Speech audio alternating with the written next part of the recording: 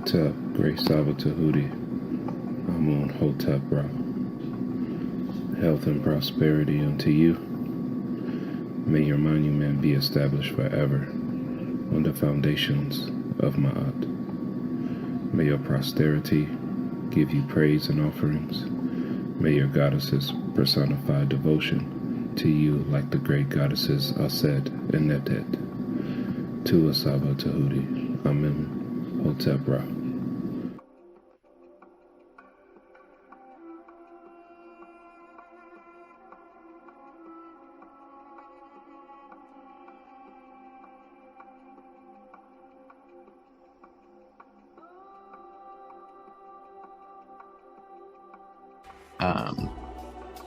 But I just wanted to say Dua and Hinu to the House of Aten for allowing me to do this in the first place.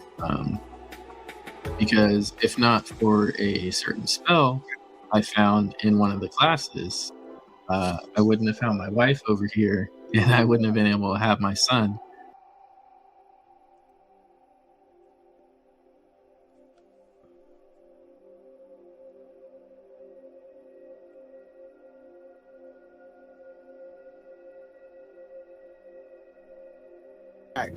Dr. Caparra, what do you think about that answer? You the one that asked the question, good brother. Bruh, my mind is blown. That's a phenomenal, what, 2 minutes to 10 minutes? A breakdown. Man, I can't even write down fast enough what he's saying. I'm gonna have to come back and watch it. And I've seen the movie. I've seen the movie numerous times, and none of that was explained. And I never would have come to that conclusion of what Saba just brought out. And oh my goodness, What's beautiful?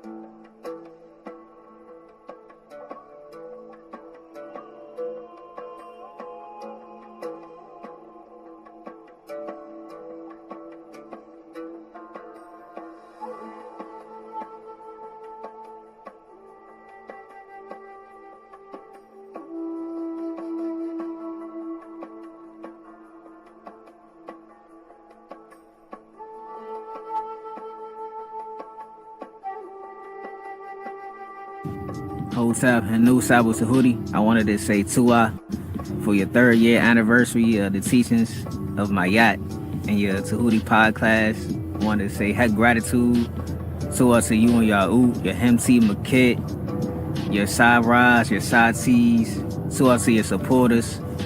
Thank you for your dedication, Tua for your discipline, your consistency, and echoing my yacht and teaching us to do the same thing.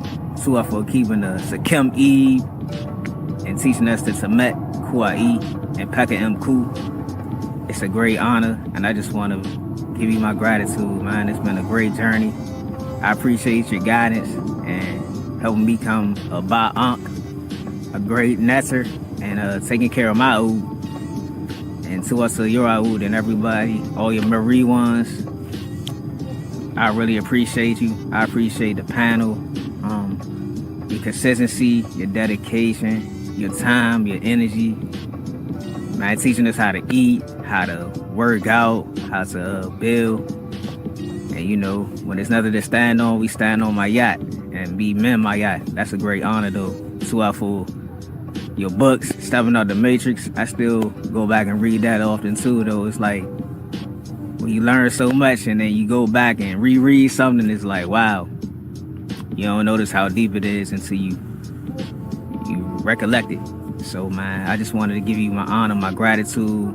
To head gratitude. Sorry about my beard sweating. I just gotta finish a little workout. But yes. To head gratitude, much Marie, Sakim, Aunt Uja Seneb, Memaya, to Ursaba, Tef, Nefer, Nesser, Tehuti, Hinu, Hotep. Henu, Hotep, Saba. Just wanted to say hi and also wanted to give you your due praises. Since coming across your pod class, I've not only learned to discipline myself a little better and become more accountable for the things that I do and put forth in my life, it's just been a great experience overall. The knowledge you're spreading is pure truth, and you send it to us with a pure Eve, and we thank you for that. Ever since this pod class, it's been life-changing. My life's been so much better. If you've been depressed, or if you've been feeling low or feeling down, feel like life is just not worth living or anything like that, I promise you, come to this class, come get this knowledge from Saba Tehuti Amun Hotep Ra, and it will definitely change your life. When things wouldn't go my way in life, say I was hitting some type of financial burden, some type of issue with family, I would get depressed. And since learning from Saba Tehuti's class, I no longer go through that anymore. I'm more calm. I'm able to step back, take a breath, analyze the issues I have set forth in front of me, and try to solve them. I do still have days where I might cry or I might feel sad. I still feel emotions, but I don't feel like I want to end my life. I don't want to discontinue my life or discontinue living for that matter anymore. I used to feel that way whenever I would get into a deep depression. I would just want to go to sleep and never wake up. And now I can't wait to wake up. I want to see what Saba has left to say. I want to see what more information I can learn. It's motivational. It gives you something to look forward to. And not only that, but it helps with self-improvement. This is better than any self-help book you can find at the library, honestly. But that's my testimony. And so, Henu, to you, Saba, Nini Uk, for all of the things that you do for us and continue to do. And thank you for being such a great model to follow after and bringing this knowledge of the Neteru to us. I'm forever grateful. Thank you.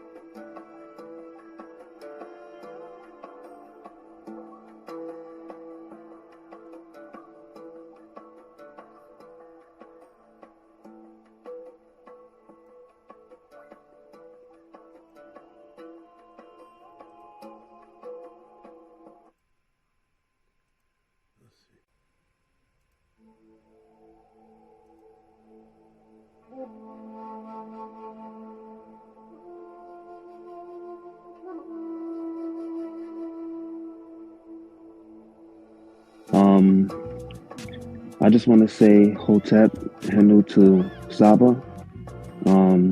You definitely changed my life in so many ways, and I'm thankful. Since our first one-on-one, my whole circle, I just did a whole circle in my whole life. I just feel so different now.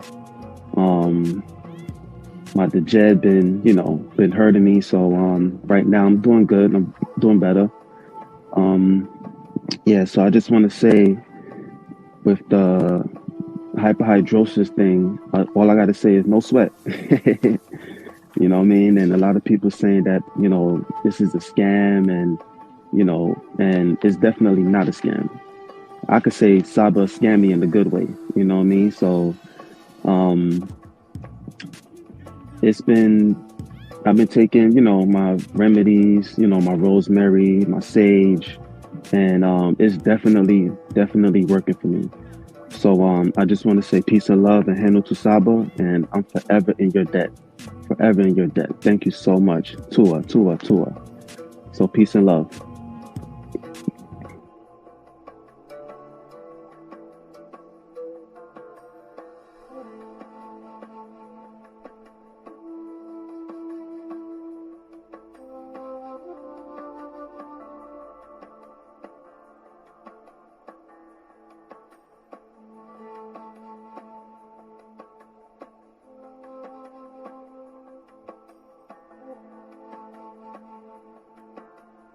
Saying is Tehuti gave our audience a teaching, something that we had never dealt with, which is the Turin papyrus.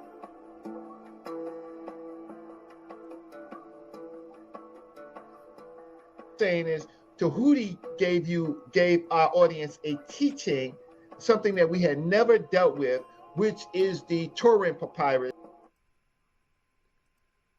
The door with copper handles, which are not supposed to be there. Then the other side of the door it looked like hieroglyphics, but they were not.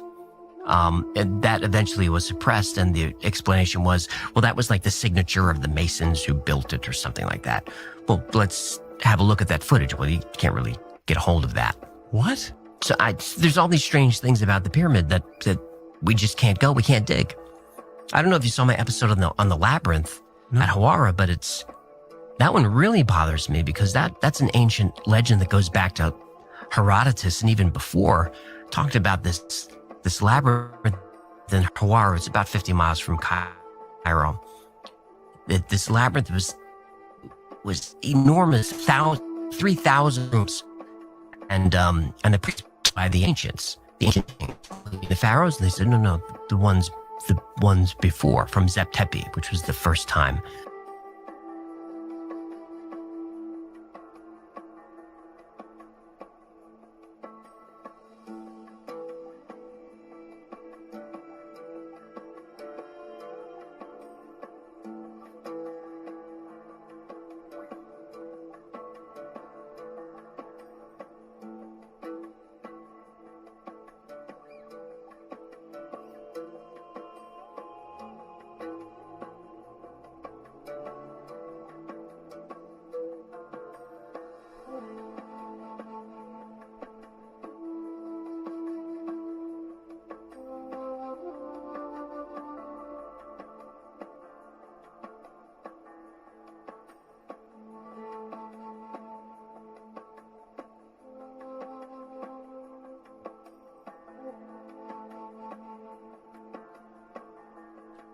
We'll have to go through the details.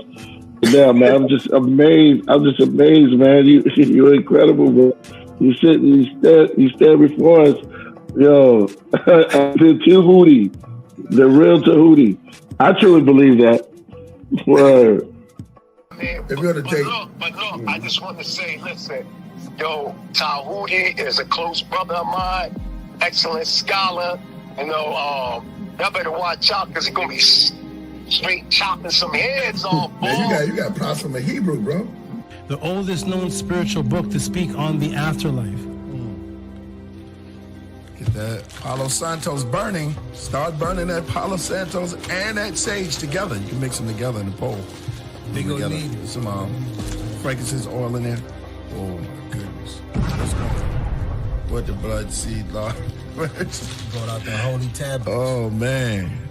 It's on. The Per M. Haru.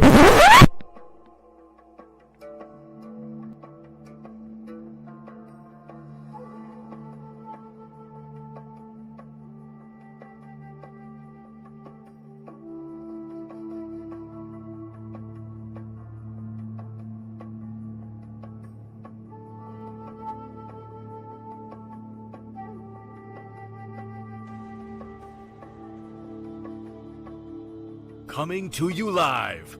He has been teaching for over 20 years. A 9-0 record in official public recorded debates. You've heard many teachers out there before in the so-called conscious community, but none with the demeanor, calmness, and detail as Tehuti Amun-hotep Ra on such topics as breaking out of the matrix, truth on religious origins, underground conspiracies, secret societies, mental, physical, and spiritual health, the Anunnaki, the Neteru, Kemet and the origins of Mad, meanings and symbolisms of Meduneter, the only one who will stand in front of question of this wide range of subject matters, answer, question, and debate. Some have podcasts, but Tehuti is the teacher, so he has a pod class. Subscribe to the channel for updates, classes, and much more. Join the chat, call in, participate live. Get your notepads ready. Welcome to the Tehuti Pod Class. Open your mind.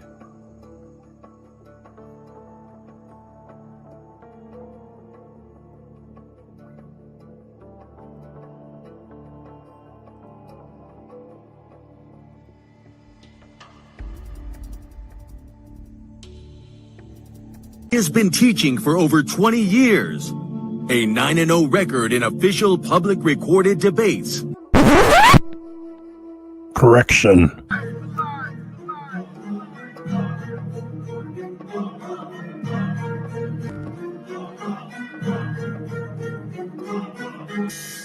All right, man. You already know what it is. That's the anthem for the debate music. Y'all already know. We got our brother Tehuti in the building, and he is going up against a heavy hitter, you know, who have been featured on this platform for a while now, Vocab Malone.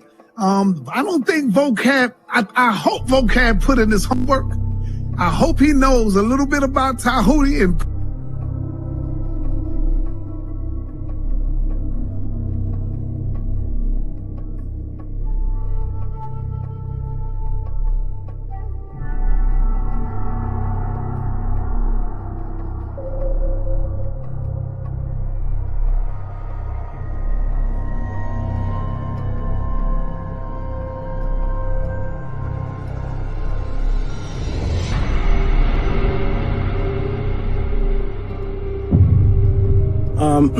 I appreciate everybody. Press 1 for Tehuti. Press 2 for JJ, y'all. Yes, I appreciate always being here. It's fun, it's educational.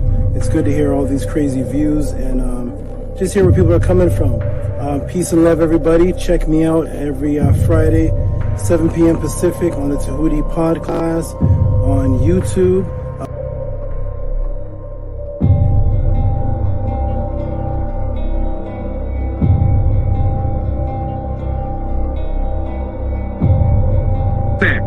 That's your words. Brother, stand on that's it. not the topic of the debate, JJ. That was not the topic. I'm talking about the whole word. I'm talking about the whole misinformation. I don't give a damn about the topic of the debate. No, if you look at the community wall, I mean, damn, Tehuti is like dusting you on that shit. He killing you, Jay. And this is why you upset.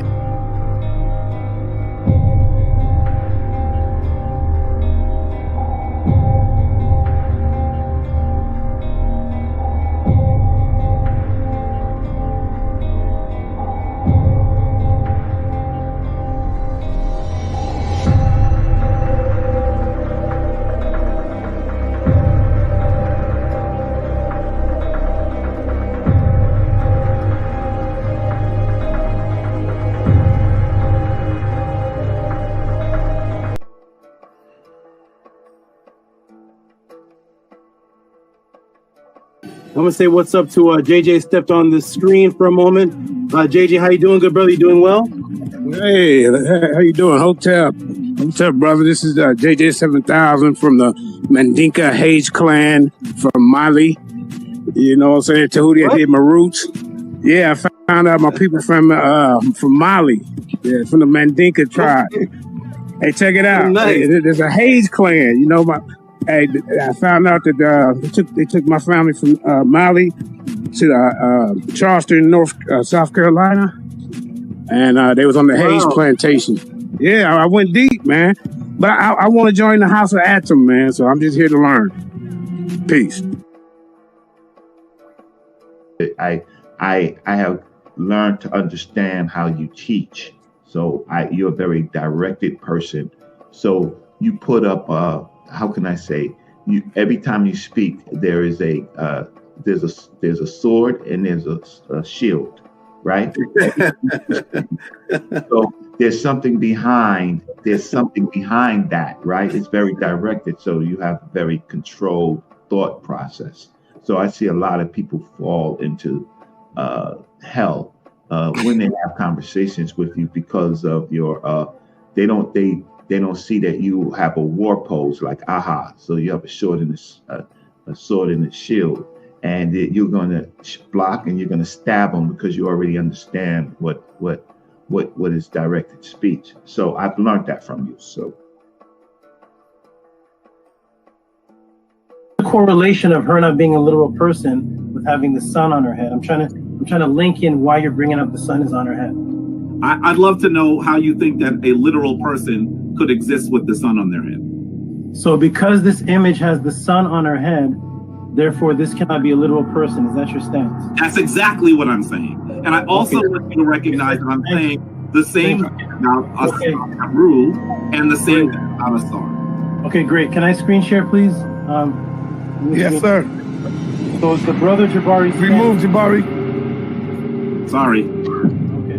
The brother Jabari stance is that because this image has a woman with her son on her head, her stance is that makes this woman not real. When I asked him if that was his stance, he said yes. I'm going to screen share, please.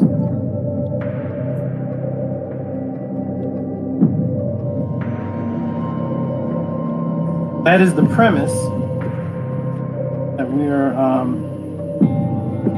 using. And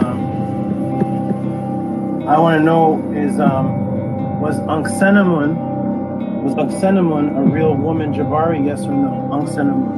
Or was that a name? Are you referring to Anksenamun, the wife of Tutankhamun? Yes. Was that a mythological Netzer, or was that a real person? She was a real person. Everybody see my screen? Yes. Everybody see Anksenamun with the same sun on her head and the same two horns on her head that the statue of Upset has? Everybody, can you see that sun in her? Yes, we see it. Okay, this woman is Anksenamun. She has the sun on her head, the exact same sun on her head, and she has the horns on her head that Osset had on her head. And I made sure I asked Jabari clearly, what is the purpose of bringing up the sun? Is it because this woman has the sun on her head? Does that make this woman a myth or untrue? And he said that is his stance. Well, here we have a real person that the brother Jabari just acknowledged as a real person with the exact same symbol on her head, and nobody's going to ask what's the temperature of the sun. So we need to erase. So wait. Let me see. I got to finish though. I got to finish. Go ahead. We need to remove, Jabari. You need to remove the statement that you made, the premise that because you said because, and you agreed that because this woman has a sun on her head, then that makes her unreal. When Anksenamun is a real woman, and can everybody see the sun on her head? That's a real woman. So yes, real women are depicted with images of symbolic suns on their head. Can I ask you a question, dear brother? But as soon as you acknowledge, my good brother, as soon as you acknowledge that having a sun on your head does not make you unreal. And you answered and you agreed with your stance. I think you're not my question. You are not answering my question. You are not, and I know you are. That's because you have a smirk on your face, because you know you're not answering the question. And this is a simple question. In fact, you asked me when we started to go back to the question. I don't know to watch the videotape of being beaten, but let me show you the videotape again. Because we could have started someplace else. But you asked the question. And I started by asking you how hot was the sun. All right. Let me say something. Let me finish on that. And I wanted you to say to me whether it is possible for a literal person to have the sun on their head, and you are not answering that as yes or no. I'm not sure. That's your question. Is it possible? I've asked it like 7 times, brother. It's not possible, and that's why that is symbolism. I'll send them one and I'll set one. Answer the question. You're not answering the question. Is it? No, Let me ask you again. It's not possible, but you set your premise on it. This is 8. This is 8. I'm going to ask it to you one more time, and hopefully you'll give me a clear answer. Is it possible? Is it possible for a literal person to have the sun on their head? No. Oh, good. Thank you. Okay. All right. Let me right quick. Yeah, sure. Now, Jabari, you know I love you, brother. You did get hit with a straight right on this one right here. If the brother asks you, Jabari, hold on. In all fairness, the brother asks you Now, I agree.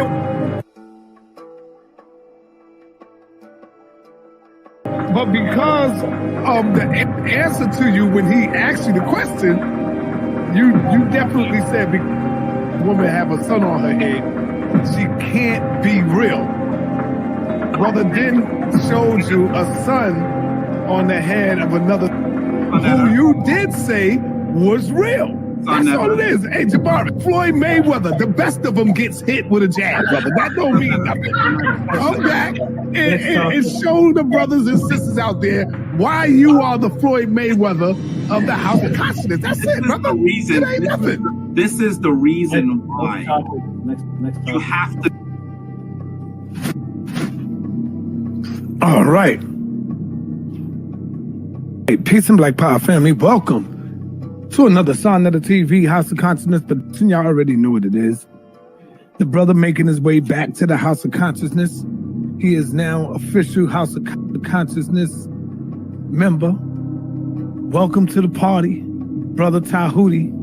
He made his official step through the door a few days ago, taking on the Floyd Mayweather of consciousness, Brother Jabari. Most people in the got Brother Tehuti winning. Now, hey, majority rule. I can't be biased. I got to go with the majority, okay? Because I'm not the referee. So, don't get mad at me, Brother Jabari.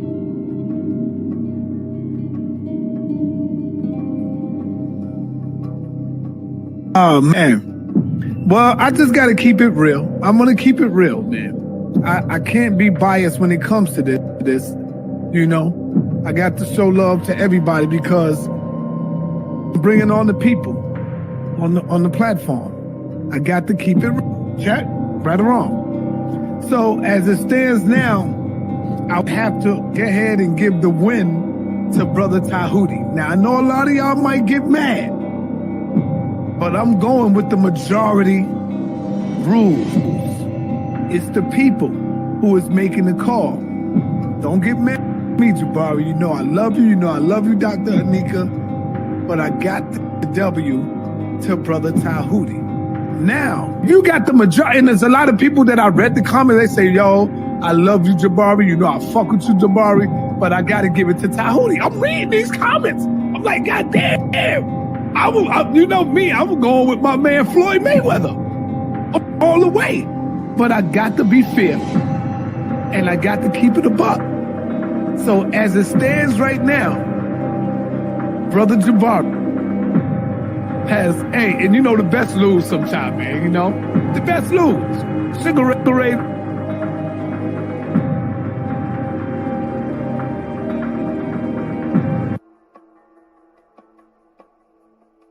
See, when you look at Floyd Mayweather, in order to beat him, you got to knock him out. In Tehuti, you gave Jabari a little knockout hit. You know what I'm saying? Because you caught him. I'm going to be real. You caught Jabari in that opening argument when you asked him about the sun.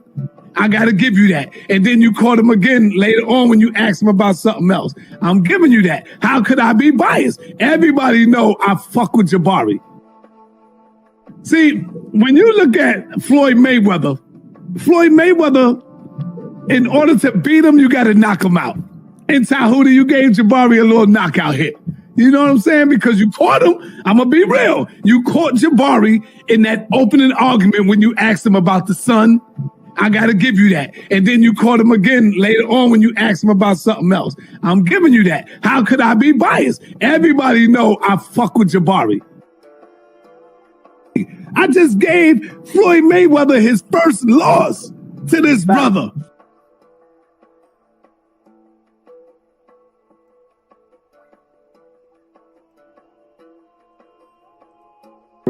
We were a great young group of brothers and sisters moving. You know what I mean? It just that things sort of went different, and we went to different black movements as we grew up. You understand what I'm saying? But right now I bear witness that Tehuti's been consistent with the truth this whole time. I can't lie about that. That's a fact.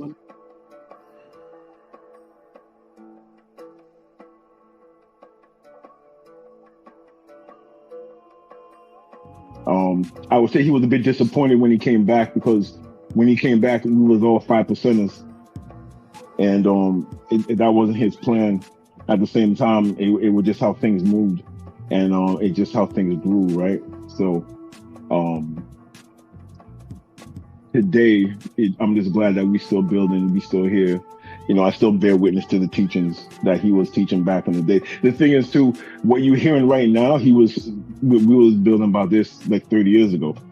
You know what I'm saying? So it's amazing. It's amazing. And I never thought it would be like this, you know?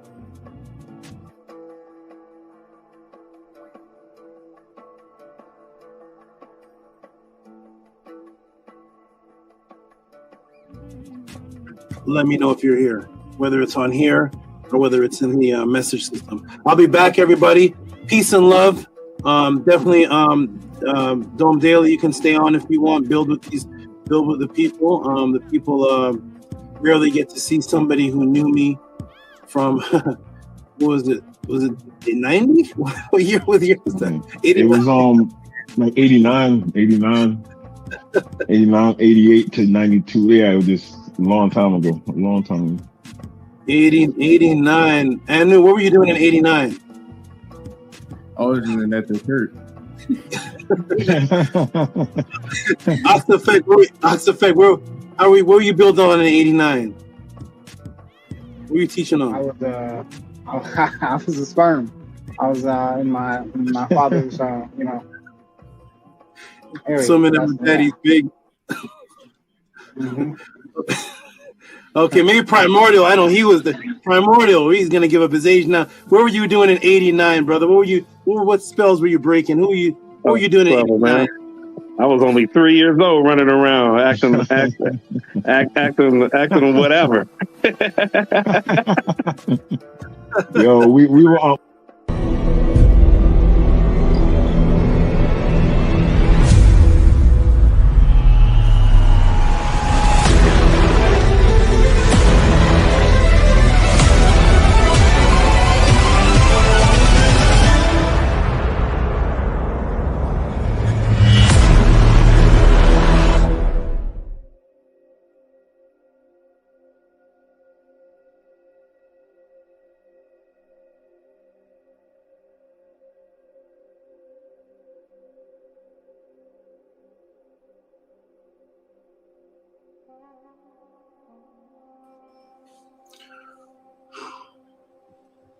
Beautiful.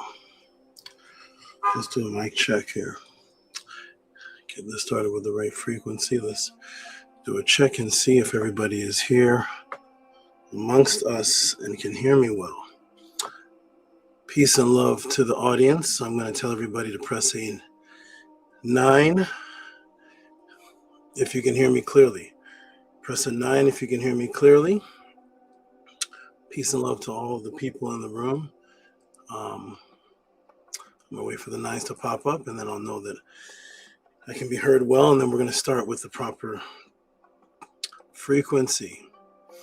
Okay, I'll give a moment because there's a little bit of a minute lag, and then boop, they all the messages will pop up in front of me. I'll give it a second, a couple seconds. 1, 2, 3, 4, boop, and there they are. There they are. They're popping up now. There they are. There's Maharu with a 9, Fatu Kemba with a 9, Robert Williams with a 9, Amunet with a 9 and a snake, Nukpu with the Pest Jet 999. Wonderful. Whether you're new or old, especially the new people, I'd like to know if there's new people here so I can greet you properly. I don't even know what to call Jip Skylark. He's new, but he's climbing up. He's climbing up from the newness into a little bit of a more experienced student. Drip Skylark with the 9. Amun says, Hanu, Saba Tehuti. Hanu to you. Amun, peace and love to you. Excellent. Let me get my volume. Oh, what's that? Let me get my volumes right. This everybody screen. No MSN. Go away, MSN. Let me go ahead and fix the sound here on my side. Excellent. Okay, wonderful. Now I can hear very well. Excellent. Peace and love, everyone. Greetings to all the people that are consistent. Amun Min Rasut Atum. I think Amun Min Rasut Atum he's attending every single class now, or at least typing in every single class. Maybe he was attending in every single one before, but I've definitely seen Amun's name in a consistent circle every class. Peace and love to all the people. If you are new, press a 7. I'm going to greet you. If you're new, press a 7. I'm going to let me scroll up and see some of the new people. New people here. Miracles only. How do you become an immortal in this body? That's a good question to send in. Absolutely. I would love to. I've done at least 18 classes on that, and I would love to do 19 classes on that. We're going to explain how the system works in a moment. But peace and love. Let me greet the new. I'm assuming from the energy it could be a female, but we'll just say miracles only. Peace and love to you. Welcome to the House of a 10. Welcome to the Tehuti Pod class. Welcome to the family and any new people that come in. What they get is a round of applause, and that comes from the heart. We're going to be talking about the heart today. We're going to be answering questions that have been already sent in. That's going to deal with this system wanting to steal your immortality. It's going to be a beautiful one, and I'm going to go ahead miracles only and definitely elaborate on how this system works and how you can get your questions in, and once you get your question in, you actually own the pod class. It's a very unique system. We'll elaborate on how it works, but it's designed for the people. Very unique. You'll see how it works shortly. So shout out to all the new people in the room. If you're new, press a 7. I'm going to greet you. As you see, I greet Miracles Only with a applause and a heartbeat. And that's how we receive the new people in the room. And shout out to, I saw another new name. I saw Echelon. Is this a new name? Echelon 4244, brother. And Echelon 4244 says, brother. And he also says, just like clockwork, brother, thumbs up, and all goody with looks like a world and a green check mark. Peace to Echelon, and that's a new name. So new names get a round of applause and the heart. So it's you, Echelon, all goody. I saw some other new names. Let me scroll up and see, just in case they're not listening right now or not pressing a 7 because they don't hear me right now. But I'll just scroll up and find them. Here's a new name here. I like this. I like this name. Mind. Full. Or full. Womb. Men. I like the play on words there. I like the mindful womb men. Womb men. Welcome, mindful womb men. Let me go ahead and give you to you. And that is the heart. All the new people in the room, all the new people in the audience. This is an ongoing experience. This is not just a one-time class. This is a movement that I'm going to elaborate, that I've been on, the transformation movement of the change of consciousness to the world, going backwards in order to go forward, going backwards to the baby-like state, cleansing, and then you move forward with the I, the great I called Ma'at, that unfortunately people have misrepresented Ma'at and never taught that the word Ma'at means examination. We'll be going through that today. Ma'at means the observer, examination, the discerner. And then when you discern things, you're the one that puts things in order. So it starts off as a verb first, a verb of accountability, that you're the discerner, you're the observer, you're the Ma'at. That's the I, the great I that you see. Prior to me, people were not teaching that that's the word Ma'at.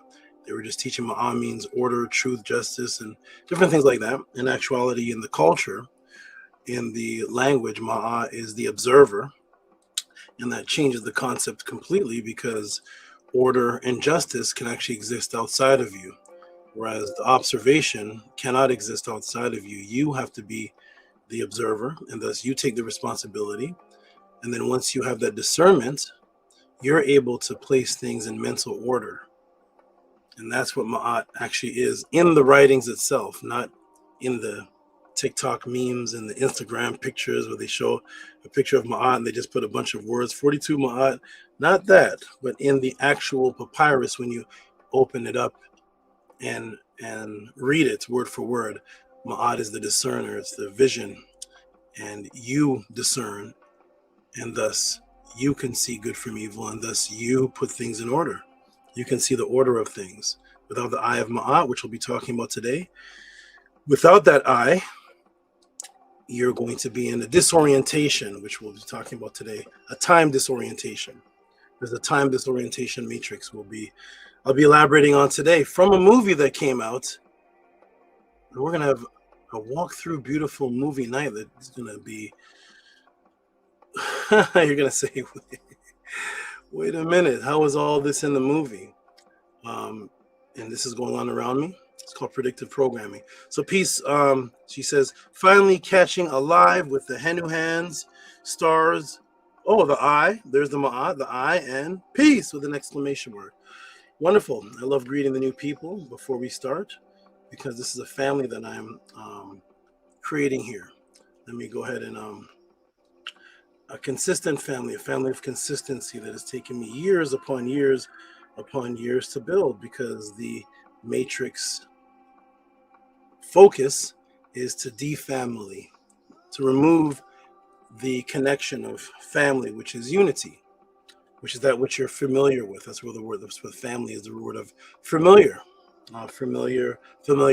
Familiarity deals with your senses.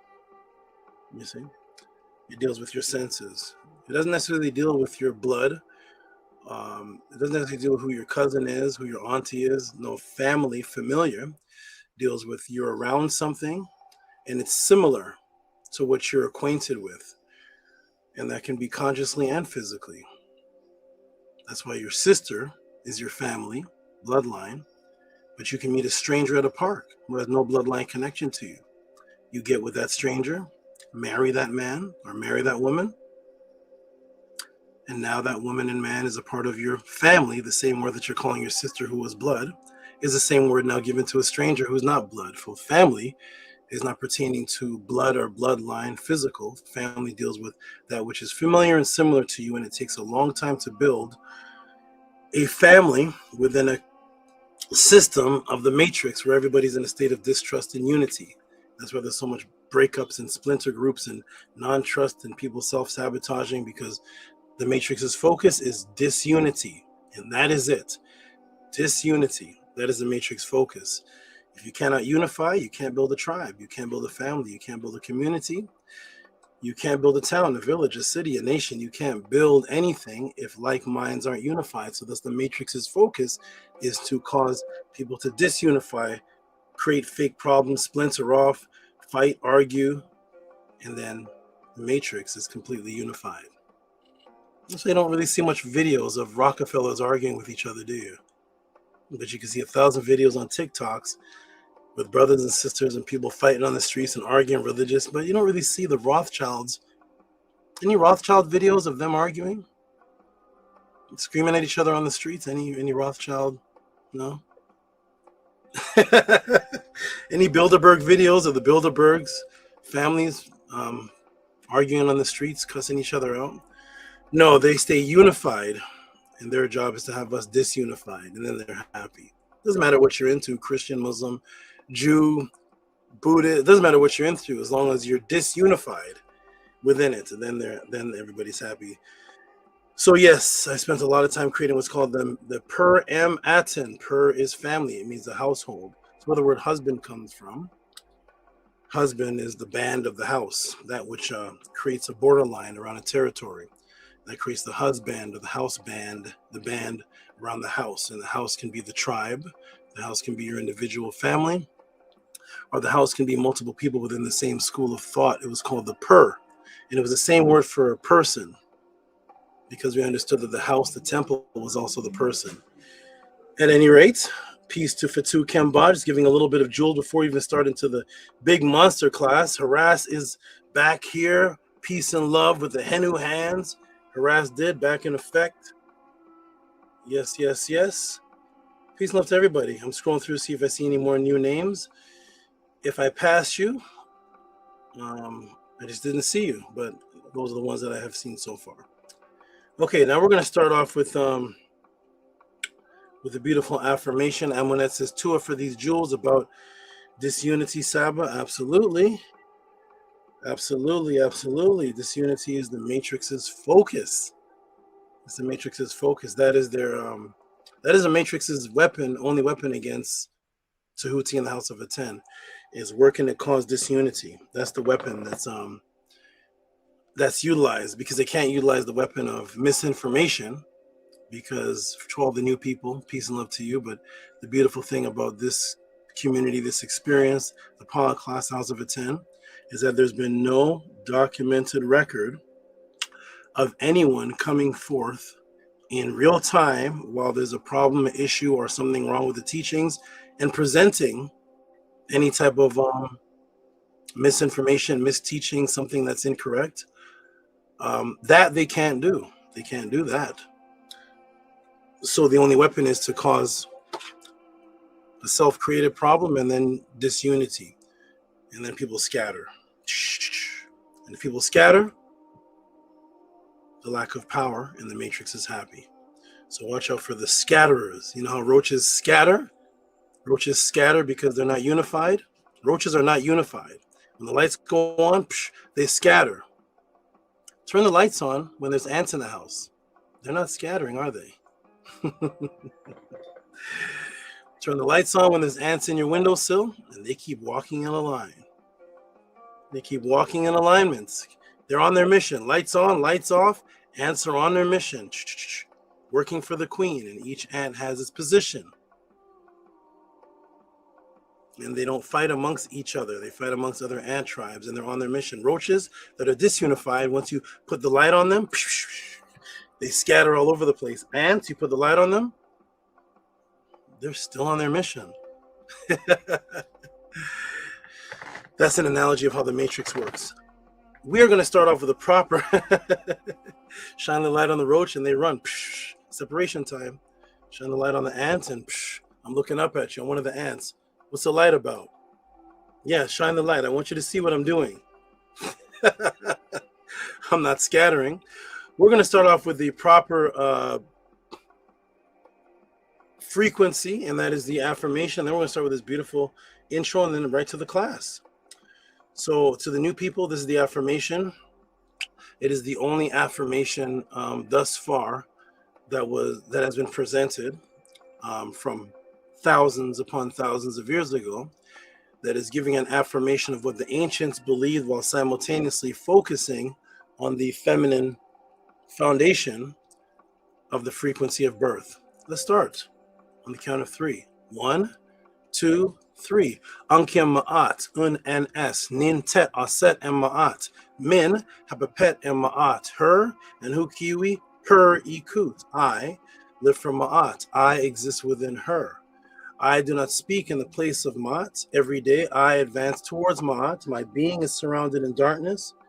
I come forth as conscious light. 1, 2, 3, 4, 5, 6, 7. Let's come back to the screen. Wonderful. All right, everyone.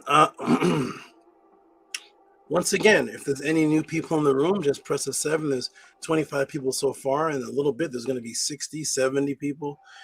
For the new people in the room, just press a 7. Let me know who you are, greet you, and welcome you. And that also determines on how the introduction to the pod class goes, the length of the introduction, and certain things I focus on or emphasize within the introduction is definitely heavily geared around whether people here are new. And when I say new, within 2 months. If you're in the pod class within 2-3 months, you're considered new. And I agree and give, is this a new person? No, this person's been here since since my first debate, since the way back in the day. Answer social insects with a caste system. Roaches are scavengers in nature. Exactly. That's exactly what's happening. All right, anybody? So anybody new, press a 7, and I will. I'll continue with the intro, and especially those new people in the beginning.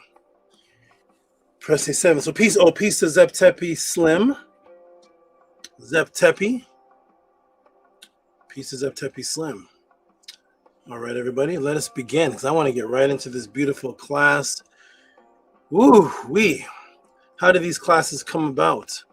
How does something like this come about, ladies and gentlemen? Everybody, how does something like this come about? This class, I'm going to tell you right now, the questions that were sent in, this had me enthralled. I went into another type of zone frequency and enjoyed this so much. Bringing this to you. This class is going to be like a movie. There's 9 videos that are going to be played today. It's going to be the most videos ever played in a pod class. They're only for a minute or a few seconds, but there are about 9 videos and a part of a song. It's going to be played today. I enjoyed this very, very much. It was wonderful going behind the matrix, going behind the veil. For the new people that are wondering, what's Tehuti talking about going behind the veil? That is because I am came off the screen. Put it back on the screen. Boom. That is because I am a living magician and a performing magician and a performer of Heka.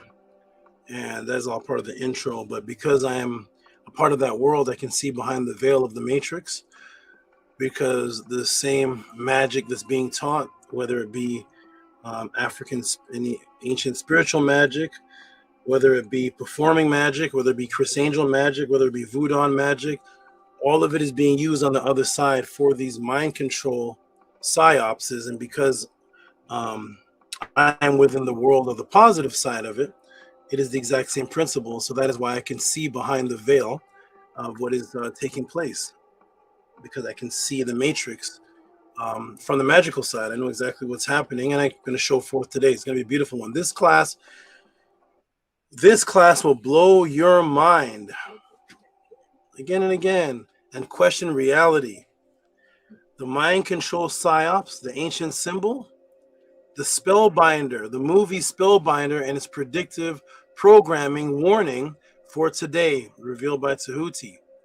Fake news, psyops actors. I haven't been able to reveal psyops actors in years and years because of censoring and because of the powers that be. I'm going to show them in class today. The Swastika and the feminine principle of sound healing in the original sound healer. I'll show again today. I'll show the original sound healer, and then I'm going to show, we're going to pull up CIA documents to show that they're studying what it is that I'm teaching. But of course, they're doing it on the other side. All right, the sequential disorientation timeline, mind control psyops. What is this? What is a sequential disorientation? Sequential is 1, 2, 3, 4, 5, 6, 7. That's sequence. Disorientation sequence is 1, 5, 18, 2, 36, 39, 102, 200, 3, 7, 10, 11. That's disorientation. The brain, the amygdala, and the hippocampus area of the brain work off of sequential memory. Once disorientation timeline memory gets put in effect, you are no longer in control because you have a set of false beginnings. We're going to be covering so many things from the questions that were sent in today.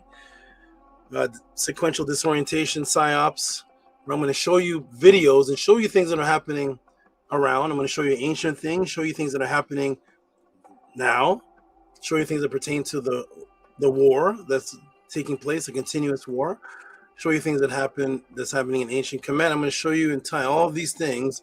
It is going to be a beautiful, beautiful experience, and I'm going to show you the disorientation psyops today, all coming from the movie too, and then coming from real life footage of things that they show you on the news that have false beginnings. And I'm going to go behind the veil to the actual beginning to show you what you're seeing on Facebook, TikTok, TV, different media sites. What you're seeing is not the beginning of the sequence. And I'm going to go behind the veil and show you the beginning and then show you where you start watching it. It's going to be,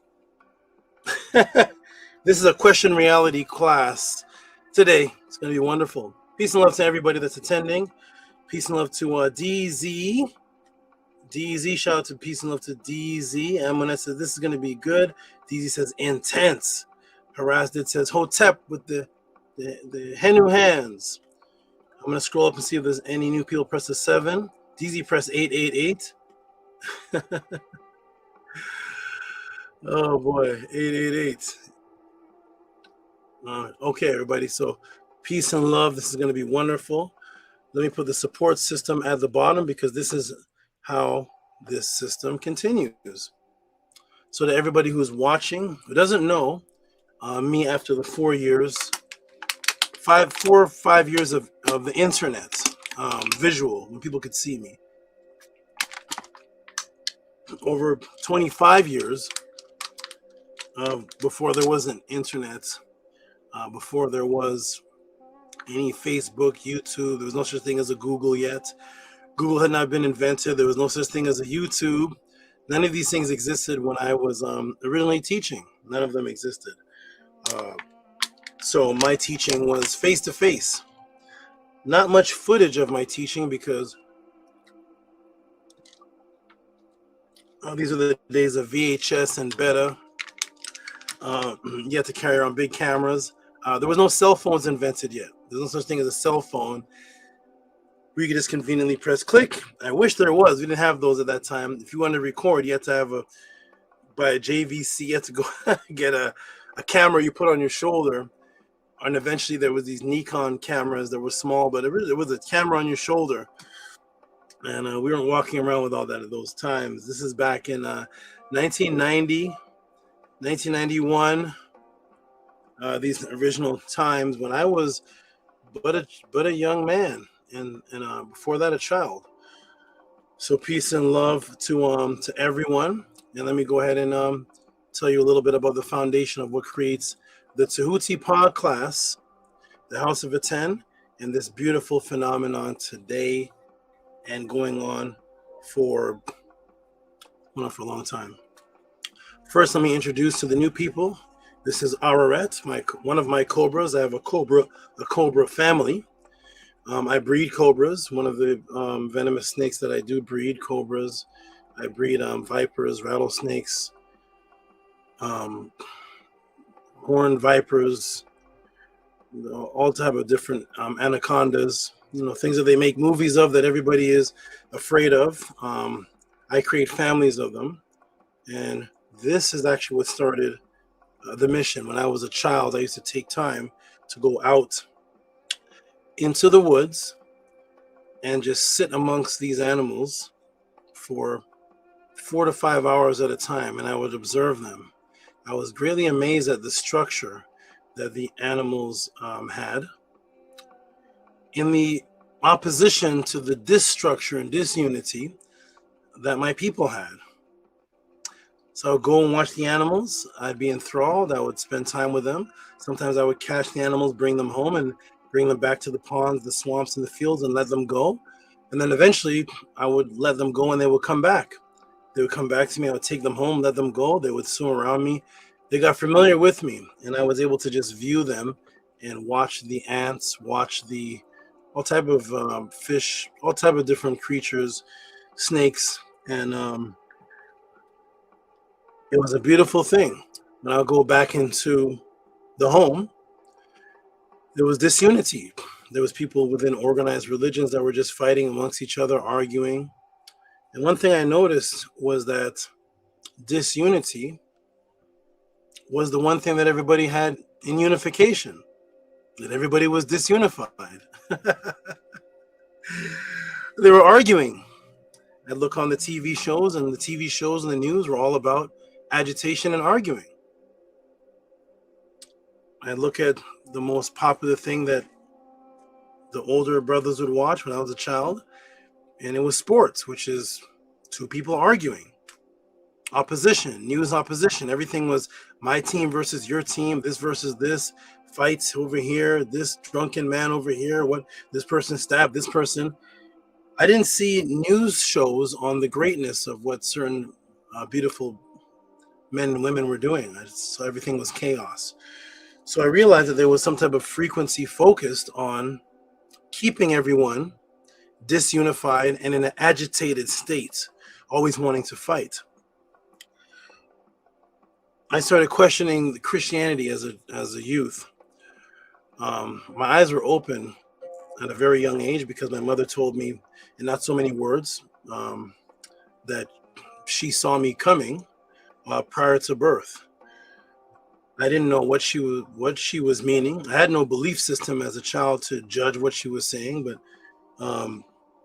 she told me before I was born that she went to some Jamaican, I don't know what they call them. Well, they call them Obia women, or today they call them oracles, but in Jamaica, it'd be Obia women, or different titles that they have. But there were women who were able to tell the future, and she went to one of them, and the person started talking about me, and I wasn't here yet, and was describing what marks would be on my body before I was born.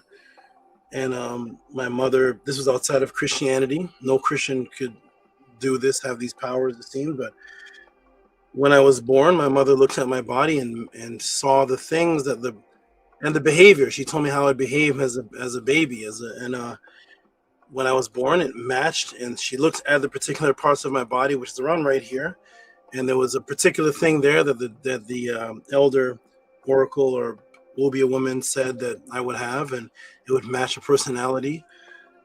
And so hearing these stories when I was a youth, I was already imbued with the fact that consciousness existed prior to the physical body being born. This had nothing to do with Christianity or any kind of belief system. I'm walking around with the marks on my body that the oracle said would be at the specific places on my body with the behavior that the oracle said I would have, and I wasn't born yet. One of my sons had told the mother that before he was born, he was watching myself and the mother be intimate and sexual, and he was watching it. And this is a little boy talking. This little boy talking. I don't even know what sex is about. A little boy talking, describing the act, describing and saying that he chose to come down a pathway, and he chose to come and be born prior to him being born. So with these understandings and experiences that's taking place with my particular life, I had full awareness and comprehension that life and consciousness existed prior to the physical realm. I'm on a quest as a young man to prove and verify what the truth is. And of course, this causes havoc in the home because my family is a Christian, but I'm going outside of Christianity. I'm questioning it, and I'm actually showing contradictions and mistakes inside of the Bible, inside of the teachings. So this created a very frustrating situation, and it caused my mother to want to put me out of the house for apostasy, they called it. And so I'm a young man. There's no job for me. I'm already expelled from every school that I went to. I'm expelled from all the schools. I don't have a future as in education, get a job. I'm this young boy, so if I get kicked out, I'm just walking the streets. So I had to set up something very fast. And I made an agreement with my mother. I said, how about I have a debate with your pastor and you be the judge? And if I win the debate based on your judgment, I can stay in my house as a young boy, as a young man. And if I lose the debate, then of course I will pardon myself, I will excuse myself, and I will leave and go be homeless. That was set up. The debate went on for 5 hours. Longest debate I've ever been in. Very first debate I've ever been in. And she kicked him out of the house. She threw him out of the house for embarrassment. She said she had never seen him get riddled like that. How can this young boy riddle my 47-year-old pastor who has his doctorate degree, Doctor of Divinity? And I'm here as this young boy just breaking him up into molecules and pieces, asking him questions and showing him things in the Bible, out-of-body experiences. I'm showing him out-of-body experiences in the Bible that have nothing to do with going to heaven. There's out-of-body experiences in the Bible I'm showing. I said, where do the people go here? Because Judgment Day isn't here yet. I'm asking him all kind of questions, and he's just getting riddled up. I'm showing contradictions in the Bible. So anyways, the next couple of days, and I think the brother Gavin sent in a question asking about this. The next couple of days, there was a letter on my door, and the letter, we opened it up, and it was from the courthouse, signed, and what is it called? Notarized. And it was a restraining order. Now, I'm calling it a restraining order because I don't know the name of this thing. I'm a little young boy. I'm a young man. I'm just seeing there's directions telling me when I'm restraining me from not going somewhere or I will be detained. So I grew up to know that as a restraining order because I don't know what else it was called. But I had a restraining order or something that was restraining me that I couldn't go around certain people or certain places. And it was actually for the church. So the restraining order or the letter that was notarized from the court was that I was not allowed around these churches, which is, I never heard of this before. I'm a young boy, never heard of this before. The consequence, I could be detained, I could be fined. And I'm like, this is a very strange thing. Not if I trespass on the church, but I'm not allowed around. They gave a certain feet. I think it was 150 feet, some type of feet around the churches. I'm not allowed to go around churches. And I said, I've never seen this before. How can you legally be removed from being around a church? And I'm just a young man. Who am I? Am I a bomber? What am I going to do? So I realized that there was a strong frequency against what I was doing, which was teaching the truth so strong that they had to go to the courthouse and set up documents for me that I wasn't allowed around the church. As a rebellious young man, whose eyes were opened, who was there to wake up people, what did I do? I went straight to the church. I went straight to the churches. I went straight to Bible studies, but I had a method I created. It was called the snake style method. And the snake style method was that I must wake people up out of this matrix. They're not going to stop me. I'm expelled from every school. I never passed grade 9. I think grade 10. I got expelled before I got to grade 11. Every school that I went to, kicked out, expelled. They're not going to stop me. So what I did is I started going to these Bible studies a little bit early before the pastor came. And I started putting the questions in the people's minds before the pastor would come. So that when the pastor would come, the people started questioning the pastor, and I could just sit back to the back and let them blaze the pastor with the same questions that I debated the pastor with, except for the snake style was that I wanted the believers to feel the feeling of being betrayed. I wanted the believer to look up to the pastor who they love and respected. Instead of seeing me come into the church and obliterate him, they would just say, he's a heathen. He doesn't know the word of God. He doesn't understand us. He doesn't understand sweet Jesus. Instead of doing that as a young boy, as a young man, I said, let me put the questions in their mind and let them get disappointed by the pastors. And I'll go from church to Nation of Islam meeting to different meetings and do this one by one. This was my mission as a young boy. This is my mission as a young man. I'm going to churches to wake people up. I'm expelled from every school, so I was locked out of the church.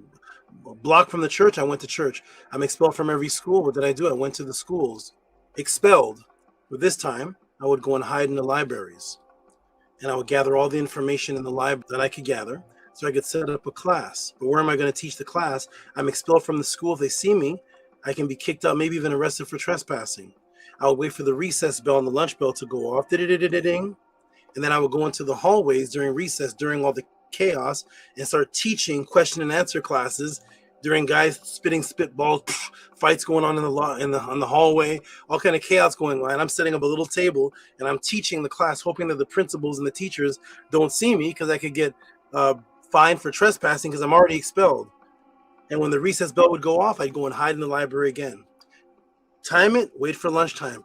I'm back in the hallway again. I am on a mission from a young boy. There's no deterring from me waking people up out of the matrix and bringing them to original truths, having their mind think. This is all that I cared about. I didn't care about school, getting a job or nothing. I cared about breaking people out of the matrix. So I continued to do this. When I was a youth, I had no money to set up any classes. So what did I do? I would save up $5, $10 and I'd buy extension cords. And I go to the dollar store, Dollar Tree. I forgot what it was called back then. I don't know what it was called back then, but whatever it was, there was extension cords for $2. And I buy like 6 of them. And I would see realtors' homes that were for sale. And I would this is me as a young boy, I'd time the realtor home, time the realtor, make sure that he left, time the time that he would leave, and I would wedgie and break in through the window. And I would go set up class in the house for sale. And I would take the rest of my few dollars and I'd make flyers for 5 cents when copies used to be 5 cents a copy. I make flyers and I hand them out on the dangerous streets, Montgomery, Alabama at this time, Smiley Court, Tulane Court, and I'd hand them out and say, here's the address for class. But it's the realtor's home that's for sale that I have extension cords running in through the window to an outlet so that I can power the room up and teach and hope that I don't get arrested. So in the daytime, I'm in school, I'm teaching in the recess. In the evening time, I am at the churches. And by this time, in the evening time, now I'm teaching out of a place that I can get arrested in. So I continued to do this for years and years and years and teach. There was no reciprocity. There was nothing. My aunt said to me, are you getting paid for this? Do people appreciate what you're doing? And I said, no, I'm not even thinking about money because I know nothing about money at the time. I don't know anything about making money and that. I just said, I'm going to save the world. So I'm teaching. I'm getting poorer and poorer. I'm living off of pure magic, just living off of I don't know what, just existing. But I'm waking up every day teaching, wanting to save people, whether I go homeless or not. So years and years pass on. I'm going to skip. I'm going to jump a little bit because I don't know if there's any new people right now, but I'll go ahead and just jump a little bit. I try to be a part of an organization that was about Black unity, conscious unity. And I ended up teaching from animals, teaching from nature, teaching from scientific documentation. And the organization didn't like that. They said that I was, again, teaching outside of the doctrine.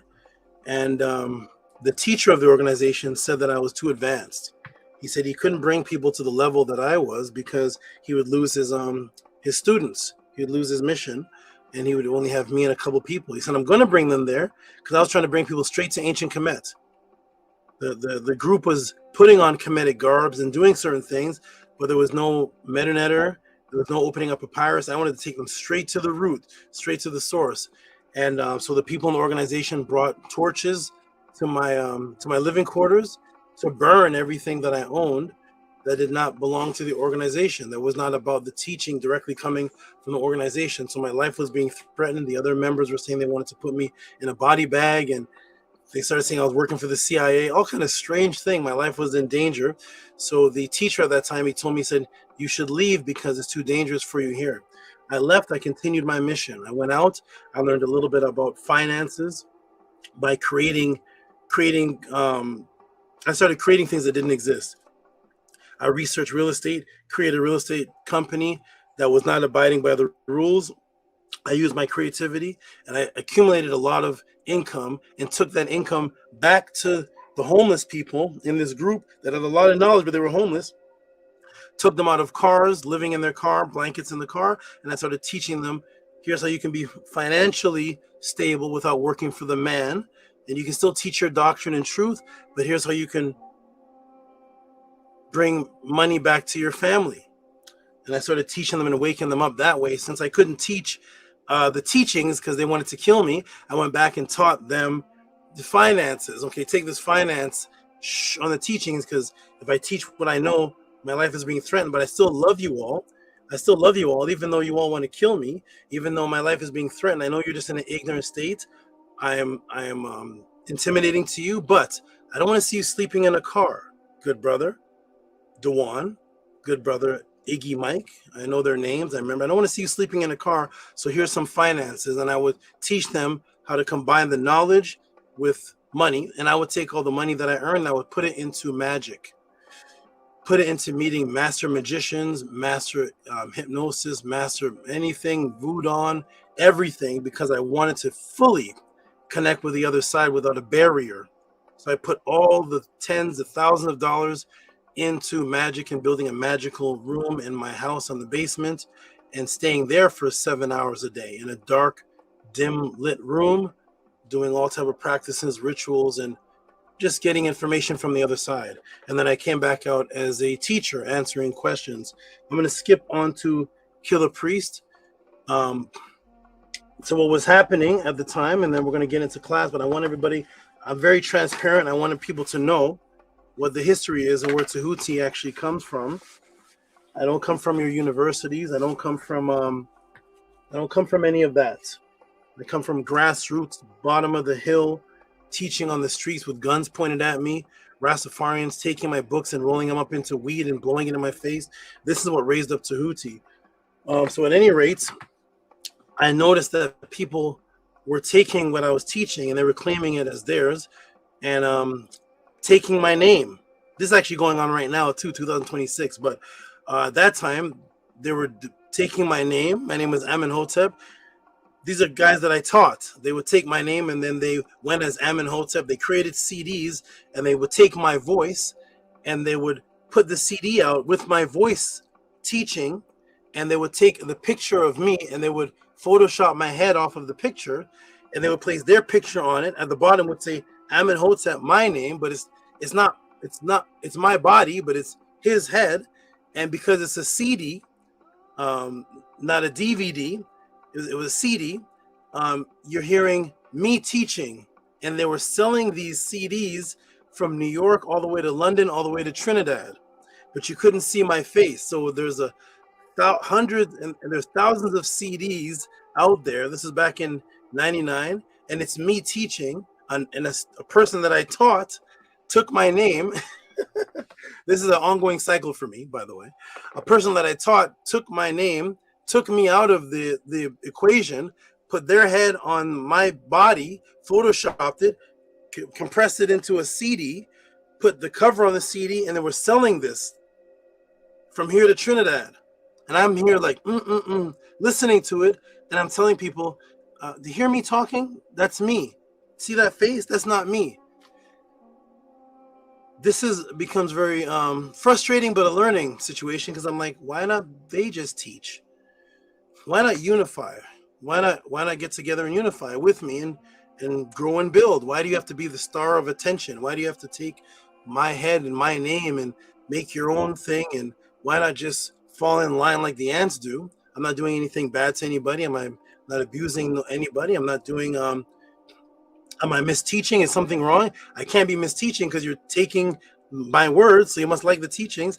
So at any rate, this is what Tehuti was going through. And to this day, there's someone who used to be here, and he's saying the same thing. He's going out. My name is on his name. He started some of the sounds of this movement. This has been going on since 1992. And I was telling everybody, let us just unify. Stop trying to be the top. Be the top of what the people nominate you for. If you're the top, the people will tell you that. Fall in line of what people call you and take that responsibility. Earn what you have. Don't just place yourself there. You weren't with me in 89 and 91. You weren't in the dark rooms. You weren't going through these things for 30 years. But at any rate, I decided to come live onto the internet with my face now, because I was teaching just on audio in a thing called Pal Talk. So people were able to take my voice. I was teaching on Pal Talk. Look it up, Pal Talk. You couldn't see me, but you could just hear my voice. You could just sample it, make little clips of it. At any rate, I said, I want people to see Tehuti, see who I am, and I'm going to come to the internet with my face now. I'm going to come to the internet with my face. And so I was told about different YouTube channels, and I saw the Killer Priest one. I was told about Killer Priest and several of them, and I didn't want to go to Killer Priest because I didn't like the content in the beginning. I didn't like what was going on there. So I was like, but I love Killer Priest. So I decided I'm going to go on the Killer Priest show and give him a master class because I love him. Not to get an audience.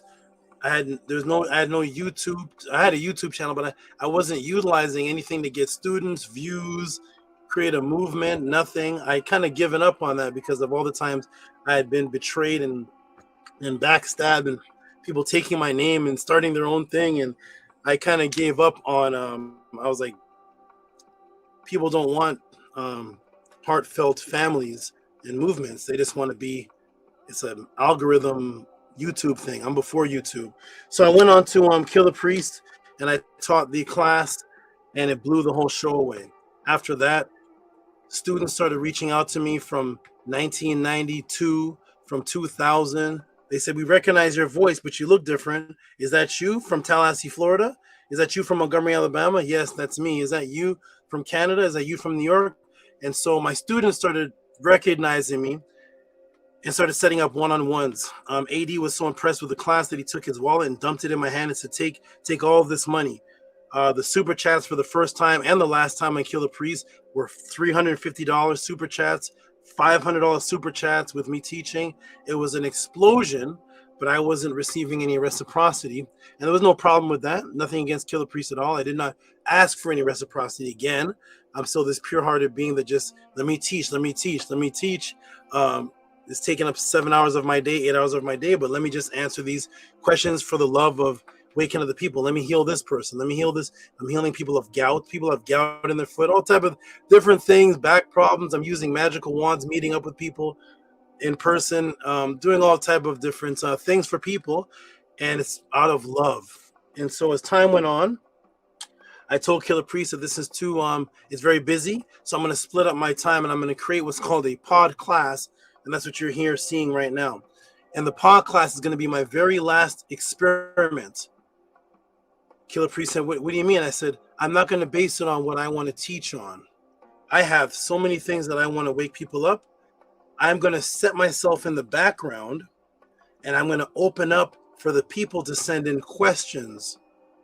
And their questions are going to be what the class is based on, whether I want to teach on it or not. Because the people are more important. I have this wisdom and knowledge. I'm fine. But there's new people out there. There's all kind of people that aren't being answered, getting their questions answered. So I'm going to set up a system of reciprocity. And the system of reciprocity is going to be, I'm going to try one last time to see if people want unity, if people want an actual structure, meaning that McDonald's exists because there's a structure. When you walk in to buy the poisonous cheeseburger that's going to sit in your stomach and eventually kill you, you purchase it because you value that poison. You value the French fries. You've been taught in the Matrix to value death. So when you go into Krispy Kreme and say, I want that honey bun, I want the donut with the what they call cherry in the middle, but it's not actually a cherry. It's actually made up of a chemical that cockroaches won't eat. A fructose glucose that's designed that cockroaches know is bad. I want that. So we go into Krispy Kreme, we buy that, we buy the pizza. I want some weed. Where's the weed, man? I'm $20 on weed. I want to go see the Avengers. Everything that deals with keeping the Matrix afoot, we support. So I said, let me try one last time and see. What if I reverse that? What if I set up a system to see if people appreciate life-changing teachings as opposed to donuts and French fries and going to see Wolverine? Will people actually appreciate if I can answer questions that change their life and build their families? What if I can have one-on-ones with people and connect them back with the deceased? What if I can answer questions about gingivitis? What if I can answer questions about spirituality that cause people to see their deceased mother and they come and make a testimony? What if I do something different and not just answer, not just that's deep, but answer things that have testimonies that follow with them, where people's lives actually start to change and they give testimonies on it? Will people value the time of a brother doing that who started in 1990 without getting any reciprocity or value from 1990? Will people appreciate that more than Lay's potato chips and the pack of bubble gum and the Swishers? What do they call it? Spliff? I don't know these terms because, again, I was in the wilderness. I wasn't in the streets. I don't know. I just learned what a spliff was last week. I just heard a spliff is tobacco mixed with marijuana. I had no idea of these things. I don't know what these things are. So I guess to buy in a spliff or what? I don't know. They say, yo, what hood are you from? Are you from Inglewood? You from Brentwood? I'm like, I'm from the actual woods, where the beavers are. So I don't know anything about which football game is the top Knicks. I don't know anything about that.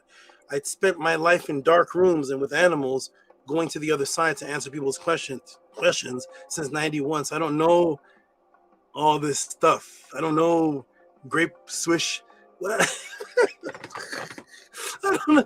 don't know what these things are. So I'm learning them now. I just saw weed for the first time about 5 years ago or 6 years ago. I don't know because I wasn't around that. I drank alcohol, one pure alcohol for the first time maybe 20 years ago, and it was a cap of alcohol in it. I was unconscious, face down on the floor from a cap of alcohol because my body doesn't know what this is.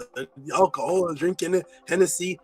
I'm sorry, I didn't know nothing about that. I was with the animals and I spent time in dark rooms for hours purifying and doing things to my brain, so I don't have the street knowledge life. I don't know nothing about that, but I know that thousands of dollars are being spent on things that are destructive. So I said, let me switch it around. Will people appreciate if I dedicate an entire class to their questions so that they could show their family, their friends, themselves, instead of going and seeing a lecture and hoping the lecture is what they want to see, or getting a book and hoping they find a chapter in the book they like, or flipping through YouTubes? What if I create a situation where you can ask the question of exactly what you want the entire class to be? You control it, and I will take you to the other side. I will take you behind the matrix because, again, I'm from the realm of magic. I was the opening magician for Harry Potter. That was me. I was the black magician. I'm on YouTube. I look a little different. I have the cloak on, but just zoom in and that's me as the black magician that opened up for the Harry Potter book. I'm in that world of magic. So I know both sides. And I choose the Natiru positive side because I'm for the awakening of the people. But the same circle of people that I was around, the same exact person that I was around, that I would talk to, the people that I'm around are the same people that you see specifically, not generally, that you see beside Trump when that assassination took place, supposed assassination took place. There was no assassination, anything. Psyops. But remember the ballroom a couple of days ago, that fraud that took place, that stupidness that took place, and you'll see somebody beside Trump. That's somebody in my circle. That's somebody that I'm on the phone with, discussing things, but they're on that side. I didn't choose to be on that side. I wanted to be on the pure side because the Natira are pure. The people of ancient times before the Matrix, they were using magic not to abuse people, but to purify and bring people to immortality and bring people to higher consciousness. I chose that side because that was the first side. The evil side came afterwards. So at any rate, I have the Tehuti pod class. It is a reciprocity system. You send in a question or questions, Cash App, TT Moon, PayPal at Rocky SV, and you get a pod class. You get a class you've never seen before, and these answers will be 2 hours long, 1 hour long, 45 minutes long, 2.5 hours long, step by step, ancient documents, ancient text, CIA, behind the file screen videos that get censored and taken off of YouTube. I have them before they were taken off. And I will play them here, hoping that they don't. I play things here that are censored and got channels shut down, but I take the risk and I will show the documents and show things here that I have the channels and I have proof that they were taken down, because I have the screenshot of when they showed whether it showed, and then the next one says this channel doesn't exist anymore. I accumulated all of that from both sides because I'm connected to the positive, and there's people on the other side, like you have those whistleblower or these people. I know some of them, and I have ways to get over to different things to get information, but I'm using it strictly for the positive. So welcome everybody. Peace and love to everybody. Welcome to this beautiful experience. Today's class, again, I'm going to show it on the screen. I'm going to invite some people to the panel, talk for a minute, get some water, and then I'm going to go ahead and we're going to walk through this beautiful experience here. It's the Spellbinder movie and its predictive programming. You're going to be shocked, absolutely shocked out of your mind today. It's going to be a beautiful thing. This class will blow your mind. It will question reality. The sequential disorientation timeline, mind control psyops. And remember, all of these, the swastika, these are questions that were sent in. This isn't Tehuti chose these topics.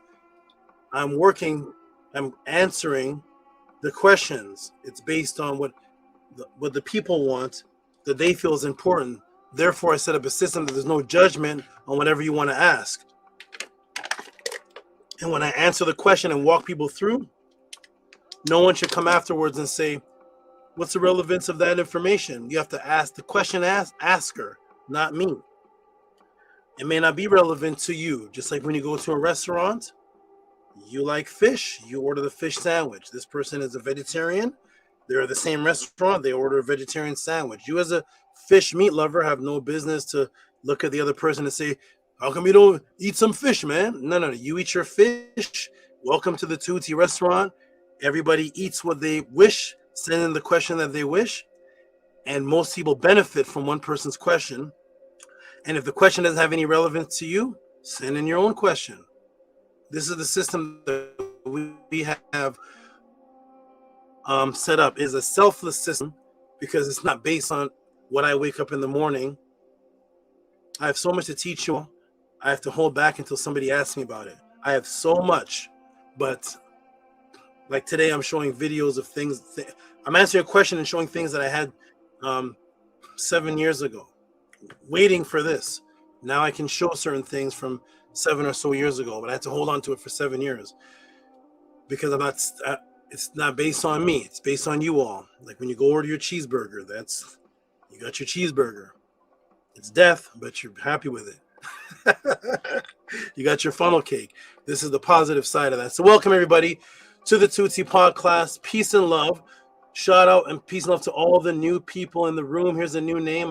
All the new people in the room. This is a new name. Atun. Let me see if I can say this right. I want to say right names. Atun,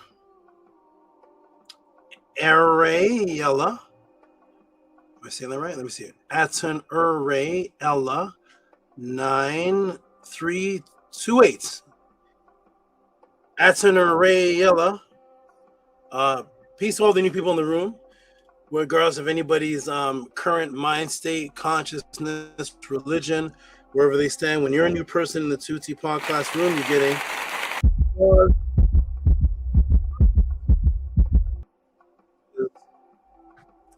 I do not judge anybody on any stage they're at.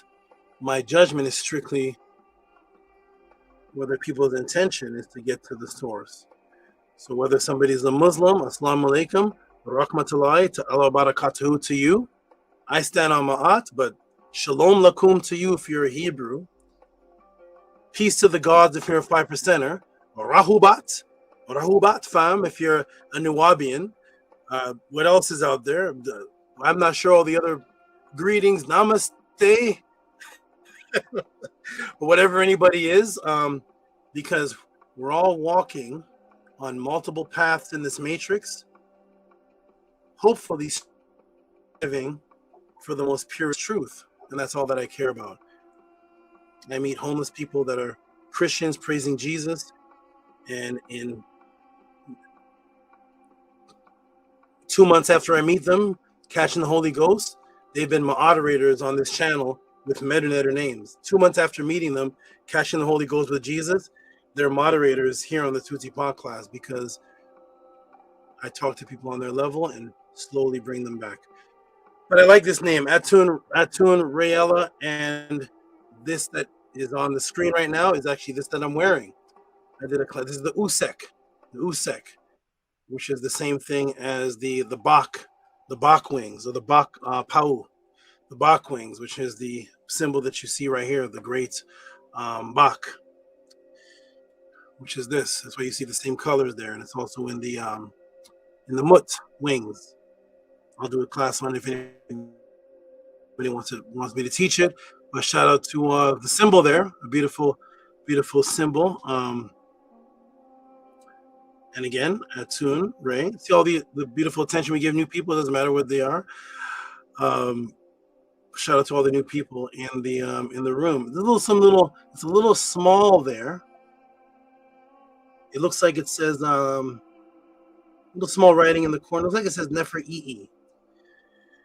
Looks like it says Nefer EE in the corner there. So there's a Nefer symbol. I did a class on the trachea in that area of the body. That's the Atef. That's the viper.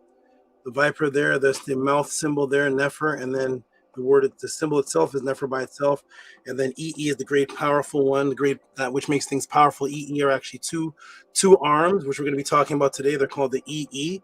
They were the arms of Aset and the arms of Netet, causing the EE upon the Pur, and that became the Pur EE, which created the word Pharaoh. The powerful Pur Asar with the two arms behind him that became the EE. So it looks like it says Nefer EE, the powerful Nefer. Shout out to all the new people in the room. Just that's how it is. When I see something, boom, boom, just turn into all that. That's where my mind goes. Mindful woman, you're gonna love this class. She says peace. Atun says peace and love with a 9 in the love. Nice. We got look at all these new people in the room. Beautiful names here.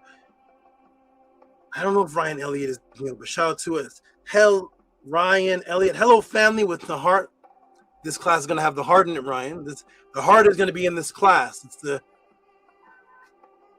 going to be one of those classes. Stick around. It's going to be about 2 hours long. The heart is going to be in it. Marion Hood says, you're the best and you deserve the best. You're the best and you deserve the best. You're the best. And shout out to Marion Hood. And she has a, looks like the cardinal fire. And it looks like I don't know if that's a parrot. Maybe that's a parrot. They have those up in the trees up here in California. You guys look up in the tree and see these parrots. I'm going to put the link in the room so I can say peace and love to some of the students and the supporters. Then we're going to jump right into the class, everybody. I'm excited about this class. I want the new people to see this. I want everybody to see this. If this is your first experience here in the Tehuti Pod class, what a first experience you're going to have. This is going to be beautiful. So I'm putting the link in the room. This is for the supporters. If you send support Oh, by the way, this is the person that asked the question, Maharu. Shout out to Maharu. Shout out to you. So if you're a supporter, sent in support, you can jump on the link and just say peace and love. We'll talk for a bit. And because I'm creating a family, I'm from the world before there was computer stuff. There wasn't even a floppy disk. I'm from the world where the computer writing, when it came out, was all green, and there was no interacting with anybody through your computer. So if there was a meeting or something, you had to go there live. I'm from the world of the live, where you go to meetings and there's gunshots in the meeting from the Matrix. I'm in conscious meetings and there's gunshots going off the podium while I'm there trying to have a class. I'm from that world. So that's why I try to create something as similar to that, and that is people interacting, because through transhumanism, they want to remove the interaction of person to person, to make you cold, to make you an introvert, to make you non-connective. And I'm here to reverse all of that. So shout out to everybody, peace and love to everybody.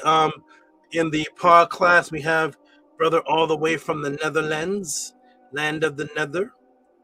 Kefa Eve Ma'at Fatu Kimba. What's up? What's up? Big love, big ma'at. Big love, big ma'at. Saba, how you doing? How you keeping? I'm keeping well. I'm doing good. A lot of different challenges that I go through being what I am and who I am. But it is I'm always on top of the challenge. It's very, very difficult unifying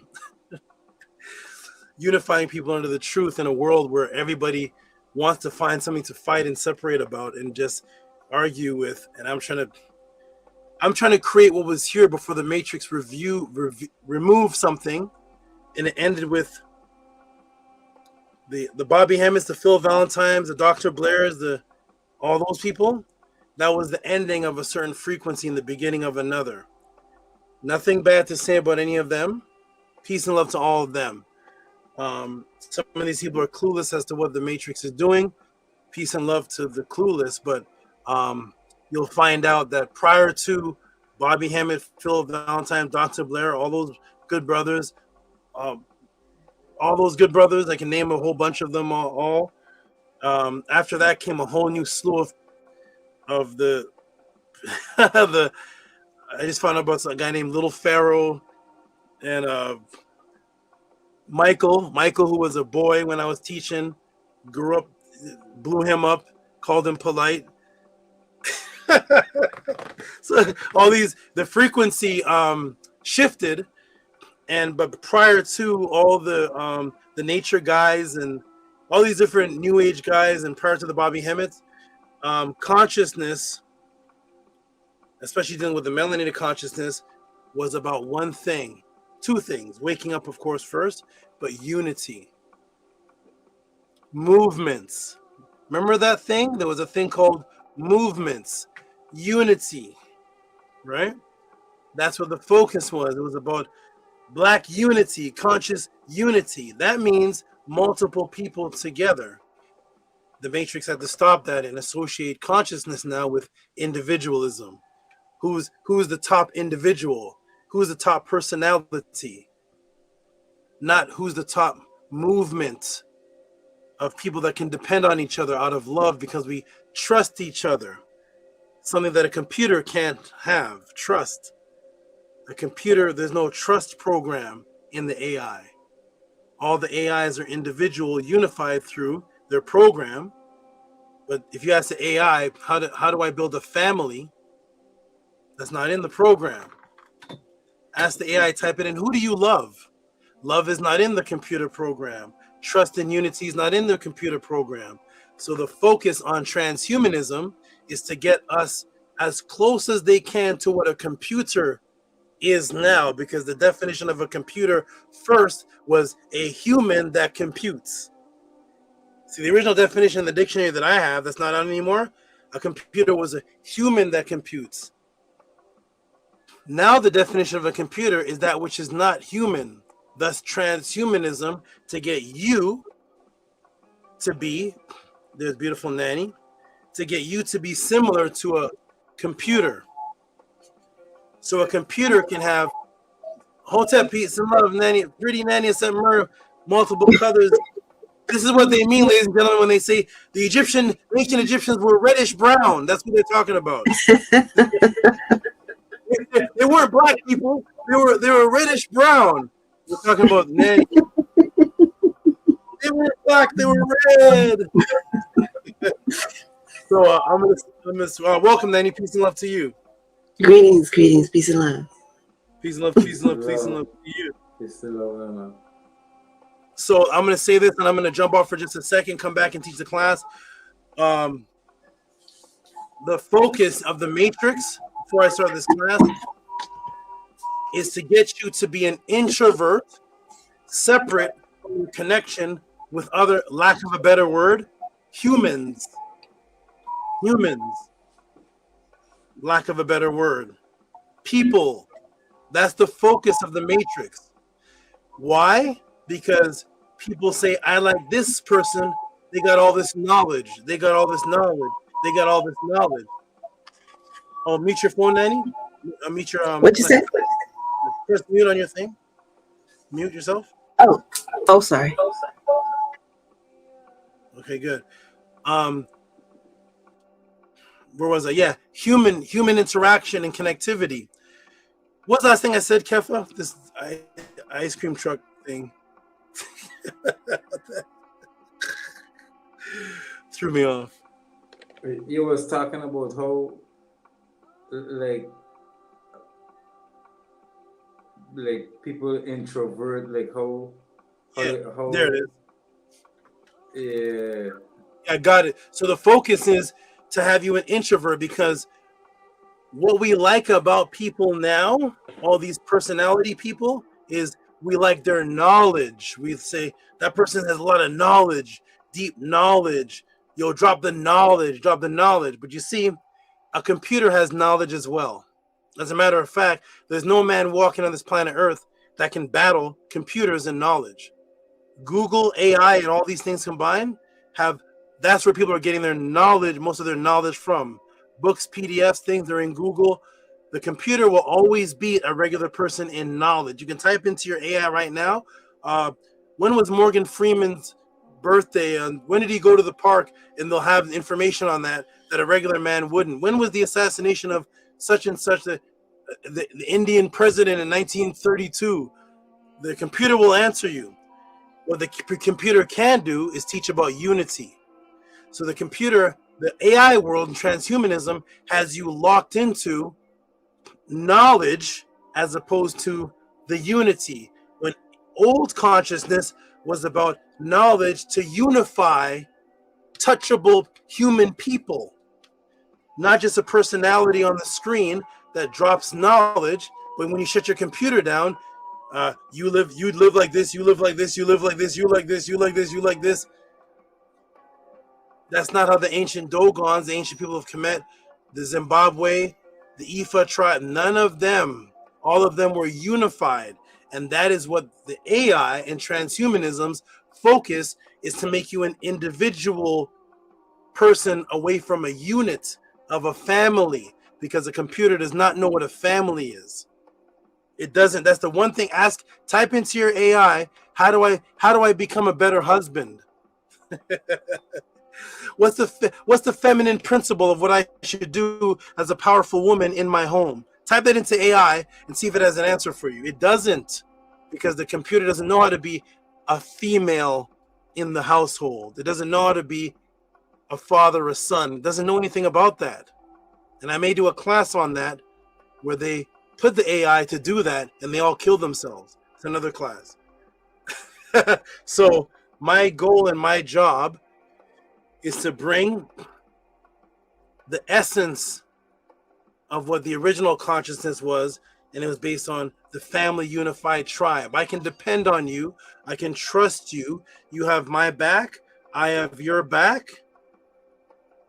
we meet here, we have goals, we have agendas, we do spirituality, we do this, and it's a we, like the ants, like a bee, as opposed to a bunch of individuals, and by the time the individuals get together, they just start arguing. So peace and love, everybody. I'm gonna step off right now. I heard a boop, and then I see this. Oh, can I hop on the panel when I can? Yes, the link is in the room. Yes, not a superhero. Gavin, the one who asked me the question. He's one of the ones that asked the question that was sent in. So I'm going to jump off just for a minute and come back and blast with the answers. We got Amun Amunet has joined us. Peace and love to you all. It's going to be this right here, Amun Amunet. This class right here is both of your type of class. This right here. This is all the Psyops. This is the crisis actors. This is the mind control. This is the womanhood. This is the feminine healing. Is there all this class here?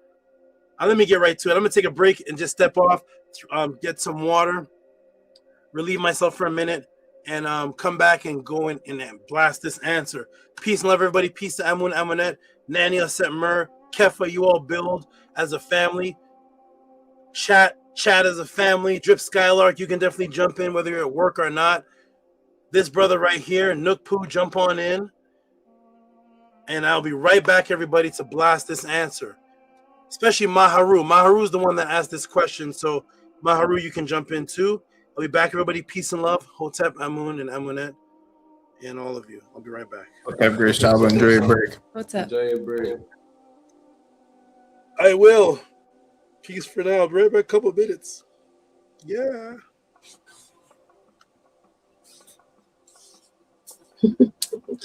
Greetings. Greetings. Greetings, Hotep Nana. Greetings, Nanny. Oh, see, you guys are off today. Okay. Congratulations.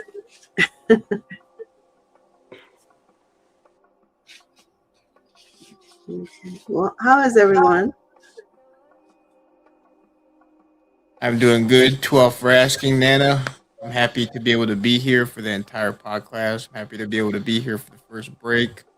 You'll be on the screen with Kefa, with you, Nanny. Good. Kefa, I know it's late where he's at, so I don't get to be on the screen with him at the same time often. So good that I'm able to see him. So Hotep to you. How are you doing, Nanny? Good. I'm excited about this class, just like every class. But if he hasn't mentioned it already, not sure. But this is one of the, usually when he does the movie ones, he just kind of, look a few minutes and then be able to give a whole lot. But this movie in particular, he actually liked it and was, even when he was done, he was watching it. And that's rare. That's his first one I know that, other than I think The Matrix. Well, that's something he had already watched before. But as far as in movies that he's never watched before or knew about, he liked this one. So I am kind of curious to see what about it, like that he actually likes about it. So so I am excited to see this. And so just really quickly, everyone, everyone down in the chat, I saw that I think that's Sister FRB, if I'm saying the letters right. Okay, FRB. She said that it's her birthday tomorrow. So happy early birthday. It's FRB Supreme Magneta Eve. That's what I do with my children the day before their birthday. I'll be like, oh, that's like they say, like Christmas Eve, New Year's Eve. We don't practice that, but we do practice birthday. So yes, happy birthday to you. Birthday, solar return, all that good stuff. Solar, how do you have it? My birth soul portal return day is tomorrow. So have a Nefer Mes Heru. That's happy birthday in the Metanetter. So have a good day. And you're starting it off well by being here, the podcast family. Have enough for Mesheru. Have enough for Earth Day. Put that Maheru. Hey, Maheru. Greetings. Hey. Are you eating? Okay. Hotep HOUSEOFATTON. Hotep Neferusen.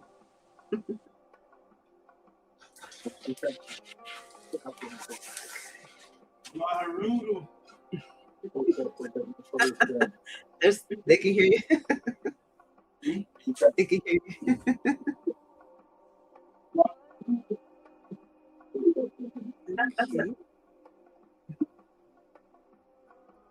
I think he's on his way back. Hotep Maheru, how are you doing? Hotep, I'm on. I'm in it. I'm doing fine. I'm glad that Sava's gonna expose the that movie. I'm doing fine. I'm glad that What made you? Oh, I'm sorry. No, I wanted to know if Maheru see the movie already. Yeah, I must have seen it like 20 times already. Oh, okay. I want to see it now. The reason why, maybe because of what I went through when I was younger, in regards to people that was in my family and stuff. No, I'm not saying they were doing that, but I mean, I was affected by that type of frequency. I'm not saying they were doing that, but I was affected by that type of frequency. Peace. Can everybody hear me? Yes, sir. But welcome back. Thank you. Back, Peace. Saba. Thank you. Loud and Peace. clear. Thank you. Peace of C Bobo. Yes, and peace and not a superhero. Okay, everybody. Maharu is on the screen. Hey, Maharu. I'm gonna do a lot here on the psyops inside that movie. The bits of programming, you're gonna be shook shock. You're gonna be all that, and then the thing about the phone, I'm gonna go over that in the Medu class. The phone interference thing. I'm not gonna do that. I'm gonna do that because I'm gonna do that in Medu. It was too much I had, and I looked at it and I was like, oh my goodness, this is gonna be already hours. So I'm just gonna drop some jewels on the phone interference in the Medu class for you. Okay. 207. Okay, so this is interesting. A question came in from this brother right here. And we're gonna be going over these things. And look at that, Maharu. Look at the screen. Oh my goodness, what's all this? How does all this tie into the movie? What's fake news got to do with What does fake news got to do with Spellbinder? What is happening here? What is this? Hey, Maharu, do you remember the did you ever notice all the women were wearing a certain thing and it was only women? I don't know if you noticed that. No, I didn't. No. I didn't really. How many times you watched the movie? Over 20 times.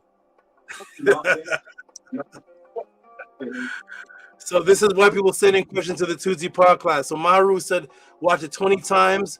I just skimmed through it. I actually got hooked on it while I was looking at it. It's the first movie that I watched a lot of it because I was looking at it. I was like, oh, look at this.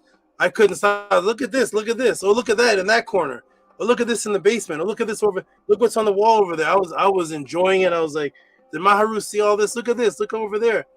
Oh, he's in this bookstore. Oh, what's the book? Oh, the bookstore's down the street from me. Oh, where's this ritual at? Where are they doing it? Oh, the ritual, that's down here. Oh, yeah, I know this beach. Okay. So I was having fun with this. The the movie was done around where I live. So, anyways, it's gonna be a beautiful thing. It's gonna be an eye opener. Let's get right into it, everybody. I want to get right into it. 6:15, and we're gonna go ahead and answer Maharu's question. Let me go ahead and show his. We're gonna give him some noise because we're gonna go ahead and show the support that he gave, the reciprocity support that he gave, and then we're going to go ahead and get right into this, everybody. So we're gonna make some big noise for Maharu. He's supporting the House of a 10. He's supporting this movement. He's supporting the time it takes to go behind the veil and the risk. This class is going to be risky. I'm going to show some things. I'm going to show some things on the news that didn't make the news. I'm going to show some things on the news that they didn't know the person pressed record yet. So I don't know how that's going to go, but I got it. We're going to show it all. Here we go. Let me go ahead and show the, make some noise for Maharu, who sent in this big support. And we're going to get right to this podcast answer. Maharu, go ahead and read that for us, please. Your support to the House of a 10 and the podcast and all the way we do. Read that, please. Beget Legend Center sent you 7220 USD. Note from Beget Legend Center. Sorry. Hold on. Sorry. Wait a minute. Okay. Note from Beget Legend Center. Okay, there we go again. Here we go. There it is. Go ahead. I might have to look on the screen because. Right, yeah. For the chef's teaching of the Saba, and 7220 Saba Tehuti is for you. I sent you a question about the Spellbinder movie exposure question. Wonderful. You know what's interesting? This question that you sent in, did you send it in chat or an email? I sent it through PayPal. I think, yeah, PayPal. That wasn't this one? I sent it through PayPal. I'm not sure. Okay, I'm not sure, sir. I'm gonna tell everybody right now. I never saw what the question was. And you're about to get 2.5 hours. I don't know what Beget Leisure's question is. So whatever his question was, I just saw exposure on Spellbinder. I pressed play on Spellbinder, fast forward through it, went and saw everything, and it just started pouring out of me. So somewhere in all of this, Beget Leisure's questions and questions he didn't even ask are going to get answered. I don't know what that question was, but I just saw exposure question. I'm about to expose it.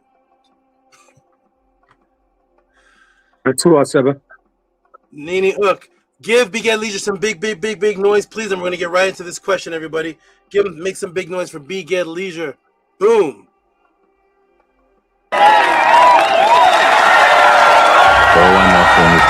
Yes, that's how we really work.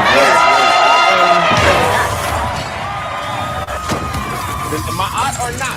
Oh, my art. Spirit to the neck. Tua Saba, Makeru.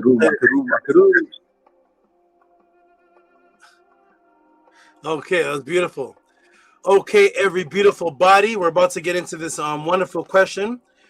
I want everybody right now, before I start, pressing 9 right now if you can hear me, because once I start getting into the answer, sometimes it's difficult to look back at the chat and see messages. I want to know if I can be heard right now, and then I'm going to get right into it. So everybody in the chat listening, 34 people, 40 people, it keeps going up and down from those numbers.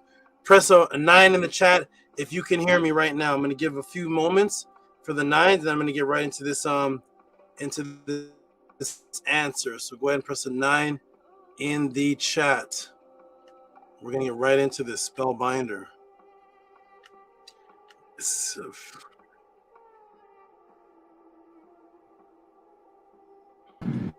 Sounds like you need a weekend in Palm Springs. It's going to be that time of year again. Thanksgiving.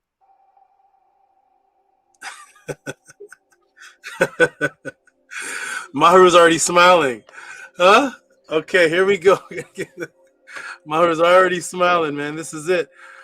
We got Kesbetu in the room. I got the nines in the room. Angela straight out the gates. Boss Fee, who is Ampu, sent me his recent before and after pictures. This man is a phenomenon. I saw those legs.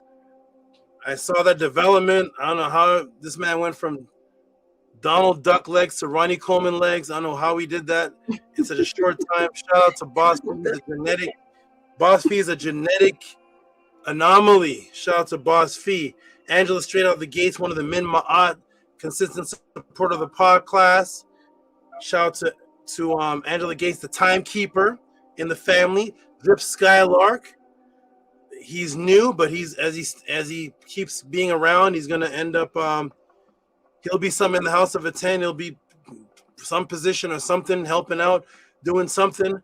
And we'll announce him as that. Shout out to Drip Skylark, one of the newest people. DZB, I can't remember if DZB is new or if that's just a change of a name, but shout out to DZB with the 9. Amun Min Ross to the tomb with the 9. FRB with the 9. FRB Supreme Magnetar with the 9. So diligent that oh, hey, what are you doing? You talking? No, over there. Not there. What are you doing? That's not supposed to be that. Okay. What? All kind of things going on around me. I'm surrounded by all kind of creatures and different things. Shout out to all the animals around me. Talk to me and go over here. You want my attention? Over here. Okay.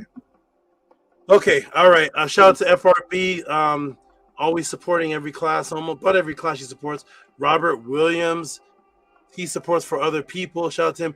Dashe, this is your kind of class. You're gonna love it. You're gonna love it, Dashe. This is that mind control, back to the ancients class. We're going behind the veil. I just gave a little quick preview to Maharu. He recognized the two men there. This class is gonna be what's the true beginnings. It's gonna be fun. We got the blue man in the room. Kesbetunu Pata Sa Min Ma. Shout out to you. Peace and love, brother. Uncle Jasanev Saba, Uncle Jasanev to everybody on the panel, everybody on the chat, Sneak Learners. I got this axe for y'all. So Uncle Jasanev, hope to burn your eyes. And Uncle Jasanev to everybody who supports and keeps supporting, all the Min Ma'at, all the loyal supporters, all the disloyal supporters. Axe your neck, Uncle Jasanev. Disloyal supporter. That's the new one because that's actually going on. That's a brand new thing. They're disloyal supporters. They're disloyal supporters. Yeah. I'll tell you about that Monday's Magnetic class. The disloyal supporters. It's madness with me. It's mad, and it's always going to be chaos circling around because Isfet can't attack the teachings. It has to create parallel worlds and create things, fictitious things in people's minds. Shout out to More Wisdom. He wants more wisdom. Peace to Tehuti in the panel. Peace to you, More Wisdom. Peace to the chat. Hey, More Wisdom. Peace to you. Let this be the pod class, More Wisdom, where you send it. I don't know if you're supporting an anonymous name, but let this be the pod class where you just send in a support and say, this is from More Wisdom. I want the House of a 10 and Tehuti to continue. I love this class. I don't care what the donation is. Let this be your debut donation, More Wisdom. That peace and love, and I'm supporting the pod class because More Wisdom's been here since I think I was at the Lions Den. I don't remember before Killer Priest. I remember More Wisdom. Shout out to More Wisdom. He wants more wisdom. All right, everybody, we're about to get started. Maharu, he already has his black shirt on. He already has the garments on they were wearing in the movie. He's ready. He's gonna be the one on the beach in the circle that turns on all the occultists and exposes them, hiding amongst them. We're gonna go amongst the occultists and expose them. Who's that karate girl in the movie? What's going on? There's a karate girl. All kind of things happen. Maharu, all kind of fun stuff. And Maharu doesn't even know the symbol that the women were wearing. There's a symbol all throughout the movie that they're wearing, and it's a symbol that made the that made the policeman make Jeff go to Mr. Lee when he said, "My girlfriend's missing." That clip there that made him go to Mr. Lee, that's what made him go to the morgue and pull out that dead body with that cut in his chest. Anyways, we're gonna get into it, everybody. Maharu knows what I'm talking about. You know, let's get into it, everybody. Gavin is in the room. Peace, Gavin. Oh, this is a full panel today. It's gonna be beautiful today. Peace and love to you, Gavin. Uh-oh. I don't know if Gavin can be peace and love to you, Gavin.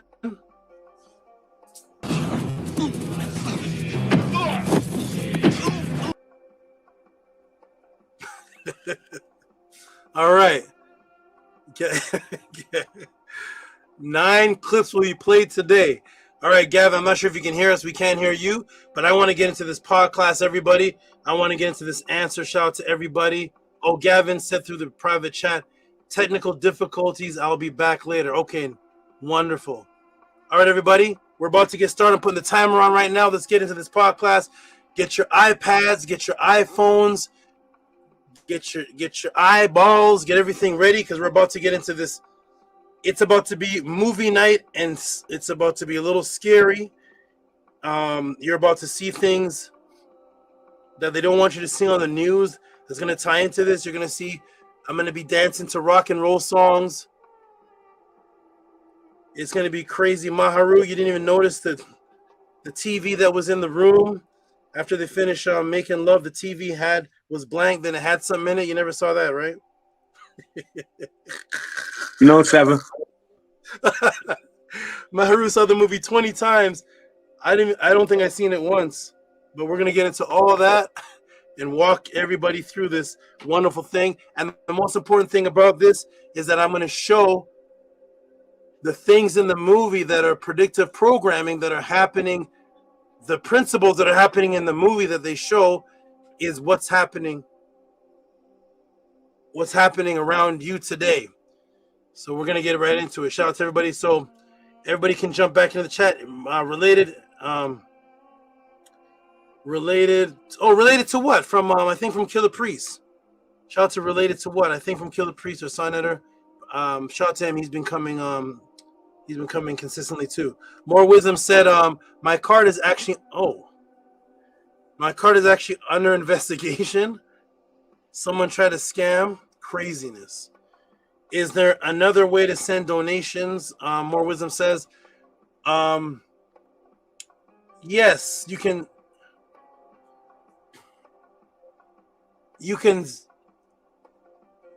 If you can use your bank, you can Zelle. I have an email. There's an email that you can Zelle the funds to. More Wisdom, are you on Facebook? Send me a message. Or send me an email. Here you go, More Wisdom. Put my email on the screen, Emlyn, please. Send me an email and then email that so I have your email. You can do it right now. In one of my breaks in the class, I'll go look at the email and then I'll send you back the email that has the Zelly information where donations can be made through Zelly as well. So that was the email there. I'll put it back on the screen again, mysticaltelevision@gmail.com. And there it is, More Wisdom. Just send an email and I'll send you back with the information. Thank you for wanting to do it through some people may have just said, my card is scammed. I can't support, so I fixed the problem. More Wisdom is like, hey, is there another way? That's a solution provider, not an excuse maker. It's like, okay, my card is down, but people function without cards in this life. So is there another way? Yes, there is. And that's how we solve problems. Problem solvers around here. There's the email in the chat. Okay. More Wisdom says, okay. Everybody, we're going to get into it. Let's get into it right now. Our Red is trying to tell me something. She's she has my arm wrapped around the chair, so I can't move this arm right here. It's tightly wrapped around the chair, and then she's going to my other arm and she's going like this. She's not biting me, she's just going like a baby does. She's going. So she's talking to me. I don't know what's going on right now. She's not putting her fangs in me. She's going. So all type of communication going, and my arm is locked here, so she wants my attention. But I got a mouse for you after class. All right, everybody. So we're gonna keep going. I'm like, if you keep doing that, and one of those fangs hit me, I'm gonna be doing this. Oh no! Is that the one that paralyzes? Yeah, this is the one that puts you to sleep. When it bites you, you get paralyzed, and then while you're paralyzed, the venom attacks you. Oh, but no. you don't have the side effects because you're knocked out. So, all right, everybody, we're gonna get started. Everybody, let's get started. It's fun here at the Tehuti podcast. We're gonna break matrices. So I'm gonna say peace and love to Amu and Amunet. Jump back in the chat. Peace and love to Kefa E Ma'at Fatu Kemba. Jump back in the chat. Peace and love to Kets Betu Nu Pata. Samin Ma'at. Nana said, is anybody getting the rent of the rent ceremony? I said, Kesbetu may get it again. He said he's going to get one every ceremony. So Kesbetu may be the first one to get 2 rents in the pod class. Shout out to Kesbetu. Peace to you, Nana. Makaru. Very ma'at. So I said, Uchara, Makaru. Mary Ma'at. Mary Ma'at. All right, let's go, everybody. Drip Skylark's looking out for me. He says, don't get got, Saba. Don't get got. So, I won't get got. I won't get got. Have a great class. I know you Thank will. you. And it will be great. Everybody get ready for these mind-blowing answers again and again. Okay, peace. Peace and love, Nanny. Peace and love to you. Peace and love. Okay. DZ Drip Skylark says, don't get got, Saba. DZ says, what is this? I can't even put my 2 arms up because she has my arm locked. He does the 2 arms. What's this one here?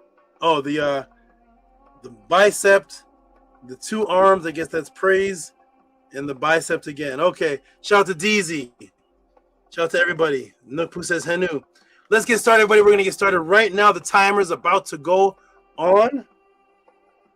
What are you saying to me? Okay. You want to come to the class? I don't know. I can't even get you up. There you are. Okay, let's get started, everybody. The timer is going to go on. We're going to start right now. You can't go to the bed. Oh boy, you can't go to the bed.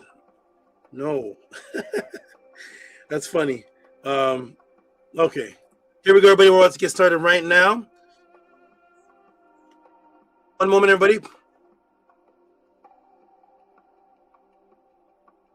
Okay, we're gonna get started. We got the timer on. She got me locked in. I can move my hand, but it's locked in. Yeah, we're gonna put her down in a second. She wants to. Okay, nice. Yeah, she wants to hug me and.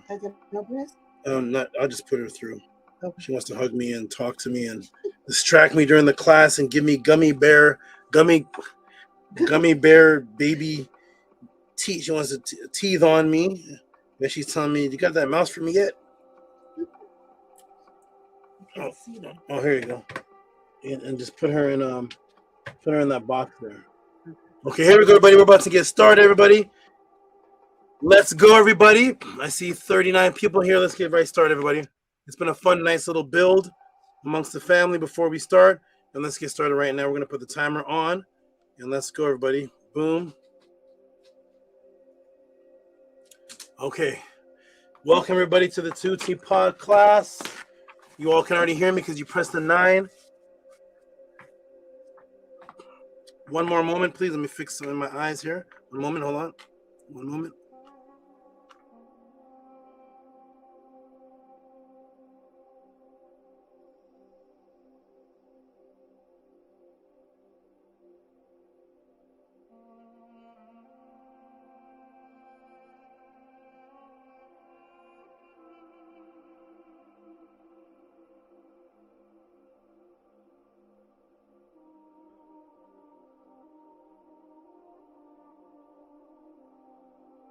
Okay, I am back.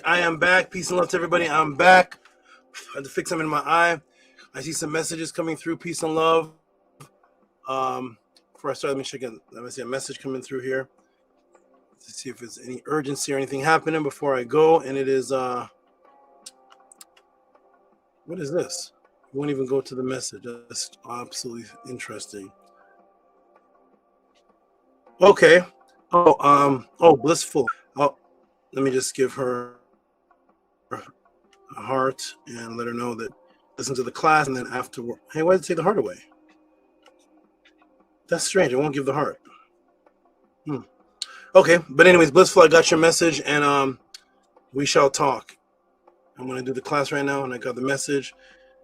And Pooh. Okay, good. I got everybody's everybody's messages. Okay, we're gonna start right now, everybody. Here we go. The timer on. Boom. And that's a beautiful question you asked, Blissful. I believe it was asked in the class earlier, and that's exactly what my focus is. So I will drop a little bit of jewels in there, and then direct you on what to do from there. But shout out to you. All right, everybody, ready? Let's get going. 1, 2, 3. Go. Boom. I'm going to do the intro right here. Welcome, everybody, to the Tehuti podcast, the House of a 10. This is the only place where you can send in questions that you will not get mocked for, you will not get insulted in for, you will not be called names, you will not do none of that. This is all about unity. This is all about family. This is about gathering people together that want to ascend to the higher levels while going back to the source. This is about awakening you up to what's actually happening around you. So peace and love to everybody. We are not an organization or a movement that's about talking about other people. When the computer shuts down, the life that we live is the life when the computer goes back up. So this is not about just breaking somebody down, but not building them back up. If we're going to tell you that something was stolen from an original source, we're going to show you what that original source was and then how to apply it into your frequency. This is not about being an introvert. This is not about hiding behind a computer. This is about unity. This is about love. And this is about the great ascension to the source. This is what we are about. So welcome, everybody, to the Tehuti pod class. We are about unity, collectiveness. Watch out for the self-sabotage. Watch out for the energy that wants to have you create something in your mind, a delusion in your mind, to start arguments and fights. We've been taught to love friction, to love the news, to love being antagonized, to find some fault that you can't show in the outside world, to start arguments, because the source of the matrix, Isfet, is disunity. That's actually what Isfet means. Isfet means to cut off, and it means disunity. So we are the opposite of that, and we're here to create the proper frequency and to unite. So welcome, everybody. What is a beautiful question that are here for Tehuti for today?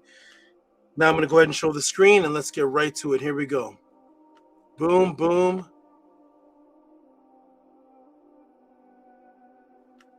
And boom. The question came in from B. Get Leisure. He wants the elaboration on Spellbinder movie. Interesting.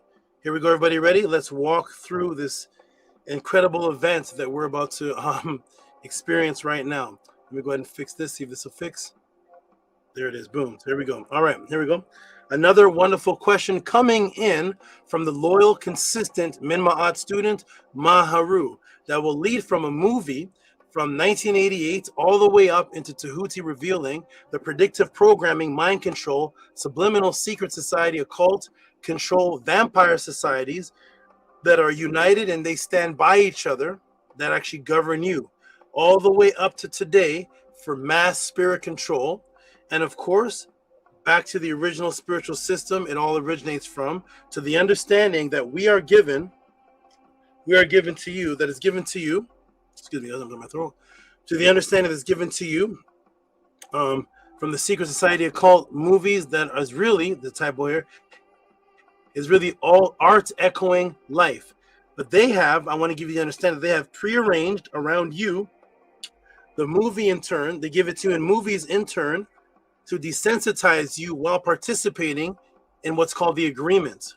The agreement is that you were shown the truth. That's a typo, not showing. You were shown the truth right in front of you, and you accepted the matrix, which is exactly what this particular movie is about, which you shall see revealed only here at the House of a 10, the Tehuti pod class. So these movies that come out that have all these messages and the truth within them hidden in messages, there's two things that are subconsciously taking place, which your mind is going to be blown that you're going to see this evening on this miraculous ride that we're going to be on. And one is, it desensitizes you to what's happening in the real world. So by the time somebody shows you the actual truth, you say, oh, that's from the movie, while participating in the agreement that you were actually shown the truth. So in the end, you can't say that the truth was hidden from you, because they're giving it to you in commercials, movies, sports, entertainment, music. They're telling you the exact psyops that is happening all around you, so that in the end, you can't say, man, all this information was hidden from me. You have it within your subconscious. This is a part of the agreement, and that is what this movie is about. It is about the agreement to the psyops. And once you are part of the agreement to the psyops, then you are the willing, unwilling sacrifice simultaneously. Here we go. This is about to get extremely deep. So what is the outward plot of this movie? There's an outward plot that if you just go to regularly go see the movie, there's an outward plot that relates to everything that is on these pictures here. So it's about this man here that you see here, right here, in the living room. His name is Jeff Mills. So Jeff Mills, he's successful, mysterious woman. The woman is named Miranda. Her full name is Miranda Reed. From an abusive man on the side of the road. It's actually in a parking lot. And Miranda is played by Kelly Preston. She becomes romantically involved with Jeff. At first, Miranda seems vulnerable and enchanting, but strange things begin to happen around her. Jeff starts to experience disturbing dreams, physical sensations. Miranda appears to possess supernatural healing abilities. People connected to her begin dying violently under mysterious circumstances. Jeff slowly discovers that Miranda is connected to a secret occult coven society practicing ancient witchcraft and ritual magic. And we're gonna add in sacrifice magic. The man she fled from is not simply an abusive boyfriend. He was a part of the same supernatural group trying to reclaim her. As the story progresses, Miranda's powers grow more and more dangerous. Jeff becomes psychologically and physically entangled with her. This sentence right here of the movie plot is exactly what's happening with all of you and all of us inside of the Matrix. You can replace the word Jeff with you. You become psychologically and physically entangled with the Matrix. Matrice is a feminine word. This is going to be one of the reasons why the focus around this movie is going to be based on the feminine principle and the feminine energy, because Matrice comes from Ma'at when it was positive. It is a female. Ma'at bred the word Matrice, Ma'at, Mut, and mother. And the entanglement in the negative matrix is when you become psychologically and physically and spiritually entangled with the negative her, which is the negative matrix. There's a positive matrix and a negative one. The line between seduction, manipulation, love, and supernatural control begins blurred. That's exactly what's happening, which we're going to get into.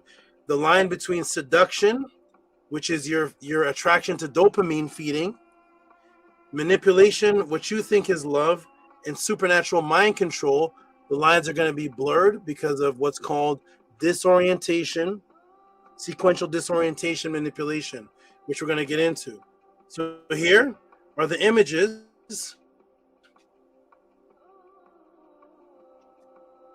within the movie that's described. Here's the beginning. Jeff rescues her from a parking lot. She's rescued from this man here. His name is Aldi. She ends up with Jeff in his house. Jeff saves the damsel in distress, and then she ends up showing him some psychic abilities, psychic powers that she has to show him things about him that he never told her. And then the ritual, which we're going to get to in the end, where she's doing this this dance. We're going to get to all of that and show how it's going to apply to a day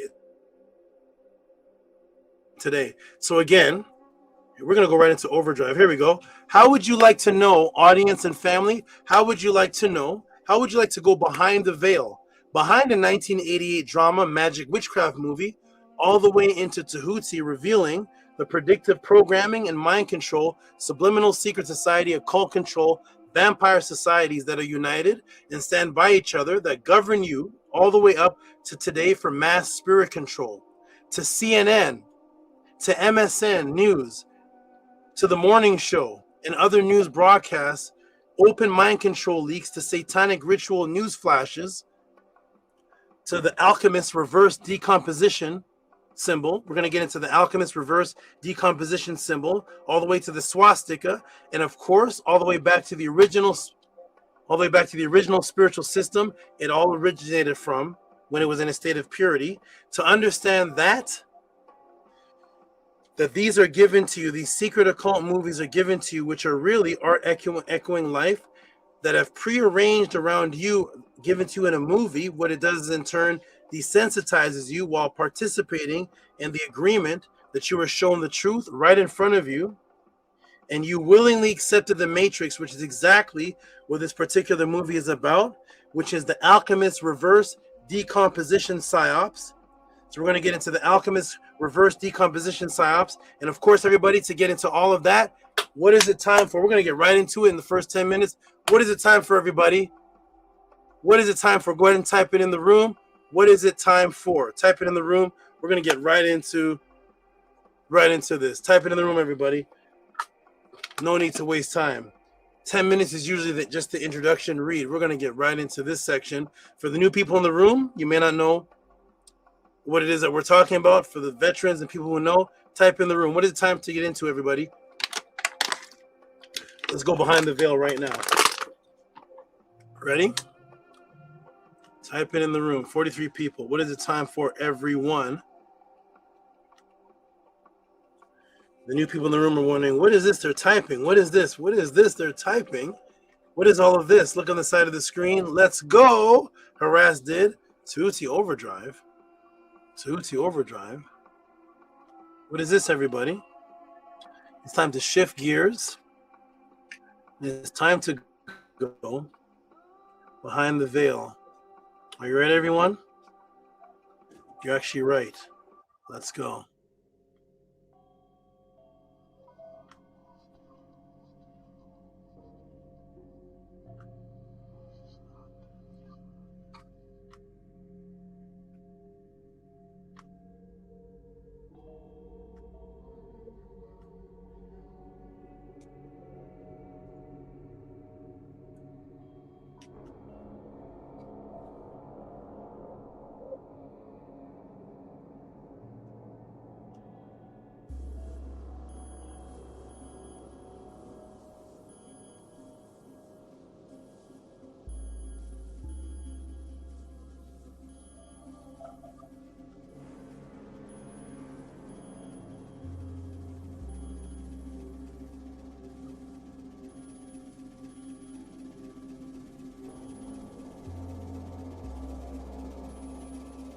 Tehuti overdrive. Ready, everyone? Let's go.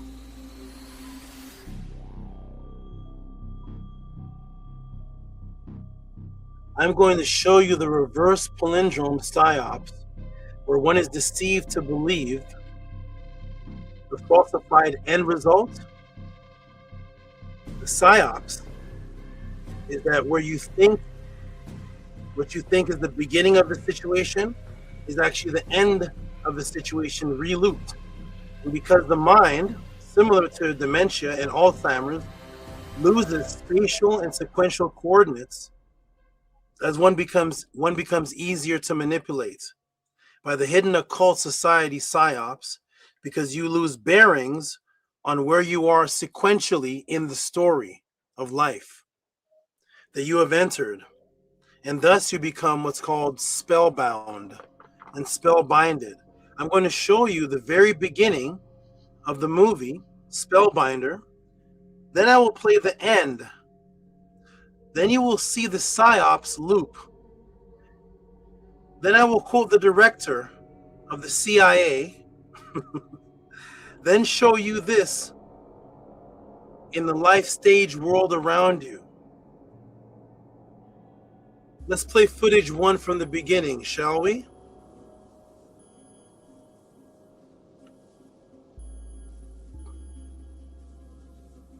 Get your pen and your pads out, everybody. I don't promote it, but if you eat popcorn, get your popcorn out. I don't promote it, but you're gonna want to sit back. Let's get into the palindrome. Bearings removal Psyops. Here we go.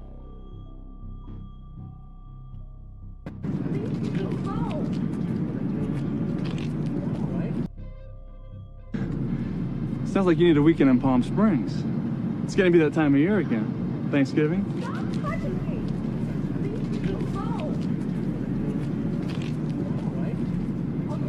I can get us invited over to the Bronsons for some tennis. Remember last time? No. Listen to me when I talk to you! Don't yell at me. That's what I call true love.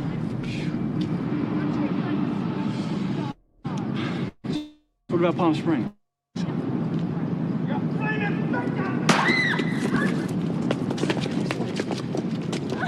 Hey, get away from her! Stay out of this! What the hell is wrong with you? Are you all right? Get up, Miranda. Miranda, it's time to go. I don't think she's going anywhere with you. You don't know what you're getting into, friend. Oh, you're scaring us. I think you better back off.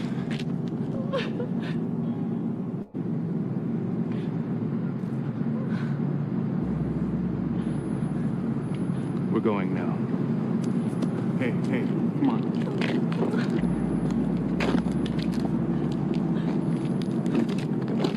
No! You better think of the consequences. Leave me alone! Look, you hurt her. She doesn't want to be with you. Let's go. Shit! A prophecy, my brother. You will regret this for as long as you live.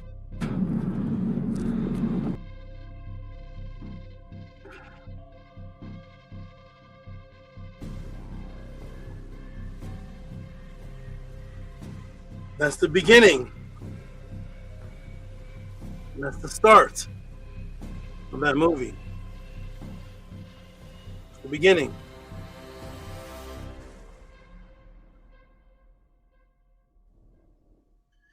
So here we see the quote-unquote beginning. Jeff and Derek, two good friends from work. They see a damsel in distress. They save her. And from this point, a very strong relationship is developed between this young lady, whose name is Miranda, and Jeff. Derek, typo there. Derek is Jeff's good friend. And Derek is extremely happy.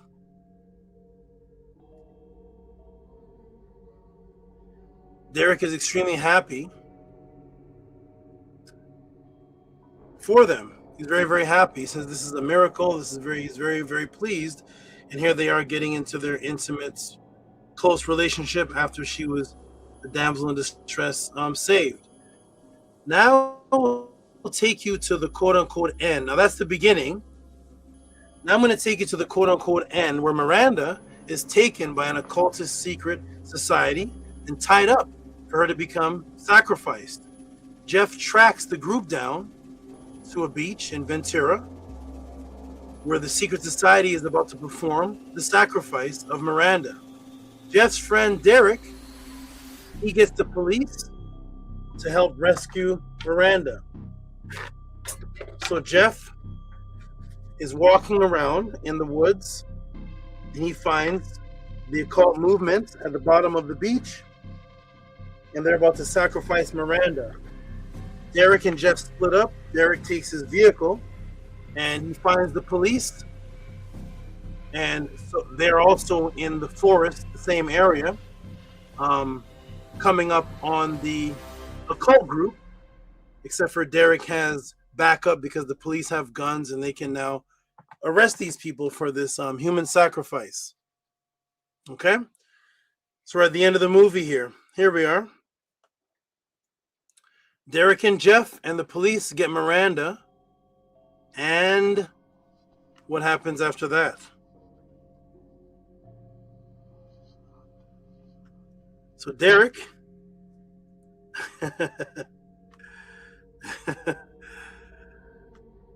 this is 1988. So Derek and Jeff, they get Miranda. And what happens after that? Here we go. They save her.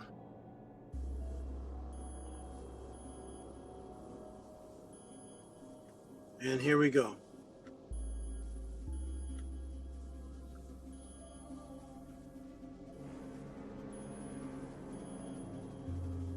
They rescue Miranda. And now we're at the bottom of the beach with the ritual practice. Here we are.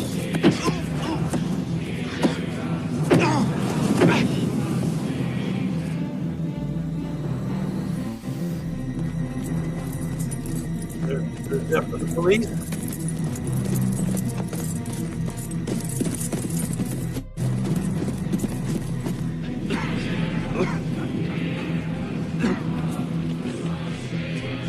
They capture. Sorry, there's death of the police. They capture Jeff. There's Miranda about to be sacrificed. We've been expecting you. You sick fuck.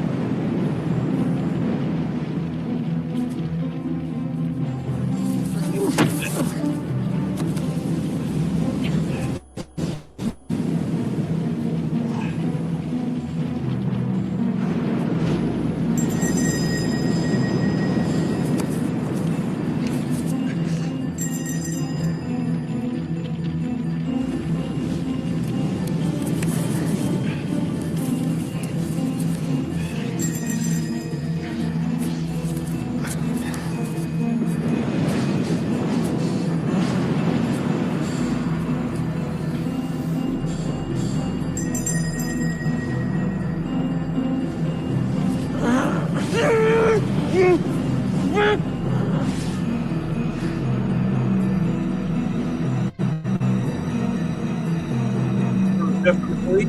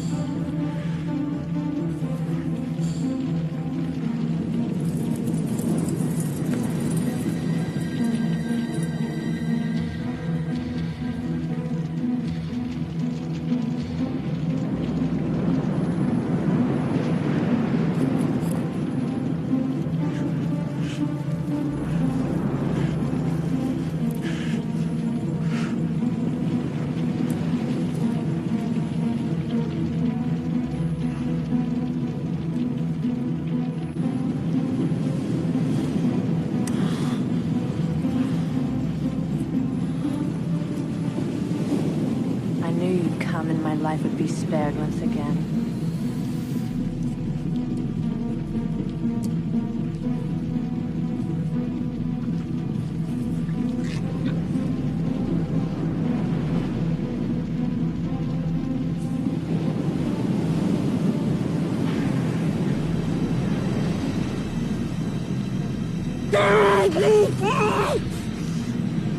Like I said, Ace, if I don't look out for you, who will?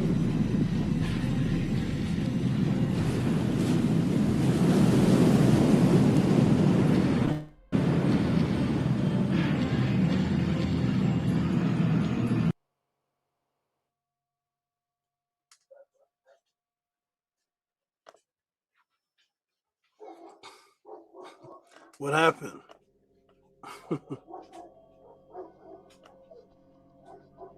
There we go.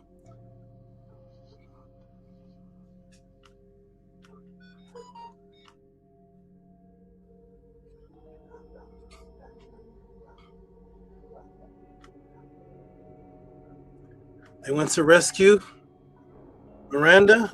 Derek gets the police. Jeff gets captured. Miranda starts dancing.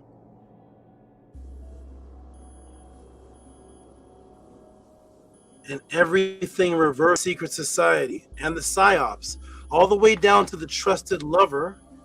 Yeah.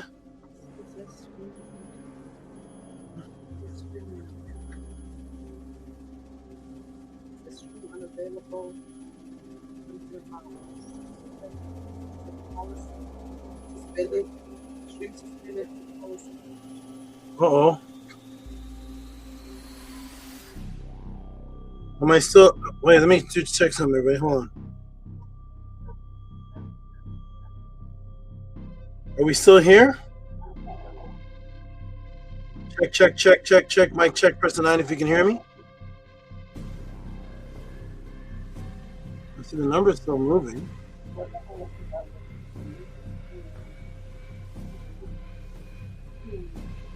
Press 9 if you can hear me.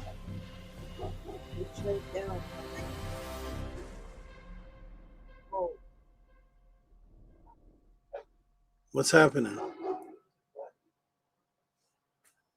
Yeah, I think that's what everybody sees right here. I can't hear. Oh, wait. So I'm not on. No, I can't even hear you.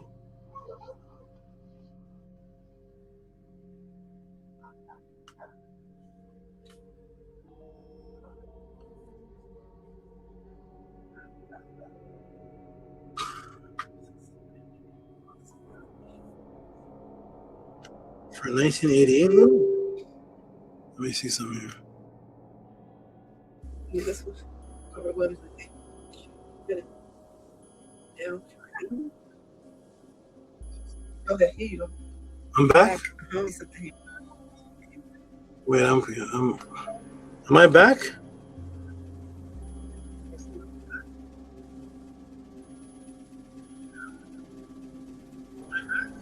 Am I back, everybody?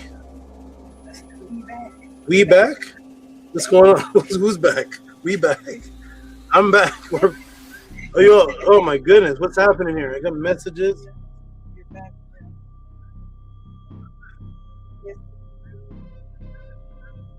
Oh, we got T-Dog popped up. T-Dog pops up the woodwork. Khalil pops up.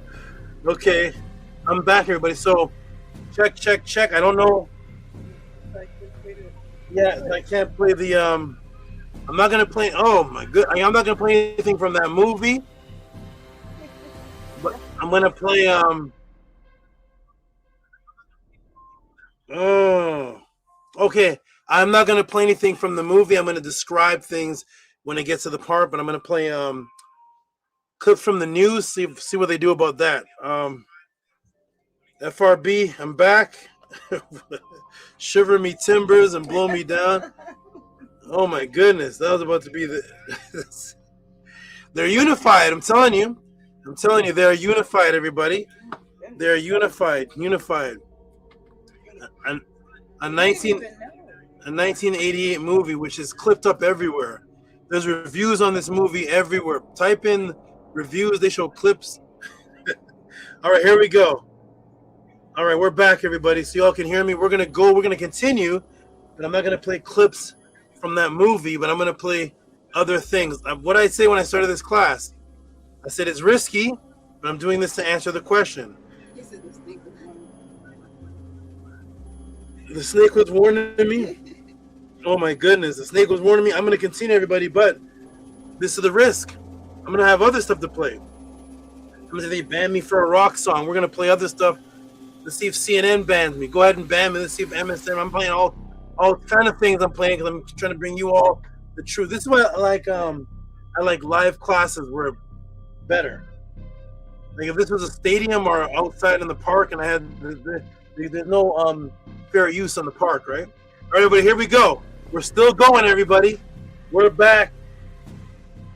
Download this class when it comes out. Who knows if this is ever gonna come out? But let's go. I don't care. That's what I do. You're talking to the person that used to break into realtors' home to teach classes. So come get me. Come get me. I've been doing this since I was. I've been doing this since the Flintstones were out. Here we go. I don't care. Just support everybody. Support while I'm support while I'm here. Support while I'm here, because I'll go set up in Guantanamo Bay. Here we go. All right, boom, everybody. So what happened? All right, so everything reverses. Everyone was in on the secret society and the Psyops all the way down to a trusted lover, a good friend, and even the police were called to enforce the law, to solve the crime, were all a part of the deception and the sacrifice Psyops, where you thought was the beginning, and before you even know that there was a Psyops happening to you, you end up becoming the willing sacrifice. So what you thought was the beginning of the movie, where he saved the young damsel in distress Miranda, was actually the end, because that is the fish seeing the bait on the hook is actually after the fisherman went to the shop to buy the fishing rod, buy the hook, buy the bait, buy the boat, jump in the car, and the fish sees the beginning of the story, a worm on a hook, but really that was the end of the story.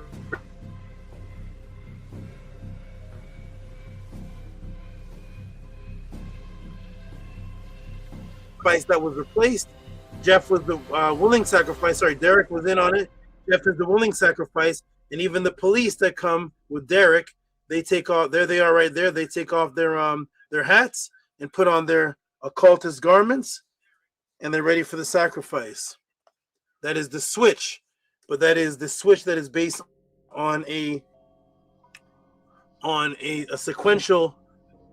Which you thought was a sequence, chain of events, was actually the end. So it was the distortion, sequential distortion. When really the beginning was the end, and the Psyops was one big circle that just repeated itself because it was very well planned, predictive programming. Thus, you in your mind enter the matrix with the presupposed false beginning. These secret occult societies, the movies, are a play of how the actual matrix works, which I will show you. That most of you have seen, but have not seen it from behind the veil, which was the actual beginning. I want to show the end of the movie, but of course I can't. By the way, here's the end of the movie, footage 3. I can't show you, but the real end of the movie, I'm going to go to describe it. So the real end of the movie is this up at the top. What you're seeing up at the top, you're seeing a replay, and here's the same man, Derek, but now he's with another person, and they save the damsel in distress, and these two fall in love. This is the end of the movie, which was the beginning of the movie, where Derek and Jeff were in the parking lot talking, and they save the damsel in distress, which is Miranda. And this man warns them and says, "You don't know what you're getting into, my friend. You are going to regret this for life." At the very end of the movie, when it's all over after Jeff dies, the movie repeats, but now it's not Jeff. It's another person with the same Derek, with the same two people, Miranda and her boyfriend arguing, slaps him, and this man here saves her, and they fall in love. And then the movie begins again. with what he thinks is the beginning, which was really the end of Jeff's story. The end of the story becomes this new beginning for the next person within the Psyops. That's how it ends. And this is why the director of the CIA, 7 years before this movie came out. So 7 years before this movie came out, the director of the CIA said this. This is William Casey. He says, "We'll know our disinformation program is complete when everything the American public believes is false. We will know our disinformation program is complete when everything the American public believes is actually a psyops." This is a quote that's circulating throughout the internet, and it's a true statement, but it's hard to find who he said this to. With my connections, I have the person he sent this to, and I have the original email of the person that was there when he said this, who she also worked with the CIA. And this was a statement said to her that I have the conversation of. It's like I have Epstein's conversations, and I was just looking at Epstein's orders on Amazon a few days ago. I was watching Epstein's orders. I have the email of the conversation of the person that this was said to. So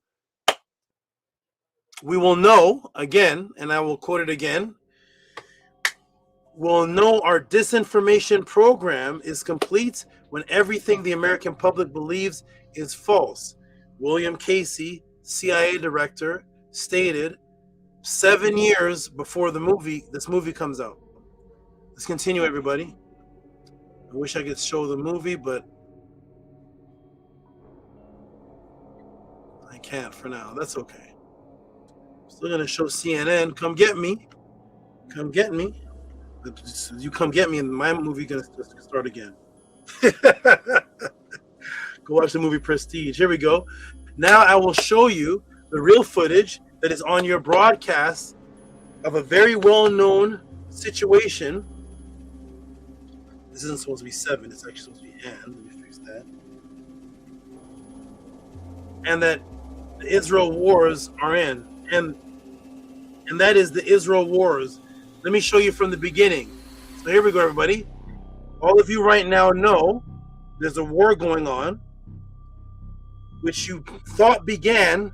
It's 69 days ago. So 69 days ago, you're under the impression that a war began, but the footage, the war has been going on, which I have from over 2 years ago. It was only 69 days ago that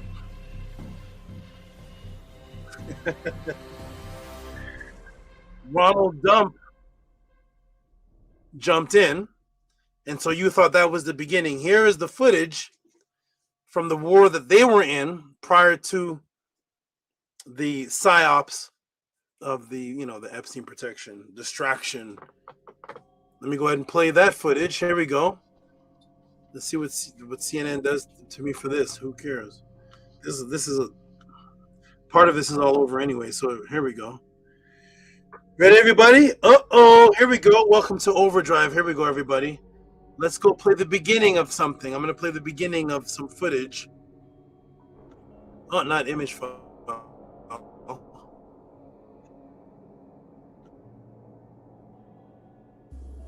Let me go play the beginning of something. And let's see. Here we go. Oh, man, I have so much from the... So much from the movie. That's okay. That's okay. That's okay. I'll end loop. Okay, here we go. Here's the beginning. Here's the beginning, everybody. This was your beginning that you saw. On the ground near the Israel-Gaza border. They had to take cover, jump in a ditch because of what was happening overhead. I'm going to show you these moments. Listen to this. Get down. Closer. Down. Get down. Close, close, close.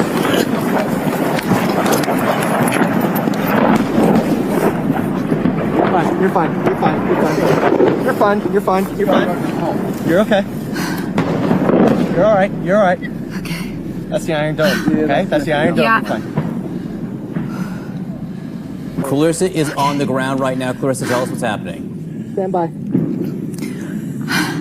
Hi, John. So forgive me, I have a slightly unelegant position, but we have just had a massive.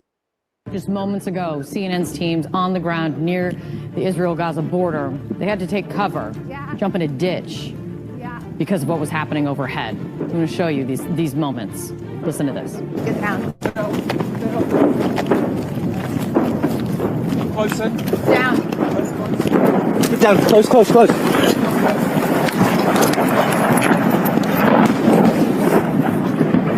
You're fine. You're fine. You're fine. You're fine. You're fine. You're fine. You're okay. You're all right. You're all right. Okay. That's the Iron Dome. Okay, that's the Iron Dome. Yeah. You're fine. Clarissa is on the ground right now. Clarissa, tell us what's happening. Stand by.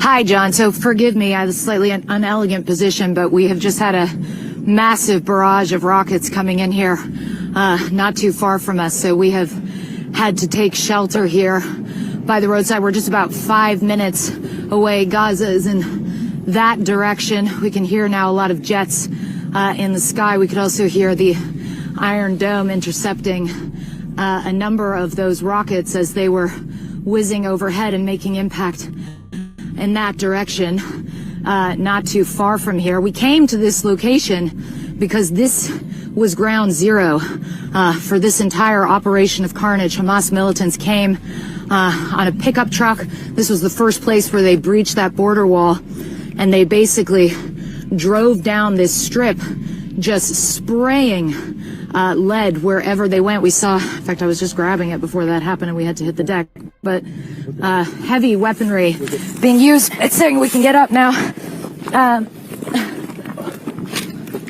Where are we moving to? Sorry, just one.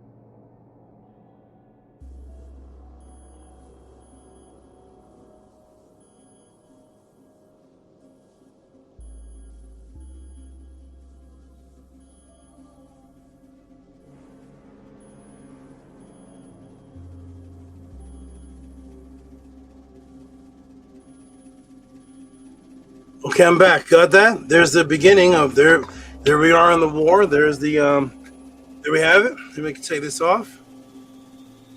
Okay, here we go. There's the beginning. Read everybody. Here we go. Let's go back to the screen.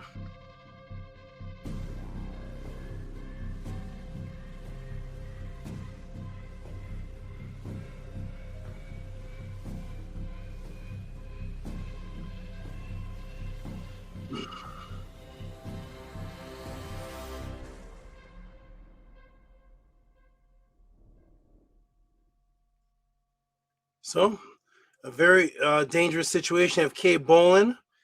There's big shells on the ground. It's a very dangerous situation that you saw that would have you emotionally moved by the war and feel the sense of appreciation and bravery for the American English patriotic correspondents risking their lives to bring you the on-the-ground footage of the war that our soldiers are in.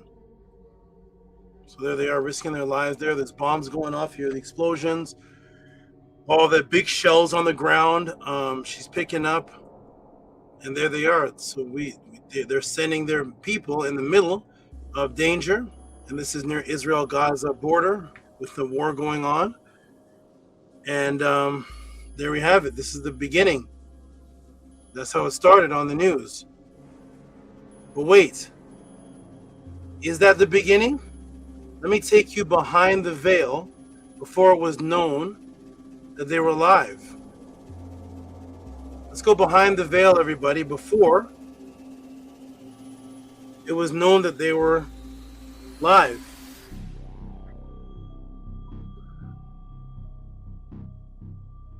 Ready? That's ready. There we go. Here we go.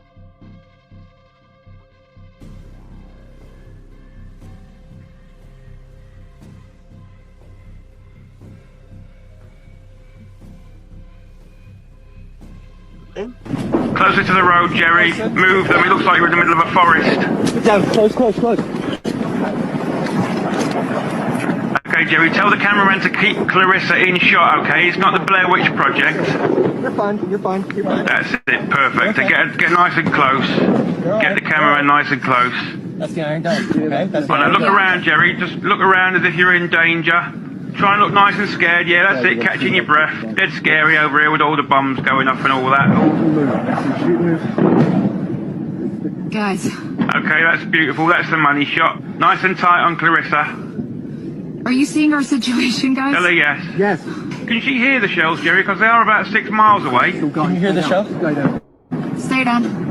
Derek, can you boost the volume on those explosions, please? We have to stay here. We have to stay here. Oh, and be a darling and patch me through to Clarissa's microphone, Guys, please. come to us.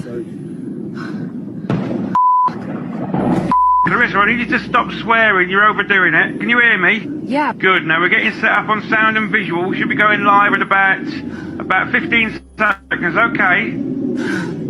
Were you guys rolling on this? Yeah, we're rolling, Clarissa, but we're not live yet. Okay. We can't show the earlier bit because we want people to.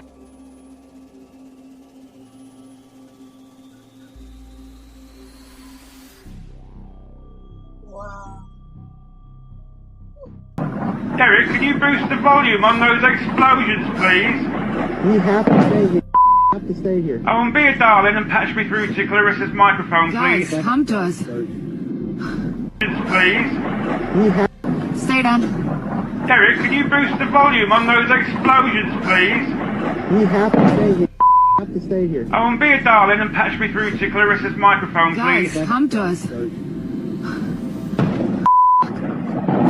Clarissa, I need you to stop swearing. You're overdoing it. Can you hear me? Yeah. Good. Now we're getting set up on sound and visual. We should be going live at about 15 seconds. Okay.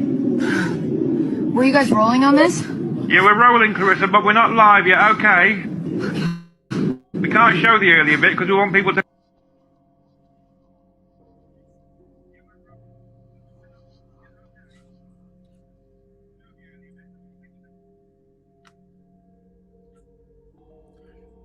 Can you boost the volume on those explosions, please? We are 6 miles away. There's the beginning. That's the beginning. What you see in front of you on your Facebooks, on your media, on your TV, on your news, and that's not the beginning. The beginning was what I showed you.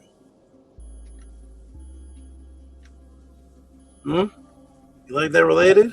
Crazy, right? Clown bombs. Let's go, everybody. I know. I don't even know what this is, harass, but this is the. I don't know what. I can't see what it is. Whatever it is. Shout out to harass, huh?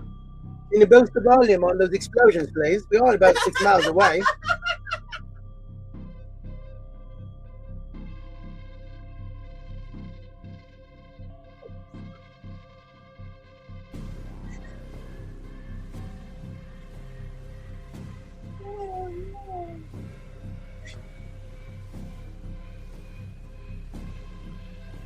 Let's go. We're just starting the class. Can you boost the volume on those explosions, please? Oh no. Huh? Wow. Can you hear the shells, Jerry? Because they are about 6 miles away. Derek, can you boost the volume of those explosions, please? There it is. See?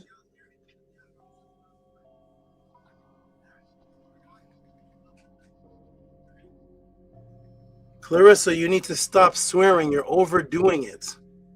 We can't show you yet because we want the people to look around, Jerry. Look around as if you're in danger. Look around, Jerry. See? There's the beginning. Welcome to the psychological false beginning psyops of how your current worldview is created. Your current worldview on how you see things and how you judge things is based on a false beginning.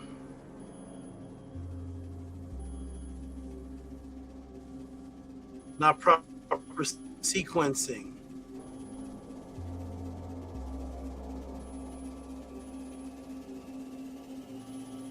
And then that is how almost every decision that you make is made. Let us continue, everybody.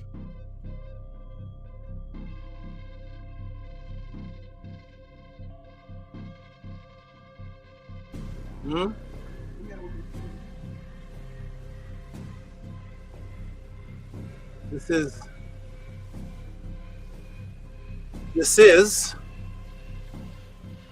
the sequential disorientation timeline mind psyops. So what's happening here in your current worldview and your decisions is based on disorientation, sequential disorientation mind psyops. Let us continue, everybody. Here we are.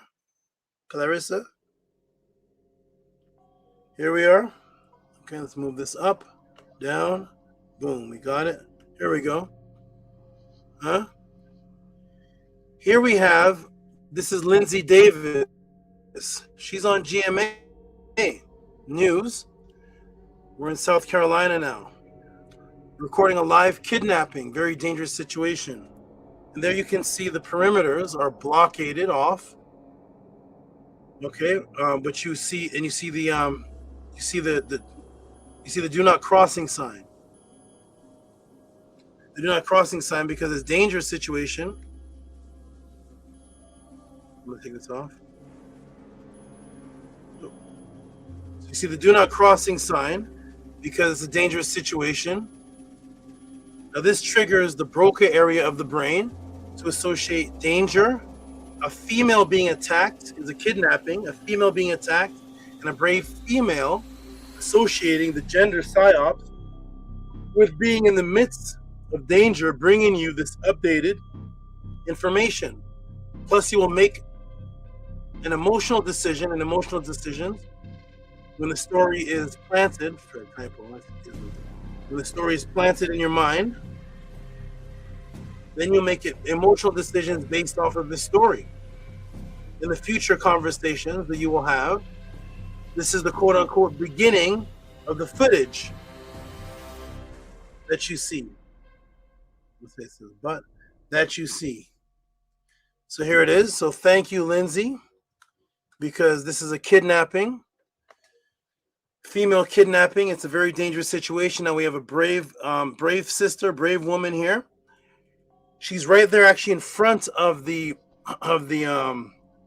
trailer of the kidnapping. And she's on this side. Make note, Lindsay Davis is on this side of the sheriff's line, do not cross. She's on this side of it. She's being very brave and bold because the truck is right in front of her. She's on this side of it.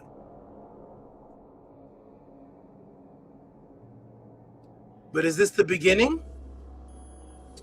Have you ever heard the phrase, you can't see the trees from the forest? Or you can't see the forest from the trees? Anybody heard of that? So you can't see the forest from the trees is the understanding that when you're inside of a situation such as an argument or a disagreement with somebody, or you're inside of church, or you're inside of any emotional bondage that you may be in, any emotional tie, any belief system, anything that you're in, you don't see what's really going on until you zoom out and they say, let's look at it from the bigger picture. When you look from the bigger picture, then you can see all the correspondence. Okay? So there we see her behind the line. The dangerous situation. The truck is in front of her, and the blockade tape is there. Okay, and she's a female. They put a female reporter. This plays with your emotions, your feminine connection with empathy, and the person that's kidnapped is a female, and they put her in the front. Okay, I'll show you her again. There she is again.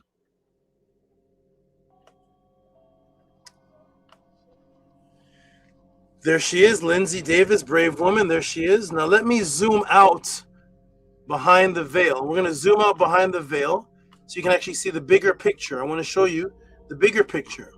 There we go.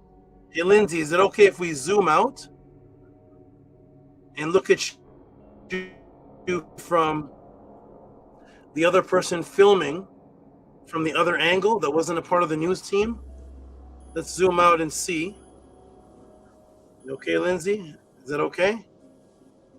Zoom out. Here we go. We're going to zoom out. Uh-oh. There is the camera visual from the other angle that they did not know. Someone was on this angle recording from the other side. And what do we see here? The sheriff's caution tape is tied to her camera. And the sheriff caution tape is only about 20 feet long. There is no caution tape. There's the trailer with the kidnapping. There's the danger. And the caution tape is just placed from camera pod to camera pod to stand. So the camera from the front, what you see is the beginning of the story. It looks like this. She's in danger on the other side of the do not cross. She's on the inside of the do not cross, but the reason why she's on the inside of it is because it's her tape. Oh no. Oh no. Wow. That's her tape. Let's continue.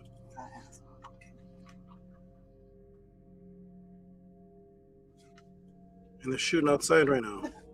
Here we go. I need some tape. Here we go, everybody. So boom. I'm gonna go and take a quick break right after this. Here we go. Yeah. It will be soon. So boom, your world is a stage. Your worldview is based on Psyops actors in false beginning loop psychological Psyops operation. I'm supposed to say Psyops. Psyops operations where you're made to believe that you're seeing something from the beginning when in actuality you're being psychologically removed from your spatial sequential coordinates. And then the Broca area of the brain takes over and fills in the blanks. And then your future decisions are based on what you thought you believed was true once the hippocampus and the amygdala area of the brain compound the sequential memory. Let me move this over. So once the amygdala and the hippocampus area of the brain compound the sequential memory, and then you replay it back in your mind in the sequence they gave it to you. Then you become emotionally attached to it, and then you start to defend something that you cannot actually prove. And this is how the spell binding occurs, because now that you are bound to the spell, now you're bound to the spell. Oh, by the way, everybody, does anybody know what the word religion means? Type it in the room. What does the word religion mean? Anybody know what that means? Go ahead and type it in the room real quick. What does the word religion actually mean, the actual word? Anybody know? Religion. Yes, Harass, she's the one that put it up. She put it up. Anybody knows what religion means? Let me go ahead and put it in the room. Here we go. What does religion mean? That's one of those classes. Here we go.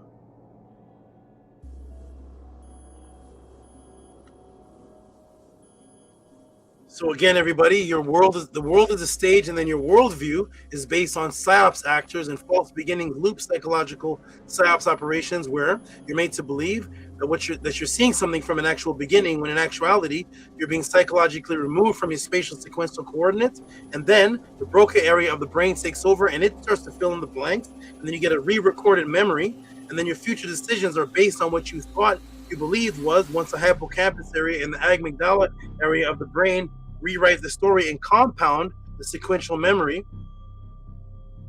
And then you become emotionally attached to it. And you start to defend something that you cannot actually prove.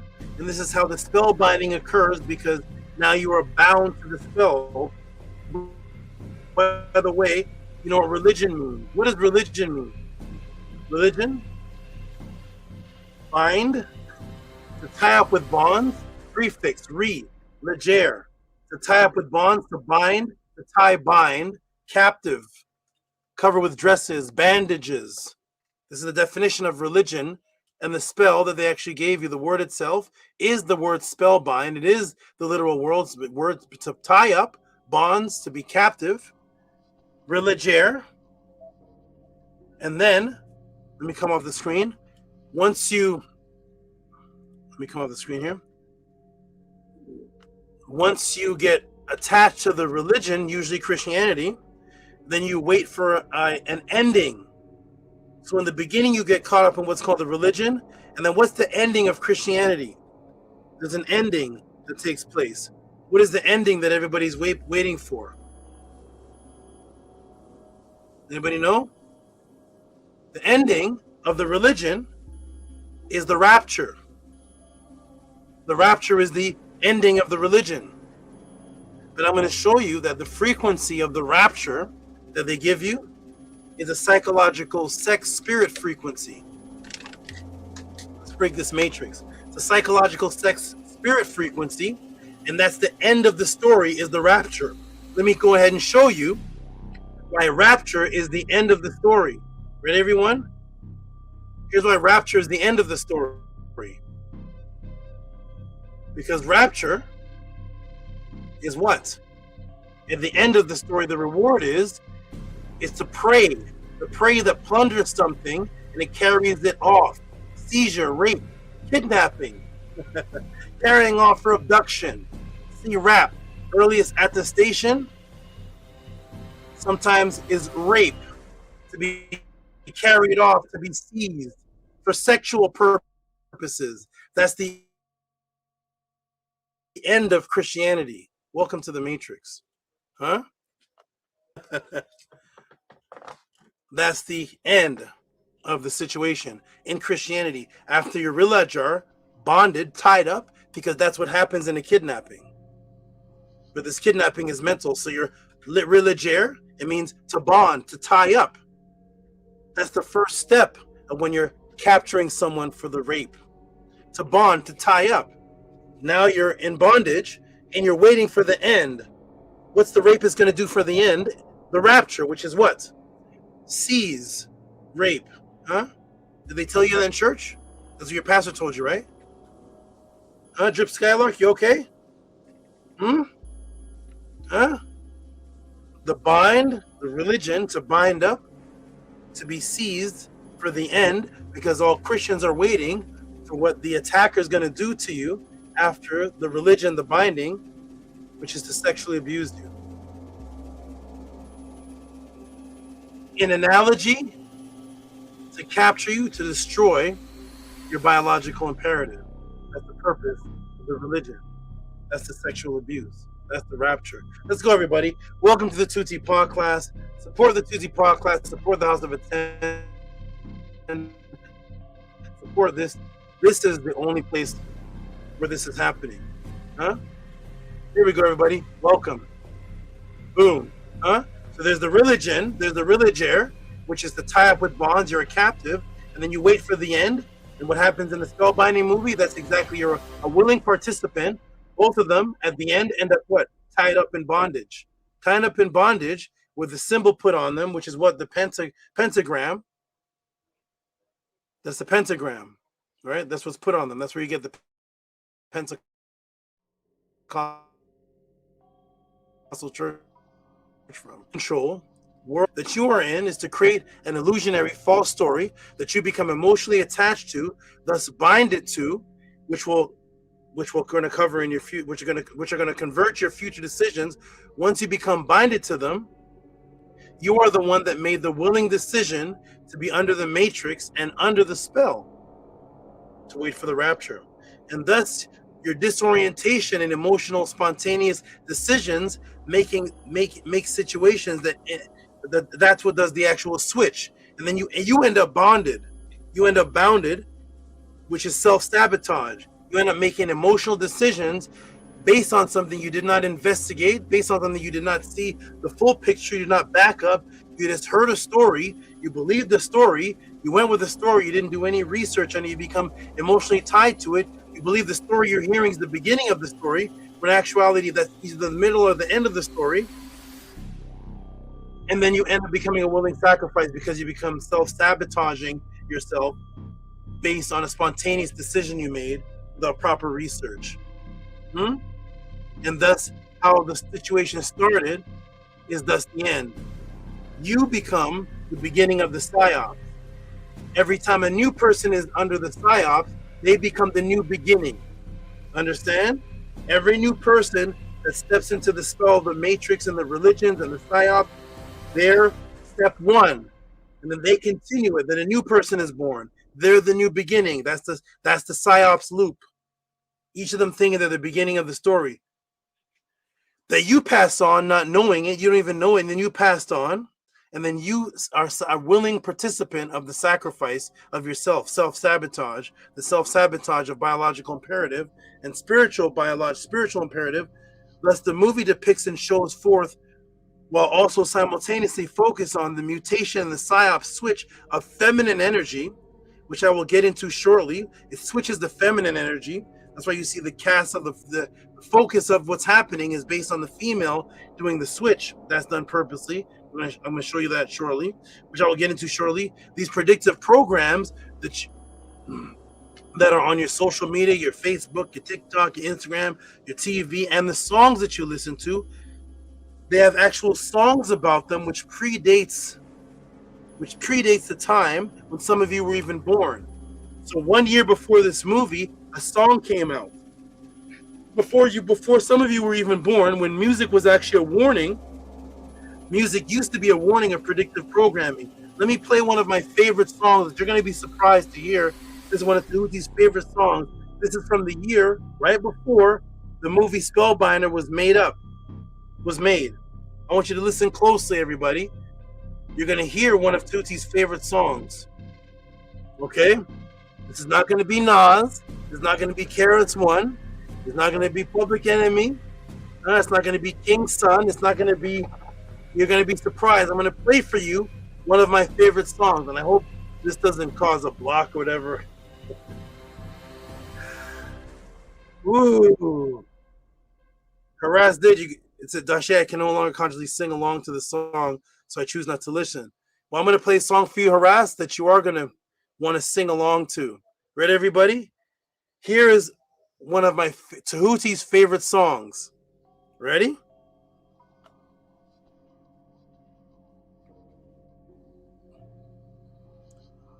Here we go. Hope this is fine. One of Tehuti's favorite songs. Here we are. Play it. I heard it in the night. Words that thoughtless speak, like vultures swooping down below on the devil's radio. I hear it through the day. Waves getting filled with gossip broadcasts to and fro on the devil's radio.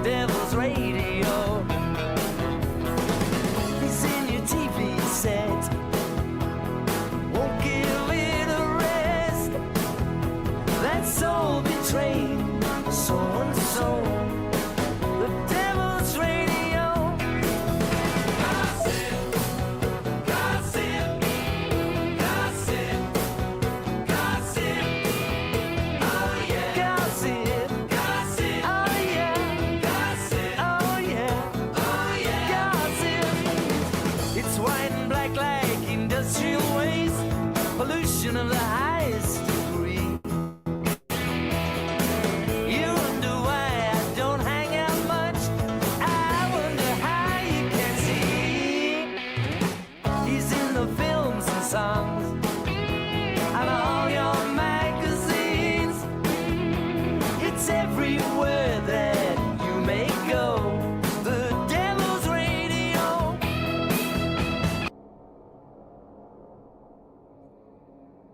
Blasted. That's what I blast. Huh? You all know that song? There's your new song, everybody. You like it? Huh? Huh? I want you to give me one new artist rap song that battles that. Give me one. What's some new mumble rap? What's some new artist that battles those lyrics? Give me the name of the song. There we go. That's what Tehuti listens to. You like that, Amun, man?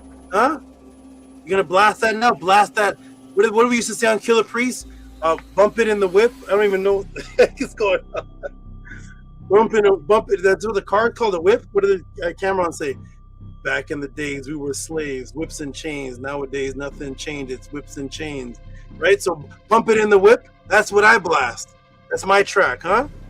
Huh? Is that better than Dirty Red? Or that's how music used to be in the 80s, right? Whether it was rock and roll or hip hop, it was the same, right? The hip hop song, while that was going on, Public Enemies had the song the same year. Fight the power, fight, huh? It didn't matter if you were rock and roll. Let's go, everybody. You like that track? That's Tehuti's song. You like that? Huh? Is there a Jay-Z song better than that? Play it. Here we go. Boom. Dead Presidents. Here we go. Watch. Let's go, everybody. This class, this class here. Let's put those lyrics on the screen and and I can't even play. I can't play the movie. Oh man. Okay. Here we go, everybody. So there it is, everybody. Oh my goodness, and I can't play the movie. They're gonna shut me down, but that's okay. Okay. There's Tehuti's song. Vultures. Here we go. Boom. Devil's Media. Thoughtless speech. Vultures feeding off the mental dead in the airwaves. Media broadcasts. Hiding in your social life. Clubs and bars. The Matrix works 24/7. Never turns it down. In your TV set, the Matrix has no rest. Industry pollution. Frequencies within the music. And you wonder why I don't hang out much. I wonder why you can't see. And what betrays in the song? The soul. It's your own soul. Self-sabotage. The soul. Because once you participate in it, you're your own willing sacrifice. I don't know why this God bless came in. AI put God bless. But you're your own willing sacrifice, your own willing actions cause yourself to sacrifice or self-sabotage, and then you betray your own inner self. That's what's happening in the song right here. Huh? I heard it in the night. Words of thoughtless speech. Vultures swooping down below. It's the Devil's Radio. I hear it through the day. Airwaves getting filled with gossip broadcasts to and fro on the Devil's Radio. He's in your TV set. He won't give it a rest. He's 24 hours. Matrix is united 24 hours. It's the soul betraying and soul and soul. The Devil's Radio. He's in your clubs and bars, where you all like to hang out. Never turns it down, talking about what he doesn't know. That's the Devil's Radio. It's white and black, like industry waste, pollution of the highest degree. You wonder why I don't hang out much? I wonder how you can't see. He's in the films. It's in the songs, in all of your magazines. It's everywhere that you may go. Devil's Radio, yes. The movie Spellbinder lets you know it's about the secret society Psyops around after Miranda. Oh, and I can't even play this, but after Miranda works magic on Jeff, guess what they wake up to, and the Miranda insists on continuing. I can't play it. I can't play it, everybody, but I'm going to come to the screen and say it. Oh, I can't play it. So, after Miranda works magic, sex magic on Jeff, heals his back, fixes his back, she passes out. She goes to sleep. I can't play the clip. She goes to sleep. Jeff's alarm goes on, but Jeff's alarm is a radio. And as soon as the alarm goes off, this is the song that plays for them to listen to. This song that you're listening, this is the song in the movie. Jeff goes to turn off the alarm. She stops him. She says, this is one of her favorite songs. She likes this song. Let it play, Jeff. Listen to it. Let it play. And it's playing these lyrics in the movie, Spellbinder. Jeff tries to turn it off. She says, no, this is one of my songs. I wish I could play that part for you. Maybe I'll play it privately somewhere. I can't. It's in the movie. This song. She says, let it play. She wants Jeff to hear this. Oh my gosh. Let's go, everybody. Too bad they won't let me play this. That's okay, everybody. We're gonna get through it, even though they won't let me play. So the footage is she's playing the song. That's Jeff's wake-up call. It's what wakes him up in the morning. He goes to turn off the wake-up call, and she says, no, let it play. She wants him to listen to the wake-up call. And he listens to it. And then he leaves the room. She continues to listen to it till she falls asleep. Here they are. So there they are. They're listening to it. This is what wakes them up in the morning. She wants him to listen to it, where it says, in your TV set, won't give it a rest. The soul betraying so-and-so is the devil's radio. That's the song. So yes, the song she likes in the movie that she wants to play is a warning Psyops song. He can hear it too. That's what starts their day off. It's about betrayal of the soul. Now the so-called devil is betrayal of the soul. In the movie, the warning is based on the betrayal switching, getting you to trust something, or in the frequency of disloyalty. So the frequency of disloyalty, you trust the thing, but it really has a frequency of disloyalty because it was a setup loop switch from the beginning. Then you end up binded because you are a willing participant who was warned. And that's why she said, let the song play. If you listen to the song is actually warning him about what's happening that she's doing in the movie. Remember this group that she was a part of, they were considered Satanists and devil worshippers in the movie. So the song was about her because it's called the Devil's Radio. She liked it and she wanted it to be heard. This is where you get the saying from, they play in your face. So when you see these psyops taking place, they're putting it right in front of you so you can't say that you weren't warned and you didn't hear it. Thank you. Well, by the way, look at the TV. The TV right here is off. This TV is not on, it's off. And it's blank. Right at the part of this movie, when this part plays, is the part that says, he's in your TV set. You won't give it a rest. Right when that part plays, she says, listen to it. And the scene turns into this.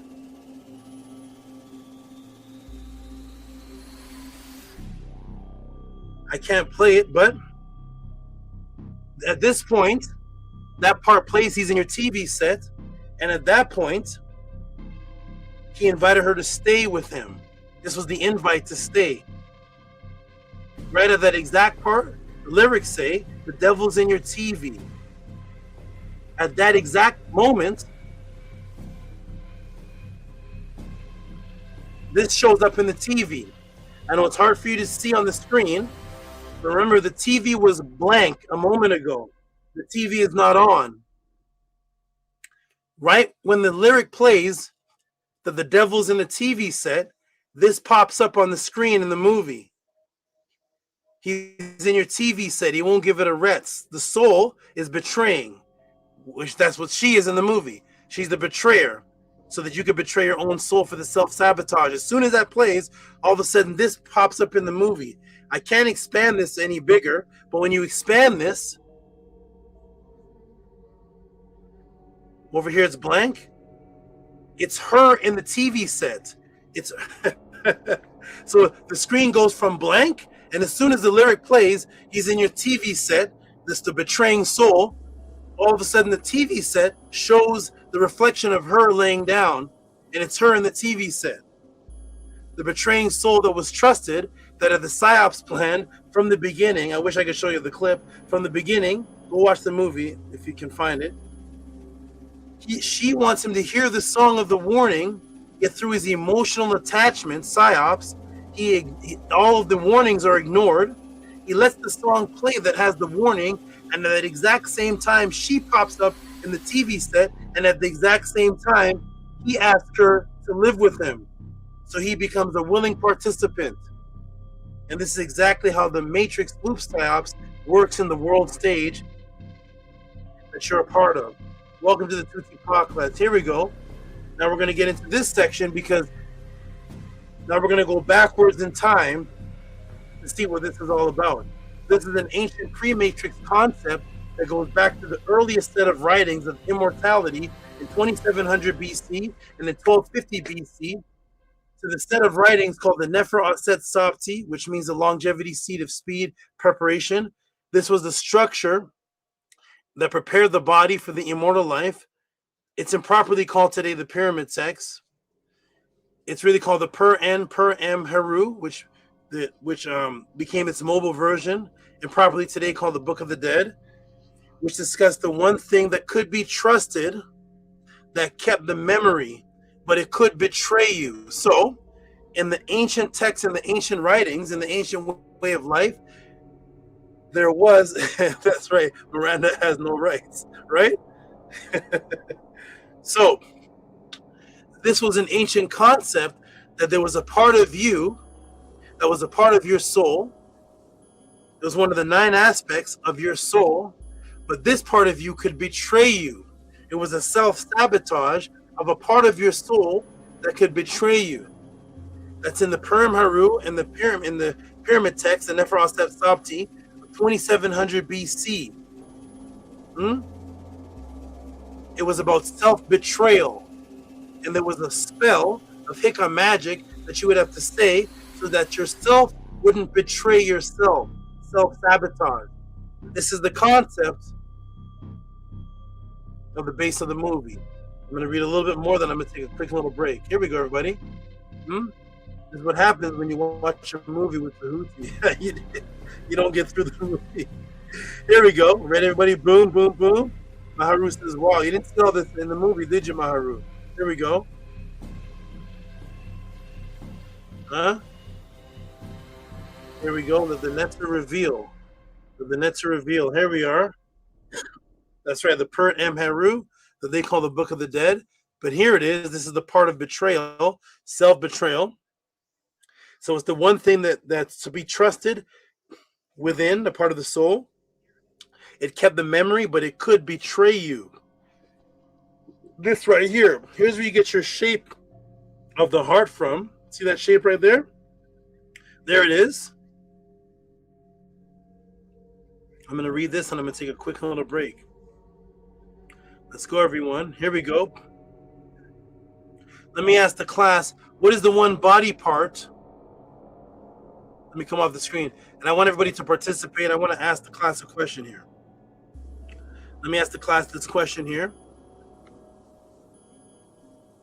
And here's the question for the class. The question for the class is, what is the one body part that for some reason you subconsciously always use to describe when someone really knows you or even owns you? They say they own this body part of you, or when you describe that this person knows you, you describe this body part. You don't say, that person really knows me, they know my arm. That person really knows me, they know my liver. That person really, really knows me, they know my elbow. What's the body part that you describe when you're describing that someone really knows you? It's a particular body part. It's not your nose, not your lip, not your lungs. What is that body part? And you even say this person owns it.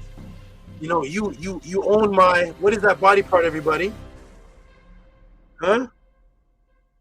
What is that body part? Type it in, 47 people.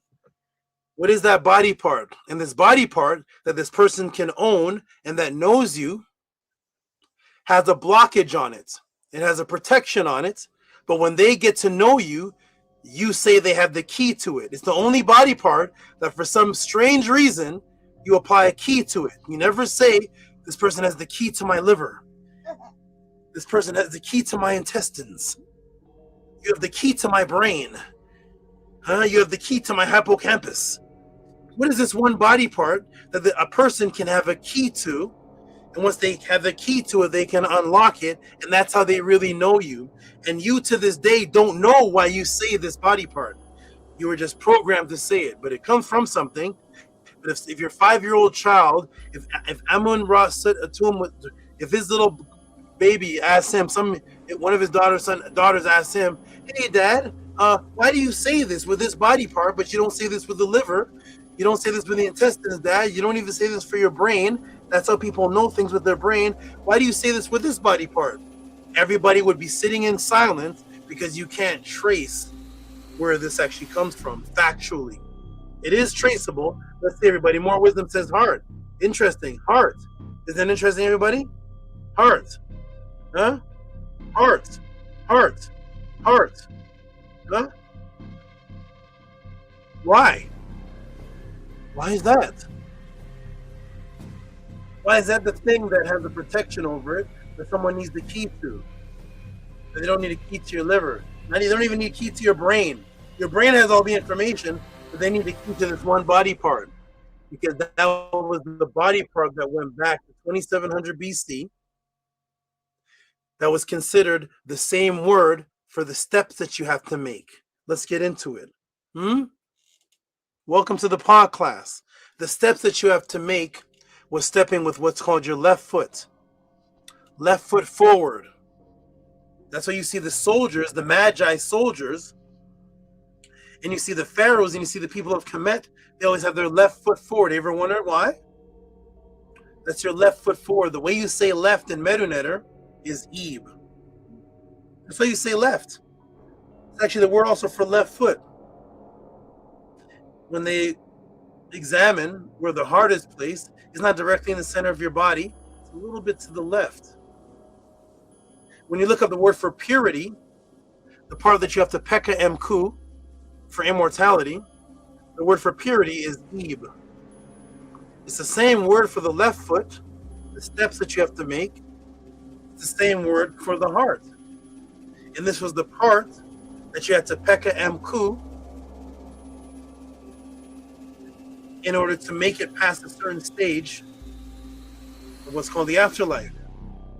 The heart had the same name for purity, Ib, and the same name for the left foot. No other body part had the same name as a direction. That's a direction, by the way. That's the direction, by the way. The temple of man. This is all extra stuff. I'm going to take a break. The temple of man. I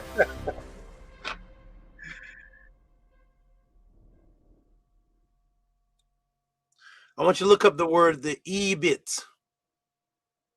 That's where they get the word abydos from. The Greek says abydos. It's Ebit. That was a temple of man, and that was the area in the temple of Ebit. That was a direction in the area of the temple that was in the same shape that matched the body parts of man. That was in a direction. You see? Everything was imbued with the as above, so below. So your heart became the part of you that held information. Let's get into the class. This is all extra stuff. This wasn't even part of the This wasn't even a part of the class. Here we go. Let's go. Let's see what this heart is, because the word heart is the purity itself. Here we go. Then I'm going to take a quick little break. Here we go, everybody. So, boom.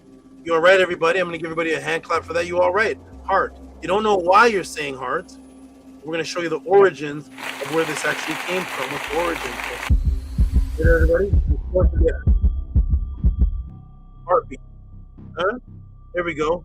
Welcome to the pod class.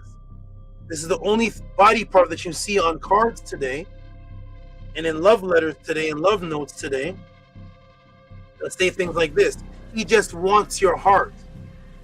You have the key to my heart. You have my heart, Valentine. My heart will always belong to you. You own my heart. It's the only body part that's given an ownership to someone else. It has a key and a lock for someone else. The heart, where does it come from?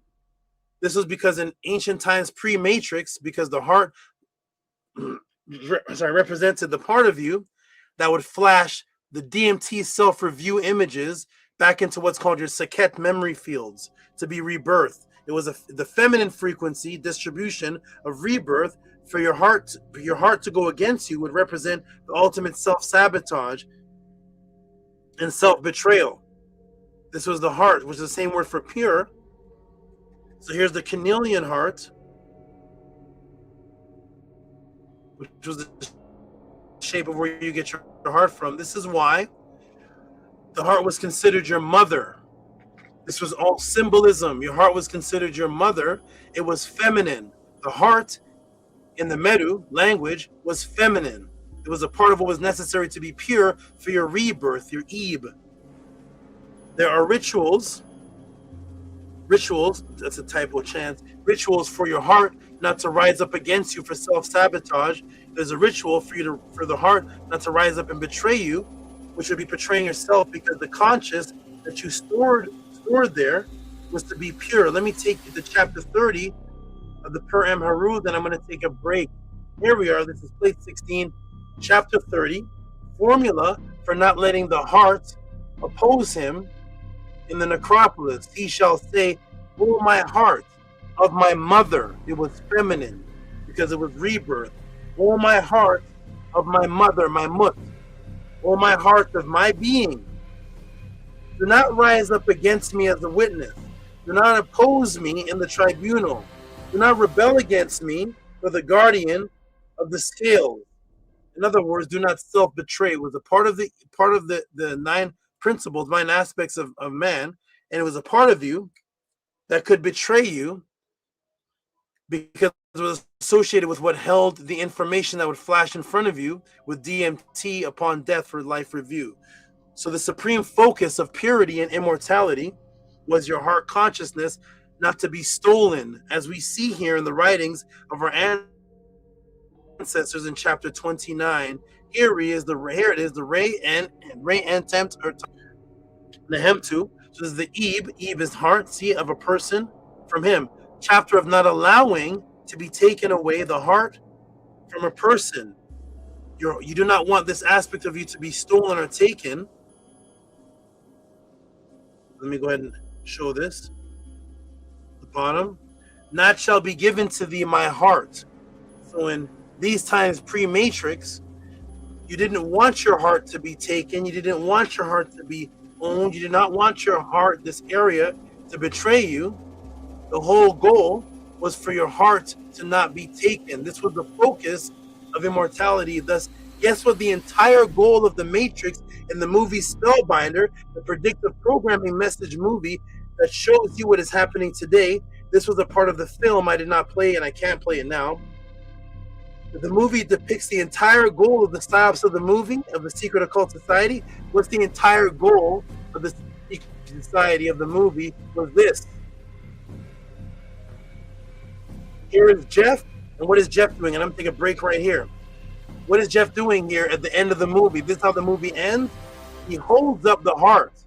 Once he holds up the heart, once he takes the heart, which is what the purpose of the secret societies and the psyops are doing to you, once they have take that area from you, which is the area that holds your information, once they take that from you, symbolically, the mission is complete. It's over. It's all over. And Jeff takes it. Derek takes it by taking the same knife that they had in the beginning of the movie. He takes the same knife, he puts it in his chest, and he takes his heart. But he can only do that after putting on the bipolar mask of the two that were fighting. Let me come to the screen, man.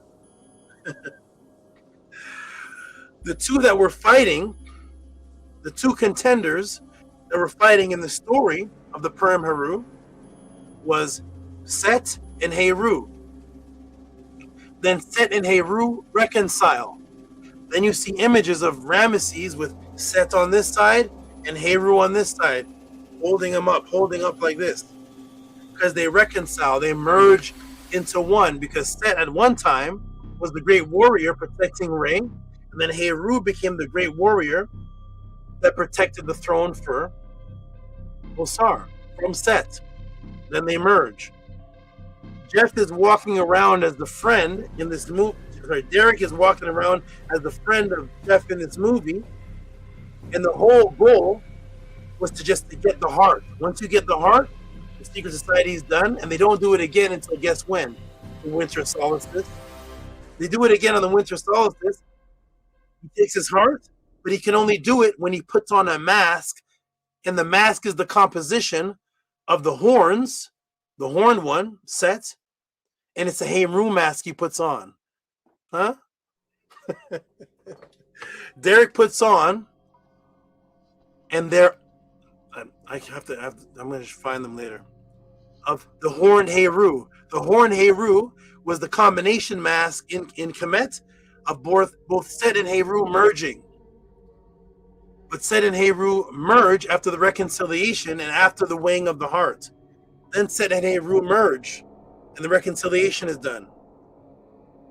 Jeff has to put on, it's a Heru mask he puts on. He puts on the falcon mask with the horns of Set, and then he can take the heart.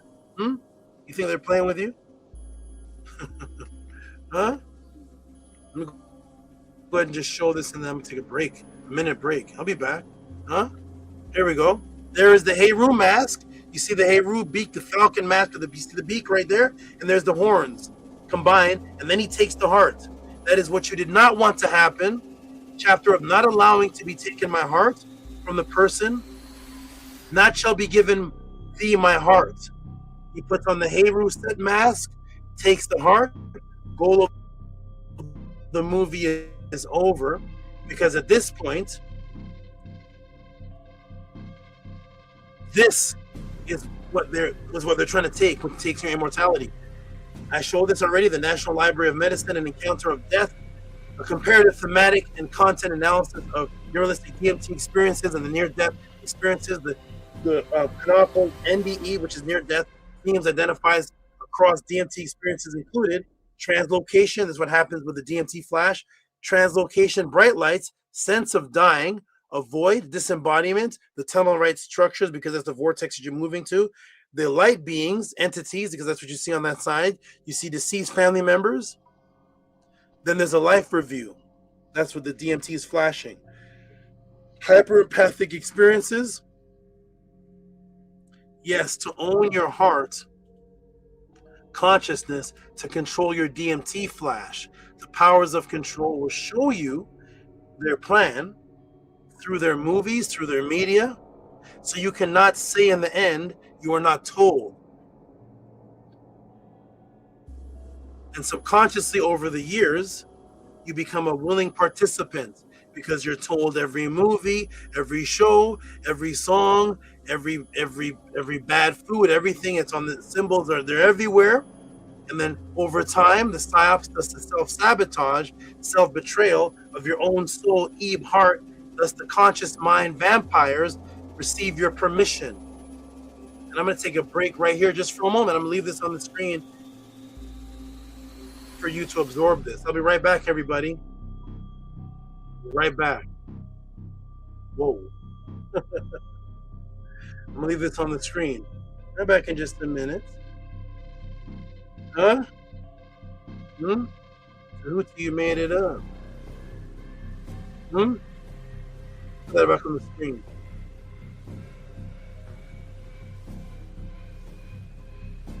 Right back in a minute.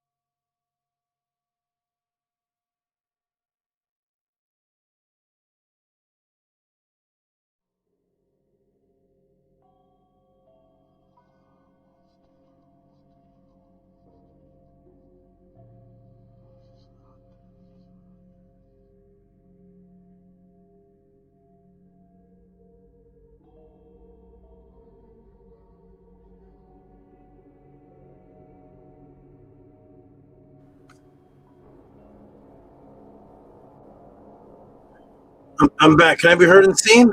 Press 9 if you can hear me and see me. Hopefully here. Yeah. Y'all can hear me? Woo. Let's go. 9 if you can hear me and see me. We're getting right back into it.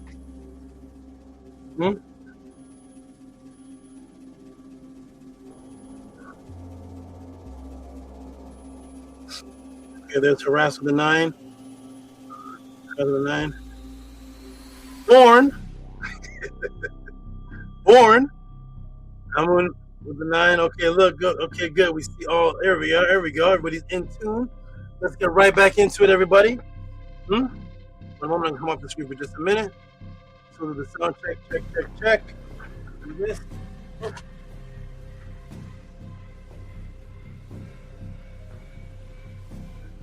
Check. Okay, good. I can be heard. Visual. And there I am. All right, here we go, everybody. Ooh-wee. Ready, everybody? Thank you, Harasses. Welcome back, great Tehuti. All right. Let's go, everybody. Pod class. Overdrive. Here we go. Boom. All right, so we're right back to the focus of the movie, because remember all of this is a message of what's happening in the real Psyops. The movie is a reenactment of what the real Psyops is. The secret society, their goal is to take the heart, and they're posing under the mask of Heru and Set, the horn mask and the falcon mask, and their goal is to take the heart. That is symbolic of what's actually taking place in the real world, the altering of your bioenergetic template, your pure energetic projectable double, and of course your biological imperative, and of course the stealing or the addition of impure thoughts to what flashes across the mind of the DMT when you're doing the real life review. And that is the whole goal. Once they have that, you are owned. They are the ones that own the heart. That's why it's the only body part that's ever described that someone can own or have the key to, which means it's a protection over it. But there's no key to your liver. There's no key to your intestines. There's no key to your lungs, key to your left quad. It's only the heart that there's a key to. There's a protection of it because in ancient times, you did not want the heart to self-betray you, and you did not want your heart to be taken. And boom, you have to have permission. I can't play footage 9, but in footage 9 demonstrates the permission that's given in the movie. With footage 9, he's the one that goes to the place. He's the one that invited her in. He's the one that goes to the place to save her. And she said she knew you would come back. I knew you would come back, because she warned him or told him in the beginning that the sacrifice has to be a willing participant. So now the first story on Earth, now we go back, pre-Matrix, right back to Tamaray, right back to Smawitawi Kemet. The first story on Earth of healing, the back of a man, was a female healing, or the back of what's called the jet of the male, through what appeared to be a miracle. What appeared today, the description of what happened then would appear to be a miracle today, which was Heka, which was of course first attested in the story of Aset, whose name was also Marie. Aset's name was Marie. This was when the story was pure, thousands of years ago. Remember, her name was Marie. I want everybody to remember that. Marie, which is why you see in ancient images Marie with her 2 hands up in the air, and her hands aligned to the back. And this, of course, is stated directly in the Book of Immortality, 1250 BC. Evolutionary of himself, salute are Senez 2, Aset and Nebti. They sing songs of joy, Sekai. The Sekai songs of joy that they're singing are the songs of memory, conscious memory. That's why the word for songs of joy is the word for conscious memory. The conscious memory that's being sung is the singing of the frequency to revive somebody's ka, or to revive the light inside them. That's why you see the same word that says songs of joy in English, but the Sekai is the word for power, power memory. Power memory, and this here is a symbol. Oh, there it is.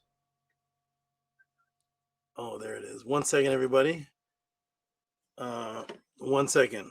I have to make note of something for all of you. For something I just saw again, and I got to make note of it for months from now or years from now when somebody asks me about it. So I have to make a note. These are some of the things that Tehuti has to do to. Oh boy. One moment, everyone. This is for you all. Don't worry about it. It's somebody's going to inquire about something, and I have to record that I'm getting the information answer for it now, so that when the time comes when somebody asks about it, I can show this date and time and show this is when it came to me. So let me just give me a moment, and let me just send this to my own self. Okay. Yep. Two. Can't say it right now. Lovely. Two.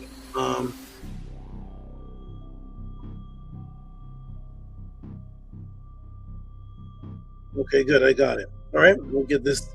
Somebody's gonna ask me this some years from now or a month from now, and I'm gonna take it back to this podcast. For those who stick around that long and say, "I had remember when I was saying I was getting the answer."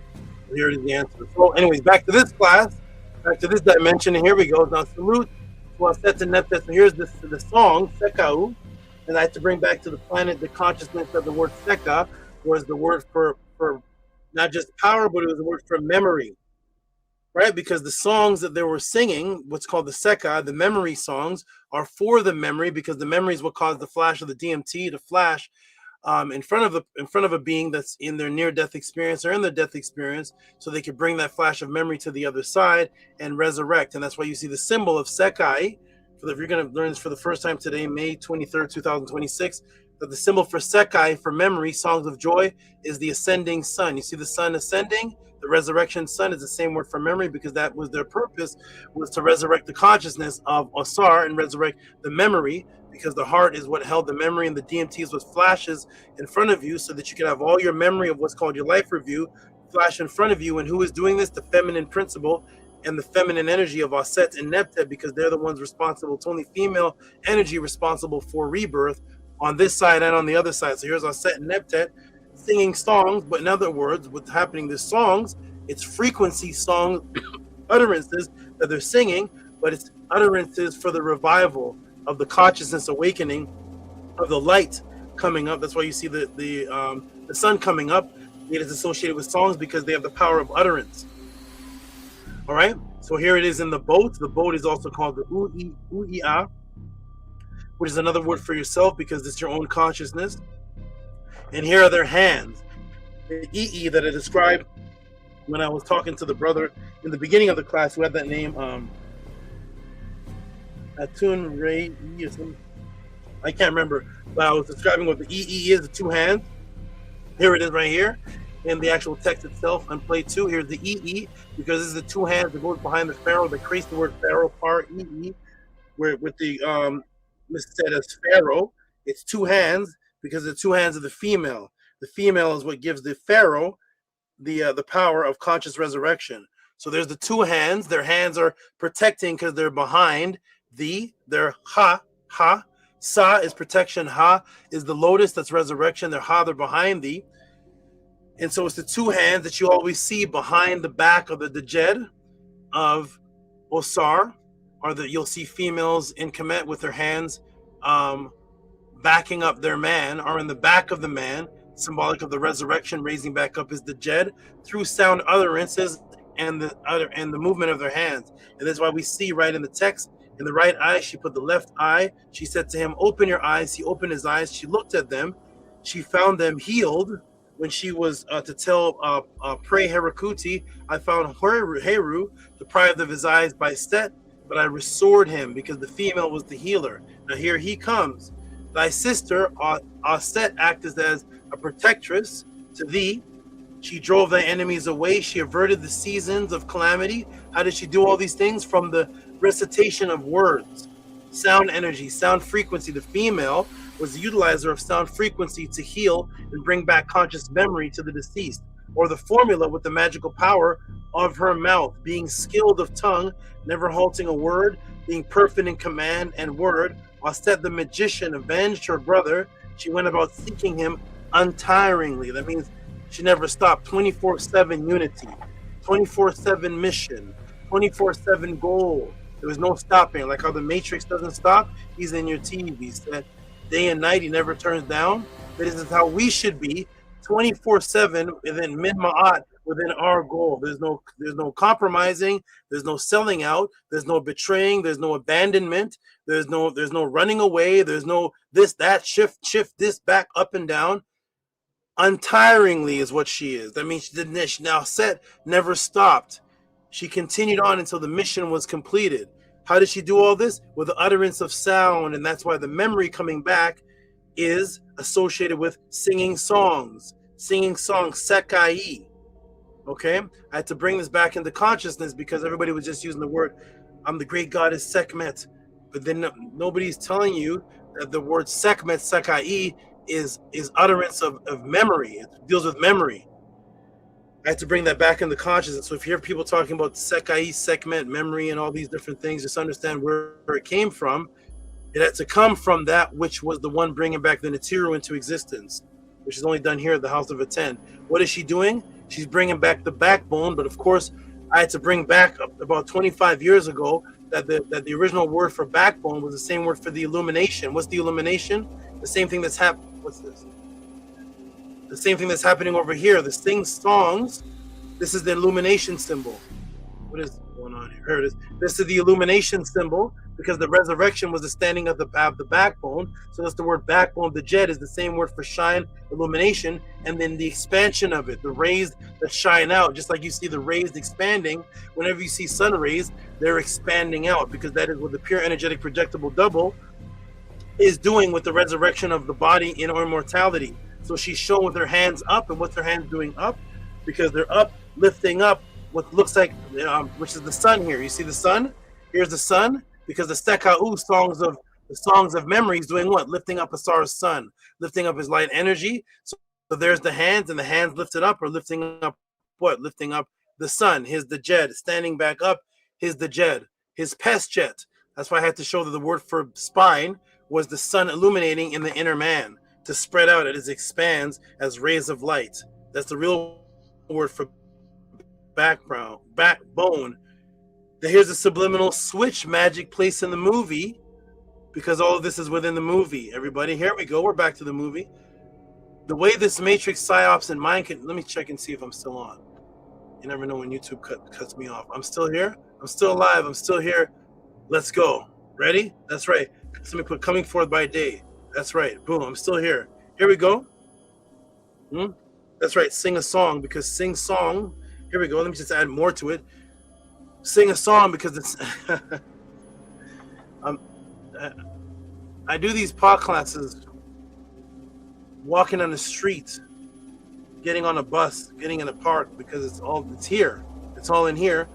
So I could take this sing song because this is what they're doing. So how this goes into the matrix is this is why that's why songs are created, because the cleaning of the Pekka Mku was represented by two symbols. One was called the Hek, one was called the Ku. The Ku was the same word for soul. It was the same word for the light of Asar. Ku, it means light consciousness. The Hek was where you get the English word hook from. Hek is a hook, it's a farmer's tool that grabs something and controls it. The Hek and the Ku were two tools used. One was used to put the wheat, to separate the wheat, the sermon of the wheat, and one was used for the controlling of the sheep.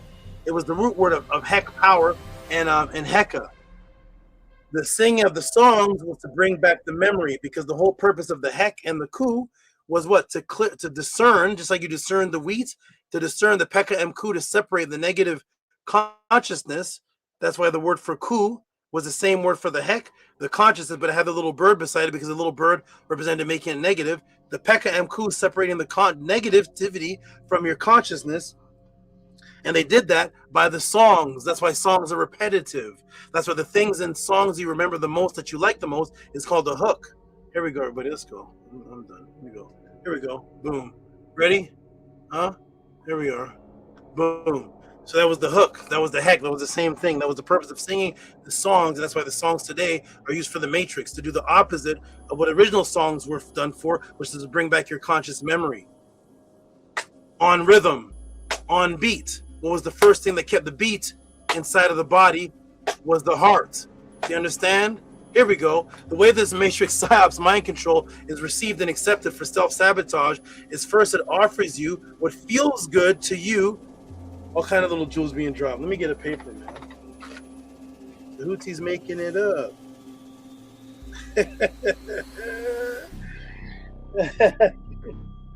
Oh my goodness. The way the Matrix Psyops and mind control is received and accepted is for self-sabotage. First, it offers you what feels good to the dopamine. It feeds your dopamine. Then you get what's called microwave satisfaction. It creates a rapport with your attraction to self-satisfaction to create the self-sabotage. This was shown in the movie by the main character, Jeff, receiving something. And guess what the first miracle? The first miracle that Jeff received in the movie that Miranda does all the way down to the positioning. It was the first miracle. I can't play the footage, but the very first miracle that Miranda does to Jeff, guess what it is here? This was the first miracle in the movie that gave Jeff his satisfaction, that caused him eventually said, you could stay with me, you can move in with me. She got naked because it all goes back to sex magic. So she had to get naked. She held her hands up in the air and she started chanting. She started chanting words that sounded like constellations. If you listen to the movie, I can't play it. I can't play it, but she started chanting things that sounded like Pleiades, Taurus. She started chanting star constellations dealing with seasons, and then she held on Pleiades, Taurus. She started saying these things, and then she put her hands up in the same protective back Osset Nebtet symbol supporting the Djed, and then she put her hands down, and the first miracle was to heal his back. That was the very first miracle. Here we go. Huh? A stock for law. Huh? That was the first miracle. Here we go, everybody. Welcome to the pod class. Here we are. Huh? This is too much for some people to handle.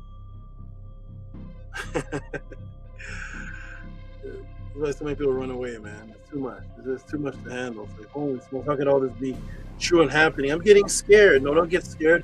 Get empowered. See, it is there. The hands up supporting the back, raising the back. That was the healing of the back to heal his pest jet.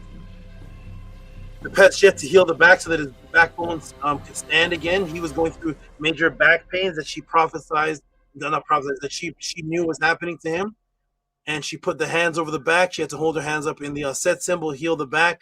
And then she performed the very first miracle. And they called it a miracle in the movie. They called her a miracle. The first miracle she performed was the reenactment of Osset and the resurrection healing of the back. And then in the movie, they called her a miracle. Where does the word miracle come from? Here we go, everybody. Yes, boom, healing. Boom, healing the Djed in the back with her hands up in the ka position. She performed this with utterance of words for the very first miracle. What's miracle? Wondrous work of God, miracle story. Okay, marvelous. Marar, Myris. Well, by the way, guess what miracle is the root word of? What's miracle the root word of, everybody? Do you know? Let me go ahead and show you. This is her first miracle. They called her a miracle in the movie. This was Osset's first miracle. It was to resurrect Asar, and they called it a miracle. And here's a miracle right here. What is miracle? Oh, the root word of Miranda. That's her name. Huh? That's the name of the woman. Tehuti, this is too much. Stop the class. Huh? That's her name. Her name is Miranda, which was the code word for miracle. That was her name in the movie, Miranda. Huh? Miranda, which was go see miracle, mirror from Miranda. That was the miracle. That was the Marie. There it is. That's her name, miracle, right there. They put it right in the movie and gave that to her as her name, which was Mara, which is miracle. Huh? Boom. The name of the Spellbinder who performed the first miracle was the healing of the Djed, the back of her man. That was her first miracle, and that was her name from the very beginning. So the ancient Naturt, Marie, Marie, the ancient term Marie, as the back healer in the time of the ancient time called the Zeptepi, was being done through utterance of words, sounds. It's unbelievable to most people in the current corrupted mind, and that's why they had her in the movie, saying those sounds and utterance, holding her hands up, like I said, then putting her hands on the back as her first miracle. They called her miracle. Miracle is Miranda from the word Marar. That's Marie. That's Aset's name. It sounds unbelievable, but they're showing you these things in the movie that actually was an ancient text that was normal to us at that time, but it's unbelievable to us today, most people today with their corrupted mind. But the original stories of the feminine healing hands and utterance was in the record of what's called Nehet, her habit. Now what I'm going to do is I'm going to show you the record of Nehet, her habit. Nehet, her habit, and I'm going to show you my translation of Nehet, her habit. Nehet, her habit was the magic, what they call the Metternich Stella. Stella is the misname of it. It wasn't called the Metternich nothing. The Nehet, her habit, here we go. Nehet, her habit of the name of the last pharaoh that actually performed dream magic on Alexander the Great's mother and father to make Alexander the Great believe he was a child of Amun, went, and according to the Greek writings, went into the dreams of the mother and father and went to the mother and performed sex magic on the Greek mother to come back, to have the son come back and save Kemet. This is his, her habits writing, what they call the Metternich Stella. Here we go. This is too much. I can't take it anymore. I know it's a lot. We have 40,000 years. Here we go. 40,000 years of corruption to catch up, to fix. Here we go. Ready? So there it is. So here's the Nehet, her habits. And there it is. This is a 359 to 358 BC, 341 BC, and Nehet, her habit. And here is the spell. And here is the story right here of what she did and how she was the original witch goddess.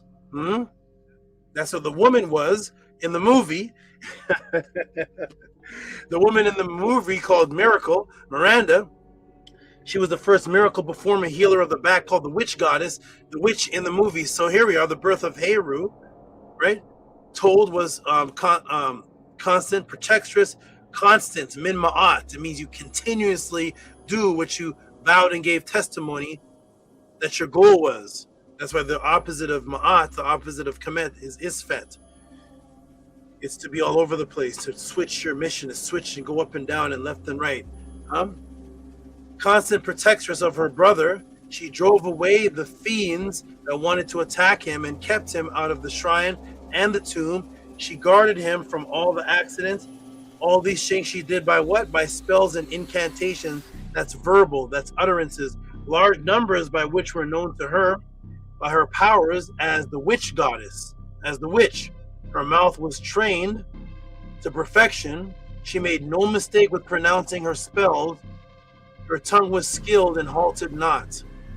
And here I have translated, me, Tehuti, I translated this section mentioning specifically the healing hands, the feminine energy of consciousness for healing. There's a translation that I did. I actually did it for one of the people that ran away. But here it is, a personal translation, but I did it for myself, and then I gave it to one of the runaways. But here it is, the hands of the great Paut. So here, this is the Metternich Stella, or her habits writing. So here's the hands of the great Paut. And the small Paut, it has hem, saved, female energy from the poison of the mouth of every serpent. This cat, which is another word for mind. The understanding of the cat was the ancient word for the mind. Meow.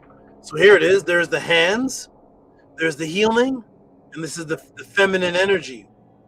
Healing of feminine energy utilizing the hands. And the utterances. Yes, this that they have put in a movie, Spellbinder, that was originally written about by the Natiru thousands of years ago, a goal pertaining to energy being used without modern day diagnosed medicines to heal, and using sound frequency is sometimes is being used and studied by scientists today. Yes, this is not just in a movie. but it was real to us thousands of years ago, and modern times is still being used today. Guess what is being used today to shatter cancer today? What's being used today to shatter cancer today? Sound energy medicine, Renaissance. Sound energy medicine practitioners, Renaissance frequencies are shattering shattering cancer, leukemia, and other diseases. Incredible resonance frequencies are shattering cancer, leukemia, and other diseases. Anthony Holland, Associate Professor Director of Music Technology, Skidmore College, DMA, MM, BM, President of Novo Biotronics Incorporation, nonprofit 501c3, charitable and educational company. During many years of scientific research, has discovered the ability of oscillating pulse electric fields, OPEF, to destroy cancer cells, and MRSA in laboratory experiments. And there he is right there. That's sound frequency destroying disease. Yes, sound resonance frequency destroying and healing cancer and leukemia. And let me reveal to what is stated. Let's go now to the CIA files. Let's go now to the CIA files. I'm gonna go specifically to CIA file 00792R00060038001-0. Now we're gonna go to the CIA. Tehuti made it all up. Tehuti pseudo, and Anthony Holland is just a fringe pseudo scientist. But we're gonna go to the CIA, so the skeptics can go and knock on the CIA's building and set up a good debate with them. Because we're gonna go to the CIA number again. CIA RDP 96-00792 R 000600380001-0. What does the CIA have to say about this? What is the CIA putting their hundreds of thousands and thousands of dollars into? Let's see what it says. Hey, approved for release. This came out under disclosure 2008-09. And there's a CIA number right there. Several years ago, there appears to be a number of publications in the Soviet Union, large number of reports of super sensitive, one who is a master of super perception, who had amazing abilities to diagnose and treat various types of illnesses. Many of the authors pointed out that let me get some water. Oh gosh. That the super sensitive can guess the state of the body and can quickly, accurately determine the illness with results better than the doctors, using various types of instruments and equipment and biochemical examinations. Furthermore, the only tools that super sensitive uses are his own hands. During his examination, the super sensitive does not need to touch the patient. Where do we see that? Right here. There's the healing of the body, the healing of the back, and she's not touching him at all. It's just a movie, Tehuti. Oh, the CIA likes this movie. Here's the CIA's rendition of the movie that came out before the movie. There it is. Here it is. Furthermore, the only tool to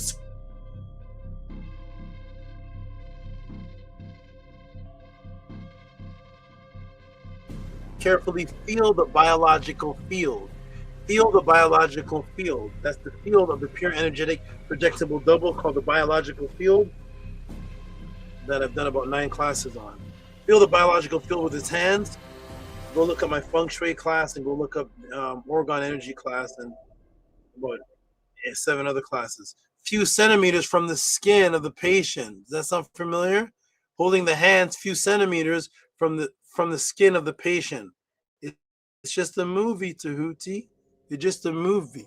Enjoy the movie. Eat your popcorn. Eat your popcorn, enjoy the movie. Here it is. Few centimeters from the skin of the patient need not disrobe. Then, depending on the characteristics of the patient's biological field, he proceeds with the diagnosis. He proceeds with his diagnosis. Actually, he can recognize all types of illnesses which are already known immediately from what part? where does it start? From spinal meningitis to duodenal ulcers to geriatric hardening of the arteries.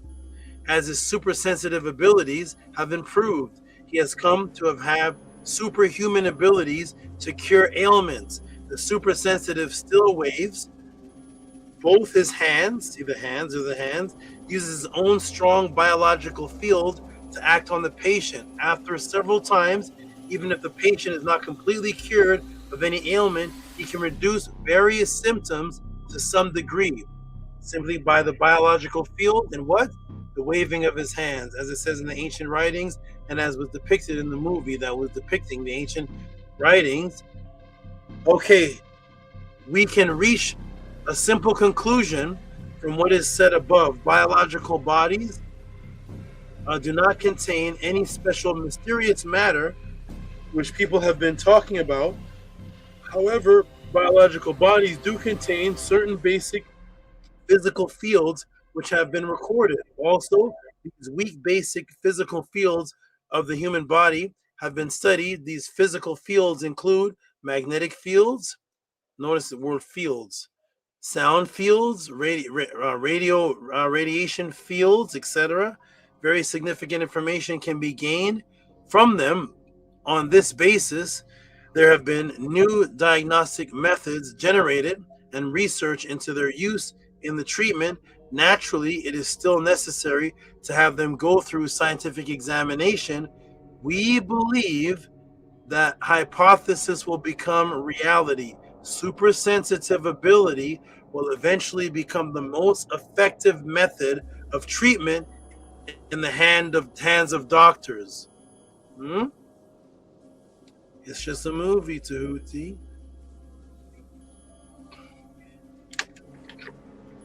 Translated by Li Hong, Russian science. When?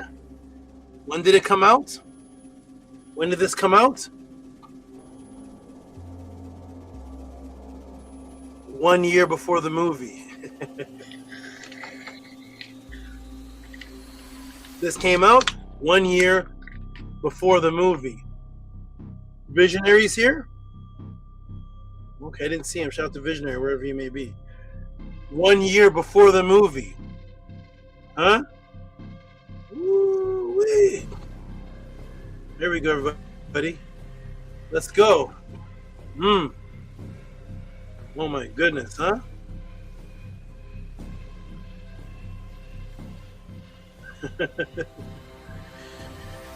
Oh my goodness. Here we go, everybody. Here we go. Woo. Let's move this over here. 1 year before the movie, 1987. The movie came out in 1988. Here we go. Boom. The bioenergetic field healing better than doctors, utilizing the waving of hands. That's what was shown in the movie that you think is just entertainment and fiction, but yet it is echoing the words of the ancients. And the CIA is studying this and they're studying what the person's actually doing. They're not experimenting, trying to get it done. They already have the results, and they're studying how to expand this.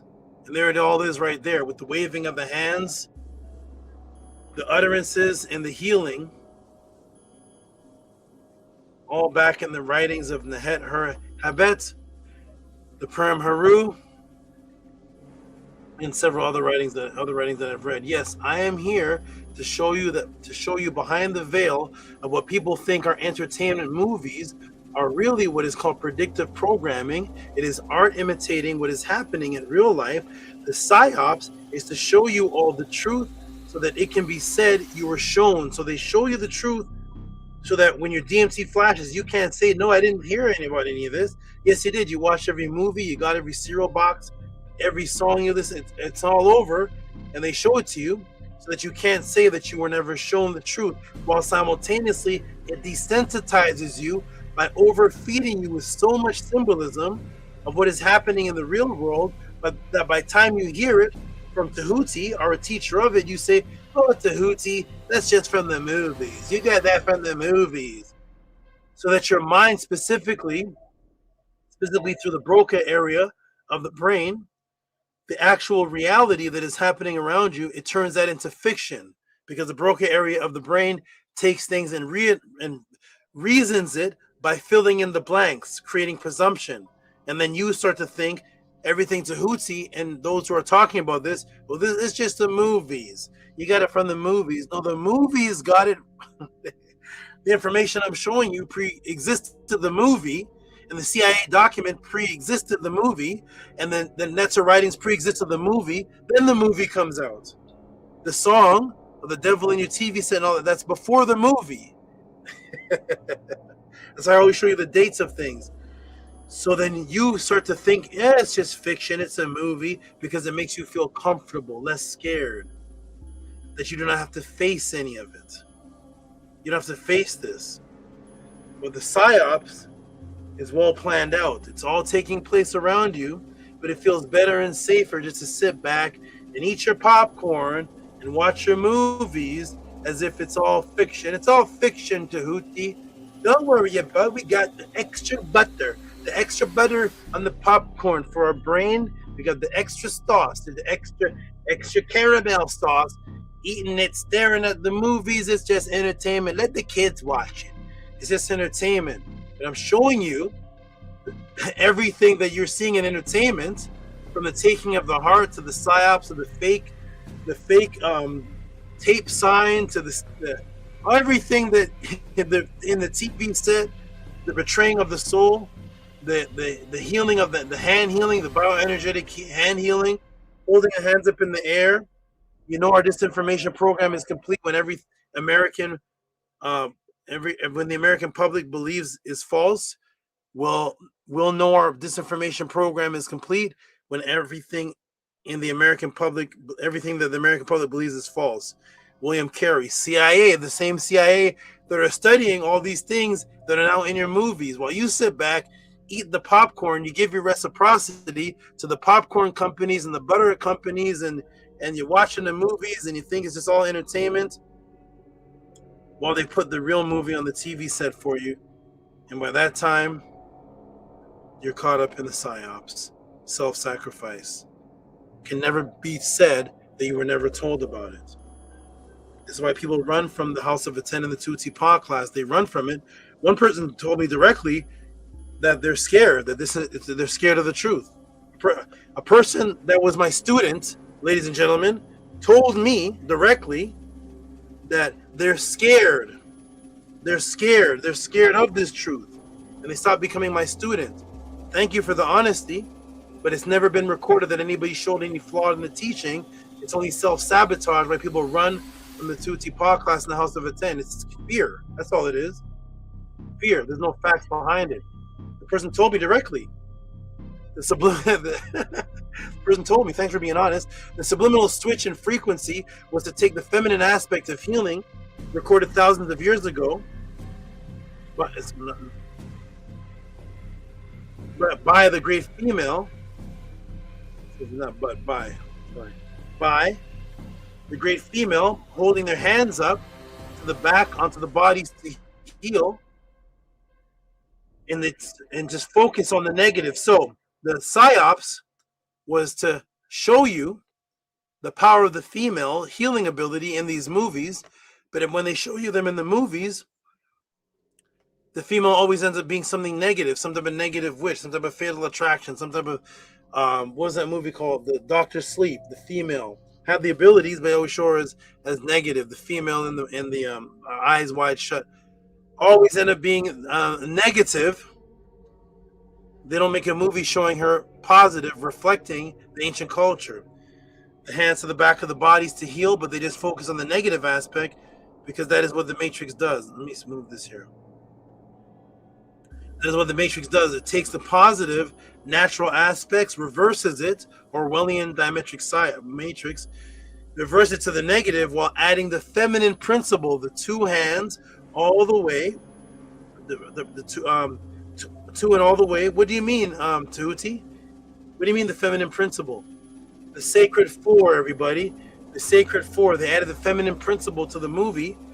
They added the sacred four. I'm going to show you. The sacred four was the expansion number of the female. Sacred four is also the sacred four, the sacred fours of the feminine consciousness that would rebirth and guide in the afterlife the soul for the growth expansion. So in the ancient writings, the sacred four, the number 4, was this symbol right here. This was the sacred four. It was the woman's body. It was depicted as the paddle, because the paddle represented that which was directing the boat of consciousness. This is why I had to bring back about 25, 26 years ago. I had to bring back to the world that no, this is not this is a boat that's mentioned in the Purim Haru. I had to tell everybody 25, 26 years ago, this boat is the same word, int. Ant is the word for consciousness, and it's the symbol of Neith. It's a symbol of Neith. It's a boat of consciousness, and it means to perceive, and the energy that controls the boat on that side is the female. That's why you see Aset right here in the beginning of the boat. And what do you see under her? The two symbols of the serpent. The serpent was the way in Metanetter that you made something feminine. This was the feminine Aset and Neptet. They were the guides of the boat, because only the female could guide you into rebirth, because only the feminine principle, the feminine aspect, could guide birth. The male, oh my goodness, man. The male plants the seed, the female guides it from that point from 9 months, and then guides the child out of the womb. That happens on the physical realm and in the afterlife, and that's why the great oar of the boat, was a woman's body, not a male's body. With the upside down triangle right here, that's the vagina.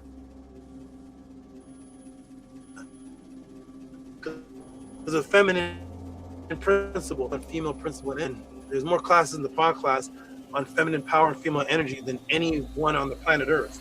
I dare anyone to bring more classes on the female frequency from the actual ancient writings than what's in the Tehuti pod class. I have over 46 classes on feminine energy from the writings, not from the tip of my head, not from the Pisces, then the tarot card, not from that foolishness, from the ancestors. I have over 46 classes on feminine energy. Let's go. Here we go. Just as the baby in the womb, surrounded by the womb, the female was seen as the energy, the growth in all 4 directions. That was the 4 oars, the 4 rudders, the 4 guides, the 4 directions, the 4 great birth mothers. Because when the child is in the womb, here's a little jewel for the sister named Woman. When the child was in the woman, when the child is in the womb, when the pharaoh, before he's a pharaoh, when everybody is inside the womb, the child in all 4 directions is surrounded by feminine. This way, that way, up and down. I had to bring that, what I started teaching that 30 years ago, 25, 32 years, I can't even remember it, man. I don't even know how old I am. But anyways, over 3 decades ago, I had to bring the feminine frequency of all 4 directions in the writings was the baby that's inside of the womb, and no matter which way the baby turns or moves, the female is protecting him from each side, up, down, left, right, diagonal, all 4 directions. She's the sacred 4, and the woman is the energy that's guiding the child inside the womb. She's considered the sacred 4 or the sacred oar, and that's in that 4 oar, number 4, with the 4 female aspects of guidance, is in the Purim Haru 2550 BC, not from Tehuti's head, not from some TikTok, not from memes, not from some sister saying, listen, the feminine energy is coming from the 3rd Vesica Pisces of the moon on the left side of the tarot card, because the astrology symbol is your left brain moving. Not that. Coming from what the ancestors, the female ancestors, depicted themselves as before colonization, before the movie, before the Matrix, 4 oars, the 4 guides in the afterlife. Don't worry, next week's class is going to be on gender role. That's going to be Jehuti's question. Next week's class is going to be on gender role, another blowout class. Going to be on gender role, the gender of the male and the female, and on this side and the next side. Let's go. Here we go, everybody. Ready? Here we go. Here we go. 4 directions. That was the feminine energy. This is what the females should be talking about. The females that are out there saying, "I'm the goddess mother. I'm the great goddess." Refer it back to the ancestors. I'm giving all the women on the planet a reference of what to refer to, but it takes diligence and high study and it takes determination and discipline to get all this down. It's easy to just open up a tarot. This is the devil sign. Here's the tarot card of the astrology. The Jupiter is moving across the fifth moon. It's easy to do that because the Greeks invented that. Now, let's get back into the consciousness that we created, where we depicted the female as these 4 oars and the 4 cows. And the number 4 was the feminine sacred symbol of the 4 directions, that she was everywhere in every direction. And that's why there was a praise, hail to the female. I had to bring this out about 22 years ago. The hail to the female, 32 years ago. In plate 36, this was the hail to the female that was called the Great Rudder. You see the word rudder? See that right there? This was the hemi. Hemt, is the same word for wife. Females out there, sisters out there, feminine goddess out there. Here's your words. Here is what the ancestors say, the word for wife. So we didn't use the word wife because wife was the word for bitch. Wife was the word for female dog. Within is the word for female dog. So we didn't use wife. We called the woman, the female, the hemi.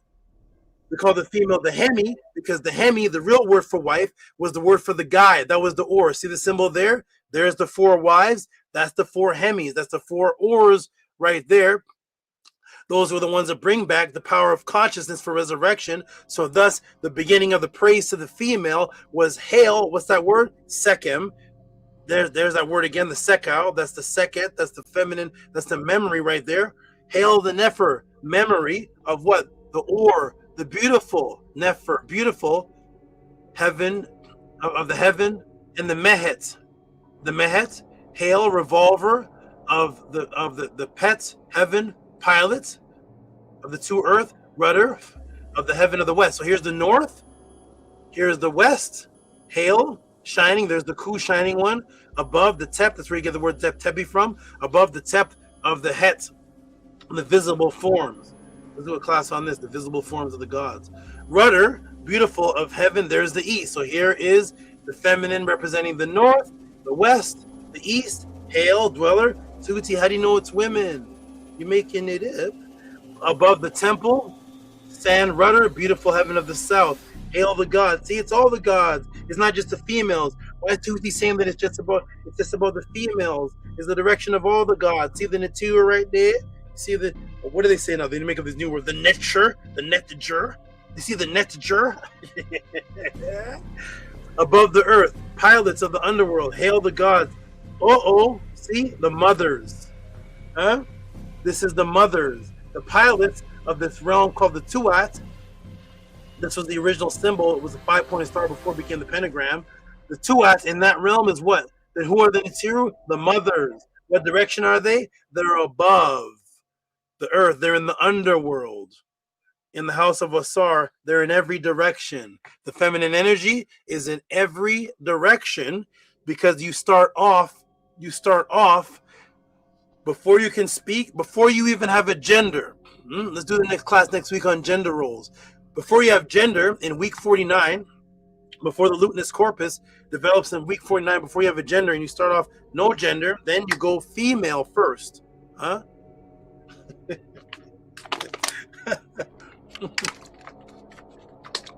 Then you go female first, and the luteus corpus starts translating the feminine body parts, clitoris into penis, ovaries, the prostate gland, the womb becomes a prostate. Then the luteus corpus starts to translate first no gender, then female, then male. And while all this is going on, that's making you and creating you, you're inside of the woman that's in every single direction, guiding you. How is she guiding you? Because the placenta, that's the part that comes from the male, the placenta is all determined upon what the female is eating. Everything she's putting in her body, everything that's in her, the placenta is cleaning the blood and the food and everything she's eating. Especially when a female's producing another female, you got the nails and everything that produce that help with the female. The more is sucked out of her. She's the one guiding the baby. So if she's on crack, the baby may be born a crackhead. If she's healthy, the baby can be. She's the guide in the physical world, and she's the guide in the afterlife. Tehuti speaks bad about women.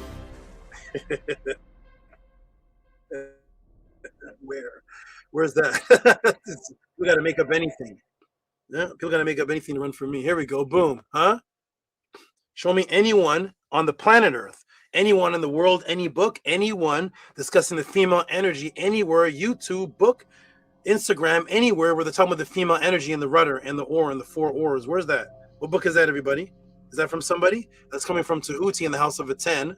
That's coming from us. Here we go. They're goddesses. Bring things into existence. And the ancient word meru for existence was un. It was made with 4 equilateral sides. Here it is, everybody. Un. And there's un. That's the 4 right there. There's the 4. It's 4 equilateral sides. This is the word for bringing something into existence. To become, being, existence, bringing things to be. That's the female's. That's what the female does in her body. Of course, existence comes from outside of the female, because there's many different forms of existence on the quantum level. But when in the physical form, human form, the existence and to become something, the Kepara, evolution takes place within the female. The male ejaculates, he gives the life. The female starts to bring it into a becoming. You go from what the male ejaculates. You don't want to stay there. You don't want to stay. You don't want to stay what the male shoots you out as. So you don't want to live life as a sperm. That's only gonna last a few minutes on the bed sheets. You want to come out, and now you want to go through the process that can only take place inside of a woman's womb. The un is 4. There's the 4 again, the 4 equilateral sides. Now the word for symbol of existence. Now we go to the Dogons. Here's the Dogons, which I already showed on video. The Hogan priests say that they came from Kemet. Here's what the Dogons. What? Here's the word the Dogons have is the word existence coming from the original primordial seed. What's their symbol for existence? Here it is. The 4 again. What is that? Here it is. There's the 4. There's the Dogon word. This is the word pu, beginning of things, primordial time, coming to existence, the substance of things. So here's the meta word for here's the word for the germ of life that bring up 1, 2, 3, 4. There it is right there. And in the medu that the Dogon say they came from, there it is. There's the center piece. 1, 2, 3, 4. Bringing things into existence, the original seed of something, or the original becoming of something. This was the word po. What's the Medu word for 4,000 years ago? So here's po. How else do you say to exist 4,000 years before the Dogons, who say themselves they descend from the ancient people of Kemet? Guess how you say to exist other than un. So here's the symbol of po, which looks like the un symbol for exist, but their word is po. And what's the word for exist? Here it is, po. The Mennonite word for who is or he who exists. What is on me? Something's on me. That's weird. Po. Again, here's the shape. See right there? And the un, which is the 4, bring things into existence. So whether you go to the Mennonite or where you go to that part of Africa with the Dogons, un, and whether you go to the Yoruba, their word is un too, by the way. Should I do a class? Somebody's supposed to ask me a class about the Yoruba, Ifa, and the Mennonite language. I'm looking forward to that sentence. So there it is. So here's po, right there, po, which is to bring things into existence, self-existing. And there's the original germ that brings things into existence, po. There's the un, that's the 4 sides with the center, and there's the 4 sides with the center right there. And there's the po. That's the word, po. So now this un is pronounced W-N, woon. That's why you see sometimes in the writings, woon nefer, because the W is what? What's a W, everybody? A W is 2 U's. That's what they call it, a W. It's literally 2 U's. That's why the word un can be spelled with a W. It's one. Oh, man. Oh, boy, man. Let's go. There's no stopping, right? 24/7, right? Bilderbergs and Rothschilds not stopping. I'm not going to stop. So there's un. They typed it in the class. There it is. Un, right? Un. The same thing. Un. Un is to bring something into existence or existence itself, which is all of existence. That's un. Here we go. Everybody ready? Are you ready? Here's a little extra jewel for you, Nookpoo. Ready? Huh? A little extra jewel for you. There we go. And everybody else. So it's woon. So this goes to the Dogon, from the Kemet to the Dogons. So this is Wun, spelled W-N. W-N, or in English, U-N is the same thing. That's one. One. Guess how you say all things in existence in Buddhism, which is also represented by 10,000. 10,000 in Buddhism is the number for all. I can do a class on that if you will ask me, but 10,000 is for all, or all existence. So there's a way that you say all existence in Buddhism. Guess what the word is, everybody? Huh? You've heard it before. One. One. W-N. One. One is, oh man. One is the word for the 10,000 or all of existence, that which exists, which is one. One. So whether you're in Medunetter and it's one, W-N, which is to bring things into existence, whether it's the Pau, which becomes the Po, and the Dogon, which is the shape of the one, or whether you go now into the Buddhist. I already told you. I already did a class on where Buddhism came from. Buddhism in Ptah. That's what the brother Ptah Buldamu in the class. And Basa Tut, I hope you're good. I hope you come back. I hope you didn't fall off. I hope you're good. But Basa Tut and Ptah Buldamu start off as Buddhists. I did the class on the origin of Buddhism, and where some of these words come from. And now the Buddhist is known as Ptah. Now his name is Ptah Buldamu. He's in the class. Here it is. So Wun. Here's the Wun. Here's the one. And guess what the image is? So the one here, the Wun, is 4. 4. And 4 is also the 4 oars. That is the woman bringing things into existence and guidance. Now we have the word Wun, which is all things. Now we have the word One, which is all things. And everybody, I want you to guess what the image of one is. What's the Chinese image of one? Does anybody know? Huh? No, I know most of you know of one from wonton soup and one. Well, there's one word, but what's the image of the one? Anybody know the image of the one? Shall I show you, everybody? Huh? Shall I show you what's the image of one, which is all things into existence? What is the image of it, though? What is the image of it? Ooh, this class, right? What's the image of one? Show them. Show them the Tiru. What's the image of one? Oh. Bing bong. There it is. The 4. There's your number 4. That's 1. All things in existence. There it is. Uh-oh. Tehuti, what are you doing, man?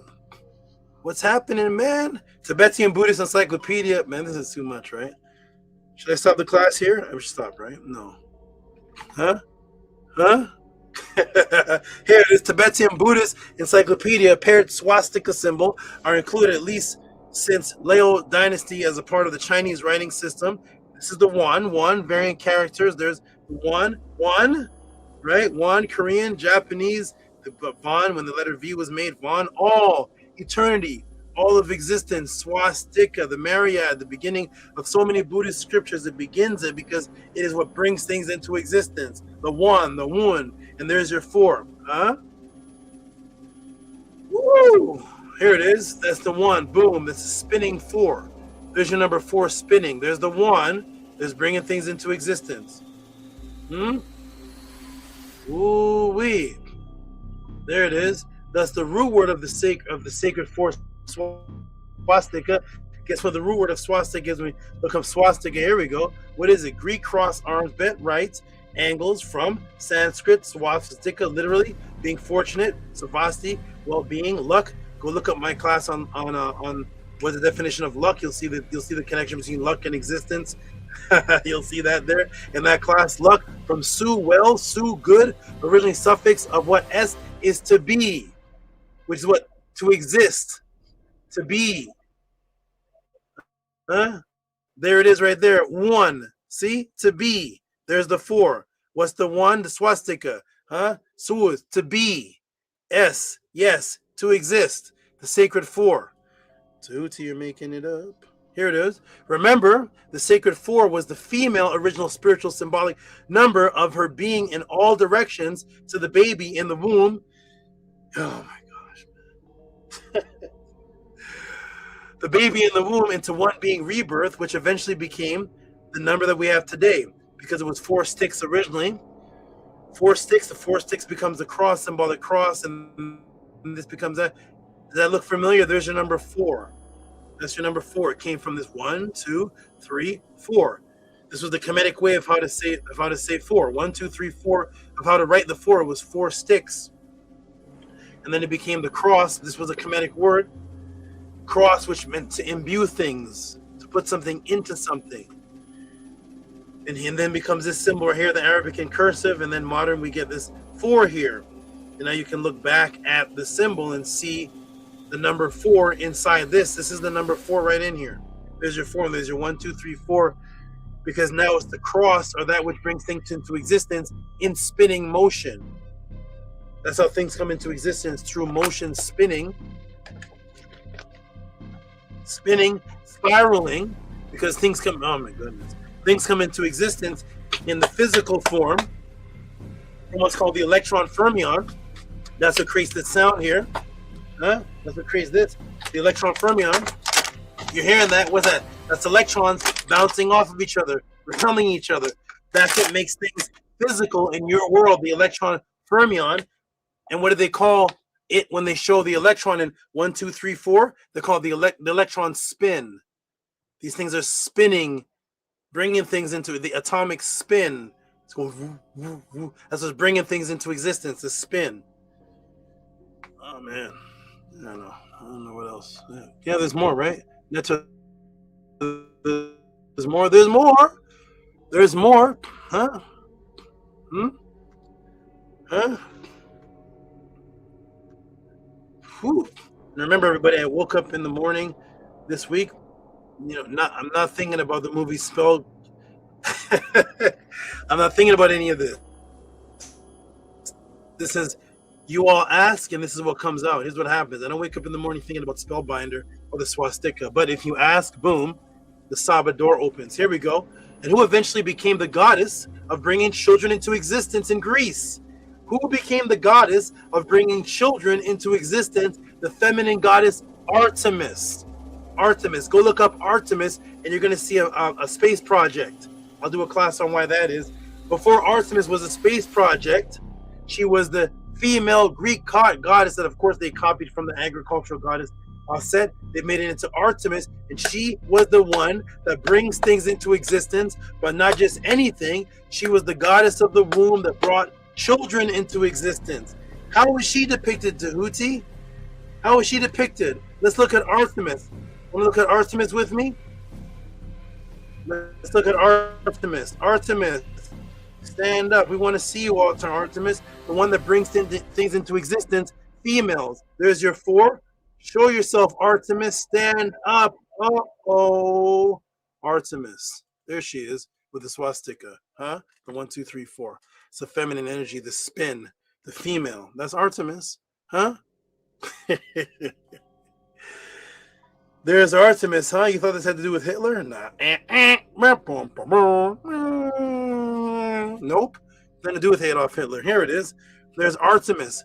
There it is. There's the Boeotian late geometric depiction of Artemis with, there they are right there. There they are. There's the fish. We know the Vesica Pisces. There's a fish right there. There's Artemis, and there they are right there. Huh? There it is. Because the swastika, the 4, in the human form was associated with the female, because she's the one that brings the evolution of life to the planet. She evolves it. She doesn't bring life, she evolves it. The male's the one that shoots out the life. She evolves it. The opposite of life, symbol of growth, creation. So there's a symbol of life, growth, creation associated with the female. The opposite of this life symbol of growth, creation, existence would be something that represents its exact opposite: death, rotting, decomposition. It would be a mutated version of this original symbol, because that is how the matrix works. They keep portions of the truth. Listen closely, everybody. The matrix keeps portions of the truth of as a foundation, because the only way for a lie to exist, the truth must exist first. Then the lie is built on top of it. Every lie, not line, but every lie existence has this foundation. Every single lie that you could think of, the foundation of it is the truth. Every single one. So you have to take the truth and then you add to it. And once you change the truth, that becomes a lie. That's why nobody, and try it right now, try to make up a lie right now. Type it in the chat. Try to make up a lie that doesn't have the truth in it. Go. We got $50.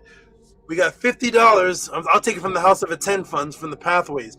We got $50 to go with anybody that can type a lie in the chat that's not based upon the truth. It's impossible. It is impossible. That's how it works out. The lie's foundation has to be the truth, because you cannot make up anything in your mind right now. Try it. Try to type something. Make up something. Make it up. And I will show you the foundation of what you're making up is the truth. Here you go, everybody. Boom. So thus you have to take the sacred four, the swastika, the wound, the four symbol, the four oars, the feminine. Oh my goodness. The feminine symbol, and they have to mutate it to make it now the lie symbol, to make it something, because the lie makes something its opposite. That's why when you hear a lie, a good lie has the truth in it, but is the truth's opposite. That's why anytime you hear of anybody, if anybody speaks ill about the House of Aten or Tehuti, it has to be the complete opposite of what actually happens in verifiable form. It has to be the exact opposite of, because that's the only way to go against the pure truth, is to make an opposite of it. What's this, everybody? Uh-oh. This is the alchemaic four. The alchemaic symbol, this is the symbol for what? Rot. Rot is the opposite of biological imperative. Rot is decomposition. See the symbol right here? This is rot. They know, and they show you the ancient symbols right in these movies. Remember, the sacred four represents feminine growth and female's ability to reproduce and surround in every direction. And the wound, one, existence, creation, is the swastika. So they have to come up with a symbol that looks like four, that looks like this, but it's the opposite of it because it's rot and decomposition. And another version of this is called tin. So when you look up the alchemist symbol, it's tin is Jupiter. There's another version of it, and it's called tin Jupiter. Putrefaction of putrefy, also dealing with death, decomposition, rotting, and Jupiter. If you want the Jupiter jewel, just go back to my, I think it's Matrix class part 2, and go look up this section on Jupiter and Trinity and the feminine aspect of Jupiter and Trinity rising and the 5 lights behind her in the Matrix movie, in the Jupiter Rising movie. I'm not going to do it here, but anyways, Jupiter. Oh man. Oh fine. Oh.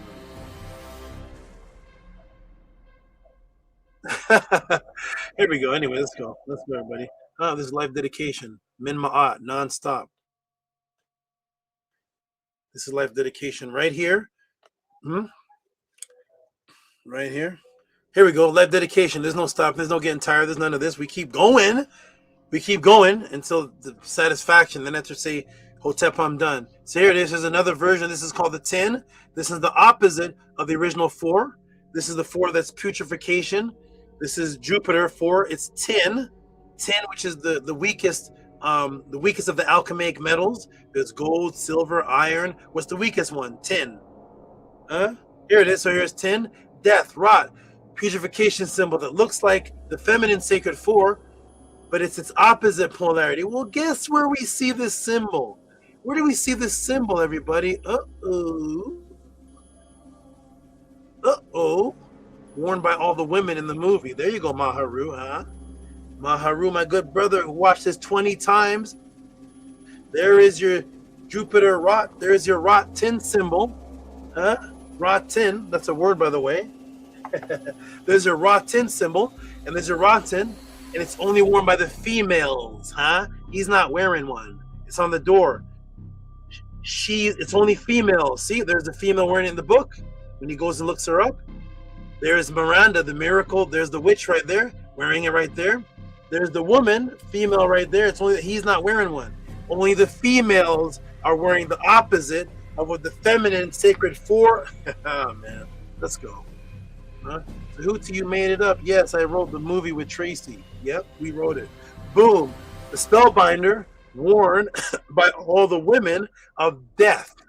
The Matrix knows all these symbols and their opposites and gives them to you in movies and then puts them in your subliminal where you think these are made up in Hollywood when in actuality they're real magical symbols, the opposite of female reproduction, death, decay, rot. When do you see it throughout the movie? When do you see it throughout the movie? When do you see this symbol? It's a signature symbol left. Left where? Right here in the movie on all the things that are rotten. On all the Tehuti, you made it up. On all, did you notice this, Maharu? Huh? On the cars that can't drive anymore, they're destroyed. On the body, the dead rotting body, see it right there, drawn right there?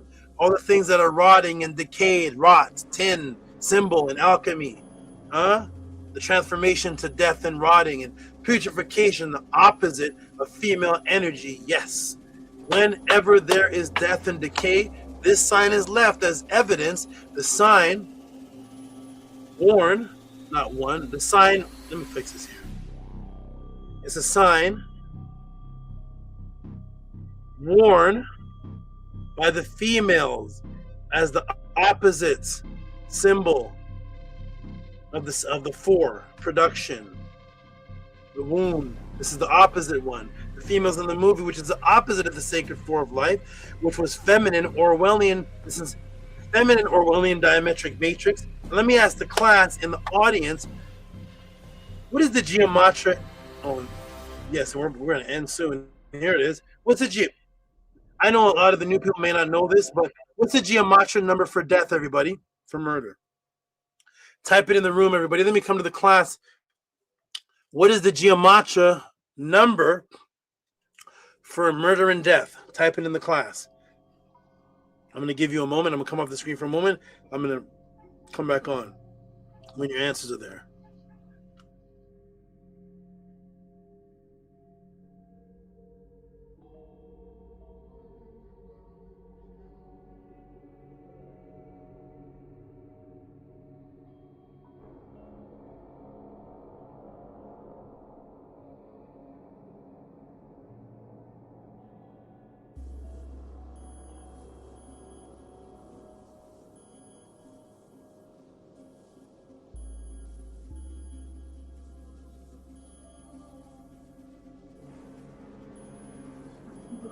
I'm back. No, I'm back, everybody. Here it is. What's the word for 83, which is 11, right? 83 are in verse 38. That's right, because both the same.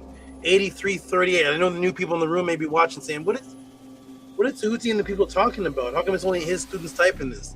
What is 83 is death, 38, 83? What's everybody talking about? Huh? 33? That's the gematria number for death. Death is not the word. Death is death, and murder is the number code. Give everybody a round of applause. Oh boy. Death and murder is the number code. You all are right. That's right. 38, 83, 38. Sorry, 38, 83, 83, 38, 38, 83. Which of course is the duality 11. This is 8, 9, 10, 11. So we know that it's a duality, but it's the opposite side. The two things are parallel, the two parallel worlds, but 83 and 38 are both inverse of each other. In the gematria, it's in the Jewish gematria of the Kabbalah, not in what Tehuti made up. It's not Tehuti's belief or Tehuti's religion. It is where their magic is coming from. Gas prices are 80. They're trying to be slick. That's funny, hidden son. Okay, here we go, everybody. Ready? So here we go. Boom. You like this, Maharu? I'm trying to answer for you. I'm trying to do it. You can send it to. Who are you gonna send this question to? Oh man. Huh? Here we go. Boom. Ready? Boom, boom, then boom. Mm-hmm.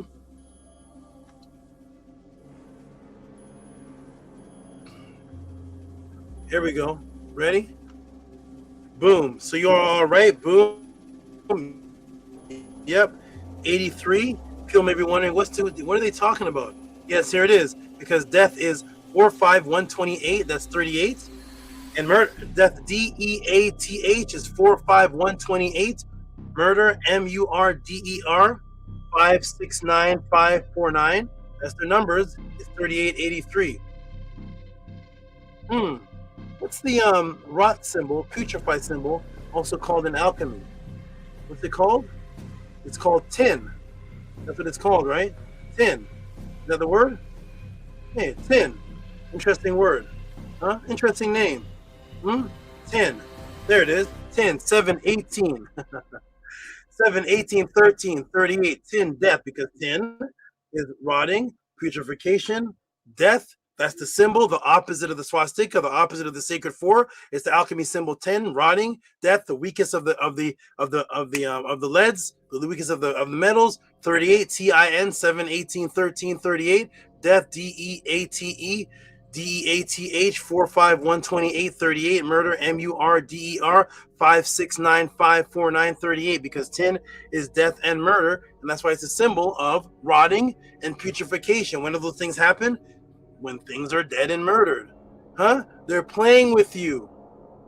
They are not playing with you, yet they are playing with you. And remember, everybody, murder is 83 in the reverse gematria.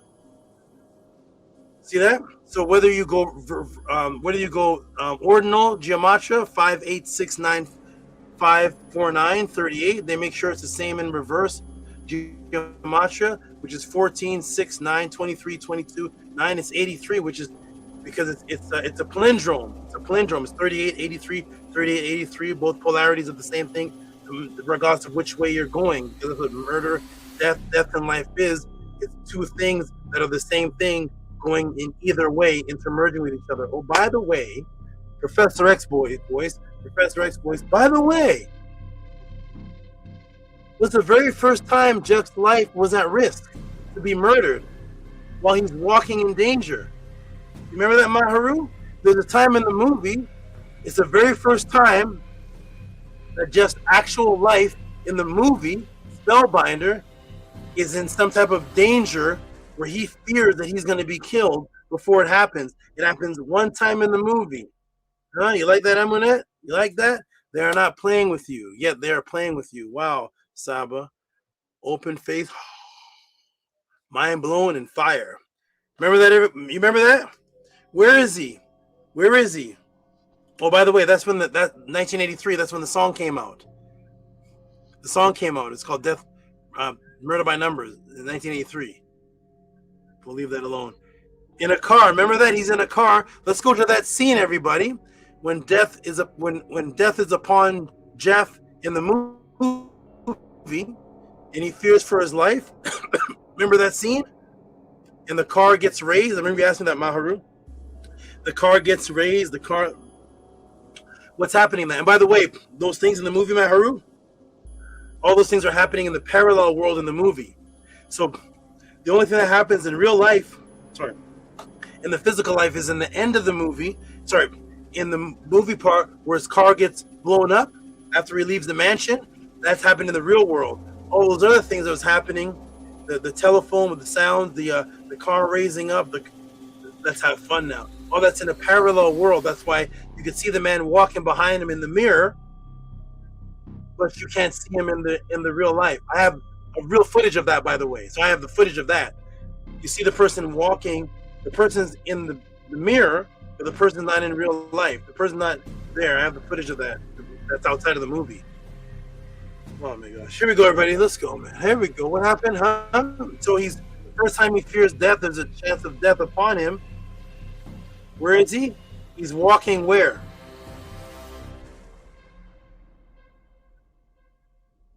Right here. Uh-oh. There he is. And they make sure they put, there's 83 right there, and there's 83. There's 83, and that's the first time that Jeff's life is actually threatened. And there's the 83 that they keep showing in the section of the movie. Here's the movie Murder by Numbers, Sandra Bullock. There's the murder, the by is 8, the 3 is E, the E is 3, there's 83, 38.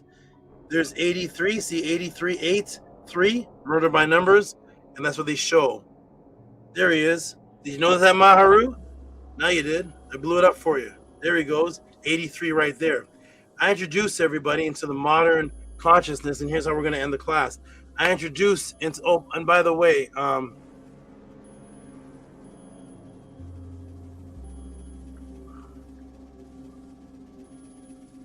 me just do this just for the movie Murder by Numbers. I've done this before, but I'm going to do this live and see. This is just extra, everybody. Just for the new people in the room, just show how deep this gets. Murder by Numbers, 83, 38. That was the Murder by Numbers. I'm just going to do this live on the screen and see if this happens. And, of course, it's locking up. It's locking up, everybody. Huh? It's locking up. Here we go. Can it come on? It's locking up for the, what is happening for the first time? Oh boy. Wait, let me see something. What was the name of the actress in the movie? Sandra, I think it was, is it Bullock? Sandra Bullock? I can't. Let me fix the name for me, AI, whatever this thing is. It's Sandra Bullock. Yeah, there's her name. Boom. Huh? There's her name, 83. Sandra Bullock, 83. Bing bong. Huh? Sandra Bullock, 83. That's the person who's the star. That's that's the person who's the star of the movie Murder by Numbers. There she is, Sandra Bullock, 83. And there's the 8, there's the 3, and there's Murder 83. And there it is, and that's her name, huh? There's the 83 right there. Boom, boom, boom. What did I introduce to the world of consciousness to make a change in people's minds? I introduced into the modern consciousness that the definition of Ma'at that is most used, that's the most used form by the ancients. So I introduced into the modern consciousness that the definition of Ma'at in its most used form by the ancients was the eye, and it meant to examine, to investigate. And thus you can discern truth from the chaos. This is how I introduced the podcast today with. You can discern truth from chaos that's around you, and then you can make decisions, and that will keep things in order, which is the other definition of Ma'at. The word Ma'at, the most used rendition of the word Ma'at is to examine, to see, to investigate, and thus you will see the stops around you. Here's the ancient word for Ma'at that nobody I know will ever show anybody, because when you look at the word from Ma'at, one of the spellings of it, you'd be like, hey, that's the eye. Isn't that the eye of Ra? That's the all-seeing eye. Isn't that the eye of Horus? The eye of isn't that the eye right there? So nobody will show you this to show you that this is the word Ma'at. This is the word Ma'ah. And when you put the T there, it's Ma'at. That's what makes it feminine. Both have the same meaning. There's Ma'at, everybody. I had to bring in the truth right from the papyrus of Ankh Sheshonk, 100 BC. Serve any man that you may find profit. Serve your father, serve your mother, that you may go prosper. Examine, that's the word Ma'at. Examine every matter that you may understand it. Be gentle and patient. Then your heart will be beautiful. Nefer. It is in maturity that instructions succeed. Do not say I am learned. Set yourself to become wise. It's a process. Don't just say, yeah, I'm learned like Tehuti. Let me go open up my YouTube channel. I know golf like Tiger Woods. Let me go. No. Set yourself in the structure. You set yourself in the structure to become wise, and then others will exalt you there. Tiger Woods became Tiger Woods because he was so good. He didn't come out and say, I'm the best golf player. He came out and everybody nominated him. It took years for that. You know when Tiger Woods first started golfing? Here we go. Do not do a thing that you have not first examined. All of these words are the word Ma'at. Ma'at, examine, and makes your good fortune. makes your good fortune, your good luck. Go back to the swastika, go back to the definition of swastika, existence and luck, and go back to my luck class. See the connection between the word fortune, luck, and existence itself. But examine makes your good fortune. Examine. There's the writings directly from the papyrus, and now we're going to go directly back to the language. This is what I had to introduce people to 3 decades ago. I showed ma'at, and I showed the definition of ma'at that people are not showing this because this takes responsibility. Here's ma'at right here. To see, to examine. See the eye right there? Do you see that? To see, to examine, inspect, perceive. Inspection, the watcher, the seer, because that's you. The ma'at is your responsibility. You're the examiner. You're the observer. It has to take place within you. And then you become responsible. Not just order. Order can exist outside of you. Examination that takes place cannot exist outside of you. You're the examiner of everything in your world. No one else can examine for you. You have to be the examiner. You have to discern. Put things in discernment. So there's ma'at right there. Okay? Now when Jeff, who represents you in the movie, Jeff, who represents those in the Psyops, that the Psyops is being worked on, then when he realizes that there's an occult secret society Psyops of hidden people that are controlling his life, like today, through magic, like today, he wants to go now examine and inspect the situation. He wants to go find the truth. So he wants to examine and inspect the situation. Remember, the ancient word for examine and inspect was ma'at. The true definition of this eye that everybody's just telling you is the eye of Ra, it's the eye of Horus, it's the eye of Venus, it's the eye of alchemy. Well, the ancients say this is the word examine, ma'at. So now, Jeff, who represents you in this movie, because you can either choose life or self-sabotage, he represents those who are in the Psyops, so the Psyops being worked on. Now he realizes, hey, there is an occult. He was a non-believer at first. Then he realized, hey, there is an occult society, Psyop, of hidden people that are controlling life through magic. Now he wants to examine. Now he wants to inspect the situation and find out the truth. What does it show immediately when he starts his inspection and examination to get to the truth? What does it show? As soon as he wants to go somewhere to examine, where does he go and what does it show? This right here, huh? That's in the movie. As soon as Jeff goes now to examine for the truth, it shows the eye of examination. Boom. I think I'm going to stop right here. Look at all that. I think that's enough for now. What do you all say? Let's stop right here. I can do part 3 to 6 if you want. But I'm going to stop right here. Here we go. Boom. Buddy. For those of you who appreciated this, oh my gosh, for those of you who appreciated this more than the waiter that you have tipped, and if you have learned or if this has had any type of impact and has advanced your recently current understanding of this subject matter, and if you've enjoyed this class and the wisdom, please send your tip of appreciation or reciprocity for whatever you feel this was worth to you. You can call it Spell Broken, For Feminine Energy, Save My Heart, True Beginning, or any creative title you can come up with to Cash App TTM Moon, PayPal at Rocky SB. Thank you all for your appreciative support, family. My goodness. Oh boy. I can't even talk anymore. Support the Tuesday podcast, support this mission. It's the only place that this is happening. I hope you all greatly appreciated this. There was even more to this. I just said, let me stop right here. Please support the Tutsi podcast, everybody. Please support this experience. And just say thank you in your support. How long was this? 3 hours and 17-minute class. That's the answer that you get at the Tutsi podcast. That's the time you get. 3 hours and 17 minutes for a question sent in. There it is. Boom. I hope you all appreciate it. I'm going to look at the chat to see how everybody appreciated it.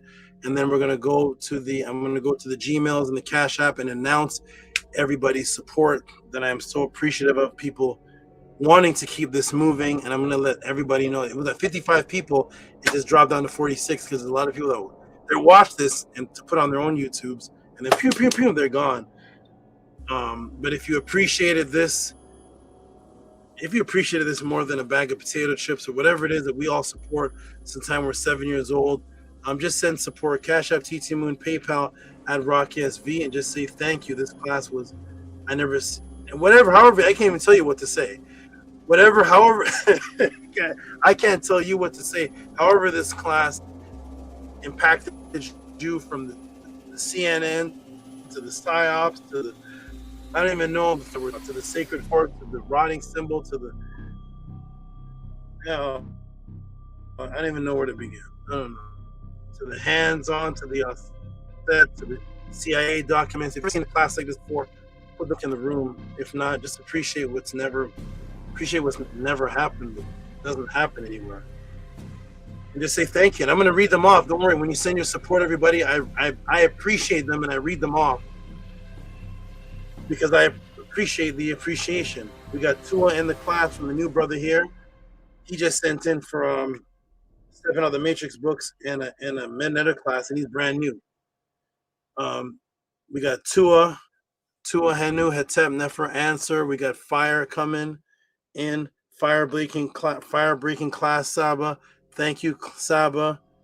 May we unify and keep Tehuti here teaching us on YouTube by supporting his miraculous work with a snake and a blue heart. I can't even talk anymore. Okay, now I'm going to go to the now I want Maharu and everybody to jump in. I'm going to put the link in the room for the students and the supporters to jump in, and we're going to start reading the support and give everybody Henu and praise and respect for keeping this happening. This to me was better than the Avengers that everybody went to see, better than Thanos, better than potato chips, better than pizza. This is better than that to me. I hope it is to you, and you all show your support and just say thank you. Just say thank you. I know that's gone in the internet world, the introvert world of an appreciation to scroll, but in a world where things were more pure, we give appreciation for hard work. And in this matrix, they make sure they appreciate the young man and woman who's flipping French fries of poison. That person gets appreciation and reciprocity for his work of flipping French fries. So I hope this was more important than French fries. I'm going to go ahead and read the support that's given by everybody. I'm going to start right now and give a Henu and respect to everybody who actually respected the podcast. First person I see is Jack, who's Pip Skylark. He's one of the newest people in the room. And he's one of the newest people in the chat in the House of Attend. He's one of the newest people here. And look how he starts off the support already. Shout out to Drip Skylark. I'm going to go ahead and show it. And the difference between this and other classes and channels where people just say thank you to all the supporters. Thank you to I actually show it on the screen. I want people to see the name, see the support. We give Henu praise, hand claps, noises. I want everybody to see, what is this here? Spellbinder, Matrix, wait. Spellbinder movie. Okay. I want everybody to see and the person's message. Oh, and he's sending in for the Menetta class. Here we go. FRB Supreme. I think I see Amonet. Now Maharu. Look to everybody. Now time to jump on the screen. Peace to you, Amonet. Peace, Great Sabo. Well, for this Matrix breaking class. This is the first. I actually watched a lot of this movie. I was watching and enjoying it. It was pretty good. This is one of my favorite movies. I actually like this movie. This movie was really good. So it was. There's so much I don't have in this answer. There's so much. I'm gonna give some of it in Menetta class. The thing that happens on the phone interference, I'm gonna give that. Maharu says 8 a.m. He watched this class till the next day. It's the next day from the day that that this started. From the day that I don't know how it works over there, but it's 8 a.m., which means he was up all night. Wow. All right, Nini, to both of you, and I'm happy for your appreciation of the beautiful pod class. This experience of 4 years, 5 years for all of you all. I think it's about 35 years for me. I think so. I don't know. I don't know if I'm 42, 39, 52, or 79. I don't even know. I must be 79 because there's too many years going on. All right, everybody. Shek Atika. That look pretty good for 79. I look okay. I'm trying to be best good around here. I look okay. I got all my teeth done in. So I'm trying to still be a good looking man at 79 years old. I'm gonna still look like this at 79. Watch. Oh, watch. I'm gonna start reversing things too. You know what I should do? I should do it. Nana? What if I start reversing people? Like reversing people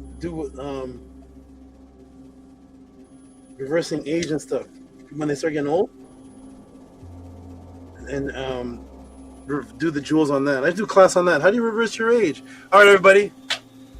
Amon, you want to say 24 forever, man? You want to look like this when you're 70? Huh? I'm like, yeah. I want to keep her looking like this at 70. I like that. All right, here we go, everybody. Shout out to Shek Atika. I'm going to go ahead and read this one. Metanetter classes. Shek Atika, who is Drip Skylark, can you either come to the panel or type in the room the elaboration of what you mean by this? So to everybody that's wondering what Metanetter classes are, I'm going to go ahead and show them here, everybody. Here are the beautiful Metanetter classes. Well,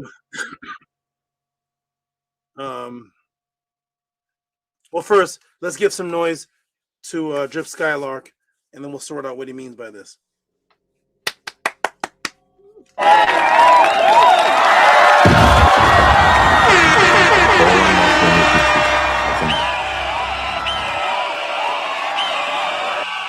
Metanetter classes.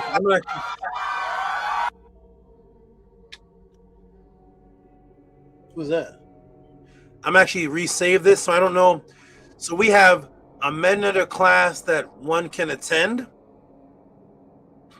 This may be it. That's on Monday. So maybe this is what Drip Skylark. I'm gonna put Medu seat. Medu seat, which means Drip wants to attend the class. But he put classes. Oh, we'll find out. We'll find out from Mr. Drip Skylark. He's in the chat. He said, I'm on my way home driving Sabo. He said, yeah, for Medu Monday class. Okay, good. So I got you for a seat. How'd you like this, FRB? Huh? Where they say, you know this song, FRB. I may not know this one, but you know, what's that guy with the glasses on, Nana? How you like me now? All right. How you like me now? All right. Appreciate the classes with a spinning heart. I will donate. She put when. I like this. People are putting the codes on. When my funds post. I don't even know what that means, but I guess that means when they show up in the bank. I'm not sure these terms, but whatever it means, it's wonderful. Whatever it means. So I will post, and I know her voice saying it too. I will donate when my funds post. Okay. I know her voice, by the way. All right. Shout out to FRB. Shout out to Shek Atika. You're in there. For the Metanetter Monday class. You're in there on Monday. Beautiful, wonderful. It's going to be a good one. It's always a good one. I'm going to go down because there's a brother who supported, who's a brand new name, and I like showing the new names. His name is Mr. Crawford. What an interesting name. Bank of England.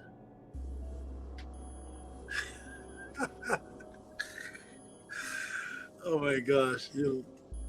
Was it update? Bank of England's money is dropping due to aliens, but okay. Let me go, man. That's crazy. All right. Bank of England, and move on from that. This is where's the brother? He's a new brother. Oh, here it is. Shout out to Mr. Crawford, who sent a support. He's brand new. I haven't heard this name before, and he sent it in a pretty way. He sent it in a very pretty way. So I'm gonna give him a hand clap and some noise for this, because he's brand new, and he sent it in a pretty design. That's different. So shout out to Mr. Crawford. Let me go ahead and show this. Mr. Crawford, shout out to you. And I don't want this. I want the class Spellbinder. How come it's not showing Mr. Crawford? Mr. Crawford, there he is. Mr. Crawford. All right. Hey, Mr. Crawford. I don't know how new he is, but he's already speaking Metanetter. I'll go ahead and read this one. Also. Oh, 1 second. I'm getting an emergency message. Oh, no. It's gone. Maharu, I'll deal with you in a moment, and a little bit later. Maharu,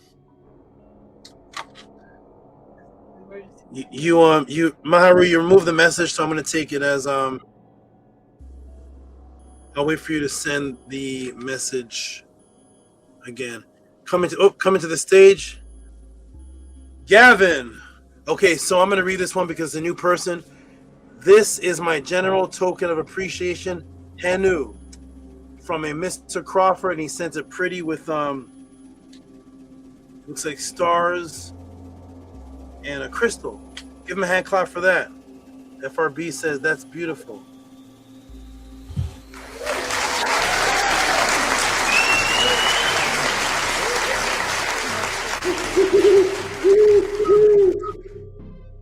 Nice. Where'd it go? All right. How you doing, good brother Gavin? You're in here too as for support. If that's you, are you Gavin? Are you Gavin Willis? I am. Is my mic working? It's working. It sounds like you're in the room where they're doing disclosures.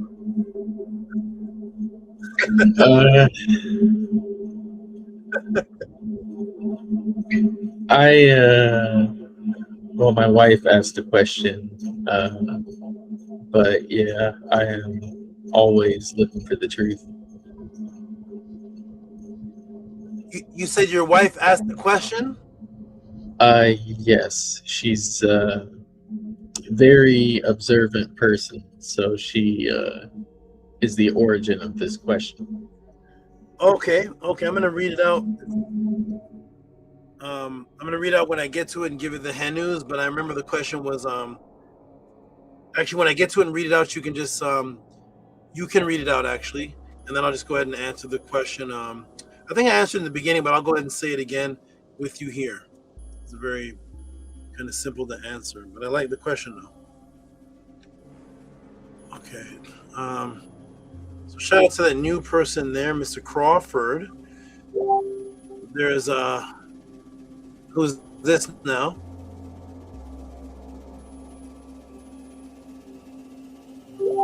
May 17th. Wait a minute.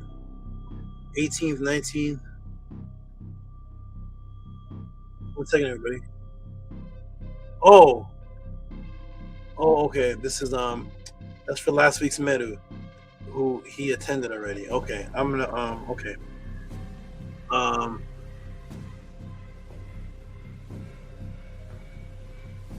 Okay.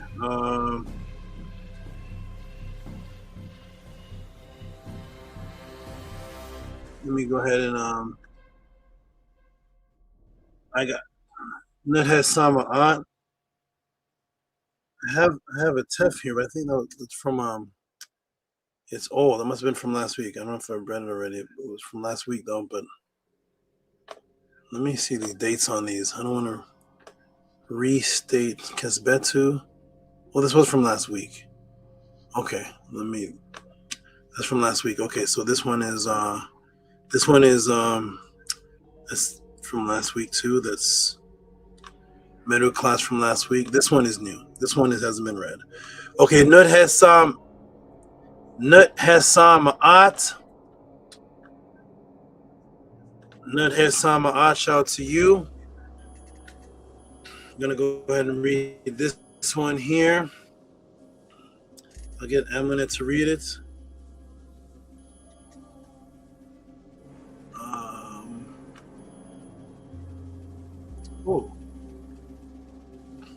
Nut has some Ma'at.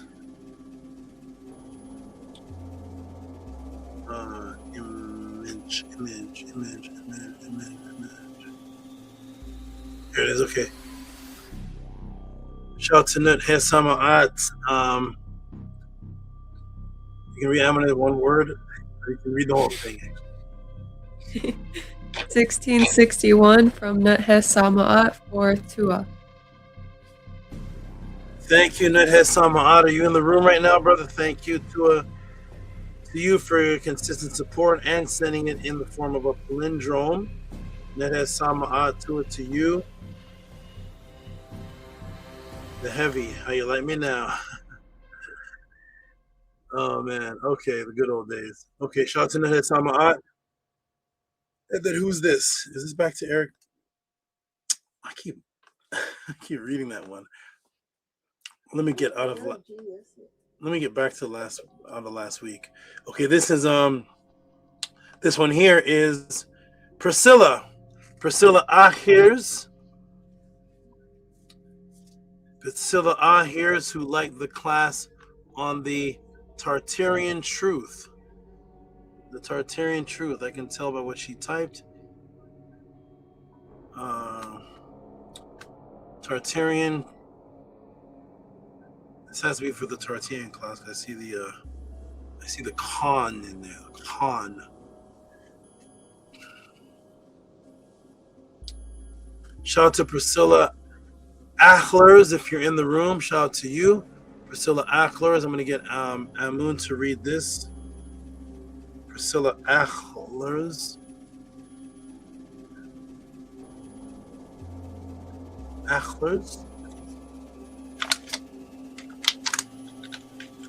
All right, Amun, can you read that for me, please? 1669 from Priscilla Achlers. A rocket ship for the last podcast about Ata Genghis Khan, or Genghis Khan. Thank you. Thanks. Okay. Thank you for that. Shout out to Priscilla Achlers. And thank you, Emily, for reading that. You do. Okay. Now we're going to go up to... Now, who's this? Grasshopper? Wait. Oh, Kesbetu. This is from 3 days ago.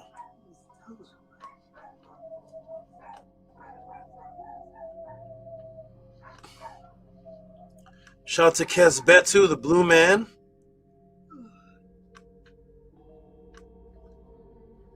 Kesbetu, the blue man. He has the @10 image from the Meta class. as his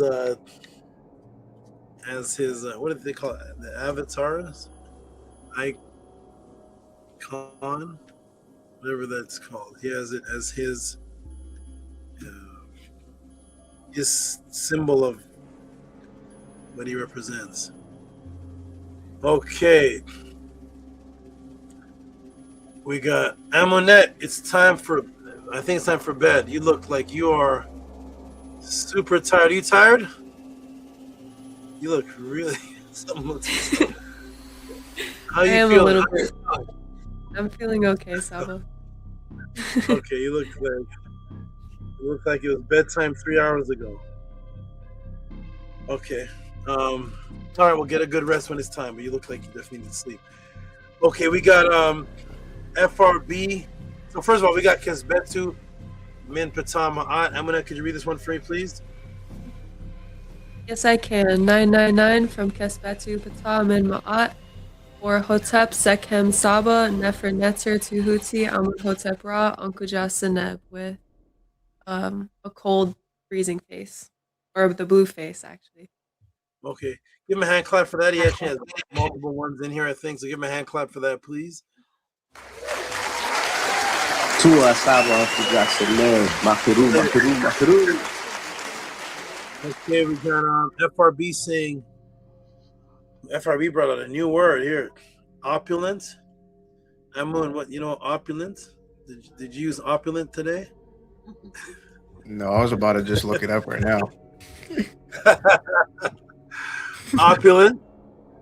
Opulence resting. Ashe, yo. Next class. Diamond. That must mean she's going to bed. FRB says, but she couldn't resist. She's going to bed, but she's back up. How You Like Me Now is by Cool Mo D, 100%. Yep. And here's the Love in the Podcast. I love it. Nefru Pesh FRB from Gavin in the room. And FRB says, see y'all next class with a spinning heart. And Hidden Sun is fighting sleep. Okay, wonderful. Let's see if I have any emergency message here. Okay, shout out to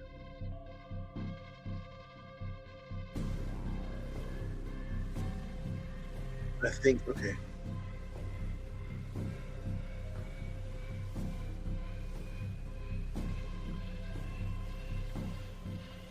I think this is it. Try that one, Maharu. All right, shout out to FRB, shout out to Kesbetu. And now we're moving up to we got Crawford, that's already done. Grasshopper. And let me read some of the new ones that just came in. More wisdom. Hey, more wisdom. I see more wisdom. This is more wisdom. Got you. Let me go ahead and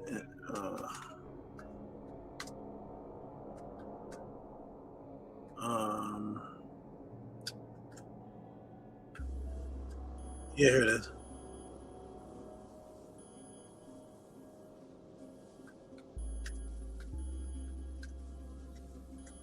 Okay, and in case of name, okay,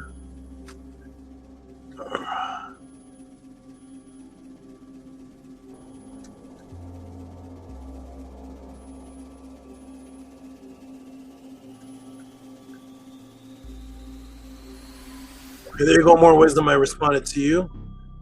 All right, now we're gonna get to the some of the support that came in recently just now for this class.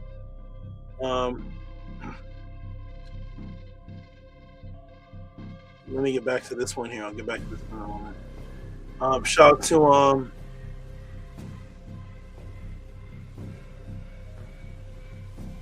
out to Custom Made Tees. Custom made to the tees.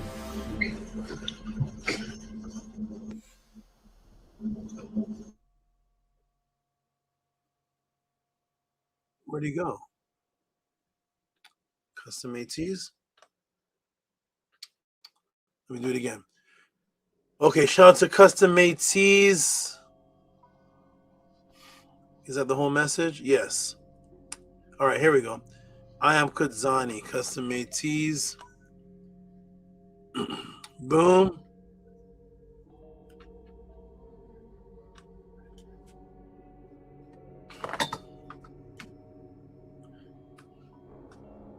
Is this Custom Made Tees is fully consistent every week now. Oh, Gavin's in the room. Peace, Gavin.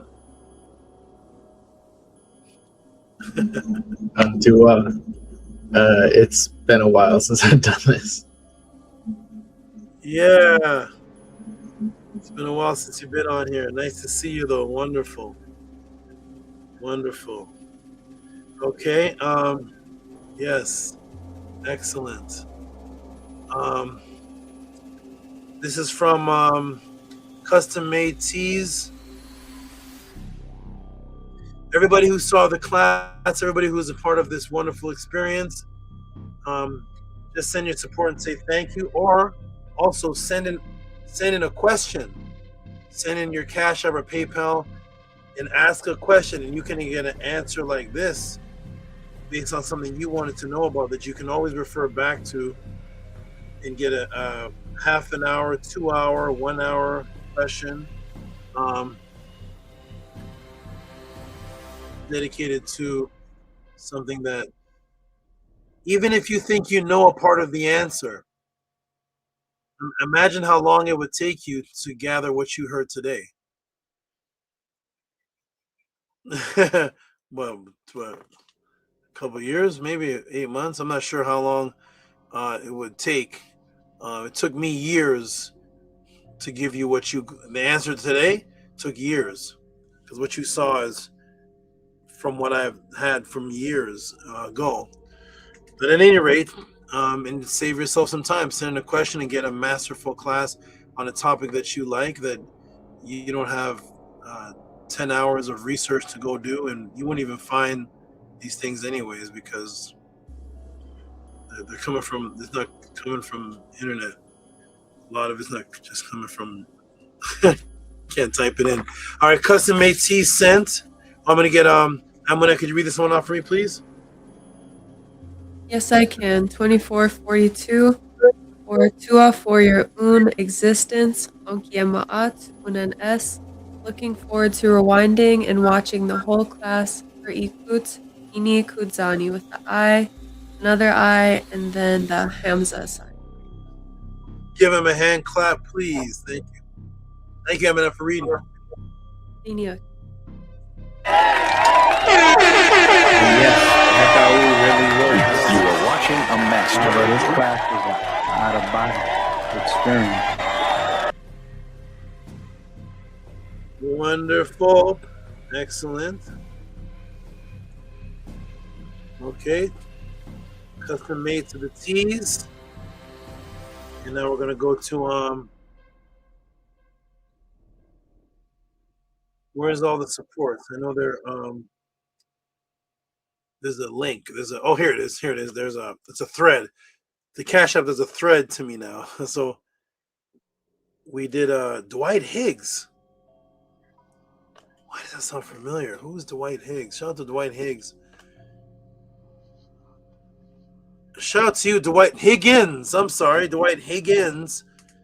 Shout out to you. I'm going to read this one. It's a brand new support, and it's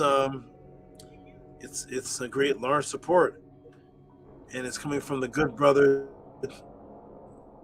Dwight Higgins. You can type in the room Dwight Higgins, so I can know your name and address you by your name in the room also and know who you are.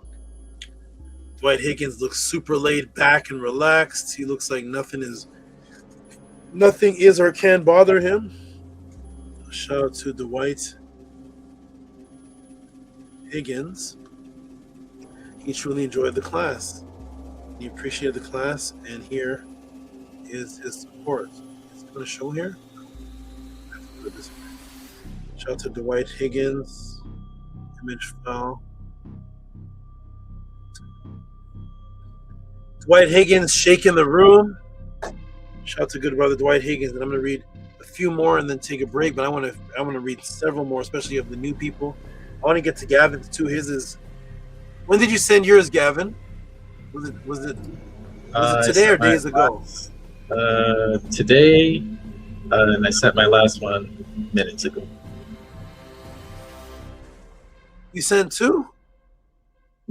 I sent 6. 6?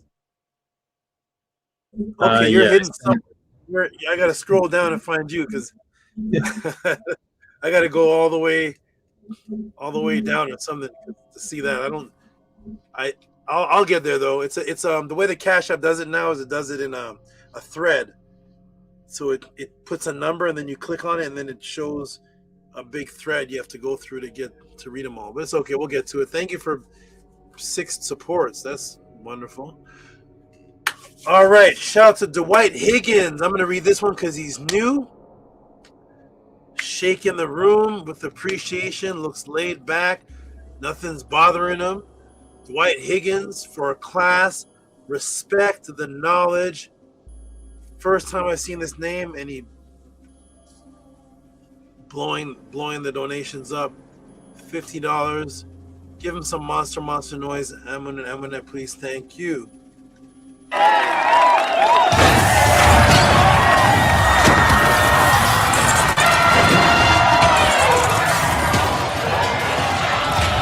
Big Papa Curry. Oh, you don't know it? Hey, clear to the neck right now. Immediately clear to the neck. What's happening at Eddie Matrix? Thank you, Amun and Amunet, for your great sound selection. How you feeling, Amun? How's the energy tonight? Are you ready for bed too? No, I'm relaxed. Okay, good. Okay, good. That's good. That's good. All right. Where's Mr. Gavin? He's in here somewhere. He has 6 of them. 6 Easter eggs somewhere hidden in this cash app. We're gonna dig them all up. I want to read them in a row too. Let me see. Let me scroll all the way down for curiosity. Where's Darren? I see one Gavin. Okay. I see what's going on. There are a few down. We're gonna get to them. I see them there. They're mixed in at the bottom. Shout out to Sarah. Harass did, who was so excited and hype. I went back to watch the 363 class. It's one of the only classes that I taught that I could actually go back and watch and enjoy. I don't watch back my own classes, but the 363 one, that was special, beautiful energy. The chat was all positive, and Sarah was super hyper in the chat. She was super proud, super excited, happy to be a student, letting everything be known. She was just so energetic in the chat. Shout out to Sarah. Here she is.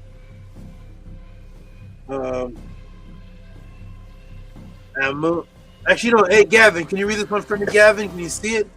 Are you on the phone or the computer? Can you see that? Yes. I appreciate you with, how many is that? 1, 2, 3, Netter, Tehuti, 3555. She put the, thank you for reading that. First of all, Gavin, thank you for reading that. And there's 9 of them there. That's actually the amount of axes that make up the Paut. Is 9 axes in the midnight. What? Okay. Thank you for reading that. And give Sarah some big noise, please.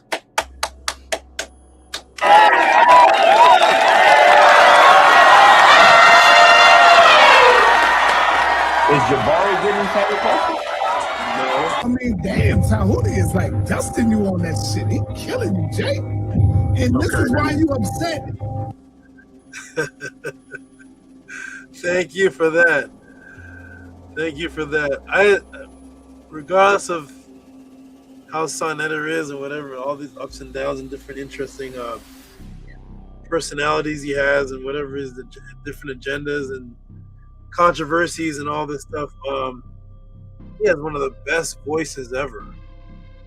His voice, nobody on the planet has that voice. It's a powerful, commanding voice that he has. I like Sonetta's voice. Sonetta has a powerful, like, ancient voice. I wish I could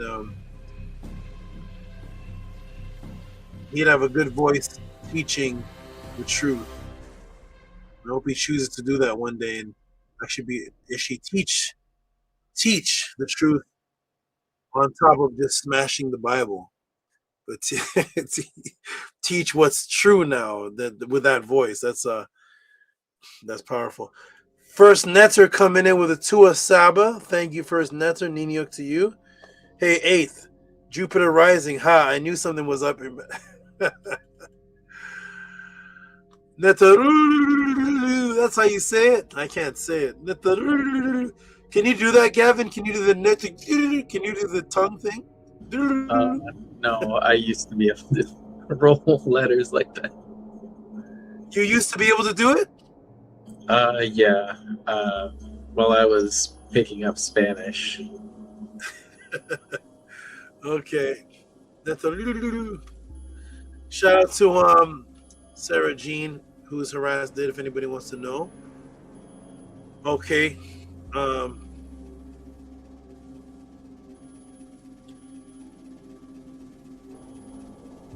Okay, here we go. Grasshopper's doing some very interesting donations. I don't know if this is a code. It's a bunch of small ones with I wonder if these numbers mean anything, but he's donating a bunch of small ones with random numbers, which is interesting. I wonder. I'm going to read them and see what they say. I see them coming in though. All right, and we got the Jed and Retetua, I think, right? Yes, it is. Shout out to the Jed and Retetua. To it to everybody. These the supports are coming in great. And to it to the new people. There's 11,000 views on the 363 channel, and I hope some of them come over and watch, support, and send in questions and become a part of this experience. You can ask Gavin when I step off. Gavin and I'm going to be talking, and all the new people, you can ask them. This is not just a place where you just get a question answered. This is life change. There's magic. This is a magical 5-year ceremony. This is an ongoing magical experience, and I promise you that if you become involved in the frequency of this, you'll have magical testimonies. You can ask these two when I step off. It's not anything you can teach somebody. It can't. It's not an answer. Yeah, I got this answer. You know, it happens when your computer is shut down and you're away from the pod class. Then you're like, what in the world is going on here? What is this? I'm not even watching the pod class anymore. How'd the pod class get in my bedroom, in my kitchen? What is the pod class in my life? And then you start to realize that that's how the Natira worked. It was 24/7, untiring. Therefore, they created frequency, and everybody was just in the hiccup magical wave. Beautiful. I'm bringing that back. I'm doing my best to bring it back for those who can continue. Shout out to the Jed and Retetua, the duo, and it says, for today's pod class, fire. Saba from the Jed and Retetua. Black heart, that's the Jed. Purple heart, that's Retetua. $3. Give them some big noise. Fleety-diddy-dees. And yes, Hekau really will go on that Am I or not? I don't know my spirit to the neck. I love the House of Atu. Big Papa Kurt.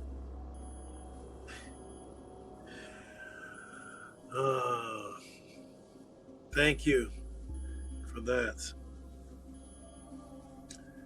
Thank you for that. Gavin, are you familiar with, you should be, you've been around for a long time, but just to confirm, are you familiar with the Pathways event every year? Yes. When you are when you are capable, definitely experience that. Put your energy to experience that. I know you got to get monies together and whatnot, but it's another experience when you see everybody here in person, and amongst that you'll get to see me too. It's a different type of thing that happens inside.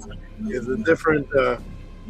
I was telling Nana, I was like, I hope the support comes in for Pathways. Pathways of the Awakening was originally the students doing it for me. I had nothing to do with it. It was the students feeling that was an event for me, so they put together the funds, they rented the event, and I was an invite, and I came in. This Pathways a little different because a lot of the original students that were setting that up, a lot of them ran away and took off and jetted and abandoned for no reason at all. No stated reasons. They just all disappeared, but whatever. So those same students they're gone. So of course the net worth of funds that was put towards Pathways is way less because all those were the original funders of it. We'll see how this Pathways works. I hope everybody supports and makes it happen. I was gonna take everybody somewhere outside of where the place is. I was gonna take everybody somewhere in nature, maybe. So I don't know. We'll see. I was gonna take everybody. Nana. I was taking everybody on maybe some nature boat ride or something different. I don't know. We'll see how it works out, though. You all have to do. The students are doing this. So just so you all know, it's the students doing this. So it's not supposed to be Tehuti doing this. It's supposed to be the students doing this. So may Pathways go smoothly. And Gavin, when you can, you'll love it.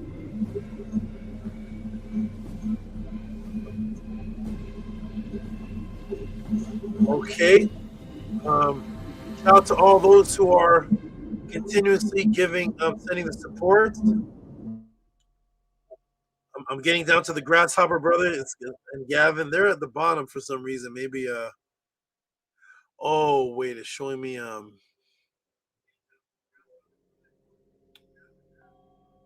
oh, because it's putting my most recent at the bottom. That's what it is. I see. It's putting the most recent at the bottom. It's putting the older ones at the top for me to see first. So we'll get to everybody. Here we go. Shout out to this brother here, going through some beautiful changes in life. None other than Amun Min Rasit Atun.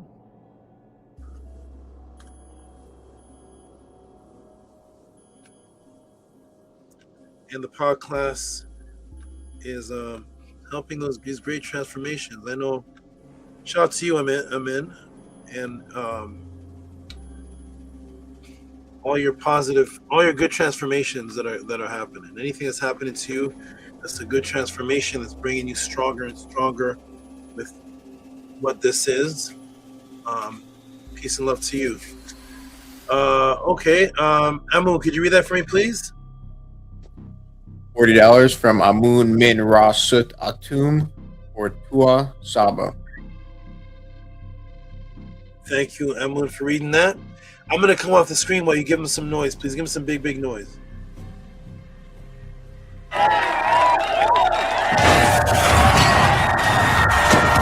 Yes, the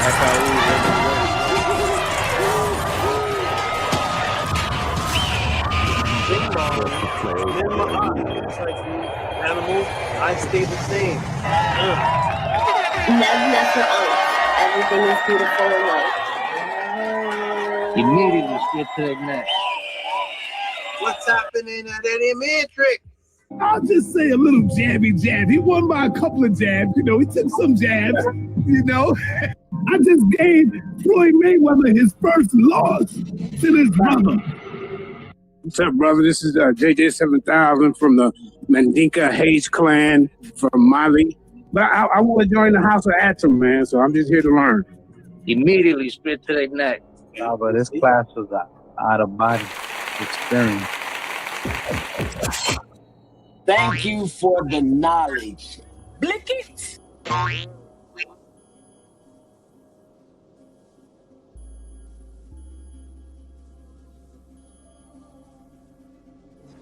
Wonderful. Thank you, Amun, for the new sound bites. I'm gonna made them. Aminet made them. Thank you, Aminet, for the new sound bites. I like the.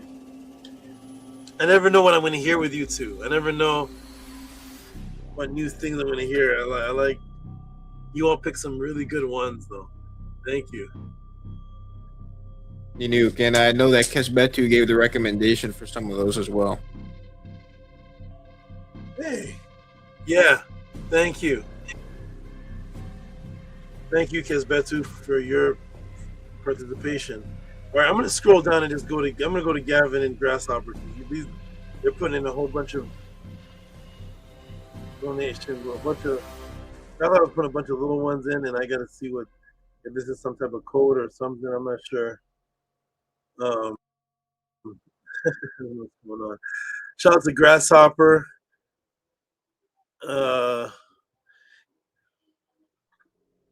Where is he? I saw him.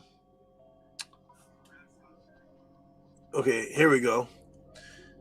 Here's Grasshopper here, Overdrive. He sent a bunch of these, this one and a bunch of smaller ones. Maybe some type of code here, I don't know. All right, let's see. Shout out to Grasshopper here.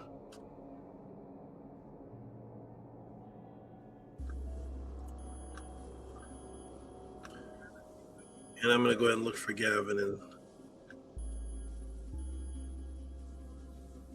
where is he? All right. Oh, I see. Okay. Shout out to Grasshopper, which is 8th, which is also Knights of the Round Table. There's also Trevino. I think this is all the same, right? Grasshopper 8th. Any of your names, are you in the chat or are you gone to sleep? Are you still here listening? I'll read this one. He's a new person. Overdrive. We're going to give him a hand clap because he's a brand new person. He gave a bunch of these ones here. Give him a hand clap, please, Emlyn.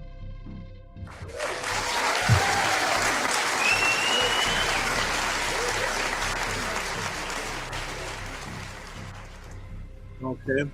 Now I'm just going to search for Gavin. I want to read his. I want him to read his before I take a break. Oh, yeah, there you are. 8th. Oh, 8th. Can you? Oh, yes. 8th. Can you confirm to the pod class?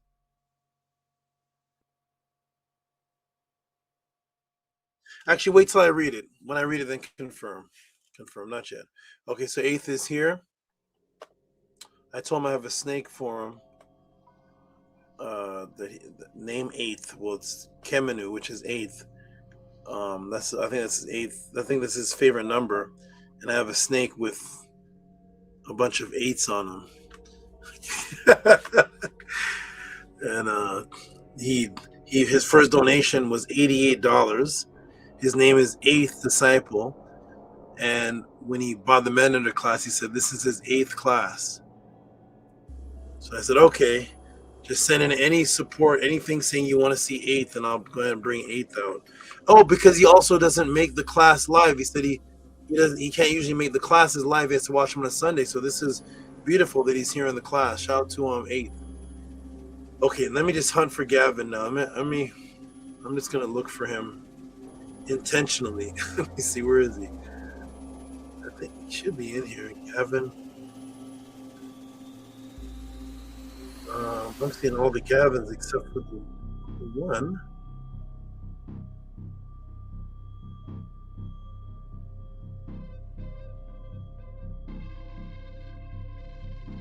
Gavin, let me ask you something. Did you send that one PayPal, different from the other ones? Or is it also Cash App? If I sent one from PayPal, that would be my question. Everything I've sent today was during the pod class. That's why I can't find it. I'm here scouring through all the cash apps, and I'm like, I know I saw Gavin. I'm seeing all our other ones. I'm like, where's his? Where's the? It's in PayPal. So let me go look into the PayPal file. Hold on. Where's the PayPal file? Is this it here? Where is he? No, that's a Hush Nation.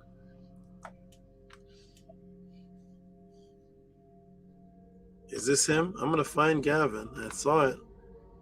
No, that's a huge one from Big Ed Leisure. Gavin's in here somewhere.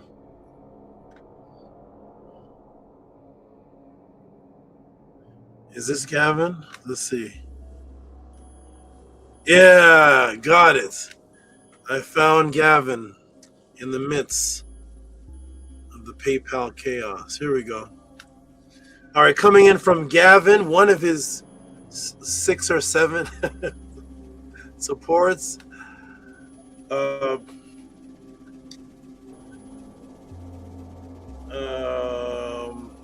me go ahead and put this in. Simple question that I can answer live. It's,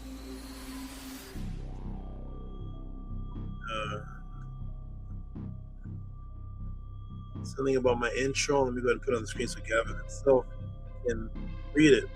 Okay, coming in from Gavin, he's going to go ahead and read this one. This is from him, and then elaborate. So, okay, boom, there we go. We got Gavin now. Go ahead and read that, Gavin. Oh, you're on mute, by the way. Oh, there we go. Thank you.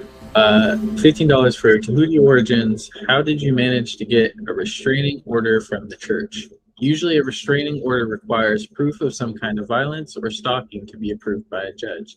Can you tell the debate origin story again leading up to this? Atep, Dua, Hinu, Purim, Aten. Okay, wonderful. And this question is from your mate?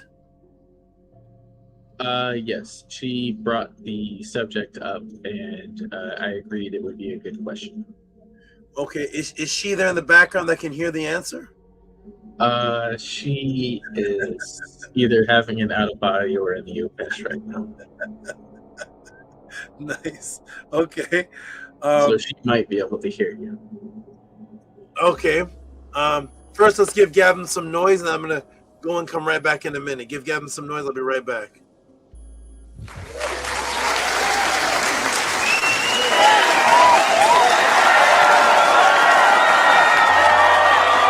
Very smashed. Yeah, we're here. And we're the best.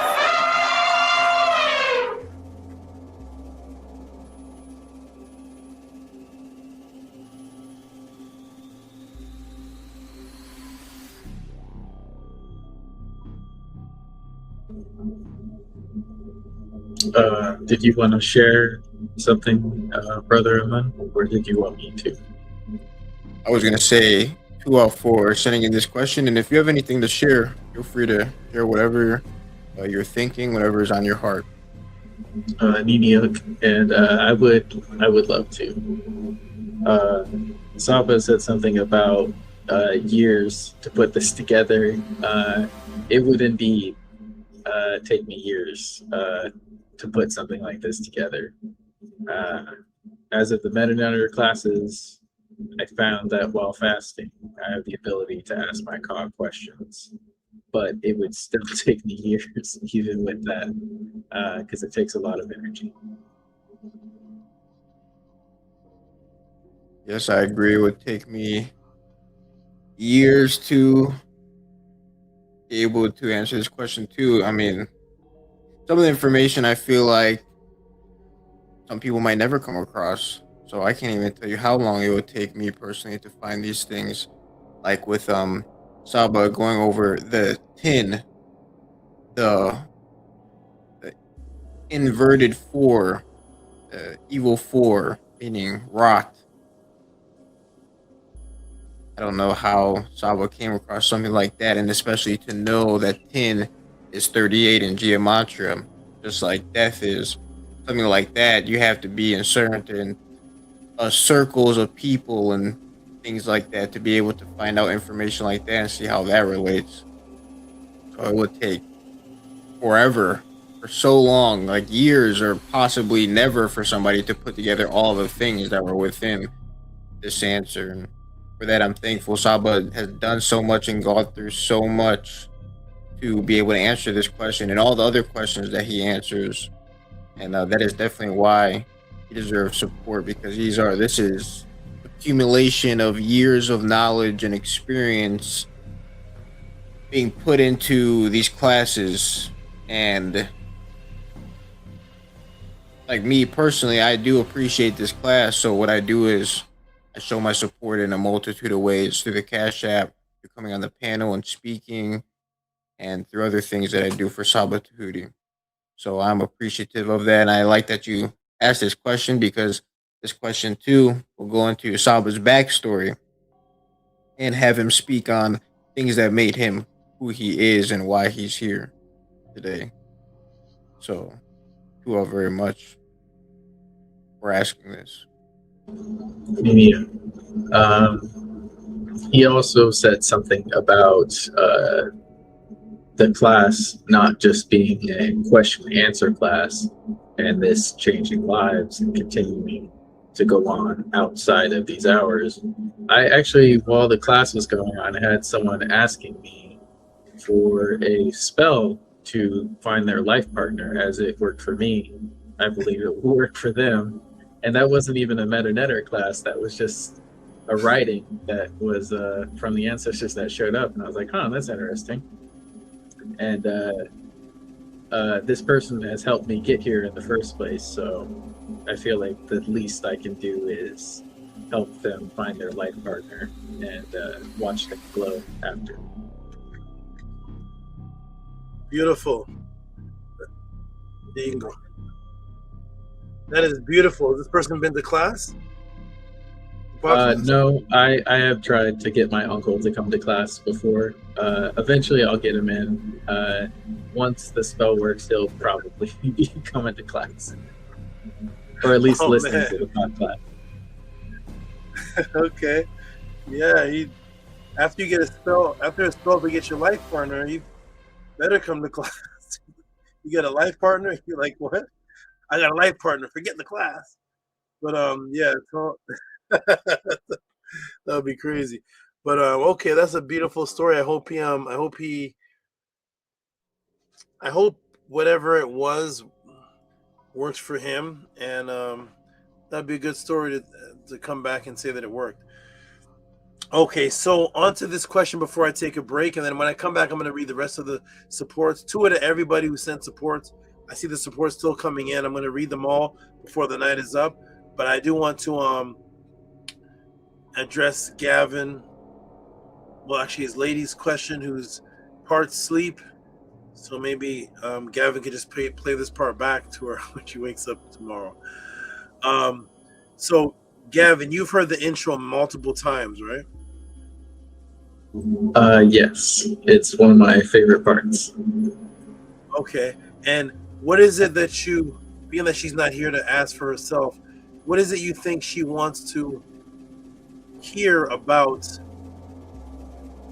that, other than what I say in the intro? Does she just want me to repeat or add some more details to the debate I had, or?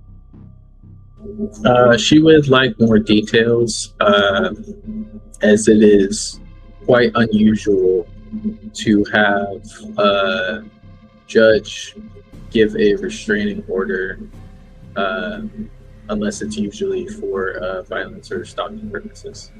Oh, okay, so let me comment on that. So my memory of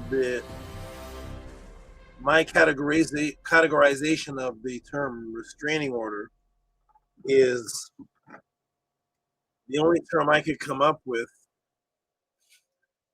some 36 years later that I could remember of what this thing actually was. All I remember about this, because I didn't ever told the story until I started the pod class, which is about 36 years after the actual event. So I'm remembering back to my youth And all I remember was a letter came from the courthouse. It was sent from the pastor, and it was to restrain me from going to any church that he had authority over, to ban me from the properties, and to stop me from coming a certain distance of the property. So it was, I don't know what that's called today. I don't know what that's called because I've never heard of it before either. And I don't remember what the title of it was on the thing from 37 years ago. I just know to explain it that I am restrained from going to the properties of churches legally 37 years ago. I don't know what it was called, but it definitely was, you cannot come to it.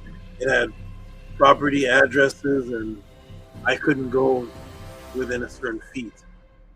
So today, that's what I call it. I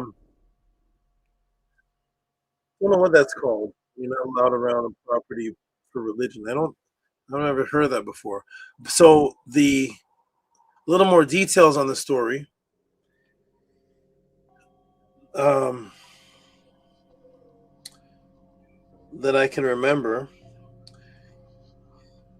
I was asking him, I was bringing up points of Paul. I think that was some of the most fierce points I was bringing. I was bringing up a Bible quote where I would snake style him by asking him, I would ask him, is Jesus, did Jesus come as a curse or a blessing? And he would say, of course he came as a blessing. And then I would show him in the Bible, which I could look up now, but I'd show him in the Bible where it says, no man who speaketh from the Lord would say Jesus is a curse. And then in the New Testament, he would agree. And I would say, if anybody says Jesus is a curse, can we assume that that's not coming from the Lord? And he said, yes. And then I opened up the other section of the Bible, which I could find the New Testament verse of. And it said Jesus was made a curse for us. And I think that was one of the most painful things that I brought up, because I was hitting him with two things at once. One is that Jesus was cursed or made a curse, which shouldn't be. And the second is whatever book this is has to be removed from the Bible. So he had only two choices. It was a checkmate situation. Either he acknowledged that Jesus is some type of cursed prophet and he was made cursed. Jesus was cursed, which is the opposite of his whole existence. Or you acknowledge that whoever wrote that has to be removed from the Bible. And my mother was watching that. And I was like, let's make our choice so we can continue. It's very, very painful, because no matter which choice he makes, it's a downfall. That watching that happen, there's no escape. So when I had this debate with him, it was my very first debate. When I had this debate with him, I immediately had a snake style. It was immediately painful. There was no I immediately knew how to pierce him with a what is it called? An open-ended question. And he was really hurt. He was shook. He was getting very emotional. He was getting very angry. That's just one of the questions. Remember, it went on for 5 hours. That was just one of the questions. And I would say that, and I wouldn't speak again. That's a part of the style that I do. Shout out to this new person here, Doug Verily, and this new person.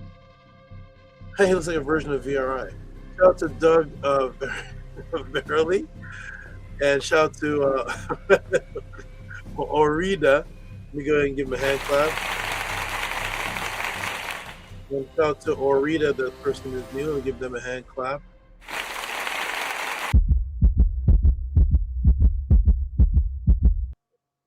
And shout out to Doug, who says, Rita says 8th, and this brother says, shout out to Tehuti. Okay. Shout out to you.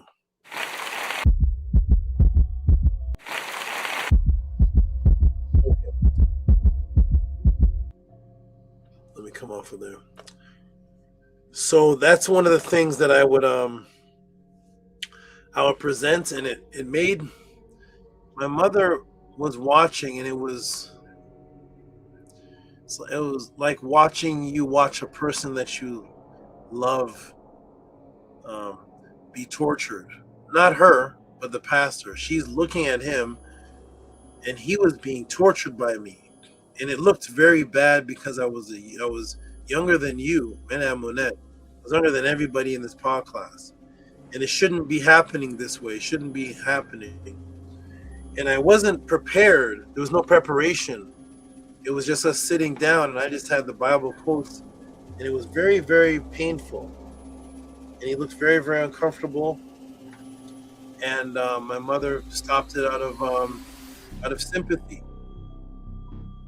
because when I tune in on someone, whether it's a debate or a conversation, and they're in the wrong, it's relentless what I do. It's a relentless thing, and there's no escape out of it. That's why people who leave the House of Attend and leave me, they never want to have a conversation with me because they see what I do in the debate. So they don't want to be that person on the other side trying to present some reason for leaving or falsehood, because I'm going to do what I do to everybody in the debate.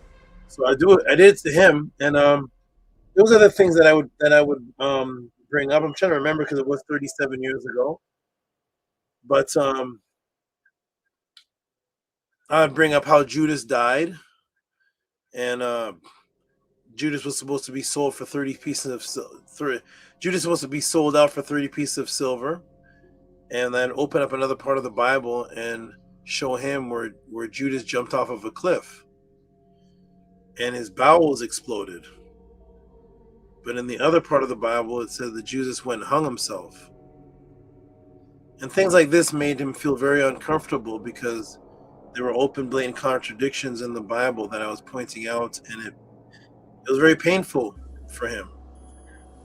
And he was getting emotional, and it was very, very bad. So my mother had to stop it, and that's really all the details I can remember. I have the old topics, but I have to go look them up. But it was several topics that I was bringing up to him. Oh, I think Gavin got cut off. There were several topics I was bringing up to him. I'll continue when Gavin comes back. Just simple things that are simple to me now, but Cain and Abel in the Garden of Eden. I don't know if Gavin can. Oh, Gavin is totally gone. Or is the device not connected? Oh. Look, I'll wait for Gavin to come back. Show that he's here in my bottom screen, but he can't come on. Okay. All right, buddy. I'm going to continue to read the other supports until he comes back, and then I'll give a couple more details. This was like 38 years ago. I can't even. It's hard to remember all the details that happened. And when I try to remember like 38 years ago, it's kind of hard.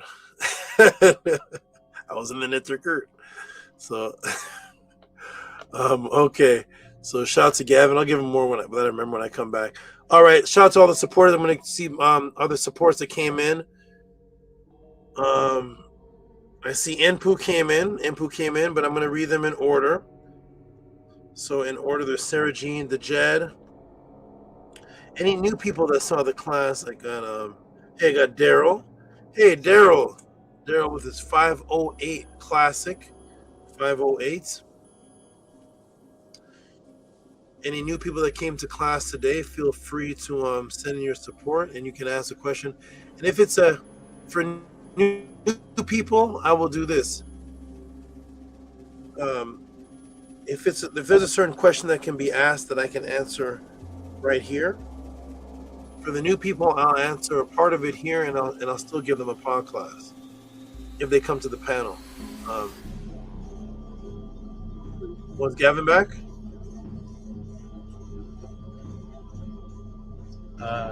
Oh, thank you. Almost. Gavin here? I just need to get my camera straight. Okay, I'll let you do that, and let me know when you're all straightened out. I'm gonna take a break.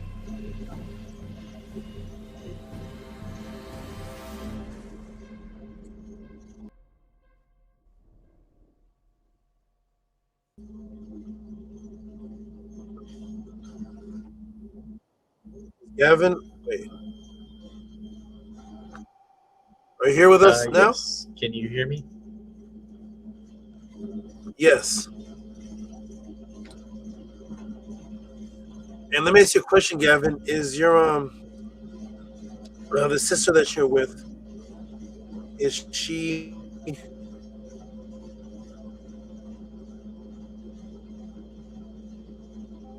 of any religion right now? Religion? Or is she full? Yeah, is she into anything spiritually, or is she full pod class? Or is she a Christian, or? I'd say probably Wiccan. She has practices, but she does not study the meta nature or is Christian. I actually mentioned something in chat. I was dying and she brought me back with her hands, which was relevant to the class. Hey, what? Hey. Hey, that's completely relevant to the class. That's completely relevant to the class. When was this? Early on, I want to say maybe last year, a couple years ago, before we had our son, I was donating plasma and I wasn't doing so hot. I was having some heart issues, pushed myself a little too hard after donating plasma, and I was about to pass out. And she used her hands, and then I felt better. Incredible. What do they say in the regular world? That's a keeper. That's what they say, right? That's a keeper. That's beautiful. What type of beautiful magical relationship is this? It would take me hours to explain the relationship we have. It would take me hours to explain the relationship we have. It's multi-dimensional. So okay. So so Gavin, I don't know if you heard when I was saying some of the points I brought up to the pastor. Did you hear? Yes. You mentioned Paul and open-ended questions and the snake style beginning there, how it was already informed. Already what? What'd you say? You mentioned that the snake style was already informed. Yes. So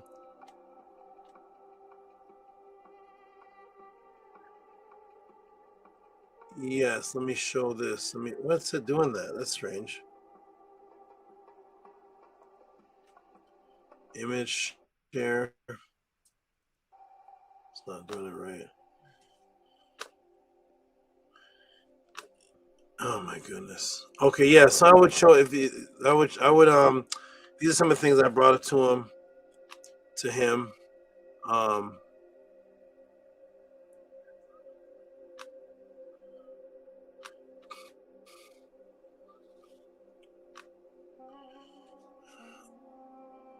Yeah, why I give you understanding that no man speaks of the Spirit calls Jesus accursed. And then Christ redeemed us from the curse of the law, having become a curse for us, because curse is everyone that hang on a tree. this has a lot of painful things in it that I brought up in the debate and the conversation, because I asked him, I forgot about the second part. I asked him, how did Jesus die? And he said he was nailed on a cross. And I said, how did Judas die? He said, Judas was hung on a tree. And I said, wonderful. So Judas was hung on a tree. Jesus was nailed on a cross. And any man who speaks from the Lord would never say Jesus is cursed. And then when I brought this up, it attacked him in two places. Jesus became a curse, and then it was Jesus that ended up hanging on the tree, which goes against all Christianity. So little things like that, when you have this young boy, this young man, you're a 47-year-old pastor, there's no getting around those kind of things. There's a part in the Bible where I said, was there anyone around Adam and Eve before their children? And he said no. And I didn't bring up the common thing that people bring up about Cain and Abel, where they find their wives. I actually showed them in the Bible where the cherubim were set at a particular direction in the Garden of Eden to protect it, eastward. So I would say, was there anything dangerous, which would have to be a conscious being, that was eastward of the Garden of Eden? Because the cherubims were the protectors were set up in a direction. And then I showed them where Cain in the Bible went in that direction to find a city. So little things like that. It was just it was bad. It was really, really bad. It was embarrassing, and he did it out of embarrassment because he definitely didn't want me coming to his church and doing that live in front of all the people. So the best thing was he got some type of I call it a restraining order. I don't know what it was called, but he got something where I couldn't come to wherever church he was teaching at. I couldn't come there and do what I did with him in front of my mother. He made sure of that legally. And some of the churches I went to, I was lifted up in the air and thrown out the door in the air when I was like half this size. I don't know if they could do it to me now, but. Could you, if I were to get reciprocation, I don't know how you do what you do, but could you make not necessarily a class on this, but use magic to go back and see more of the details on this? Because I believe the point of this question would be on my side to vindicate any misunderstanding that she had in regards to this question, like any contradictions as to a restraining order and how they work.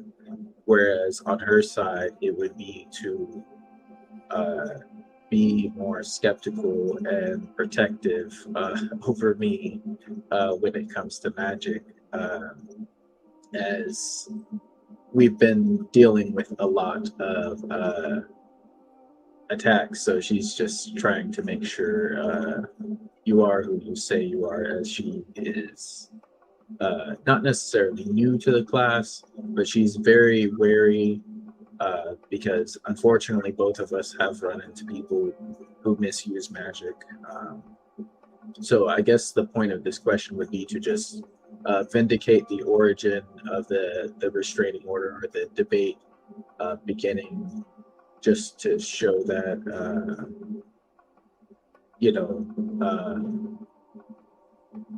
the restraining order, or whatever document, or whatever reason that happened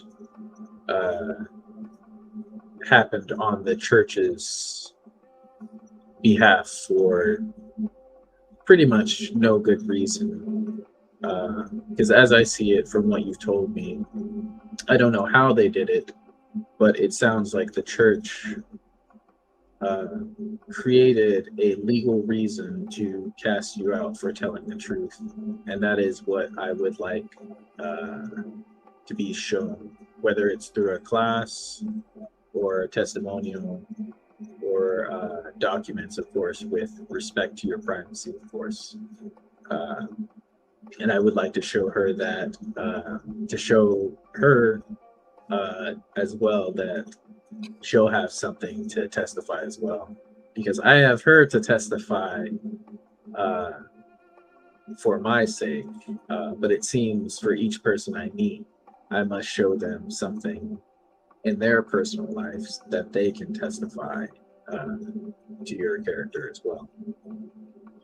Okay, I don't know how that would be possible to I'm not sure what specifically is being asked for. I don't know how it's possible to. I'm not sure what exactly is being asked for. You're asking for the documents from 37 years ago? Is that what? Not necessarily, because I couldn't ask for a document with your personal name or information on it.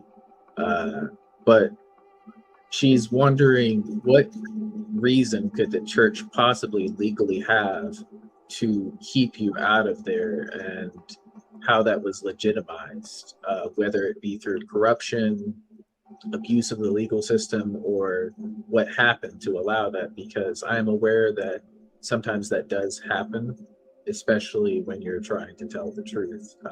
So I'm just trying to vindicate your story here on her behalf, so she can see what I see, because she does agree, as I agree, that your teachings are the truth. She just wants to verify that your character aligns with those teachings as well. Okay, and I'm not sure how the story connects to character. She believes that that there is no way for a church to create a restraining order without some sort of violence or stalking to be approved by a judge. Of course, I consider the possibility that that may be the case if, the pastor is friends with the judge or something like that. But she's just trying to verify your story that the restraining order is indeed for an illegitimate reason, and somehow that was legalized in some strange way. Oh, okay. That's impossible. The only way to verify a restraining order would be to bring it up. So it is an impossible question. Yes, but the only way to verify anything from 37 years, I mean, this is when I was a child, is to find the document, of which I wouldn't even know where to begin. I don't even know where to begin to look. But I'm just connecting and finding the restraining order and all this is one thing, but the character part is the part I'm confused about. I don't know what, if somebody asked me to find something like find a toy you had as a child, find something I had as a child. But man, I don't even live there anymore. It was like 37 years ago. But the connection between finding something when I was a child and character, part I'm not mixing those two. I said that when I find something you told me about when you were 3 years old, she was like, man, I was 8 years old. My mom, I didn't know she has whatever it is. And I'm like, Saba, we're starting to lose you a little bit. okay. Yeah, can you hear me? Can everybody hear me? I can hear you a little bit better now. Okay. So yeah, the connection between that and character, I don't know how to connect those two things, because first I can't find anything I had 37 years ago. I have nothing that I had. I don't even live in the same. Nobody lives in the place 37 years ago. Nobody kept it. Nobody collected it. There's no way to look up a file. There's no way to. So if it's the church's character, maybe that's something. But my character is the confusing part. If the church did something foul, maybe, but I'm not sure what that has to do with my character as a youth. I was just a young boy trying to live in trying to keep a roof over my head, and we set up a debate. Now, if they did something behind the scenes that was not good, that's something for them to find. But I can't. I couldn't even find that if I wanted to, because there's nothing. I don't even think that man is alive anymore. He was 47, 37 years ago. So I couldn't even ask. We didn't even talk. I'm not sure what, but as far as anything else, you would just have to ask her if she acknowledges what brought your relationship together. Yes. It will also, given this answer, call into question the character of some other entities involved, which I've been questioning for a while. I've unfortunately come to the conclusion that not all magic users are good, and some are, some aren't, and that kind of discernment is difficult for me, as I am an amateur. But based on what I've got so far, I will have to ask these entities to instead prove themselves as well, because they were questioning you, and I verified that they are real things, but I'm not sure that I trust them based on their actions. So I will have to ask them, because they said that they knew you, but they would not tell me who you really were, which I don't appreciate. Someone accusing someone of something but not willing to tell me the whole picture. So before I take this to because this definitely would have to be a one-on-one, not a podcast. It sounds like a magical personal conversation. But before I take it to that, I'm just curious. Is the entities, two things? The entities you're talking about, they're in another dimension? I believe so.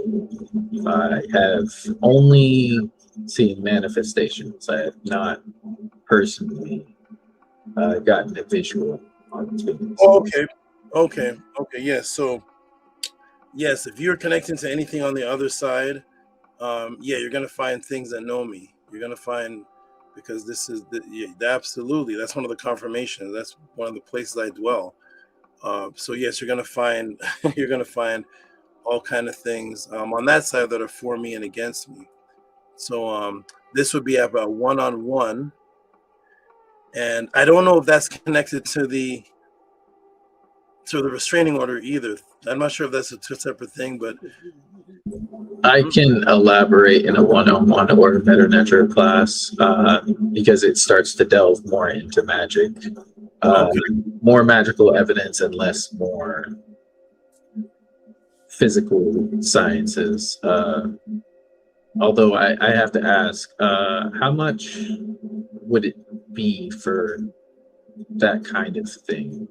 Because I think a one-on-one would be better if possible, but I also know you're very busy. Yeah, so the Meta magic classes are $30.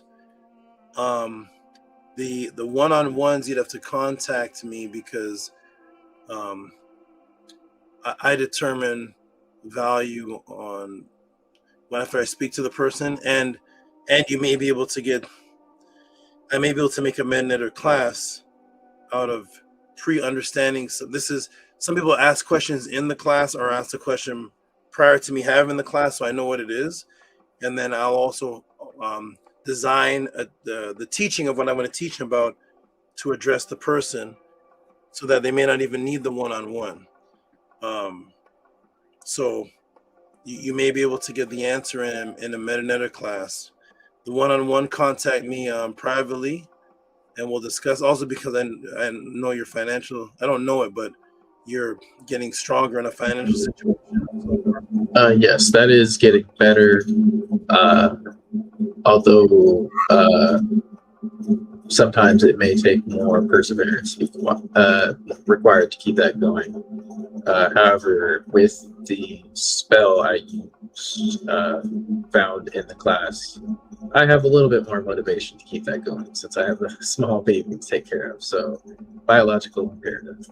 Okay, good. So contact me. We'll talk about that. And I'm also understanding of people's financial situations and everything. So I work with them I work with what's achievable, and this definitely sounds like a personal question. And also,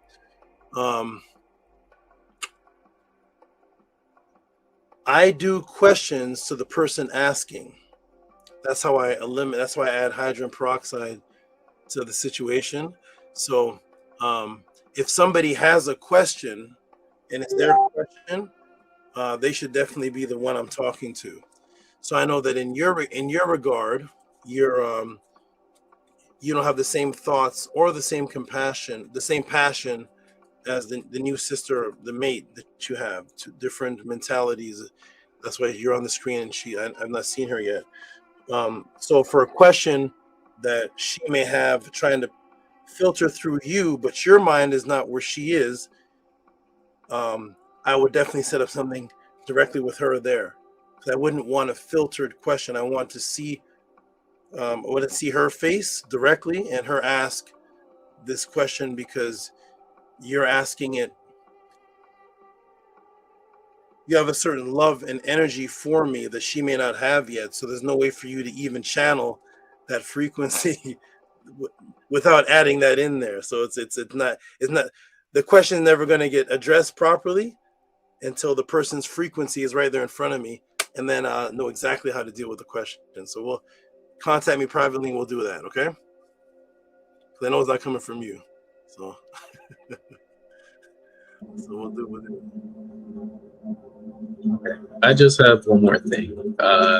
I have been meaning to ask for one-on-ones, but I figured the way things are, things would be too busy or chaotic, or I wouldn't have the financials. But with things going more towards the up, that's great because I was hoping to ask for that anyway, and to begin healing myself from a lot of the matrix programs, because I know I can rise above that most certainly, but not alone.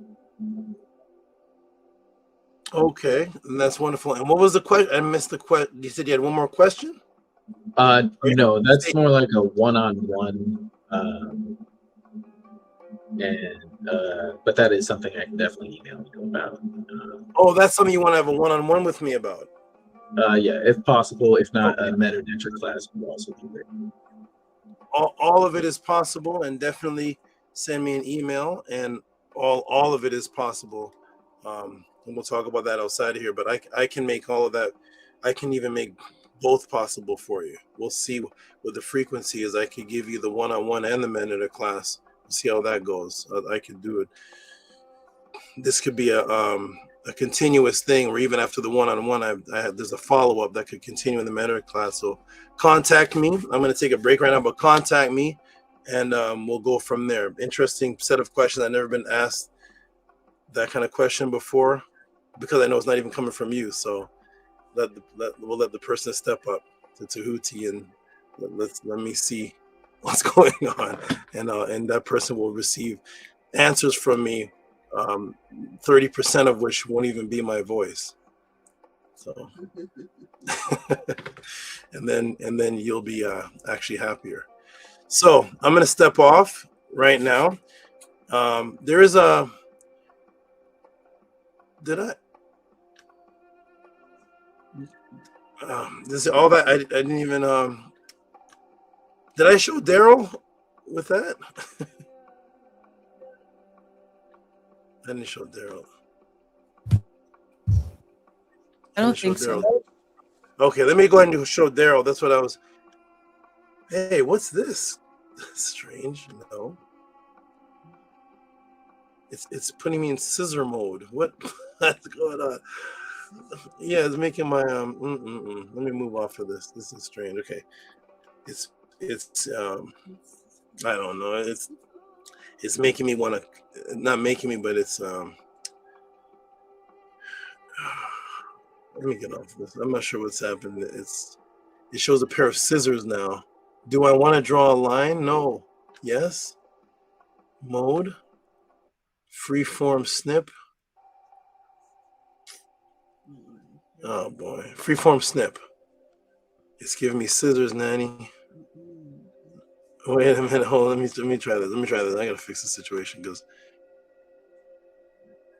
Oh, what a strange thing this is now. Let me see. Down. Excuse me, everyone. My program has just changed on me to scissors. So let me. Okay, let me see how this looks. Okay, we'll just have to go with this. Shout out to it's making me like cut around it. Strange stuff, man. Okay, I'll fix it while I'm on break. Okay, shout out to Daryl, good brother Daryl, for his consistency, and there he is. And let me read this off. Okay, there it is, square. Shout out to Daryl. He says pod class gave his 508. And peace to you, Daryl, for listening. He is very consistent. And I'm going to take a break right now. I was supposed to take about 20 minutes ago, but I'm going to take a break right now and go take care of something that's going to be about 5 minutes. And then I'll be back to read the rest of the supports. You all build while I'm gone. And shout out to you, Daryl, if you're listening. You are consistent. Peace to you. Let me take this off. I gotta fix the snippet tool. Okay. All right. You all build amongst each other. I'm going to take a break. If there's anybody in the chat, peace and love to the new people in the chat. I still see the last comment as Doug and Oradella. Peace and love to anybody in the chat that is new. If you're new, you can press the 7. You can talk to the people in the panel, send a message, and you all build. I'm going to take a little break, and I'll be back in about 5 minutes. Peace and love, everybody. Hotep for now. Peace and love. Enjoy your break, Saba. Peace and love. Peace and love. Hotep, Sana. Hotep. There it is. Okay. Peace. Hotep to everybody who's watching, to all the supporters, everybody in the chat, to you, Gavin. Everybody remember to support Saba Tutti, support the House of Atem, all the beautiful answers that Saba's providing us, all the life-changing guidance that Saba's providing us. And thank you to you, Gavin, for being on here. Not a lot of people on here on the last break. Usually just Amunet and I, so it's good to see you here, to see you interacting and speaking and building and forming relationships and bonds with Amunet and I, Sabatuti, and other people as well. It's a beautiful thing to see the development and like-minded development, because in the matrix at work, majority of the people at our jobs and out in society, you can't connect with them on the level that you can connect with people you find here in the podcast. So it's good to have you.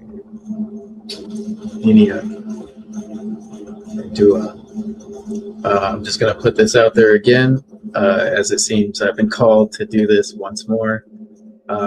People who are introverted, camera shy, maybe less social, I will remind you, as am I was not always so. So people who are introverted, think back to a time when you weren't as much introverted and shut in. I remember I used to be used to the camera and video chat all the time, and it was just a regular thing. I got away from it, and now it feels like I got to get used to it all over again. So I will remind everyone who is introverted or calls themselves antisocial, you are not antisocial, you are not introverted, and you are not broken. And you can come back to the way you were before, but you have to rebuild yourself. And that is what I'm doing now as we speak. But everyone who's connected to that introverted, antisocial kind of energy, just follow my example. if not, follow my example on an unconscious level. Because I know when I stand up to the plate, others will follow suit. So don't be embarrassed. Just come as you are and rebuild yourself. Because if you've been knocked down by all the isfit out there, the only way you're going to build yourself back up is one brick at a time. So come to the panel, come to the classes. Don't be ashamed of yourself. Instead, start doing something such as coming to the class so that you can be proud of who you are again. Because I know that's what a lot of people are feeling out there.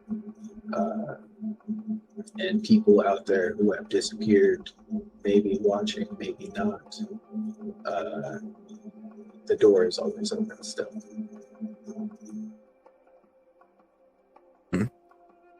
Great and beautiful words. I agree, and you're doing a great job as well coming on here. And for everybody to be introverted or have anxiety or shy in the matrix can be understandable to a certain level because of the danger out there, because of the frequency out there. Those of us that love the knowledge, consciousness, the expansion of our consciousness, that love Ma'at, or really all the things that are talked about here at the podcast, from extraterrestrial, UFOs, out of bodies, Tartaria, ancient history, all these different things that you can't talk to with people in the matrix. Here is a place to come and do it. So it's definitely a place to support, definitely a place to come on the panel and connect, because the things that happen in our lives that are magical, a place like this is really the only place you can connect. So when you, Gavin, you're saying the things that you were saying to Saba with the magic and the beings and stuff, I like sitting here and listening because I can relate to a certain extent. I don't know your full story, but I can relate when it comes to magic and beings and all of that stuff. However, in the Matrix, out in public and things like that, nobody out there is talking about anything within their life. If someone has a problem or has something going on in their life, it's usually something like with their car or something. But to come here and even hear that you have something that you're thinking about that has to do with something otherworldly, that forms like a connection with me, because I understand those things exist. You understand those things exist, and you're speaking about it. I'm listening. I'm thinking back to things that have happened to me and stuff like that. So it forms this good bond between us and everybody else who's listening, who's had experiences or things they've wondered about that have happened in their life that they're like, could that be attributed towards something I can't see or something that people don't like to speak about? And when they think that to themselves and they hear that here, it makes them feel more connected. It's really a beautiful thing. I've realized that there's a lot of people out there that have had so many different experiences and they have nobody to tell. And that's one of the things I love to ask people. I love to ask people, like, do you have any ghost stories? Have you ever seen a UFO? Do you have any supernatural stories? And people are quick to get it off their chest because they've been holding it in for so long. So it's beautiful that Sabatuti has created an environment here where we can share those experiences, most importantly understand those experiences, because I remember in the past I've had so many things happen to me that I did not fully understand until I came here to the pod class. Saba has done so much. I was done so much for Amunet and I. He's done so much for so many people that I know. And he has really done a lot. He heals so much. He's healed me. Saba has healed me from physical things and spiritual things. I know what it's like to deal with deceptive beings and things that seem one way and are another, and you don't realize what the real intention is until it's this close to being late, over with. And the reason why I'm here is because of Sabatuti, because he has shown me the things to do to better myself. He has shown me how to heal myself, and he's done so much for so many people that I know. Saba is really, he really is special in what he does, and I want to bring up because I heard the part about like questioning his character. I can tell you from my own personal experience, Saba has. I've been in situations where bad magical things are happening to me, and Saba made the things better. So I don't know how else you can judge someone's character when one bad thing has happened to me. I didn't get worse. I became better. That's why I'm here. And I mean, there are things Saba and I have talked about, things with people I know that they've had horrible things happen to them. And Saba's always there willing not to just help me, but help the people that we speak about and like my family and stuff like that that he doesn't even know. He's willing to reach out and really try to help everybody and reverse things that a doctor cannot reverse, or what do they call it? Psychiatrist cannot reverse.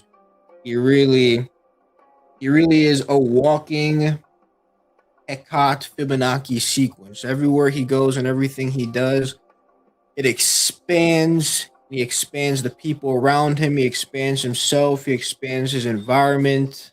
He really is the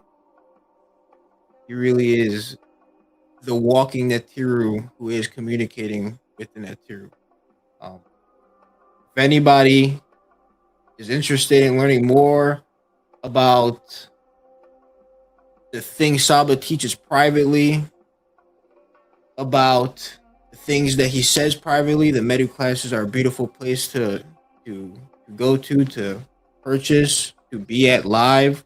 I mean, Saba drops so many jewels inside the Medu class that really give you a vast understanding on a lot of things, on Ma'at, the Medu Netter, what's happening in the world, himself personally, and then within ourselves as well. It gives us that vast understanding. And I hope to see you at one of the Medu classes one day, Gavin. I think that you would like it a lot because you're able to ask questions. The Saba answers them right there, and it's more of an intimate setting so he can focus on you more and think about you more and understand. Because right here in the podcast, I mean, anybody can watch this, so certain information can't be given out here. But in the Medu class, let's say you ask a question, he's able to really dig deep into that question. You're able to respond and do what you need to do to be able to get your understanding that helps raise your consciousness. So I think you really like the Medu class. I love the Medu class. Yeah. Beautiful. Yes. You and Nuku Nuku have been trying to get me to go for a while. I haven't really been financially able to till now, so hopefully soon I'll be able to get in there. Because I've seen the way those go, and it is definitely a lot more in-depth and personal. Especially just watching some of the past classes, multiple shared personal experiences, and that would probably be amazing. And I was told not to worry about where I'm at as much as just more focus on unification and just learning. But you also did say something that I was reminded of, and it was in regards to the lovely background you have there. Some things indeed cannot be said in public, as I'm still learning that, but I did keep key on that, in that not to say too much. So I believe I sent a message to Aminette about your background because I saw how it pertained to the class, but I was careful not to say too much about that. I wasn't sure if either of you would want to go into that in public, so I sent that in private. But yes, I would definitely love to do a one-on-one, but I would also like to see how I feel in the environment of the better nature classes,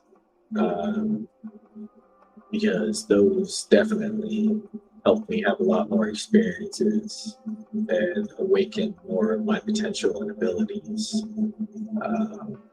But I also understand attending them would be quite vital as to respect to where I'm at now. So I can say where my progress is at, what's working, what's not working, because I can't help but notice different people operate differently. I even noticed in the way Saba was speaking about different people, as if there was a category for people's abilities and what level they're at, as far as those abilities being awakened. And some people are better at things than others as it stands. Some people have to work on those things. Some people just naturally do those things. And there's just always something for everyone to work on or refine. But yes, everyone I've met, no person I've ever talked to doesn't have a strange story or experience. Everyone has at least one strange thing. And if you ask them, they'll tell you.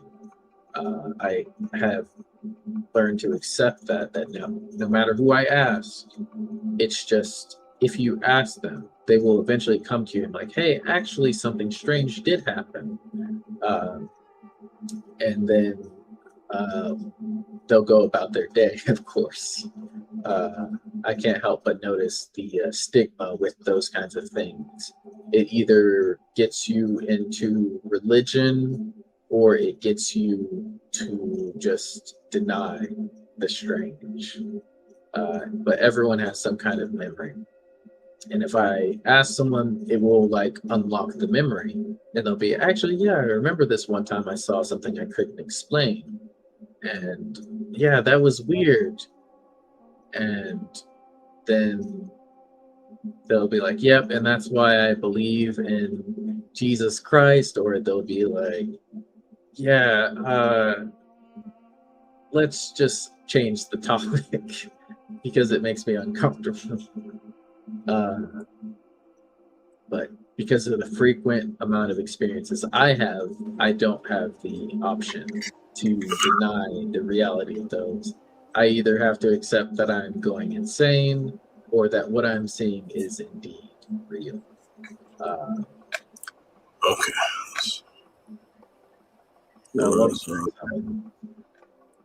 Oh, thank you. Nice to be back, everybody. Wonderful. We're going to go. We're going to go over the rest of the supports. And is there anyone in the chat still, or did everyone fall asleep? I know it is California time. I'm 2 to 3 hours ahead of people, so maybe 3 o'clock in the morning over there. But we're going to go ahead and read the rest of the supports and donations and go ahead and close the class up because it is getting very late on both sides. Let me go ahead and get back to this. No, I don't want this. Let me go ahead and see Grasshopper. Oh, here we go. All right, so we were on. I'm in. Okay, Vortex Ninja. Here we go. Vortex Ninja, Grasshopper, and then we got some Gavin's in, and I see Ampu as well. So here we go. Shout out to. Oh, this thing is really free snippet, rectangle snippet.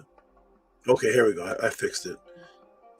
Here we go. Shout out to Vortex Ninja. Very consistent. No one knows who he is, but he definitely sends his support every pod class. Vortex Ninja, if you're listening, oh, there's Knights of the Round. Vortex Ninja, if you're listening, just shout out to you. I was going to say send a question in, but just do whatever comes to you naturally. You've been around for years and years. If you want to continue with that, we greatly appreciate that. One day when a question comes in from you, I'd love to see what is on Vortex Ninja's mind to want to know about. Shout out to Vortex Ninja, and he says support. $7. Shout out to Vortex Ninja. Peace and love to you. His number is 7. We got Knights of the Round Table. Okay, 9. Shout out to you, 9th. Shout out to Vortex Ninja. And let me go through. There's a lot of support that came in tonight. Yeah, 2 out of everyone. And there's a lot of support that came in from the same people, like Gavin and 8th. Let me scroll down. So we did 8th already. We did oh, here's a Gavin. Okay, here's Gavin. So we got Gavin, and he can read them all. And after I read about 3 of them, we'll give him some collective noise for all of them. Okay, shout out to Gavin. Let's see if we can get it on the screen.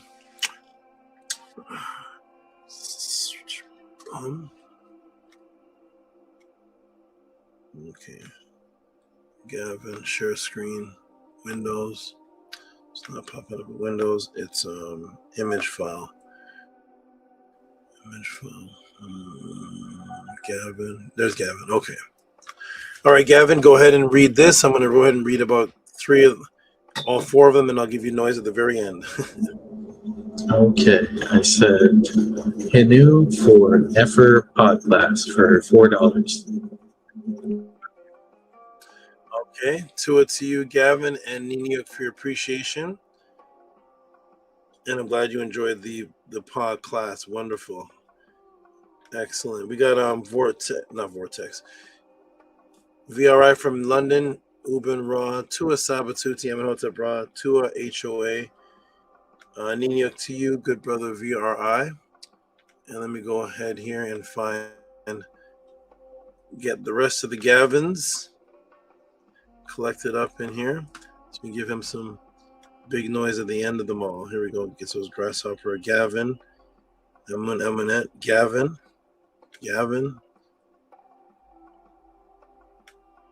Okay.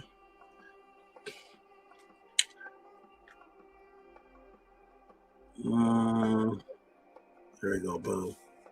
Shout out to Gavin again.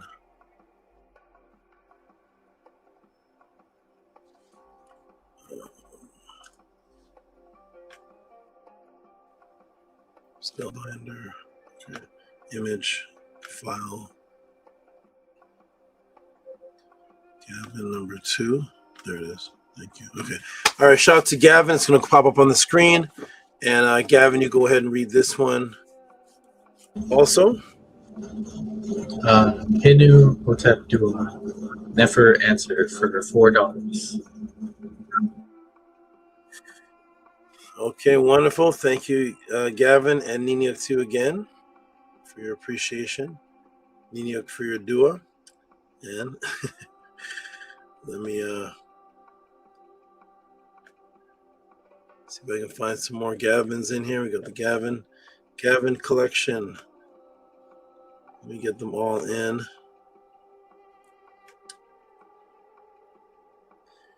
Daryl, Gavin, that's Gavin for pod class, Gavin for answer, Gavin for, it's the same thing.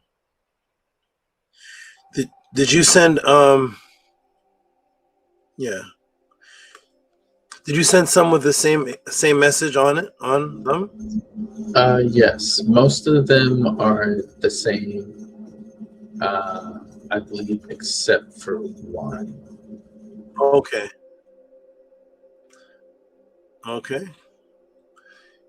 Wonderful.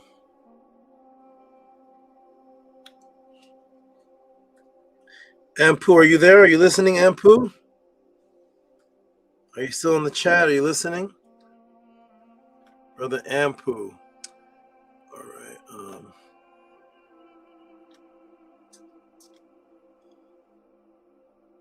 One of Ampu is here.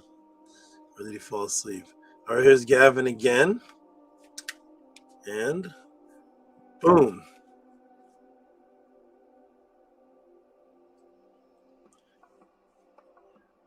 You're on mute, Gavin. You're going to read it again. Would you like me to read this one? Sure. Yeah. Yes. Read it again. Read it. Yes. Hotep. Oh, sorry. Hinu Hotep Dua Nefer answered for $4. Nini Uk. Where's my brother Ampu? Ampu, you're funny. You're funny. You're funny, Ampu. Funny. I got a message from you. You're very funny. Very. Shout out to Ampu. Shout out to Ampu. He doesn't talk much, but shout out to you and all your messages and your updates. Your updates of your development of could you call your chicken legs? What do you duck leg? I don't know what you call them. Duck leg, chicken legs, but they look great. And you're funny, man. You're very funny. Shout out to you. Look forward to seeing you other pathways. Okay. Ampu will always be around. He's really good. Okay. I think, let me see if there's one more from Gavin, and then we'll give him some noise for them to scroll down. So that's Gavin 1, Gavin 2, Gavin. Okay, this is it. Ampu, Grasshopper. Okay.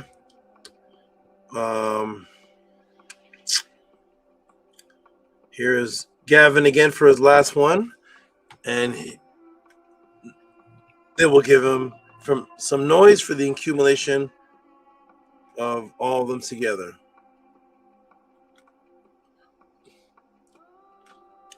Shout out to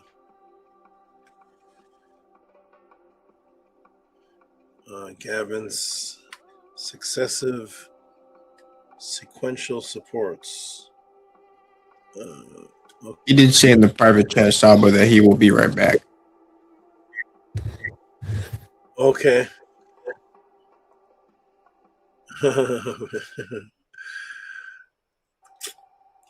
Let me see.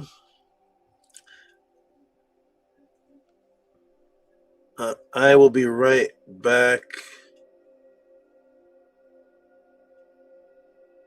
Oh, that other one's from 627. Okay. So it's already on the thing, so I'm going to go ahead and just show it, and then when he comes back, we'll give him some noise for it. Okay. And Gavin, same thing as the last three. Hetep Henu, Dua, Nefer, answer. Okay. Actually, we'll give him some noise for it now, because there's no telling when he's coming back. So let's give him some noise for all of those four and the one from earlier. Give him some big noise, please. You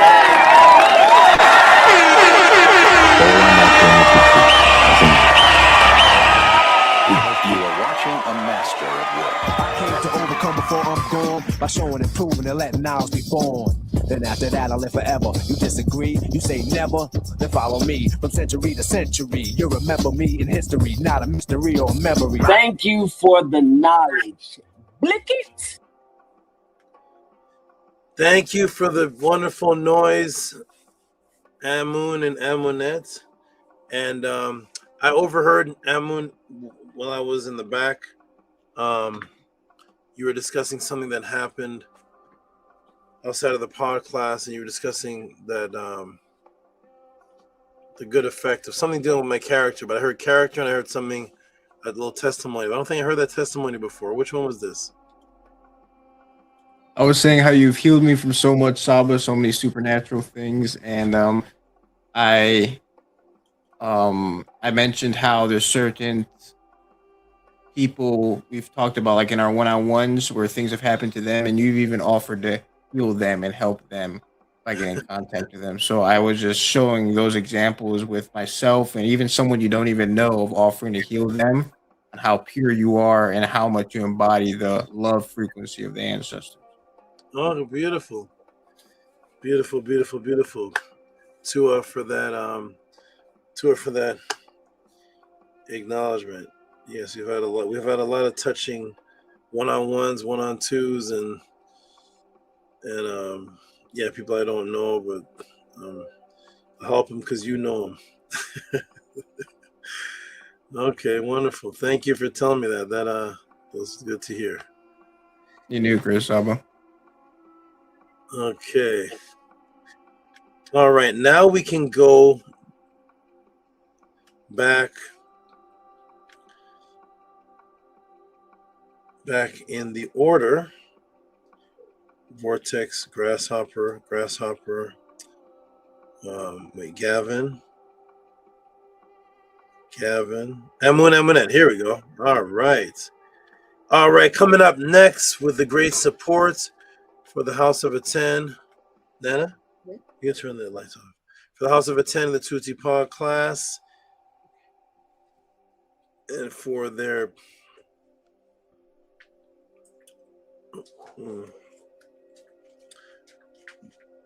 Saba, their guidance, life, all type of wonderful things. We have Amun and Amunette, the greatly appreciative ones, and boom, there it is. Go ahead and read that, Amunette. $45 for healing us with your Ha hands and washing our Ma'a, our eye, to see, Tua, for $45. Amunette. Hey, I like that. Thank you, Amunette, for that, reading that, and thank you for the words in the donation support. I like it a lot. And if Amun can hear me, thank you to Amun. All right, give yourself a great baby in the screen. Give yourself some great noise, please. I see a little baby in the screen. Yeah. Yes, that's how we really work.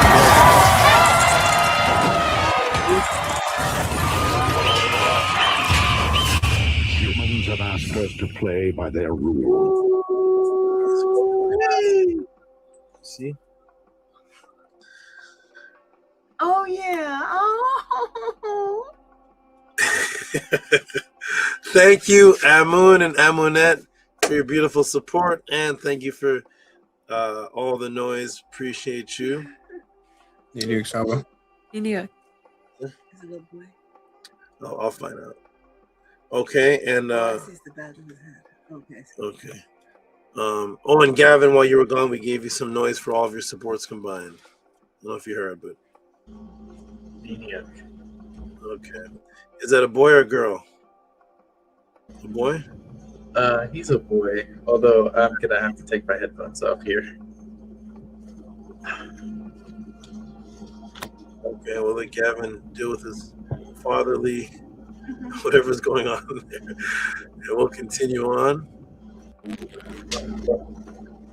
Okay, we have so that was Amun and Amunette, and now we have scrolling down. Amunette, Gavin again. We already did Gavin. Wait, how many Gavin? Wait, once.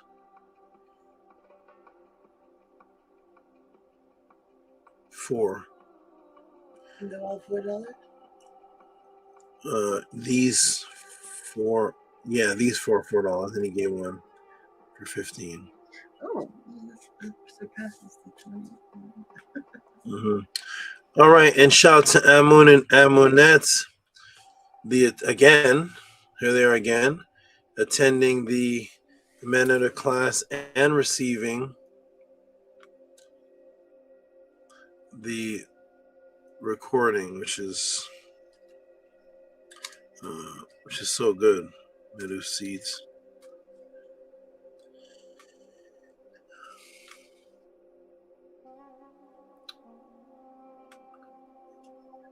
It's so good. I'm gonna have the you're in a position to participate in everything, and I know these meta classes. How do you say it, Amunet? What do you call them? Life saving. How do you describe the meta classes again? I say life saving, life giving, life expanding. What was that last one? Expanding? Yeah, life expanding. Yeah. So I'm very happy that you all are able to have it recorded too, because I know how important it is to go back and watch them. There's no way in the Manager class, to all those and Nini to all those who participate in the 3.5 hours of me teaching. There's absolutely no way to retain because it's not on YouTube, so you can't go back. But for those who get the recording, download it, keep it protected, and you can watch it over and over again. And there's multiple things happening in different sections of the classes, multiple magic, multiple men.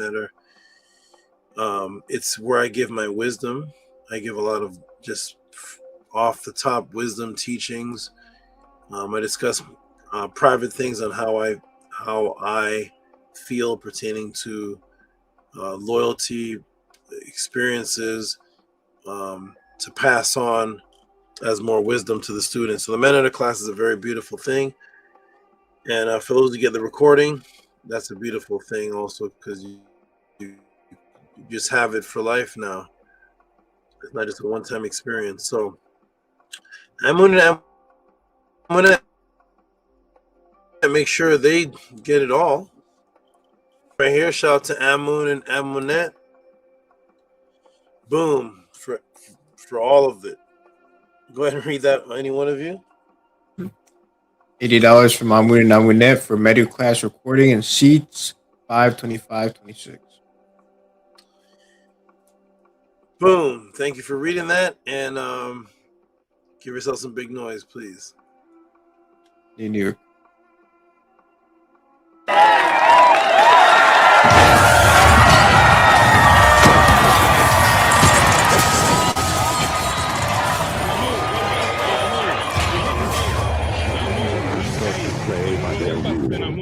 Nev never owns.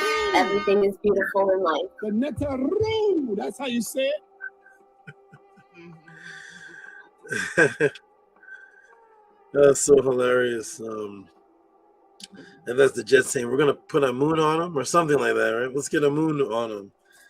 Like sending like a moon being sent out some type of assassin. I forgot what the situation was, but he was sending a moon. A moon was gonna be the spiritual hitman or something. That was funny. That was good.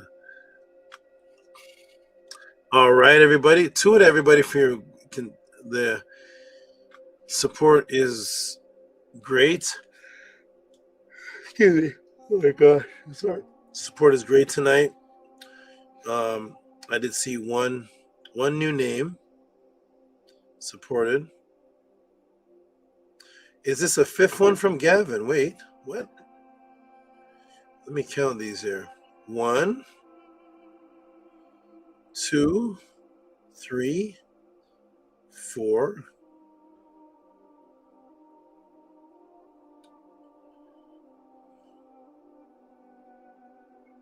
Oh, there is a fifth one from Gavin. We'll get to it. Which would be actually a sixth one. All right, we got Grasshopper. And don't worry, everybody. Not that you'd worry, but for those new people that are just tuning in.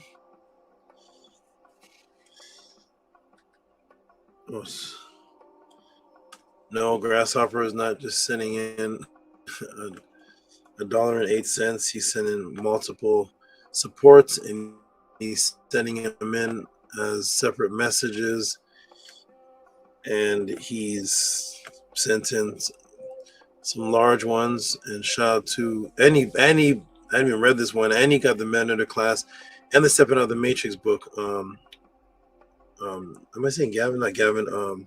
Eighth disciple sent in for several things, and I say Tua to him because he's brand new, and eighth disciple Grasshopper has gotten Men Under class, a book, gave a large donation just for support, and sent about 3 to 4 of these smaller ones with different messages. So shout out to this new brother with his great energy. He says, revealing the Psyops, Matrix 5. I wonder if he's sending us support because he went back and watched the Matrix 5. Shout out to you. Maybe gone to bed by now. Shout out to you, Grasshopper, aka Eighth. Okay. Grasshopper, aka Eighth. We got Sarah. We got Gavin for. Wait, Gavin again. 4.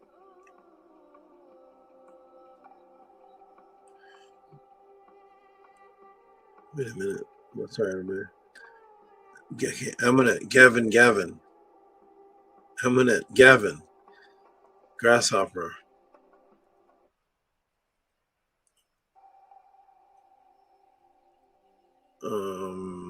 Okay, Kesbetu. Shout out to Kesbetu, the blue one. And thank you, Kesbetu. You caught that extra jewel. You gave us support for that that extra jewel that I dropped in the class today about the singing and the memory, and how the word for singing is the Sekau memory, and that's how they resurrected Asar, through sound singing frequency, which it states right there. So Tua to you for catching that, Kesbetu, and let me go ahead and put that ball on the screen.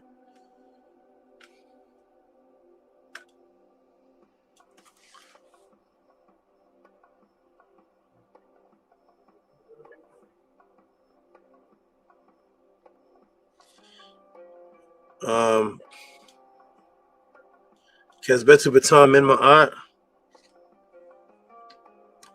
Go ahead and read that for me, Amunet. $9.99 for Hotep Zekai Sentu Uda Ua Un, one and only Mary Ma'at from Kesbetu Pata Min Ma'at.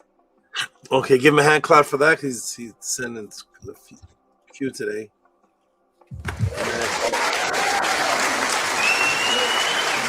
Tua Saba Kujasenev, Makiru. Okay. We got Oradella says, me and Eighth are waiting to see Kemenu. Okay. I don't know if Eighth, I haven't got to the support yet if he requested to see Kemenu yet. I told him, is Eighth even awake? I'm not sure. And shout out to this new person, Oradella. Are you with Eighth? Me and Eighth. We're waiting to see Kemenu. Okay. Yep, anytime Eighth wants to see Kemenu, I'll bring him out. I don't know if Eighth has gone to bed or what. But shout out to Eighth Disciple. I'm still reading, so maybe there's something I haven't seen yet down here. Matrix Psyops, Kesbetu again. Kesbetu, this must be for a Metanetter seat. Let me see. Yep. Kesbetu for the Metanetter seat.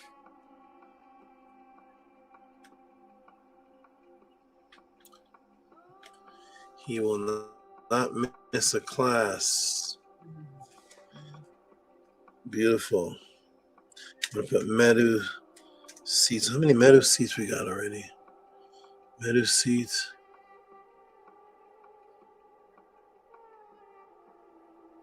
Skylark. I thought he had a Medu seat. He's supposed to be in here. Yes, Medu seat. Got it. Okay, good. Let me go ahead and fix this. I just put seat. It's Medu. All right. Medu 1. Okay. MEDU. They're fixed. All right. And ooh, what just happened?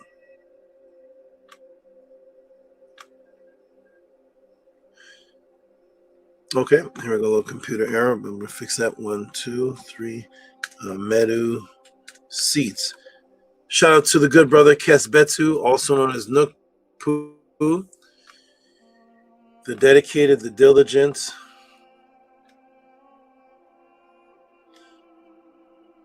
He is one of the incarnations of the definition of Min Ma'at. He's definitely that. Shout out to Kesbetu. I'll go ahead and read this one. Kesbetu Pata Min Ma'at. Today, for Hetep Saba to join Medu Hika Shesh Dua Ma'at with the blue eye. Give him some big noise, please. You are watching a master.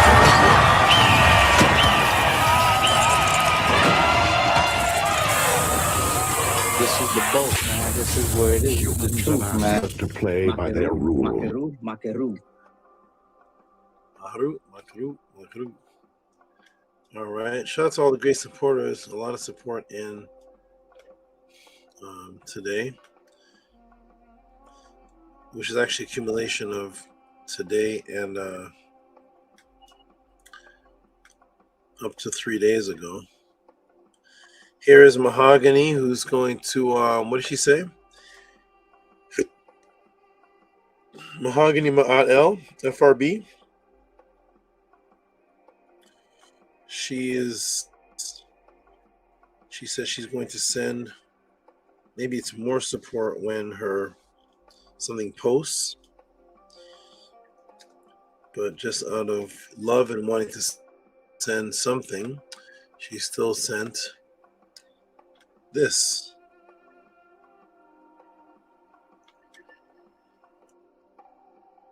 She sent her number and namesake. Her name is 369, and she sent Ancient Mystic Remembrance Codes. Crown, Diamond, Snake, 369. Thank you to you, FRB, and have a wonderful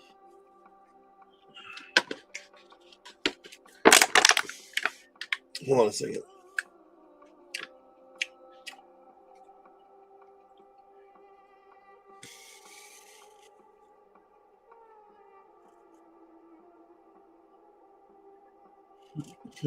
That's strange. One moment, everyone. Just one moment. Hold on.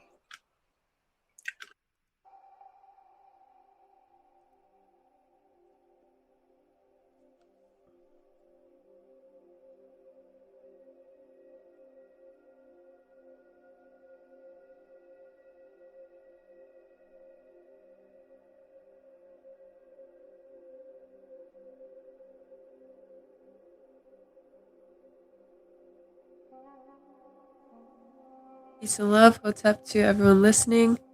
I'm not sure how long Sabo will be gone, but I'll share the screen really quickly until he comes back to show the House of HOUSEOFATTON Instagram and all other social medias that we have are TikTok, Instagram, and Facebook, and of course Sabatui's Facebook and his Instagram as well, and that's on the House of HOUSEOFATTON link tree that is always being posted in the comment section.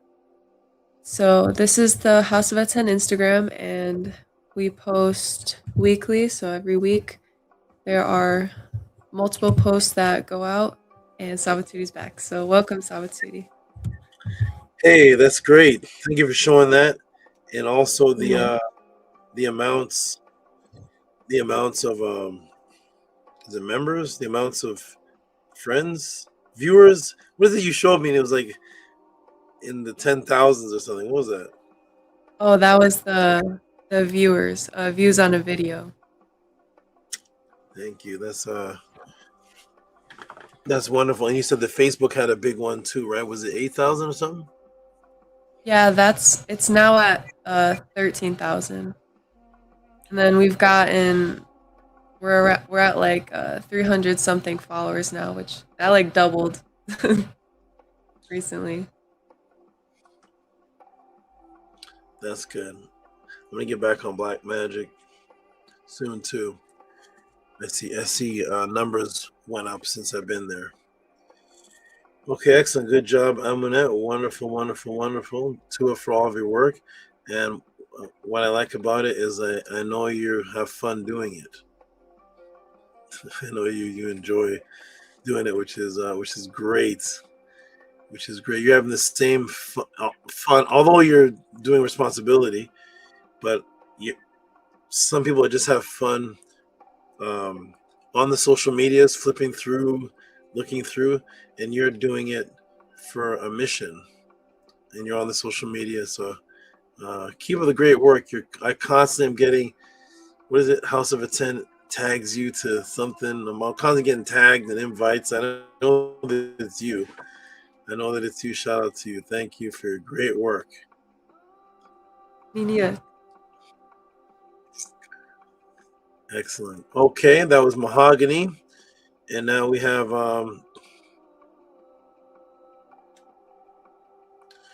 shout out to all the great supports that came in. It really is very motivational just to feel that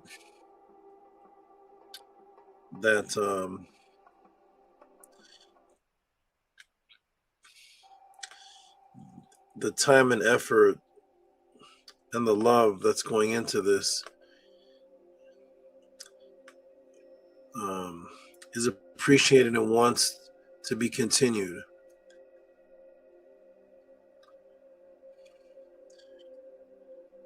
It feels beautiful to wake up in the morning and know that there's people that want this to continue. It's a beautiful feeling. I used to do this just for my inner family and build my inner tribes and a few people, while knowing that there's hundreds and there's thousands of people that want this. And it feels good that everybody's proving that not everybody, but several people are proving that they want this. It makes me feel like there's hope, because I don't have any partners. I don't have any, well, if you missed the pod class, go watch this. If you missed the pod, I'm going somewhere for 3 weeks. You all go over here. There's none of that. So Tua for people showing me what they feel the worth of this is. And speaking of which, we have Gavin again, and he has a question. And Gavin, I don't know, because you don't have your headphones on, can you still hear me without the headphones? Yes. Okay. What is your podcast question here, Gavin? Go ahead. How are you doing, Sabatuti? Okay. Thank you for asking, and for everybody listening and watching.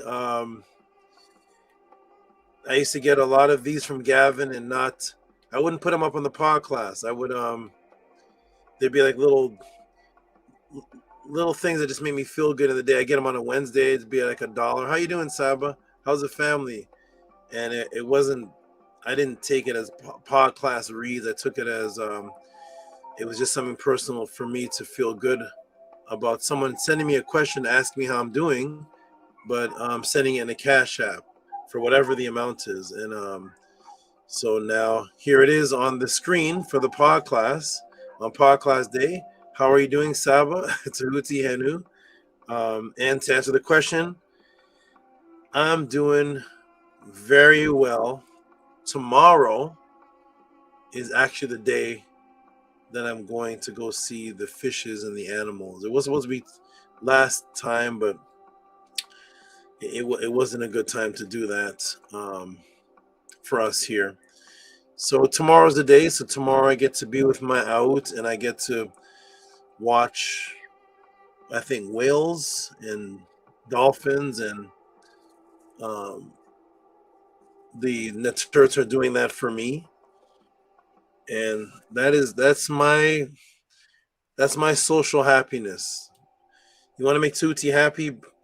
Bring me out to the forest and just show me some snakes. And that's my that's my pleasure. That's my bring me out to look at gazelles, and I don't have to work on the pod class that day. I just have to focus on watching deers running, and I'll be happy. So that's how I'm doing, Gavin. Thanks for asking. And give him a hand clap for that, for asking me how I'm doing in the Cash App. Give him a hand clap. Thank you.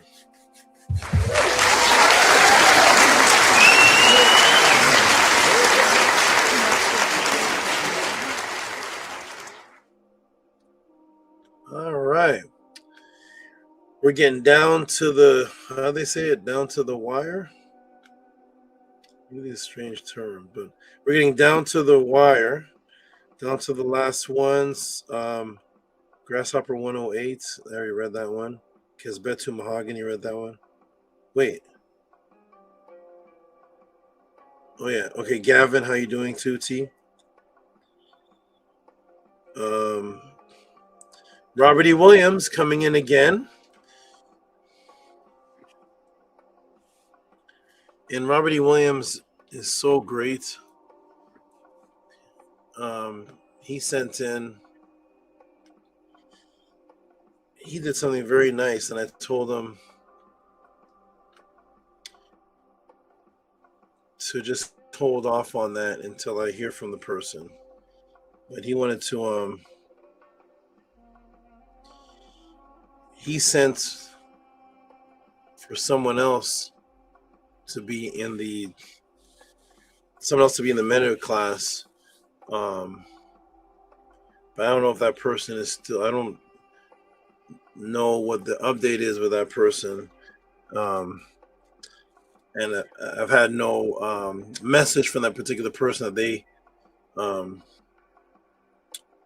want to attend or get a meta class or anything. So but he did want, Robert Williams sent some support, and I said, well, let me hear from the person to see if the person's even still amongst us, before just sending them a class. So I'm going to hold off on that for a moment, but he did send for that and himself for the meta classes. Shout out to Robert E. Williams. He's very appreciative, and I want to make sure that his looking out for somebody is going to somebody who's also appreciative and still around, appreciating this. So shout out to Robert E. Williams. And if I don't hear from the person, Robert E. Williams just gets two more classes on top of the two more he sent for. And that's not even this one I'm reading. This is just a support for this class. We didn't even get to Robert Williams, the men of the class I'm talking about. Shout out to him. I just want everybody to know how beautiful of a being he is. And I let him know that directly, personally in the email, that he's just he's family oriented, and that's what I'm building here. He looks out for a lot of people that don't ask to be looked out for. Shout out to Robert E. Williams. And hey, Gavin, could you read this one for us, please?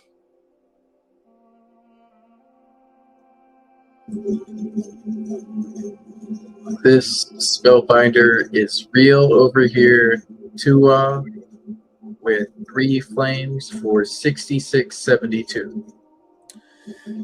Thank you, Gavin, for reading that, and thank you, Robert Williams, for sending that. And I'm gonna give the wonderful brother Robert E. Williams some big noise, please.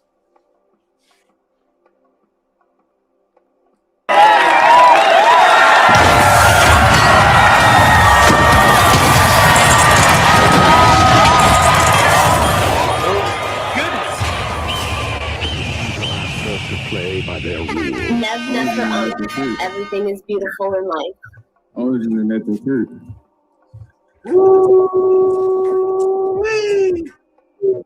I'll just say a little jabby jab. He won by a couple of jabs. You know, he took some jabs, you know.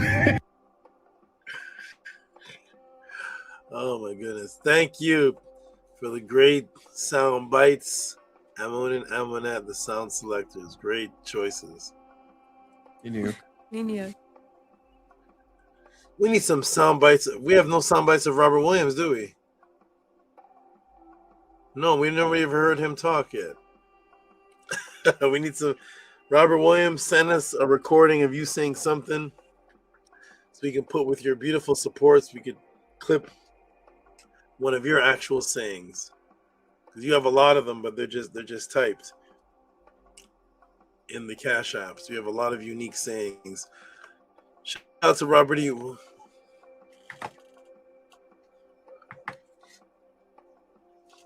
Oh, it's bedtime, man. That's supposed to go to sleep. All right, shout out to Robert E. Williams. Shout out to you. Oh, this is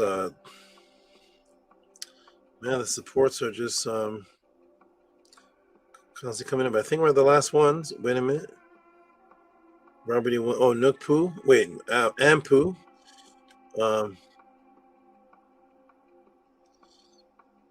Grasshopper says, oh, this is Grasshopper. He's definitely from Killer Priest. Grasshopper is definitely from Killer Priest. Now I know for sure where he's from this message right here. He's probably gone to bed by now. Shout out to a Grasshopper for these multiple messages, small supports, big supports, and all the great things. And I'll read this one here. He says, here's another message. 8th Rocketeer is Grasshopper.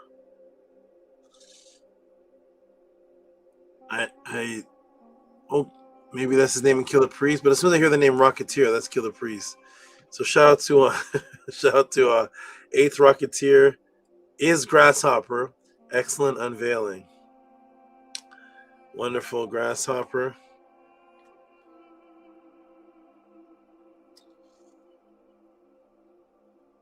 Oh, he's still up. Here he is. Is your name 8th Rocketeer in the Podcraft? Is that what you mean? 8th Rocketeer. Shout out to Grasshopper. Okay, we're down to the last one here. No. That's just the last ones on this thread. Shout out to, hey, there's Ampu. Here he is. Ampu. Let me get Amunet to read this one because it's. Oh. Shout out to Ampu Ma'at Hika.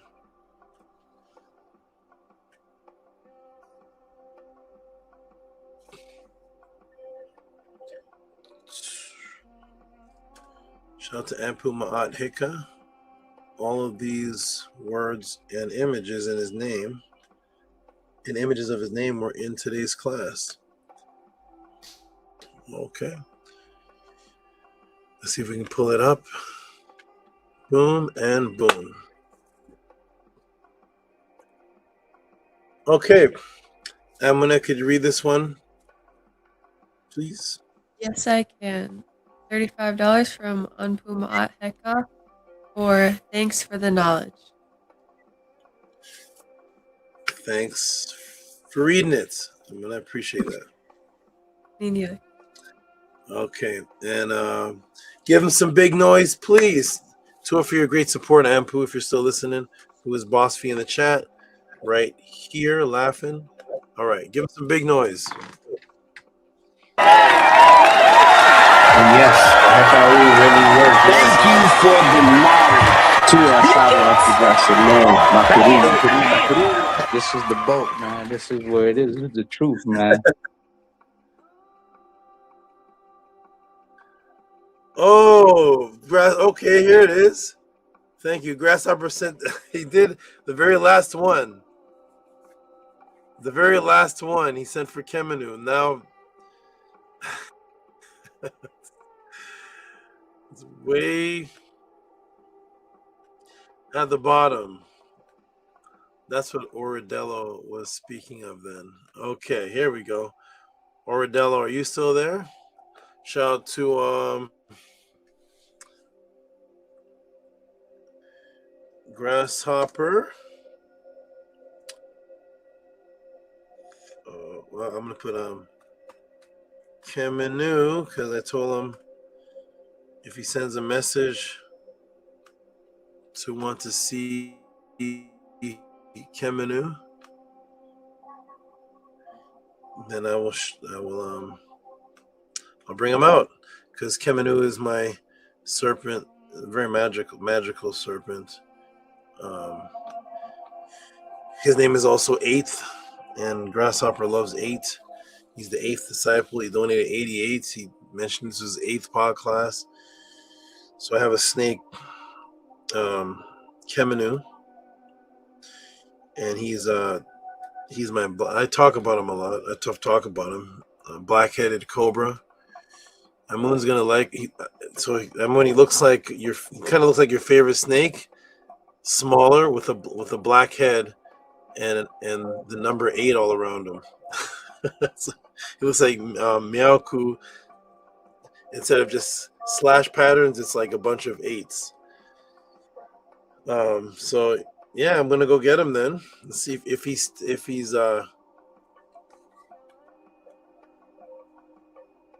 good to get at this time of night. Well, he's usually great. He'll let me know. So if I go to get my black-headed cobra and you don't see me come back in about an hour, then that means it wasn't good. No, I'm just joking. I'm safe, I'm okay. No, his little head. He's venomous, of course. Little cobra. His little head is so small. He has a little tiny head, so it couldn't even like wrap around me to. Couldn't wrap around me to bite me. But he is venomous. Okay, here we go.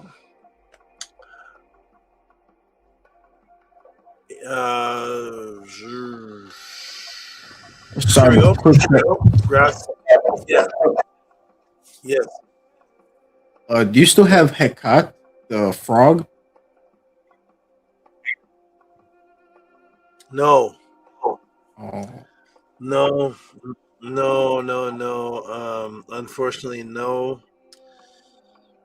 No. He went. Yeah, he went to a popular shop that has him on as a display record holding frog that people can go in and look at but can't purchase or anything. But he's there. He got humongous and he's there. And I had another one, but the other one of them passed away. He passed away from bad digestion. But the big one, he's on display for a lot of children to see. But he's not with me anymore, but I can go see him. But he's being taken care of very well. Okay, that's good. I remember you brought him to the podcast. He was huge. Yeah. It was a situation where I had to do it.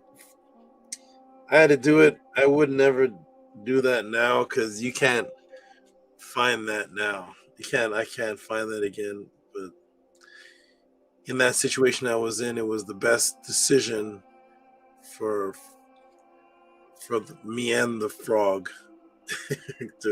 He had a better life where he went, and he's totally loved and taken care of. So yeah, he's huge. He's a beast. Okay, thanks for asking. Shout out to Grasshopper. I'm gonna read this one for Kenemu with the. I wish it was early in the pod class, but I'm gonna bring him up regardless. Kemenu, awesome. Peep the new attendee. Maybe Kenemu's the new attendee. Are you gonna peep him? You're gonna look at the new attendee, I guess is what it means. Shout out to this man right here. Here he is. All good if Kenemu is asleep. I'm gonna go check on him right now. I'm gonna go bring him. I'll probably end the podcast with him. Give Knights of the Round Table, 8th, Grasshopper, Trevino, and all his other attributes. Give him some noise, please. I'm gonna go get the black-headed cobra.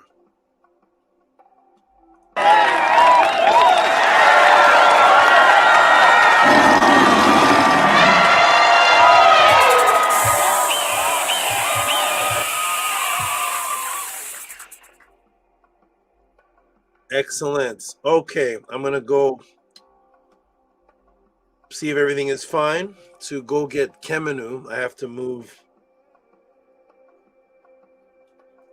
I'm gonna get him, but just to let everybody know, to get the black-headed cobra, I have to move 3 vipers and one of my snakes called a Ka'a. He's a venomous snake from Kemet that I don't think I brought here. Let me go move the venomous snake from Kemet, 3 vipers. That's the same time they sent me to the hospital, and I'm gonna go in all that. What do they call it? Jumanji? What's that called? I don't know. I'm gonna go in all that, and then I'm gonna go for Kenemu. So I'll be right back. Let me see if everything's okay, and let me go move 4 venomous snakes to get to the 5th one. I'll be right back, everybody. You all build, and I'll read the rest of the supports when I come back with a black-headed. It's called a keeled Halamari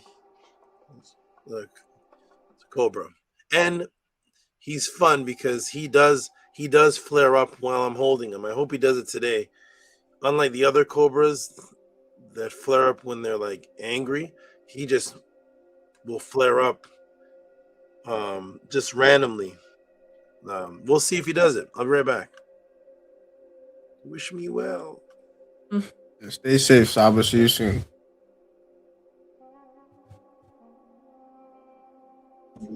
Which class was it that he brought the frog in? So I would love to see that. Good question. And I will have to look. I can see what class it was exactly. It might have been a class that was called Heket, about Heket, the netter, the frog netter. Could be that class or a Fibonacci class, because the meta word for the Fibonacci sequence was the Heket sequence. I think that it was a class on Heket. But then I will look and we'll send it to you.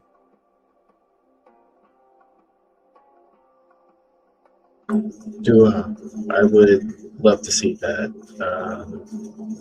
because I do recall looking into that and seeing frogs when it came to looking where the word hex and Hekau came from. And I was like, huh, okay, so there's definitely got to be more to this. So if there's a class on that, then I'm definitely going to want to know where this word I use all the time and used without realizing came from. And the basis of all magic comes from. Very true. Let me look real quick. I'm going to look.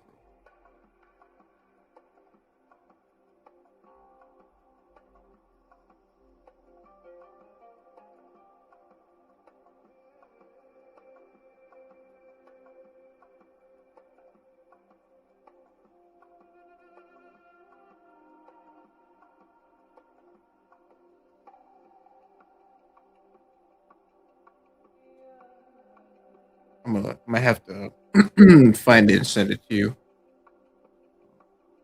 But yeah, it's a very big frog in the class. It's very, very good. It's a giant frog. There's a Saba's hand.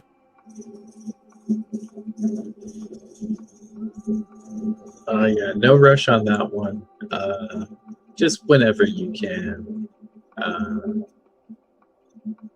I swear, every time I learn a new word or think I understand what a word means in Meta Nature, there's just more and more layers to it every time. Welcome back, Saba. Hey, nice to see you back. Nice to see you back. Is eighth and Oradella, are both of you here? Eighth and Oradella. Oradella. I'm saying that right? Are you all both in the chat? And if you are, I'm gonna bring out Kemenu, who is eighth. All right. Oh, good. They're fast. There they are, eighth and Oradella. There's eighth. Knights of the Round Table eighth, and there's Oradella. Okay, good. All right, everybody. So here is Kemenu.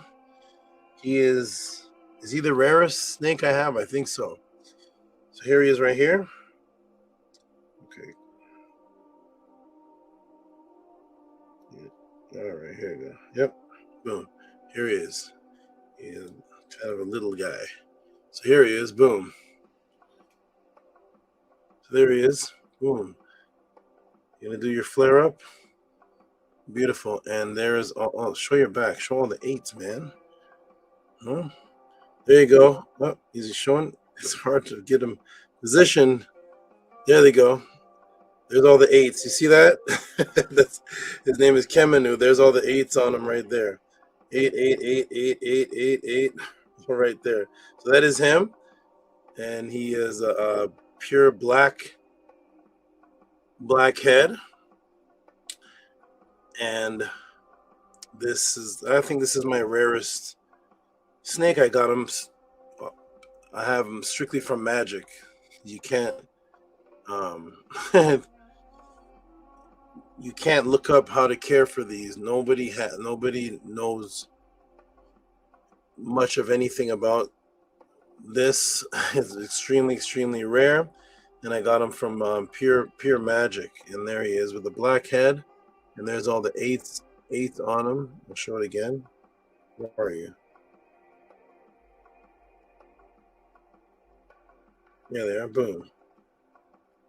There he is. That's all the eights on him. Boom, boom, boom. There he is. We call him eights because he's like all eights. There, boom. Boom. Kemenu with the black head. You gonna do your flare up? He's not flaring up. Okay. Oh, there they are. They saw it. Okay. So Knights of Round Table said, beautiful. Thanks to Tehuti. And Oradella said, thank you. All right, so there's a snake with all the eights. Not doing his flare up today, but that's okay. It's so interesting seeing this one do the flare up because he's such a skinny headed one. So when he does it, it looks like it's very clear that he's doing it because it's such a little head, little black head. But he's not doing it today. That's okay. So this is a magical snake. He had escaped. He was escaped. I was worried because nobody knows much of anything about these. He came from a rare island, and I got him through magic. And he escaped, and I wanted him back, and I needed to use magic to get him back because he would eventually died trying to be in the house without his proper environment. So I was thinking about him. I went and watched the Son Editor show, and I was thinking about him and his black head. And then on the Son Editor show, they had an argument or a debate or however, what they do on the show, they're arguing. And one person said, hey, does the Sagiga in Sumeria, is it the black-headed ones? It was somebody named Chuck Morgan, and as soon as they started commenting on the black-headed ones, and then he popped up by my feet. As soon as they said Sagiga, I was here on the computer, and my feet was on the ground, and he was just there by my feet. He'd been gone for about 2 weeks, and as soon as it said Sagiga, he was back in my room by my feet. So he's my little magical guy that popped up, and I'm so glad because you will never see this again in your life. I don't think you'll ever see this or me. The people that got him for me said the last time they were able to get one of these was 9 years ago. Yeah, they come in every 9 years, Okay, so next time I can get this is in the next decade. All right, we got Oradella says thank you. Oradella says love. Hey, we got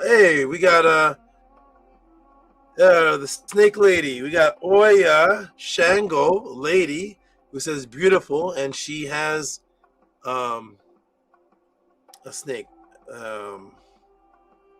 some type of what they call ball python, but maybe some type of morph or something that I remember. Shout out to and being in the class. Hey, Oya Shango lady. All right, so there it is. Wonderful. Good, being very, very good. We'll give him, and he's so rare. He only eats fish. He only eats fish and frogs. It's like, where do you get frogs from? So I have to go to the store and get him smelts and guppies and minnows, and he doesn't want to see no rat, no mouse, no nothing that a regular snakes eat. He only wants fish. So rare stuff happening over here. All right, everybody, there he is. Okay.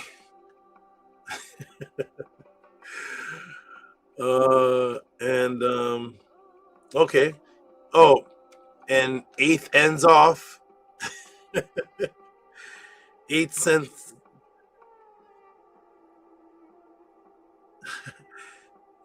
Kemet overtime. Let me see what's going on here.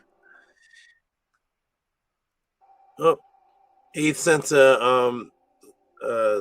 message donation for Kemet. And oh wow, it's getting late. There we go.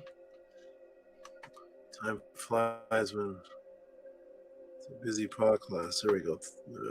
Kemet. I'm gonna put Kemet.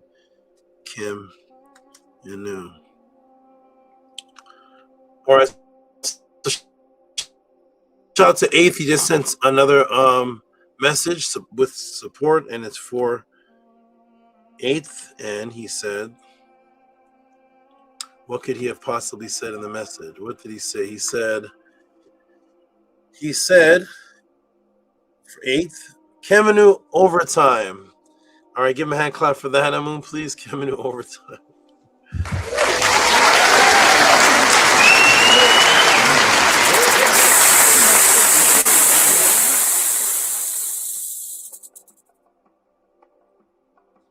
I think I'm gonna give you a new. I'll fix something for you. Okay, shout out to 8th for 8th. And I think there's a couple more supports that didn't come in through the regular means. And let me...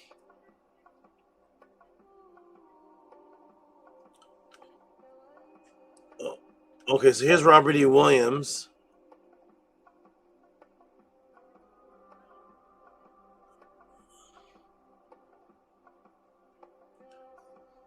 He's definitely gone to bed by now or gone to work. And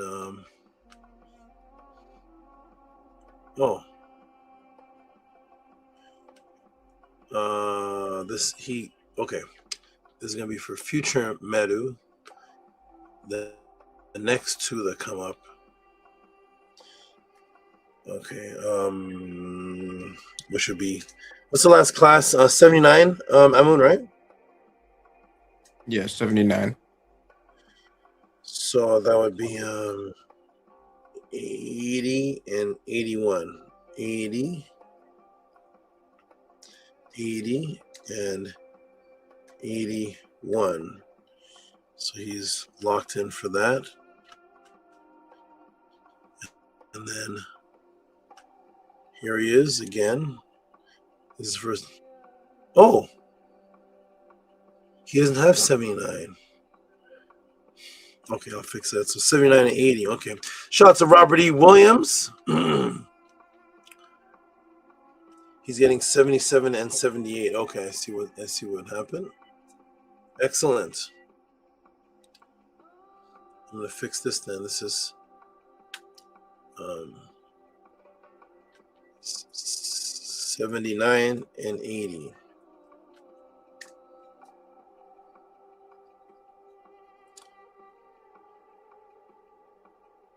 $79 and 80. Okay. And this one is 77, 78. Got it. Okay, here we go. Shout out to Robert E. Williams. Let me go ahead and put this on the screen for his Metanetter Monday recording that he just sent in. Ooh-wee.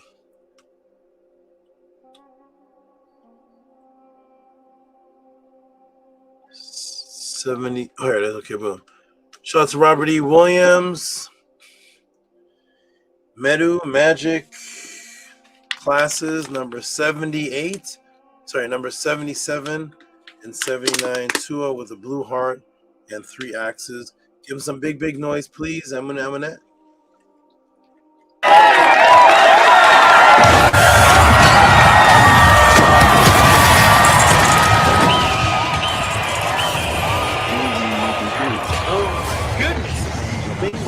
Play by their rules. Neb Nefer Unk. Everything is beautiful in life.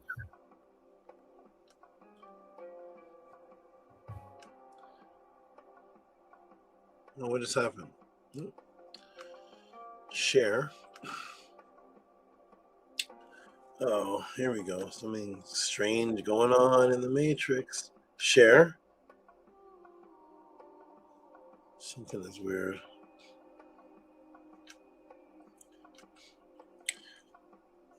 Share. One moment, everybody. Something is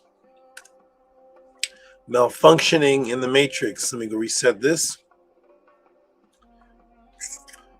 I am not a robot.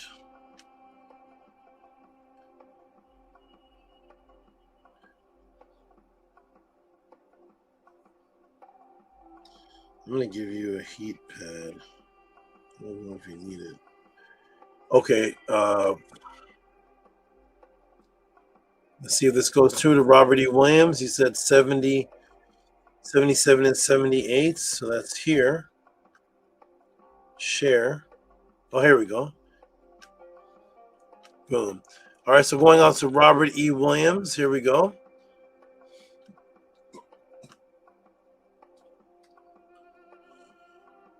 Where'd he go? Here'd he go? Where'd he go? There'd he go? There he is. Okay. Medu. So this is how fast you get the Metanetter classes while you get them during the pod class. Medu 78, 79. And this is 78, 78. Oh, why did you 788? No, 78. And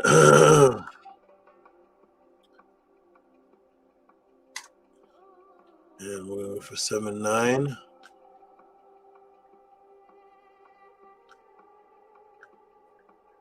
Share a link, copy link, and here it is to Robert E. Williams. Boom. 78. Wait, 77. What does it say on the screen? I can't see the screen right now. 77 and 78, right? Yeah, 77 and 78. Thank you. You're welcome.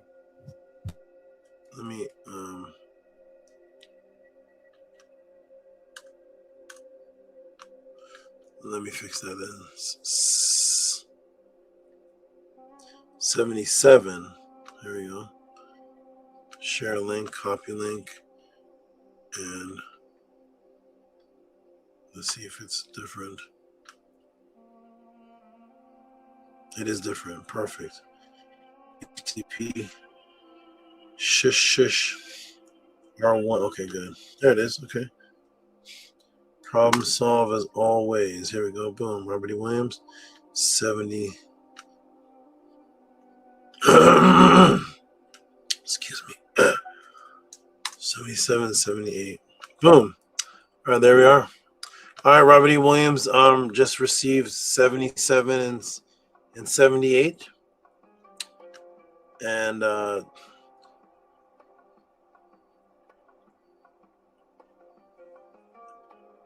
shout out to Robert E. Williams. Appreciate you very, very much. Let me see this off the screen. And you know what I'm going to do? Because he sent for the extra, I'm going to go ahead and send him the 79. Also, share 79. Let me go ahead and do this. Robert Medu 79. So there it is. So he just has to know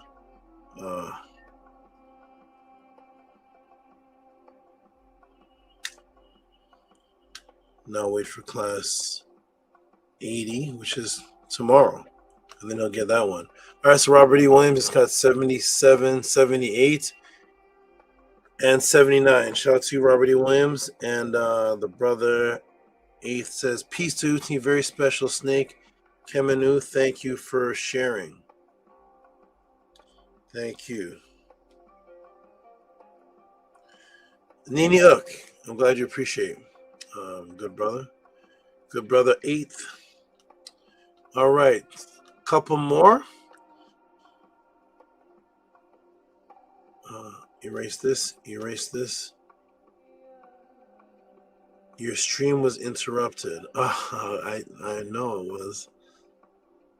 Yes. I got a message saying my stream was interrupted.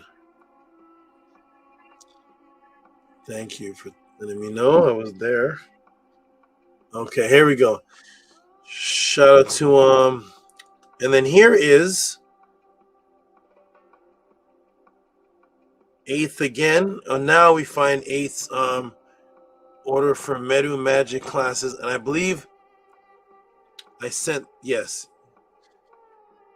this was sent already, and he will confirm it when I show. We're going to give him some big noise, but this was already sent to him,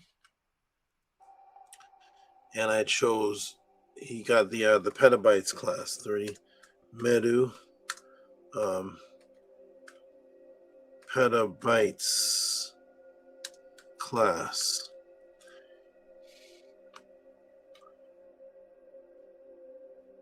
Shout out to 8th. I'll show this, and then he can confirm to everybody that he did receive petabytes class number 1. There's 2 of them. There's a petabytes class where it was taught on, where it first came up from a Minty. Then there's the next petabytes class after that that has the magic, the ritual that goes with the knowledge taught in the first class. Shout out to 8th for book Medu class, peace, good brother. $40, give him some big noise, and then he can type in the room that he received these things. Give him some big noise, Amunet. And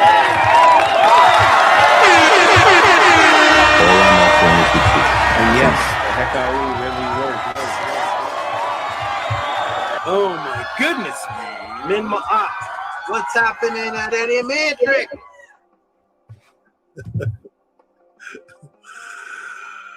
I know people listening to that was like, what kind of craziness is this? Kind of sounds of these with hand clouds. Thank you, Amunet, for your wonderful choice of sound bites. Nina. Okay, what a podcast of great consistent supports. I think we're down to who's this? We're down to the oh wow.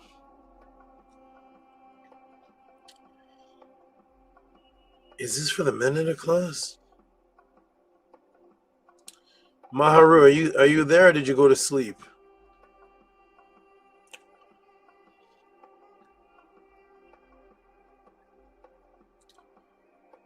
Hush Nation. Finally got to Hush Nation here.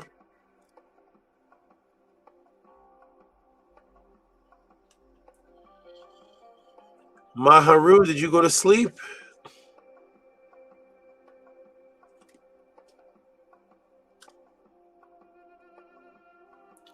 All right, shout out to Hush Nation. Yeah, I think Maharu's. He stayed up the whole night. Till 8 in the morning. Hopefully he went to bed by now. This is Hush Nation, who's definitely gone to sleep because he's in the Netherlands. Amunet, could you read this one for us, please? Yes, I can. 999 for Tua Henu Saba for life-changing jewels. Hotep Henu. Thank you for reading that. Thank you. You can give him a hand clap for me, please.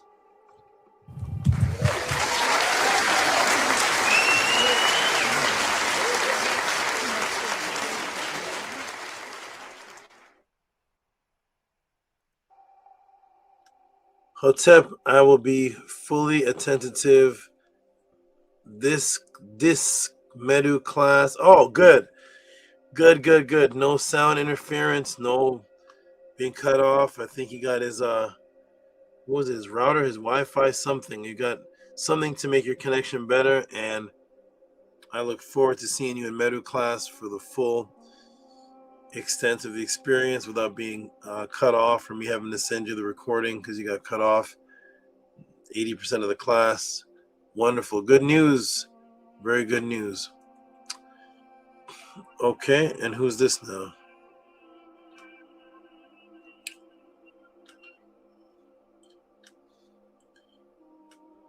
Okay, what is this? This is Zelly. Oh, more wisdom.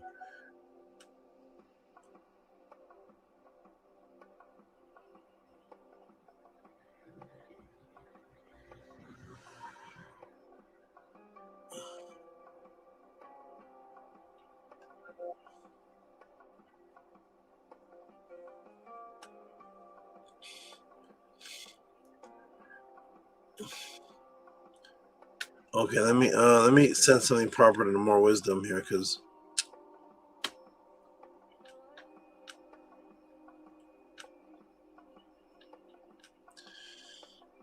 here is the correct full email.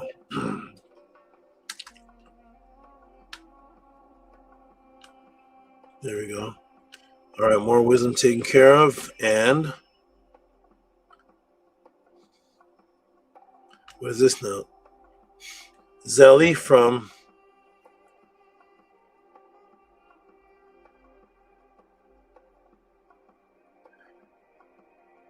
oh, okay.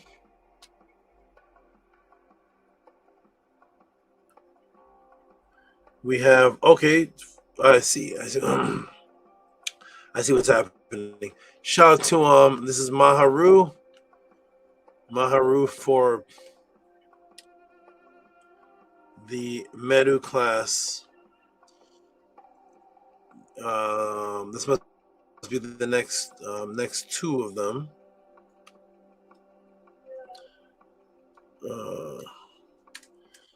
Medu, I want to call it Medu, which should be 80 and 81. Medu 80. Okay. Shout out to Maharu. This is the last support I'm going to read for the night. I don't know if you're in the room, Maharu, but shout out to you. And here we go.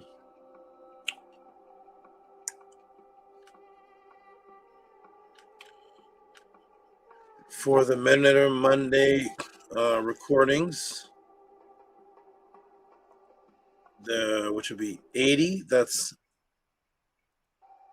Monday 80, and next week 81. Shout out to Maharu. Give him some big noise, please, Eminette. You are watching a master.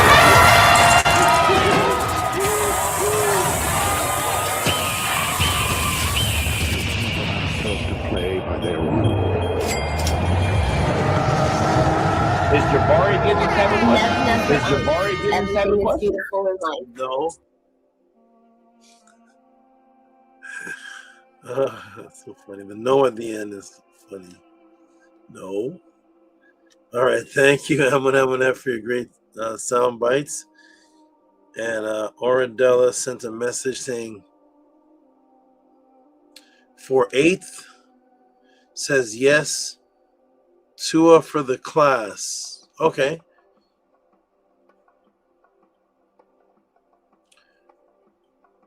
He received the class. Tua. Thank you, Oradella, for the message coming from 8th. Wonderful. Oradella and 8th are a nice tag team here. Nice.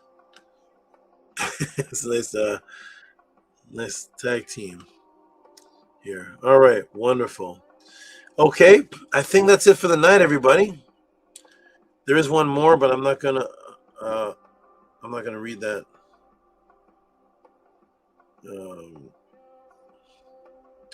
Is there any more? Who's this now? There's another one. This is for the same Medu class. I already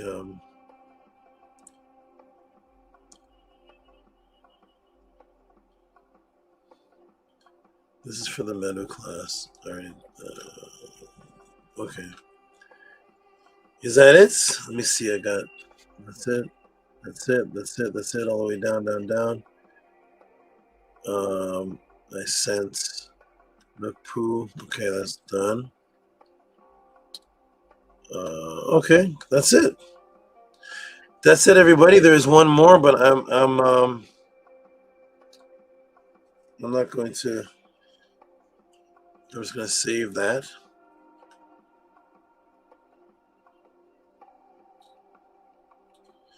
I would like to maybe next week I'll read this out. I'd like to read this one out when Maharu is actually in the class. So I'm just going to save this. Shout out to Maharu. I'm going to go and from, what's the date today? Really, May 23rd, right? From May 2-3. There it is. That's it, everybody. I think that's it for the pod class. That's it for the support night. And we can close it out and say good night. Due to copyright match, your stream was interrupted. What's this message here? Streams are interrupted when copyrighted content is detected. After your copyrighted material is no longer being streamed, streams are automatically re-enabled. Hey, that's good.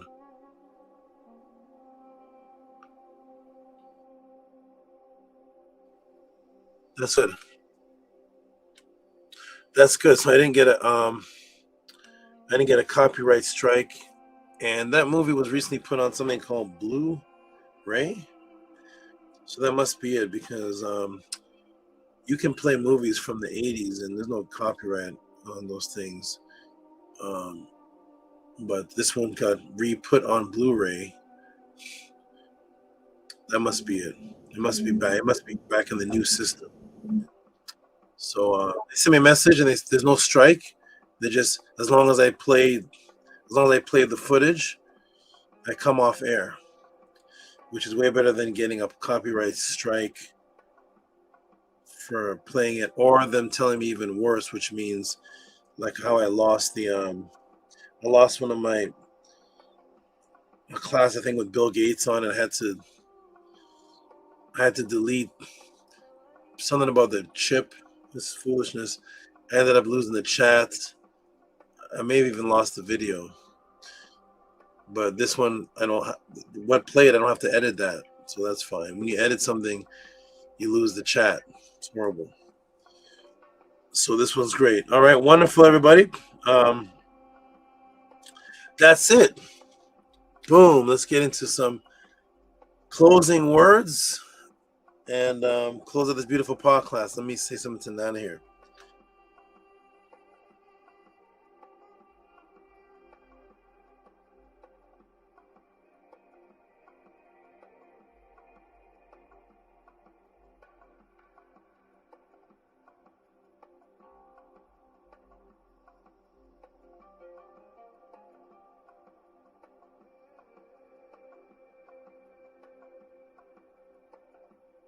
All right, everybody, we're going to do some wonderful closing words and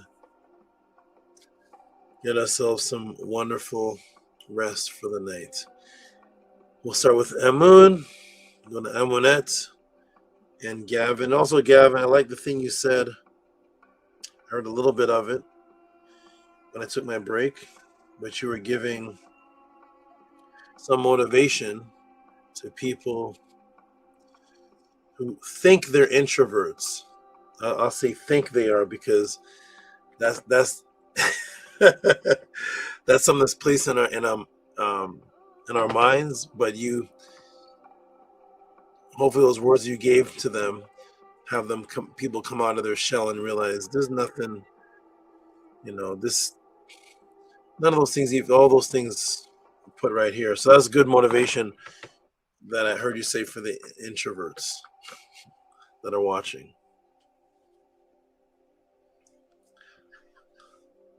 I wonder if Gavin can hear me. There he is. I'm just waiting for Amun and Amanet to have their turn to close out. Oh, okay. And then you'll comment. Okay, so we'll go Amun, Amunet, and then Gavin will comment on it all at the end. Start with Amun. Hotep Anguja Seneb, Emeriok to you, Great Sabatuti, and one Hotep Ra. Hotep Mary to you, your Neturch for sustaining you, holding up your Dejed with their Ka, EE hands, for all of your animals. A 2 for showing Kemenu, beautiful snake. My opinion, though, no one beats Maoku still, though. A 10 comes close. A 10 is a very beautiful snake. But Maoku, which has the perfect colors that appeal to me. So beautiful, and it ties on with the cat. That beautiful snake. And then Kemenu is like a little mini version of him with his own little pattern uniqueness. So 2 for bringing forth all these beautiful animals and all these things, and 2 for saying to that this will probably be the first time we ever see, like the only time we ever see that snake. I didn't think about that. And there's probably a lot of animals you showed us that we will never see again. So 2 very much for that, Saba. I'll try to keep it as short as possible. I know it's late. 2 for this beautiful class. I do want to mention this quickly. I had a synchronicity with this class because in this class, the movie pertained to some, as people would say, devil satanic worship, and then you also show the news clips. I recently saw a news clip that was posted online, an Australian news clip. Oh, sorry, hold on. Okay. Okay. Okay. All right. Sorry, continue. Sorry, I have to come off the screen for a second. Go ahead. I had a synchronicity where I recently saw an Australian news clip, and while they're doing the news, they flashed an image of a satanic ritual during the news clip. Quickly, I saw that, so that was a synchronicity for this class because you showed the news being fake, and then also the movie. So that was real interesting. So for breaking the matrix, Saba. To for all that you do, I appreciate you. Mario Grace Saba. Make sure you have a Nefer Tech, Nefer Pesh. Be safe and great in all that you do, as you always do. And I will end with this adoration to you, or a Tef, Saba Tehuti. M Hehu Kur, Takef, Mi, Imau, Mi, Imau, Hurt, Neb, Tau, Jashem, Au, Bendu, Dedu, Keper, Keperti. With millions under his guidance, your splendor is like the splendor of heaven. Lord of breath, who guides it to the nose, who speaks into existence, creation. Otep, Mario Conquer Seneb to you. Very Saba to you. Hold on, let me some more.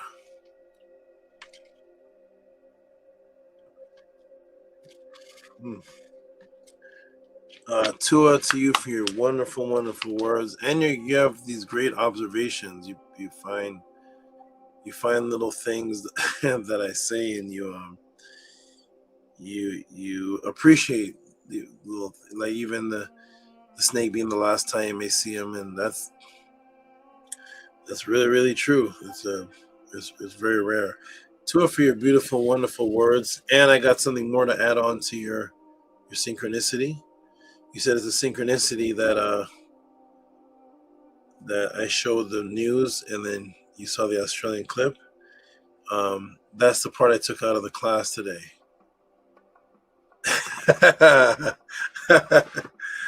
That's the part I took out of the class today because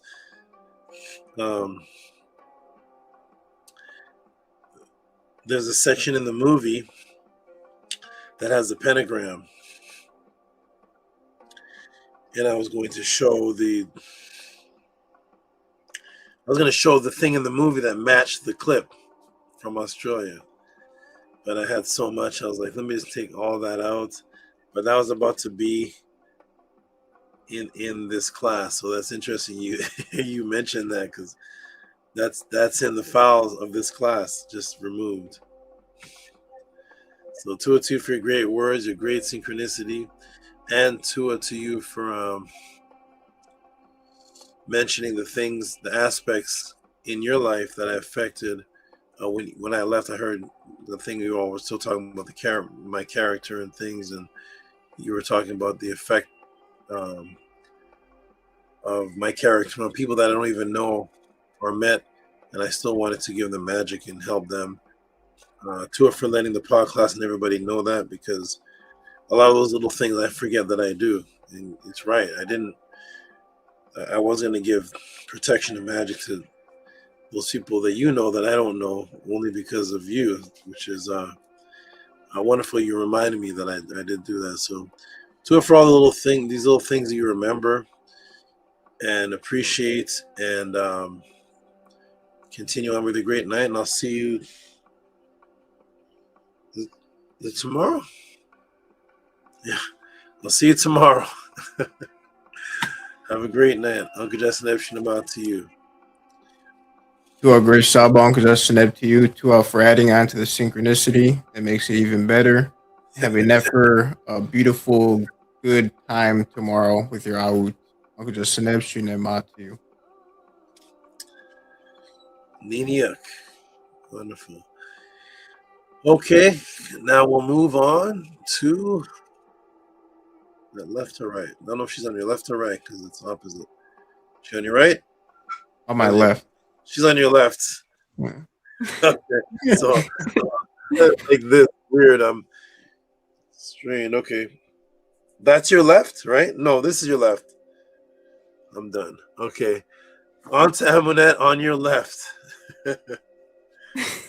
Here. I'm actually pointing the other way. But it's pointing to the wall, but I'm actually pointing to the other side of my room. I guess it's flipped. I don't know. On to Amunet. Tua Onkaja Seneb, Shinamaat or Atef or Saba Tehuti, Tua for being the glorious, magical netter that you are, Tua for the miraculous workings that you do continuously over and over again, for all of the healing that you've done and continue to do for many, many people, and including myself and Amun, of course, and the beautiful testimonies that show and prove your beautiful, pure Eve and the healing abilities that you have to guide everyone and help those in need who ask you for help. So I really appreciate and love that you do that. And I'm very appreciative of your purity and Tua for helping both Amun and I in our own journey, our life, and for gifting us with the beautiful life of Ma'at that we have, and for strengthening our bond together as an Aut, and for, because both Amun and I, we are extremely pure. Like, never in our life have we been as pure as we are now. So I'm very thankful for that. I'm extremely thankful. There's no isfet, no chaos. There's all beautiful emotions. There's so much beauty in our life, and it's all because of you. And that is a testimony of your purity and your pure Eve of helping people. And I really am thankful for that, because it is life changing. So to offer your Nefer existence and making my existence Nefer as well. And to offer uplifting and protecting females, for especially the melanated, beautiful females, the originators of the earth. I appreciate you very much for that, and for doing thousands and thousands of classes and so many things you say about females that help build and protect them. So I'm very thankful for that, and you're the only one doing that in the way that you do. So I appreciate that very much. And Henu to you, Grace Opportunity, to offer everything that you do for all your works. And I'll end it here. I could keep going, but I'll end it here. So thank you very much for everything. And I'll end with this utterance to you. Amun and Amunet, Jesu Emket, Tehuti Pertneter Emoset Iment. Hutsen her out, and Tehuti or Hetep her Ma'at. Amun and Amunet, the divine followers, are following him, Tehuti, coming forth of the Neter from the secret place. They rejoice at the ways of Tehuti, the great one established by Ma'at. Hotep Meriheh, or Atef or Neter Tehuti, to offer everything, and both Amun and I love you very much. Yimaria to you, and I hope you have a very excellent Kek and a Neferu Pesh when the time comes, and a beautiful time tomorrow as well. To you and Nina for everything you thanked me for first, and to you for your great appreciation for what it is that I am, what it is that I do, and thank you. Like that you mentioned that you and Amun have been pure, but this is the purest, I guess. This is the there's no isfet, no nothing, no chaos, no, that everything is smooth and beautiful. And that is something that people pay thousands of dollars for counselors for, and still fail, still break up marriages, still chaos while they're going to the counselor, arguing in front of the counselor, all type of chaos taking place. Only about 5 to 10% of relationships work in America.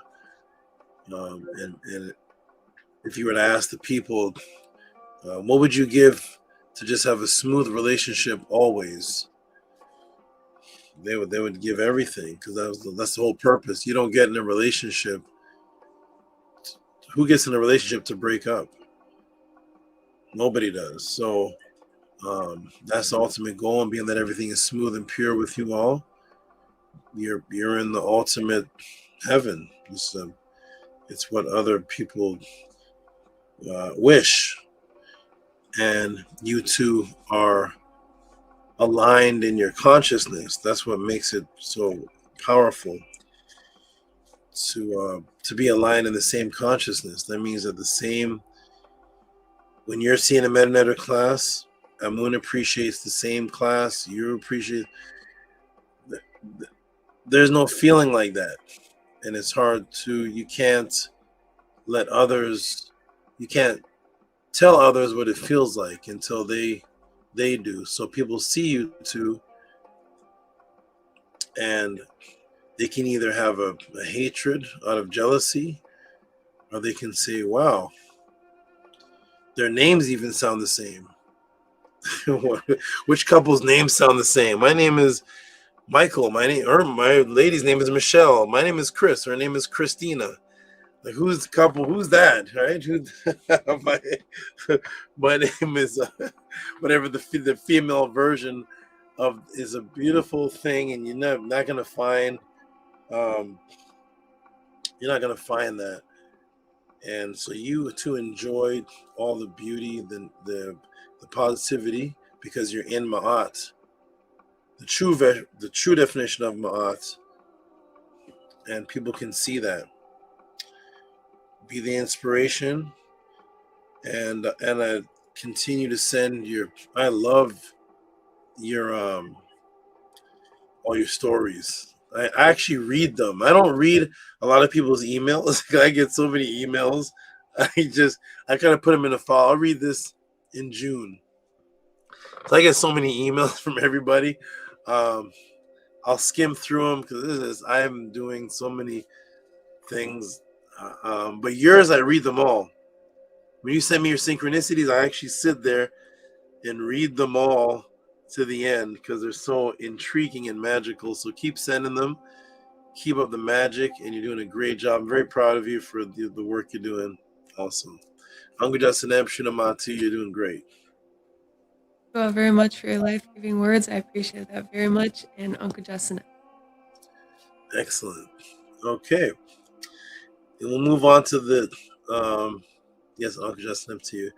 And we'll move on to the young man at the bottom who hasn't been to see Gavin on a panel. I have to go back to 2024, the ending of something, and say, I remember Superhero.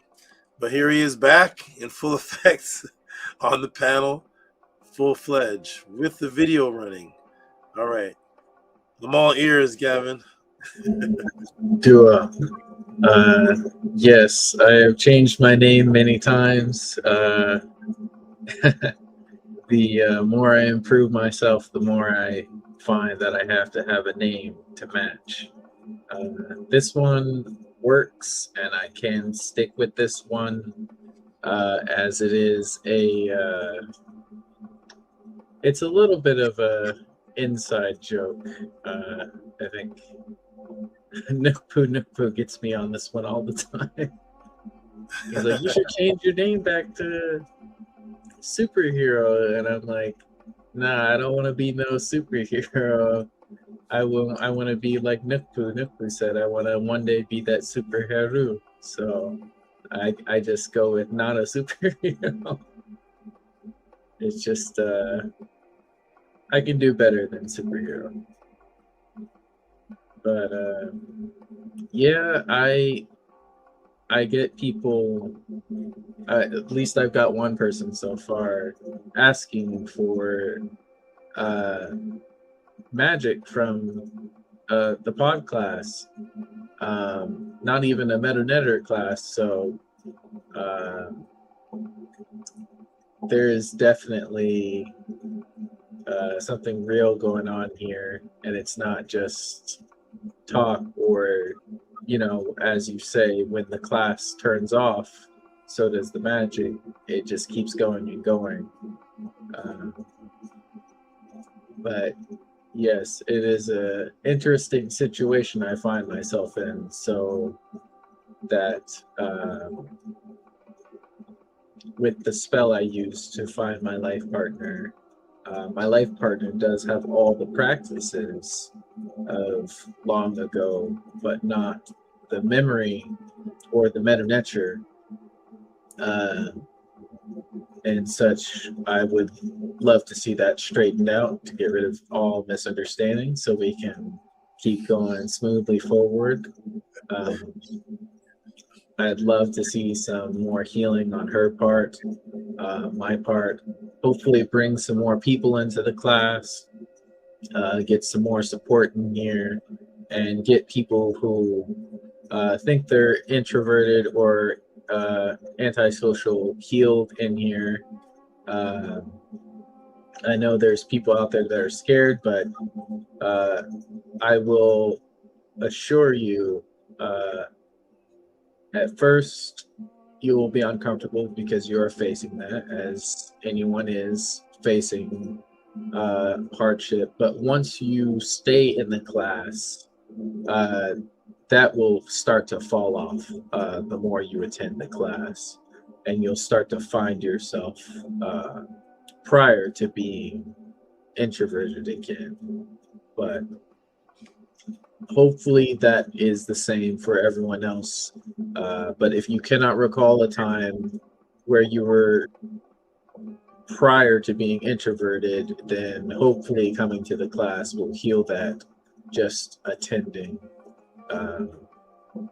For the people's attending sake, as well as to get more people on the panel and to support the magic that is going on here.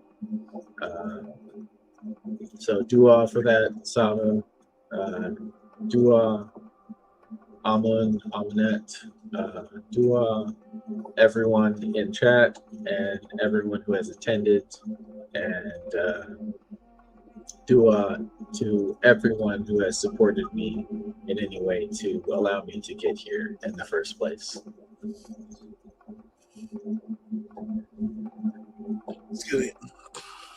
Excellent. Excellent, wonderful words and wonderful appreciation extended to the others that are on the panel. And powerful thing you said about what your goal is for the feminine energy that's around you. Most definitely. Once that takes place, you're in another dimension of magic. You'll see, and you'll be elated. You'll be elated because there'll be a true match lock in a flow. So that's good that you have that intention, and you continue to be the example, because when somebody's looking at you here in the pod class and outside of the pod class and in your life, the person's eventually going to see, wow, this person has an inner peace that's coming from this. I'd like some of that too. What's the truth in here that's bringing this beautiful inner peace? And your inner peace reminds me of a brother. I hope he's still around. His name is Basatut. You all remind me of each other. You can't even look alike. I don't know if you remember him or know him, but he kind of looks like you, and his demeanor is very similar to yours.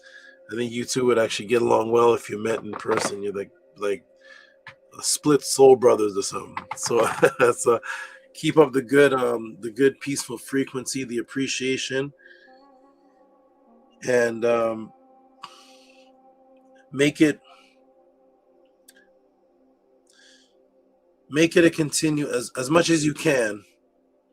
Come to the panel, interact, and you'll see another change happen. I peek into this thing called the Discord. I call it the Accord because we're not supposed to be discorded, but I peek in.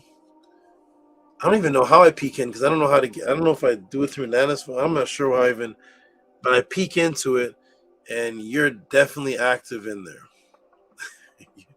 You're active in there. So come to the panel, interact, and your wish of what you want will actually be sped up the more you actually are inside of this. So in the sight of this, and the more you see it. So keep up the good work, and appreciate all the individual split up supports with all the messages and the different things like that. That was a nice to keep seeing your name over and over again, just for frequency purposes. So you have a wonderful night. I'm glad you appreciate all of this. You've been around from how long have you been around again? Were you been around since Killer Priest? Yes, I arrived from Killer Priest. I listened to his music, and his music led me eventually to you. And I started noticing changes in myself listening to his music. So I was wondering if there was more to his music, or if it was just the topics in his music.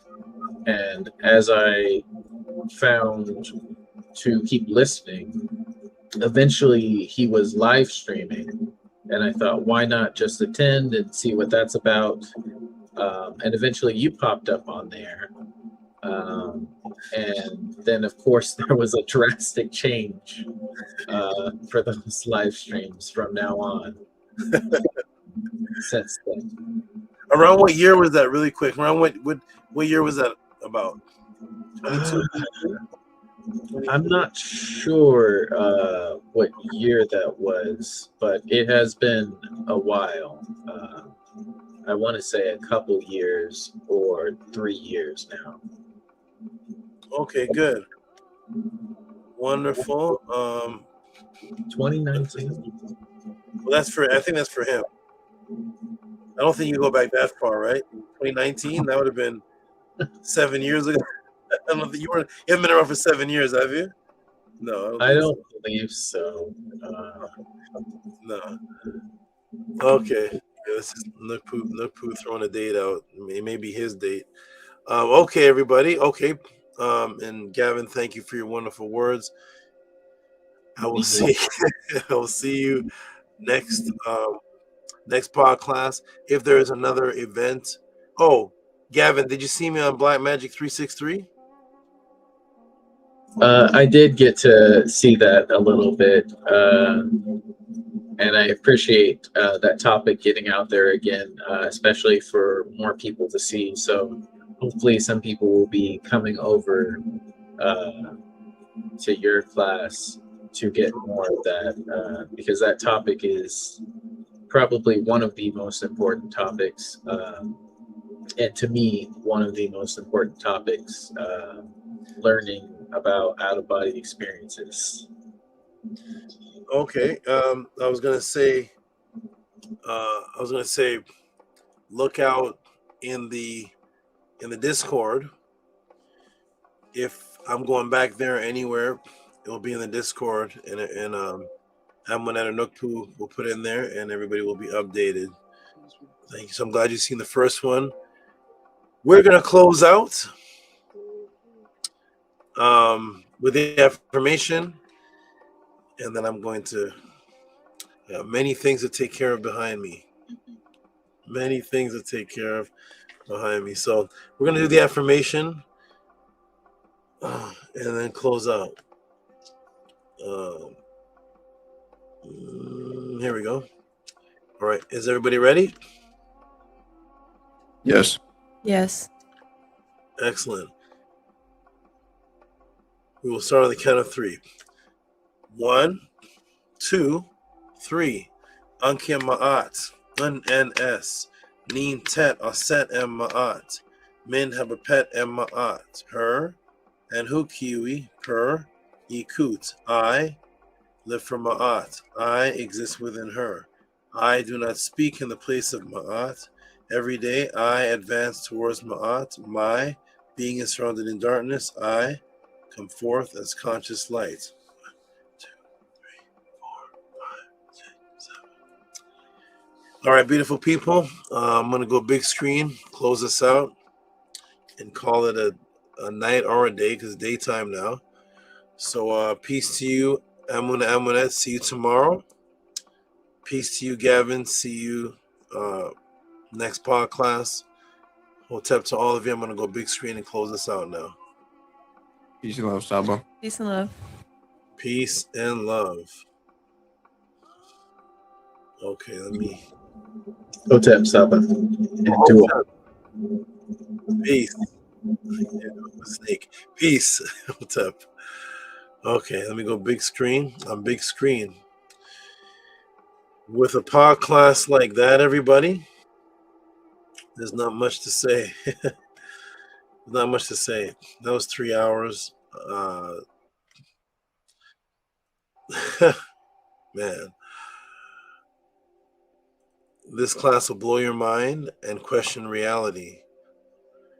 The mind control Psyops, the ancient symbol and a question mark, the movie Spellbinder and its predictive programming warning for today, revealed by Tehuti, Psyop fake news, Psyops actors, the Swastika and the feminine principle of sound healing, the sequential disorientation timeline, mind control Psyops, and of course the sacred four of the female and the ancient swastika and its original meaning. Wonderful, everybody. Peace and love, everyone. My name is Tehuti. I'm in Hotep Ra. Anukpu says Hotep Mary Ma'at. Her Enu Kiwi Perhikut with a vortex, a falling star, and a excited star. Not a superhero says Nefru Pesh Per and Aten. Wonderful. Peace and love, everyone. I'm glad you all enjoyed. My name is Tehuti. I'm in Hotep Ra. This is my special 8. This is Kemenu, 8. All over him. He's my number 8 snake. Number 8. Black-headed keeled cobra. Show him your... He won't expand right now, but that's okay. Maybe he's just really, really relaxed. Excellent. Peace and love, everybody. Hotep, keep up the good work. Most importantly, keep up the diligence. Keep up the consistency. Keep up the allegiance that you have and the consistency in that. Min Ma'at. Hotep Nebu Nefer Upesh Sakem Sakau Rezi Es Satut Eku Warkek Tua Ikur Ma'at Blue Heart and some stars. And not a superhero says Unk Ujasana Per M Aten Min Ma'at. Keep that up. Min Ma'at. Peace and love, everybody. Hotep, stay strong, stay focused, and most importantly, unification over separation and isfet and self-sabotage. Unification and ascension. Hotep. Peace.